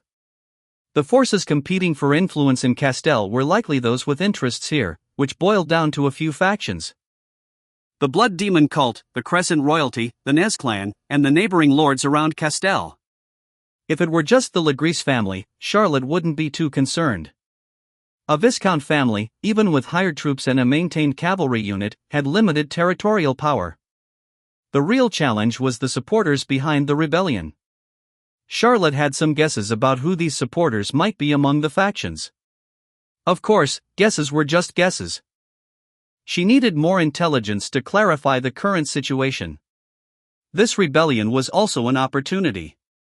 If she could use this chance to eliminate all opposition forces within her territory, she could firmly grasp control over Castel and become a true ruler. Countess, please make your decision. Viscount Leon Castel's repeated request pulled Charlotte from her thoughts. In the hall, the nobles were eager and ready for battle. Given their apparent numerical superiority and the potential to reclaim and redistribute rebel lands, their enthusiasm was understandable. Angus, how many troops are needed to hold back the rebels from advancing south? After a moment's thought, Charlotte addressed the silent Baron Angus. Countess, with the current garrison along the Dorne River, an additional 3,000 men should suffice for a defensive position. Baron Angus replied respectfully. And to defeat them? Countess, that depends on how many regular troops the Legris family has organized. Regular troops wield extraordinary power, which ordinary conscripts cannot match. Baron Angus replied solemnly. When did the rebels reach the Dorne River? About a week ago. They lack the means to cross, and with winter approaching, the icy waters have stalled there. Advance. They've set up camp along the shore. Charlotte's thoughts quickened. You mean they've been camped along the shore without further action? Yes. Bring me the map. Charlotte commanded. Several nobles quickly brought a map of Castel and spread it out before her. As Charlotte studied the map of her territory, she fell into deep contemplation. Chapter 251, Chapter 254, Charlotte's Judgment. 1,267 words. Chapter 254, Charlotte's Judgment. Master, have you discovered something? Sebastian asked curiously, observing Charlotte deep in thought. Charlotte furrowed her brows, nodding slightly but then shaking her head. I'm just puzzled about the rebels camping by the Dorne River. Castel County is known for its maritime trade and numerous waterways. Almost every noble family with access to the sea or rivers has ships. The Legris family is one of the 3 Viscount families. It's impossible they don't have a fleet. The Dorne River is the largest river in western Unette and a major trade route between the northern and eastern Unette. Currently, the upper reaches of the Dorne River are under the Legris family's control. The upper Dorne River can directly reach the eastern Unette Blacklands, which is a mercenary haven. I know merchant ships often travel between eastern Unette and Castel via the Dorne River. Does the Legris family really have no means of crossing the river? Viscount Leon Castel explained. Master, the Dorne River is too wide, and the rebel numbers are too great. The only bridge is near Northport, which is heavily defended. Even if the rebels organize a fleet, crossing the river would be difficult, especially since we have our own fleet patrolling the coastline and river mouth. Charlotte pondered for a moment before asking. What about extraordinary means? As far as I know, some powerful mages can freeze rivers temporarily, especially in winter when the weather aids frost magic. Could the Legris family be planning to hire high-level mages to freeze the river for a crossing? Sebastian considered this and said, Master, while it's possible, it's unlikely. Extraordinary powers are common in war, but to cast a spell that allows thousands to cross the Dorne River would require a high-ranking mage, at least at the level of a blazing sun. And maintaining such a large-scale spell is much harder than directly destroying a town. Even a Blazing Sun mage would be heavily drained. If another Blazing Sun opponent interrupts the spell, the losses would be substantial. Viscount Leon Castel nodded in agreement. Sir Sebastian is right. Unless in a desperate situation, no Blazing Sun mage would use such a large-scale spell due to the immense energy drain and vulnerability. Moreover, he continued, the Mage Guild opposes high-ranking mages participating in mundane wars, especially among noble territories under the kingdom. Even if they participate, it's typically mage against mage. The Legris family doesn't have a Blazing Sun extraordinary.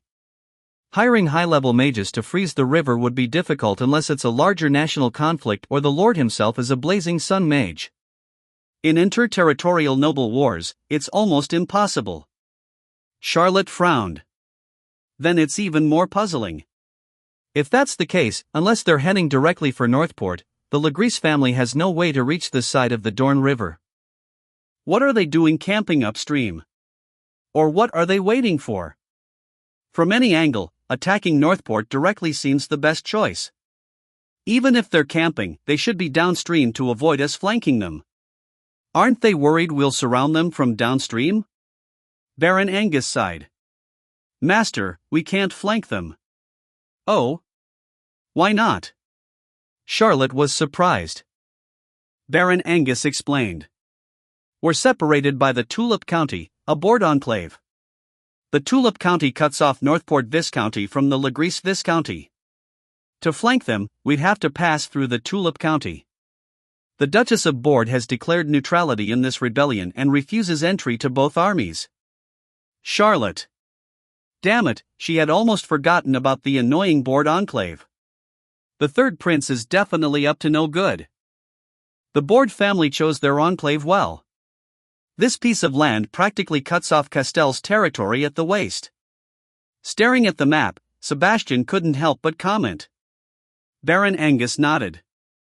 Indeed, that's why every lord of Castel has tried to reclaim the Tulip County from the Duke, even offering rich southern lands in exchange. But the Borde dukes have always refused, despite the Tulip County being smaller than Northport Viscounty. Viscount Leon Castel sighed. It's understandable. The Borde dukes use Tulip County to check Castel. It's their northern military stronghold. For years, neighboring lords have been deterred from attacking Castel because the Borde family keeps a standby army in Tulip County. As long as Castel remains a Borde vassal, they'll never let go. Hearing this, Charlotte had a realization. Did you say the Borde family has a standby army in Tulip County? The old Viscount nodded. Yes, master. How many troops? Are they all extraordinary? What's their equipment like? The old Viscount thought for a moment and replied. If I recall correctly, around 3,000 troops, maybe more. I'm not sure about the proportion of extraordinary troops, but it should be significant. As for their equipment, the former Borde Duke served as the kingdom's military commander, acquiring plenty of standard kingdom armor. Hearing this, Charlotte frowned deeper, studying the map of Castel. The Borde enclave in the middle was an eyesore. What should be a perfect isosceles obtuse triangle of Castel's territory was marred by this Borde enclave, driving anyone with OCD mad. Sebastian, any other news from the south? Charlotte asked after some thought. You mean from the Borde Duchy? Besides declaring neutrality in Castel's rebellion and refusing entry to both armies, there's no other news from Borde. Sebastian replied. What about the other ducal nobles? Have they sworn allegiance to the new duke? That? I'm not sure. But most of the ducal nobles attended the new duke's inauguration, except for us. Listening to Sebastian, Charlotte nodded slightly. The third prince was a popular contender for the Crescent throne. It made sense for ambitious nobles to cozy up to him. Studying the map a while longer, Charlotte said. The main allied force shouldn't rush north. Let them train here. Northport has abundant supplies, and the logistics pressure is minimal. If 3,000 can hold the front, send 3,000 to guard the Dorne River. No, to be safe, send 5,000. Viscount recommends capable commanders for this task. Baron Angus will stay here in Northport. The main force stays in Northport? Viscount Leon Castell was surprised and hesitatingly said. Countess, are you sure? This rebellion shouldn't drag on too long. Though Tulip County blocks our northern route, it also blocks the rebels from advancing south along the coast. Northport, though close to the front, is the safest. There's no need to station so many troops here. Safe? Ha, that's not necessarily true. Charlotte scoffed, shaking her head. Seeing Charlotte's suggestive expression, the old Viscount's eye twitched. As if realizing something, his expression changed.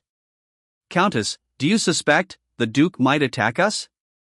The other nobles in the hall changed expressions upon hearing this. The Duke? The bored Duke? A liege intervening in a vassal's civil war? That can't be possible, right? Even Sebastian was surprised. Master, that shouldn't be likely, right? Even if the third prince wants Castell, he needs a just cause, otherwise, who would support his claim to the throne? Charlotte sighed. If you want an excuse, you can always find one. We must guard against that ambitious guy. Hearing Charlotte, Sebastian fell into thought, and after a moment, Viscount Leon Castell nodded. Countess, I understand. In that case, I recommend Baron Sharon to guard the Dorne River. Charlotte turned to Baron Angus, who also nodded. Master, Baron Sharon is an excellent commander. I believe he can handle the task. Then it's settled. Though this rebellion shouldn't drag on, we must train our allied forces and guard against our neighbors. Charlotte said. Chapter 252, Chapter 255, Second Tier Silver Moon. 1,464 words. After Charlotte gave the order, the meeting ended. The allied forces split into two groups. Baron Sharon led 5,000 troops north, while the remaining troops continued their routine training near Northport. Training the nobles' army was necessary.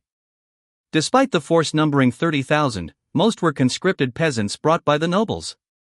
Without proper training, their combat effectiveness would be quite dismal. Of course, armies of this era, except for those with extraordinary powers, were not much different. After the nobles left, Charlotte returned to the study in the Count's mansion. Shortly after, Sebastian, who had been hinted to come in advance, entered. Master, do you have any instructions? He asked respectfully as he approached Charlotte. I didn't see any representatives from the Romanfort family at the meeting. What's going on with them? Charlotte inquired. She had wanted to ask this during the meeting. However, none of the nobles in the council mentioned this pirate origin Viscount family, and Charlotte was preoccupied with thinking about the rebel movements, so she forgot about it momentarily. Sebastian had a peculiar expression as he explained. Master, I also asked this question at the first noble meeting I convened, and the answer was somewhat subtle. The Romanfort family is rather marginalized in Castell. They almost never attend territorial meetings and are disliked by other nobles. Aside from regularly paying vassal taxes, they hardly interact with any other nobles. Charlotte was taken aback and then frowned. Never attend meetings? But they attended the banquet I hosted before. Sebastian's expression grew even more peculiar. Master, that's precisely what I found strange. To be honest, I initially thought they might have chosen to rebel too. However, they later sent a messenger to visit the Count's mansion privately, requesting to see you. After I declined, they left. Although the Romanfort messenger left, they later sent warships to assist in defending Northport. If you look out from the windowsill, you should see their black ships patrolling the harbor. Upon hearing Sebastian's words, Charlotte immediately stood up. She walked to the windowsill and looked towards the port, indeed spotting several imposing carrack ships with black sails patrolling the horizon. Bloodborns have excellent eyesight, and Charlotte's vision now far surpassed her previous capabilities. She could even see the busy sailors on the ships and the dark gunports of the bombards on the ship's sides. This family is quite interesting, Charlotte remarked, stroking her chin as she withdrew her gaze. Sebastian nodded. Yes, after Nice was kidnapped, we even received news from the Mercenary Association that the Roman 4 family ships were spotted in the Legris territory. I initially suspected they had allied with the rebels. But later, I found out they were searching for you in Legris. This family is quite odd. They have little allegiance to Castel but seem to care about you. If I'm not mistaken, once news of your return spreads, they'll probably send someone to visit you. Listening to Sebastian, Charlotte was deep in thought. The Roman 4 family, originating as pirates, naturally didn't fit in with Castel's nobles, and their base was on an island. Furthermore, their island used to belong to the Roman duchy, so it's normal for the family to lack a sense of belonging to Castel. But recalling her interactions with this family during the banquet at the Count's mansion, Charlotte felt their attitude towards her was indeed somewhat peculiar. However, this didn't imply malice. On the contrary, compared to malice, Charlotte felt they showed more goodwill. Notably, it was they who first pointed out the assassins at the banquet. Forget it, let's not worry about them for now. Since they've sent a fleet to escort, it at least shows their stance. Sebastian, I'm curious about something. Nice was kidnapped, and you don't seem worried at all? Charlotte waved her hand and then asked curiously. Sebas smiled and said, I might have been worried before, but now that you're awake, I'm not worried anymore. Charlotte. You're getting better at flattery. Shameful, but I'm just stating the truth. Not just nice, even the rebels from Legris wouldn't be a concern with your return. Alright, enough flattery. I have a task for you. Sebastian's expression turned serious. Your orders, please. Investigate the merchant ships in Tulip County recently. See if there's anything unusual. Charlotte said. Sebastian's heart stirred. You really suspect the third prince will act? Charlotte took a sip of the milk on the table and said. Of course, the third prince is someone who dared to hire people to ambush me. We must guard against him. Sebas said worriedly. Master, if that's the case, the situation in Castel could be dangerous. Your power is strong, but it's not convenient to display it openly. It will be challenging to contend with the Board Duchy with secular power alone. Charlotte smiled slightly. When did I say I would rely solely on Castel's power? Ha! Sebastian's eyes twitched, his expression subtly changing. However, Charlotte didn't explain further. All right, go investigate the Tulip County. Also, if anyone from the Roman 4 family arrives, bring them to see me immediately. Although curious, Sebastian respectfully bowed. At your command. Sebastian left with his task. Charlotte finished the sweet milk in her cup and sighed deeply. After months of slumber, her territory was indeed in chaos. Waking up to face a rebellion was truly overwhelming. Fortunately, though unprepared, she wasn't without strategies. The rebels might be supported by the Board family and the third prince. Alright, she also had pieces on the board with the Nez clan. Frankly, Charlotte was more concerned with the time travel during her slumber than her territory's rebellion. The memory was too vivid, so clear that it didn't feel like a dream at all. Her sudden awakening left no evidence to determine whether it was a dream or reality. The only potential evidence might be the nightgown she wore during the time travel. However, after waking up, Charlotte didn't find the nightgown she wore before sleeping. She was naked in the coffin, wearing nothing. At first, she was startled, thinking the clothes didn't traverse with her, but then she found a layer of ash-like residue on her body, as if her nightgown had disintegrated. Moreover, the moment she rose, all the silk and velvet, the soothing flowers, and the sleeping roses in the coffin disintegrated instantly. Charlotte didn't know if this was related to her time travel or her successful advancement to the second-tier Silver Moon, but being naked when she exited the coffin was indeed awkward. Fortunately, she chose a secret room to sleep in, with no one guarding it. Otherwise, it would have been quite embarrassing. Regardless of whether that Elven-era experience was a dream or reality, Charlotte was certain of one thing. Upon awakening, she had officially reached the second-tier Silver Moon, becoming a Blood Viscount. Perhaps due to having the Gospel of Blood that allowed her to exert divine power, the joy and sense of achievement from advancing to Silver Moon were not as overwhelming as she had imagined. However, Charlotte could clearly feel a significant improvement in her physical fitness and magical power. If a Starry Sky tier extraordinary being could still be killed by ordinary weapons, then at the Silver Moon tier, this possibility was eliminated. Especially physical fitness. She might not be truly invulnerable, but close enough. The second tier Silver Moon signifies a comprehensive transformation of physical fitness. Extraordinary power strengthens the body to its limit and starts to overflow, as seen with the source power discharge of extraordinary knights and the magical control of mages. For Bloodborns, this means the complete fusion of body and magic, greatly enhancing their regenerative capabilities. To illustrate, Charlotte's current regeneration ability almost matches her berserk state from before. Unless a vital spot is hit, she cannot be killed. This is somewhat like an extraordinary knight activating source power, but Bloodborne's regeneration is stronger, and they also wield magic that extraordinary knights cannot. Additionally, advancing to Silver Moon seemed to strengthen Charlotte's bloodline and her connection with the Gospel of Blood. Even the divine power within the Gospel seemed easier to mobilize. Feeling the powerful energy within, Charlotte was quite satisfied. Cheats aside, strength is fundamental and the bottom line for safety. However, Charlotte was not currently interested in testing her new powers. She was more concerned about Nice's situation. There was no way to verify the time travel during her slumber. Though puzzled, she could only set it aside for now. As his master, Charlotte felt she should be concerned about Nice's well-being. Although judging from the soul imprint, he seemed to be doing fine. With this in mind, Charlotte delved into her consciousness and connected with the divine symbol mark of the servant's final oath. Chapter 253, Chapter 256, The Trapped Nice. 1,224 words. Inside an alchemy workshop filled with various magical materials.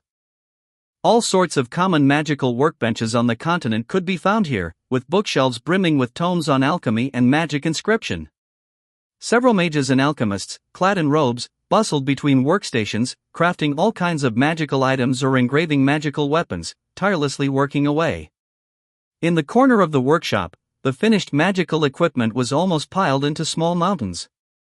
Glancing around, one would see mostly armor and weapons. Not far from the magical equipment, on a chair covered with silk velvet, a plump black cat lounged lazily against the soft cushion. He arrogantly raised his head, leisurely chewing on carefully prepared dried fish, watching the busy mages and alchemists with a lazy gaze. He seemed to be quite content. Well, he would be if it weren't for the inscribed metal collar around his neck, which was attached to a chain fixed next to a workbench by magical means. From time to time, an alchemist or mage, carrying an unfinished enchanted item, would approach the chained black cat for advice. Their attitudes were extremely respectful, and their tones were exceedingly earnest. Lord Nice, how can I perfectly balance the reaction between water and fire elements in this inscription? Lord Nice, should I use mithril or adamantite as the core component for magic conduction? Lord Nice, I've enchanted this armor 3 times, but it keeps failing. I can't figure out why. Could you take a look? The black cat lazily changed its position on the velvet cushion. His amber eyes glanced lightly at the various materials brought by the mages and alchemists. The black cat lazily said, "Balance the reaction between water and fire elements? You need to add magic flower nectar to the inscription. Without it, balancing the elements is impossible. It's a wonder it hasn't exploded yet. Mithril? Adamantite? You've been reading too many second-rate alchemy and magic books. Fool! You're just rote learning." Mithril and adamantite can indeed serve as primary materials for magic conduction components, but that's only when the item already has a stable magic conduction. Look at what you're enchanting. A sword made of impure steel. You should be using Starrock, which has a milder magic effect. Wow, you've tried enchanting this 3 times? Throw it away. It's hopeless. You're even dumber than the last guy. I've told you many times, not everything can be enchanted. This armor has been repaired so many times it's lost its potential for enchantment. Enchanting it is as difficult as carving flowers on your butt. Go tell the Legris family, if they don't have enough money, they shouldn't try to enchant all their equipment. They'd be better off hiring more mercenaries from Eastern Unet with that money. The Black Cat's attitude was far from pleasant, and could even be described as consistently sarcastic, making the mages and alchemists seeking advice feel completely inadequate. However, those seeking advice didn't seem to mind. In fact, they were almost meticulously attentive, jotting down the Black Cat's various critiques with pen and paper. Every so often, a mage or alchemist would display an expression of sudden realization after a round of sharp criticism, ridicule, and insults from the Black Cat. They would bow excitedly to the Black Cat, then return joyfully to their workstations to continue their attempts. Meanwhile, the Black Cat continued munching on his dried fish, glancing casually at the busy crowd, muttering under his breath about the third-rate level of those around him. Until a piercing bell rang, causing the busy mages and alchemists to pause their work. Aside from those at critical stages of their work, most people instinctively retrieved their eating utensils and hurried out of the workshop. Seeing this, the Black Cat curled his lips in disdain. Good for nothing except eating. Once the majority of the mages and alchemists had left the workshop, leaving only those completely engrossed in their work, oblivious to everything around them, the Black Cat's look of contempt faded. His lazy demeanor vanished almost instantly as he stood up, gripping the metal collar and chain with his plump paws, desperately trying to remove them. However, the chain, made of some unknown material, did not budge despite his efforts. The Black Cat was undeterred. He looked around, quickly spotting an unfinished enchanted dagger left on a workbench. Then, with great effort, he moved over, stretched his paw to pull the dagger closer, and began to try to cut through the chain with the dagger's blade. If I were you, I wouldn't bother with such futile efforts. A cold voice suddenly echoed, startling the Black Cat. His fur instantly stood on end, the dagger falling from his mouth with a clatter, his wide eyes warily staring at the workshop's entrance. At the doorway stood a black-haired girl who looked to be about 14 or 15, arms crossed over her chest. She wore a black skirt armor, her crimson eyes devoid of any emotion, and her delicate face showed no expression. Seeing the girl, the mages and alchemists in the workshop quickly stopped their work, standing up respectfully. Lady Eudoxia. They greeted her with respect, their voices tinged with a hint of fear. The girl glanced at them indifferently, said nothing, and then stepped towards Nice. Seeing her approach, Nice instinctively recoiled, his voice filled with vigilance. What are you doing here? I came to check on our prisoner. I heard some are thriving in the workshop, impressing many of our seasoned magical craftsmen. The girl said, with a meaningful tone. Her gaze fell on the engraved chain around Nice's neck and the dagger lying next to his paw. She said with a knowing look. It seems some people haven't given up on escaping yet. It looks like we need to re-educate them.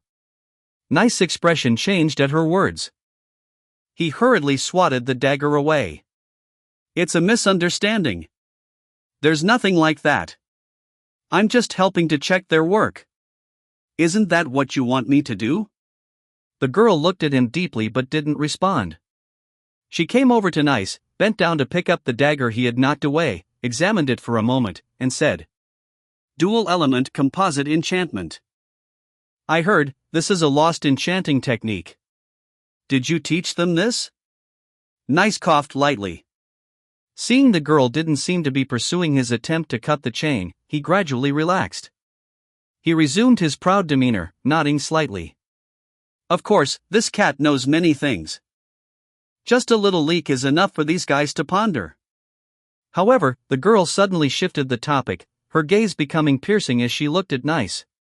But from what I know, this enchanting technique has been lost in Myria for nearly 300 years, ever since the disappearance of its inventor, the legendary mage Nicholas.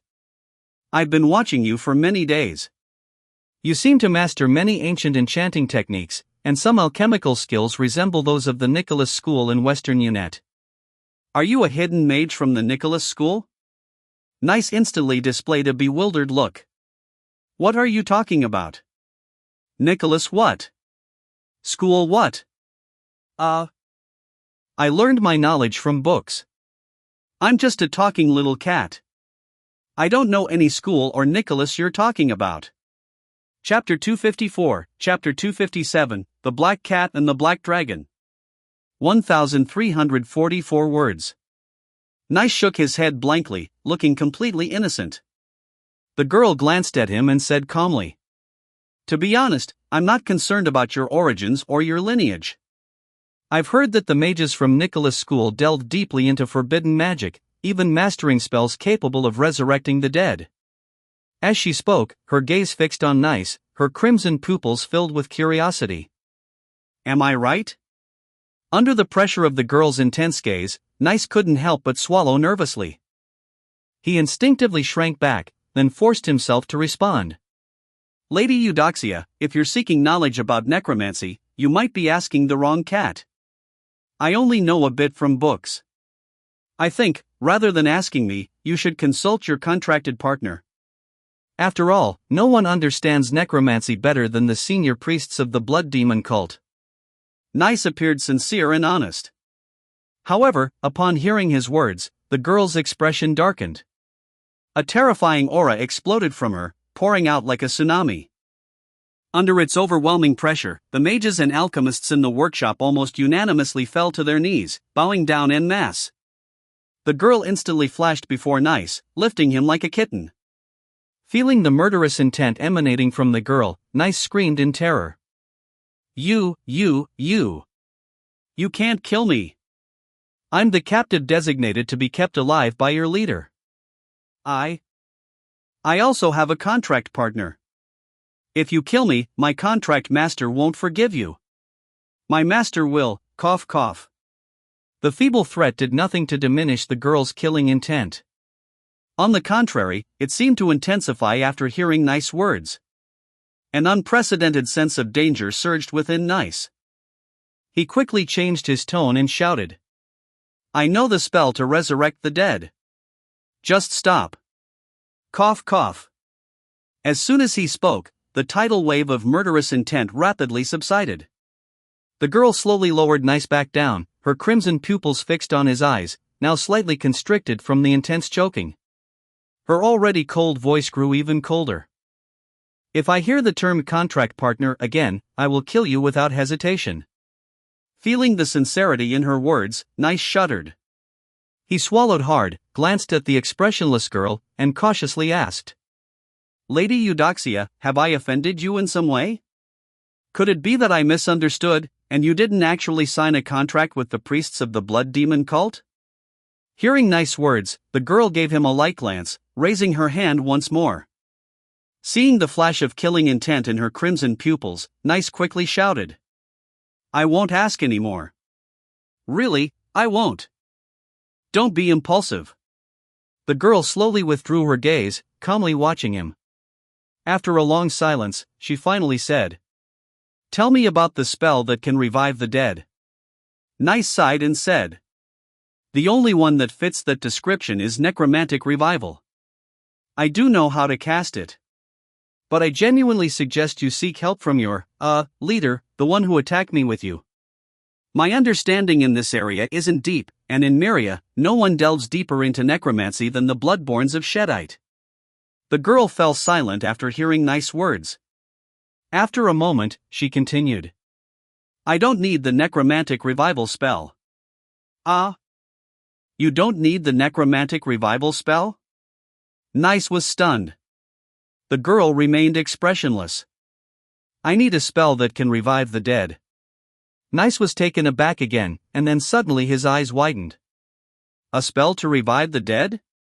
Not necromantic revival? Wait, do you mean reviving those whose souls have completely vanished from the world?" The girl continued to look at him silently, not denying his words. Nice swallowed hard, then said with difficulty, "Lady Eudoxia, to be honest, the soul is the essence of life. If the soul has dissipated, then there's nothing that can be done. But I've heard that you Nicholas mages possess even more miraculous resurrection techniques." The girl said calmly. She gave Nice a deep look.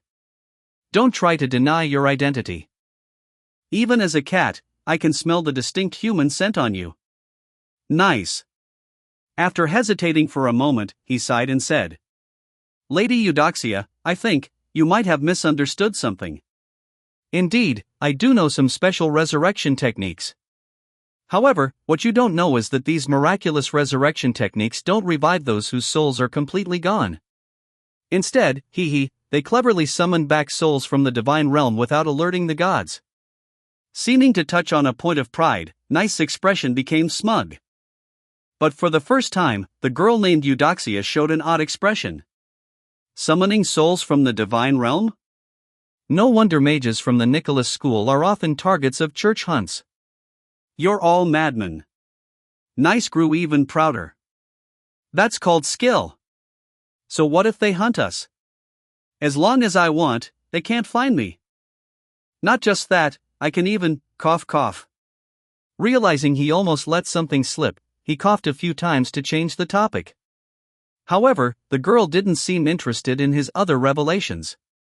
After sneaking a glance and seeing she didn't pursue the topic, Nice relaxed. He cleared his throat and continued. Anyway, a soul is necessary for resurrection. If the soul is gone, not even the gods can help. After hearing Nice's words, the girl remained silent. Finally, she continued. Is it really impossible? Nice shook his head. Really impossible. Even if you asked the gods, they'd give the same answer. The girl clenched her fist slightly, saying nothing. After a while, she stopped asking questions and turned to leave. Lady Eudoxia. Is the person you want to revive a werewolf miner from the Castell silver mine? Seeing the girl's retreating figure, Nice hurriedly asked. The girl's steps paused, but she neither turned around nor responded. It wasn't until she completely disappeared that Nice sighed in relief and muttered. She really was the Black Dragon from the Castell mine. Strange, she doesn't seem controlled by the blood demon cult but rather chose to join them willingly? I have to escape as soon as possible. Staying locked up isn't a solution. That hot-tempered little dragon probably guessed my identity. The alchemists of the Legris family treat me well, but they're just after my knowledge. The real problem is the blood demon cult. If those lunatics find out who I am, I'm done for. Nice, why did you have to be so arrogant? Once you get arrogant, you get reckless, and then you screw up. You shouldn't have helped those struggling alchemists in the first place. Oh, no. I had to help, otherwise, I wouldn't get good food and drink, but I shouldn't have used techniques that were so easily recognizable. No choice. I have to escape. I must escape. Talking to himself, Nice quickly made up his mind and started looking for the dagger he had just dropped. However, after scanning the area, he realized that all the tools he could reach that might help cut his collar's chain had been taken by Eudoxia. She did that on purpose. Nice cursed. Slumping onto the chair with a dejected expression, he lamented. Nice, what were you thinking, leaving Northport? Great. Now you're completely stuck, and your secrets are almost exposed. Sigh. Great Lady Charlotte, when will you wake up? If you don't wake up soon, your territory will be completely taken over, and your poor contracted servant will go from a fat cat to a dead cat. Nice was utterly dejected and full of regret. At that moment, a pleasant voice suddenly echoed in his mind. Good point. I'm curious too, why did you leave Northport when I told you to stay put, and even used my name to inspect Silvermine City? Hearing this familiar voice, Nice's body trembled, his despair turning to joy in an instant. Lady Charlotte. No, Master. Is it your voice? Have you woken up? Chapter 255, Chapter 258, Master. You're finally awake. 996 words. The familiar feeling of summoning came over, and crimson mist began to spread. In the blink of an eye, Nice found himself in the familiar ancient Dark Knight castle. Seeing the beautiful and noble figure on the blood throne, Nice was extremely excited. Almost instinctively, he rushed forward, crying and wailing. Wan meow! Lady Charlotte, you finally awakened. If you didn't wake up, poor Nice would really have turned into a dead cat. These days of being imprisoned have starved Nice thin. Nice is so pitiful. Crying out loud like a child complaining to a parent, Nice rushed towards Charlotte. And then, thud, it crashed into an invisible barrier just before the steps, sprawled out, and slowly slid down. But he quickly got back up, looking pitifully at Charlotte on the throne, teary-eyed and whimpering. Boo! Lady Charlotte! Watching the fat, flirtatious cat with a husky voice trying to act cute, Charlotte felt a chill down her spine. She couldn't help but shiver and quip. Alright, stop trying to act cute. With your appearance and voice, it's really quite gross. Nice. He coughed a few times, then said, feeling wronged. Lady Charlotte, you really misunderstood. I am truly excited to hear your voice again. Is that so? From what I see, your days in the Legris family's magic workshop seem pretty comfortable. Saying you've lost weight, looks like you've gained another circle instead. Sir Nicholas, it seems you've been getting along well with the Legris mages recently. Charlotte said casually, glancing at him. Hearing Charlotte's address for him, Nice instinctively looked away. Lady Charlotte, what are you talking about? I don't quite understand. Charlotte gave it an exasperated look and teased. Nice, has anyone ever told you that when you play dumb and lie, you are so exaggerated that you might as well write your thoughts on your forehead? Nice. He cautiously lifted his head and saw Charlotte's amused expression, feeling embarrassed. Lady Charlotte. Call me Master. Master. Speak. When did you wake up? And when did you start watching over me? Nice cautiously probed. Charlotte adjusted herself comfortably on the throne, propping her head on her hand and crossing her legs. Probably when you were smugly instructing the Legris family's magic craftsmen to create magical equipment to use against Castell. Nice, it's all a misunderstanding, Master. I had no choice. If I didn't show some value, I would have turned into a dead cat already. Wait. So you heard everything just now? Nice suddenly realized. Charlotte glanced at it and nodded slightly. Heard it all, of course. Legendary Mage Nicholas, no wonder you know so many divine spells. Or, more accurately, you aren't really a contract believer. The divine spells you know must have been stolen from the gods using some forbidden means, right? Facing Charlotte's meaningful gaze, Nice chuckled awkwardly. Ashamed to say, I've just delved a bit deeper into magic. Oh? So you don't deny that you are the legendary Mage Nicholas? Charlotte laughed lightly. Nice sighed. You've heard and seen everything. How can I deny it? I can only remain silent. Seeing the black cat's resigned expression, Charlotte shook her head. Alright, honestly, I don't care about your past identity, whether you are a legendary mage hunted by various churches or a black cat with extraordinary power. Since you've signed a contract with me, now, you are my servant. Tell me, what happened while I was asleep, and how did you end up in Silvermine City? Seeing that Charlotte was no longer probing, Nice immediately perked up. He scratched his head and said, Lady Charlotte, it's a long story. About a month and a half ago, miners started disappearing in Silvermine City again. To investigate, we sent 2 extraordinary knights and a squad of soldiers. But we soon lost contact with the team we sent. After discussing with Sebastian, we decided to look into it ourselves.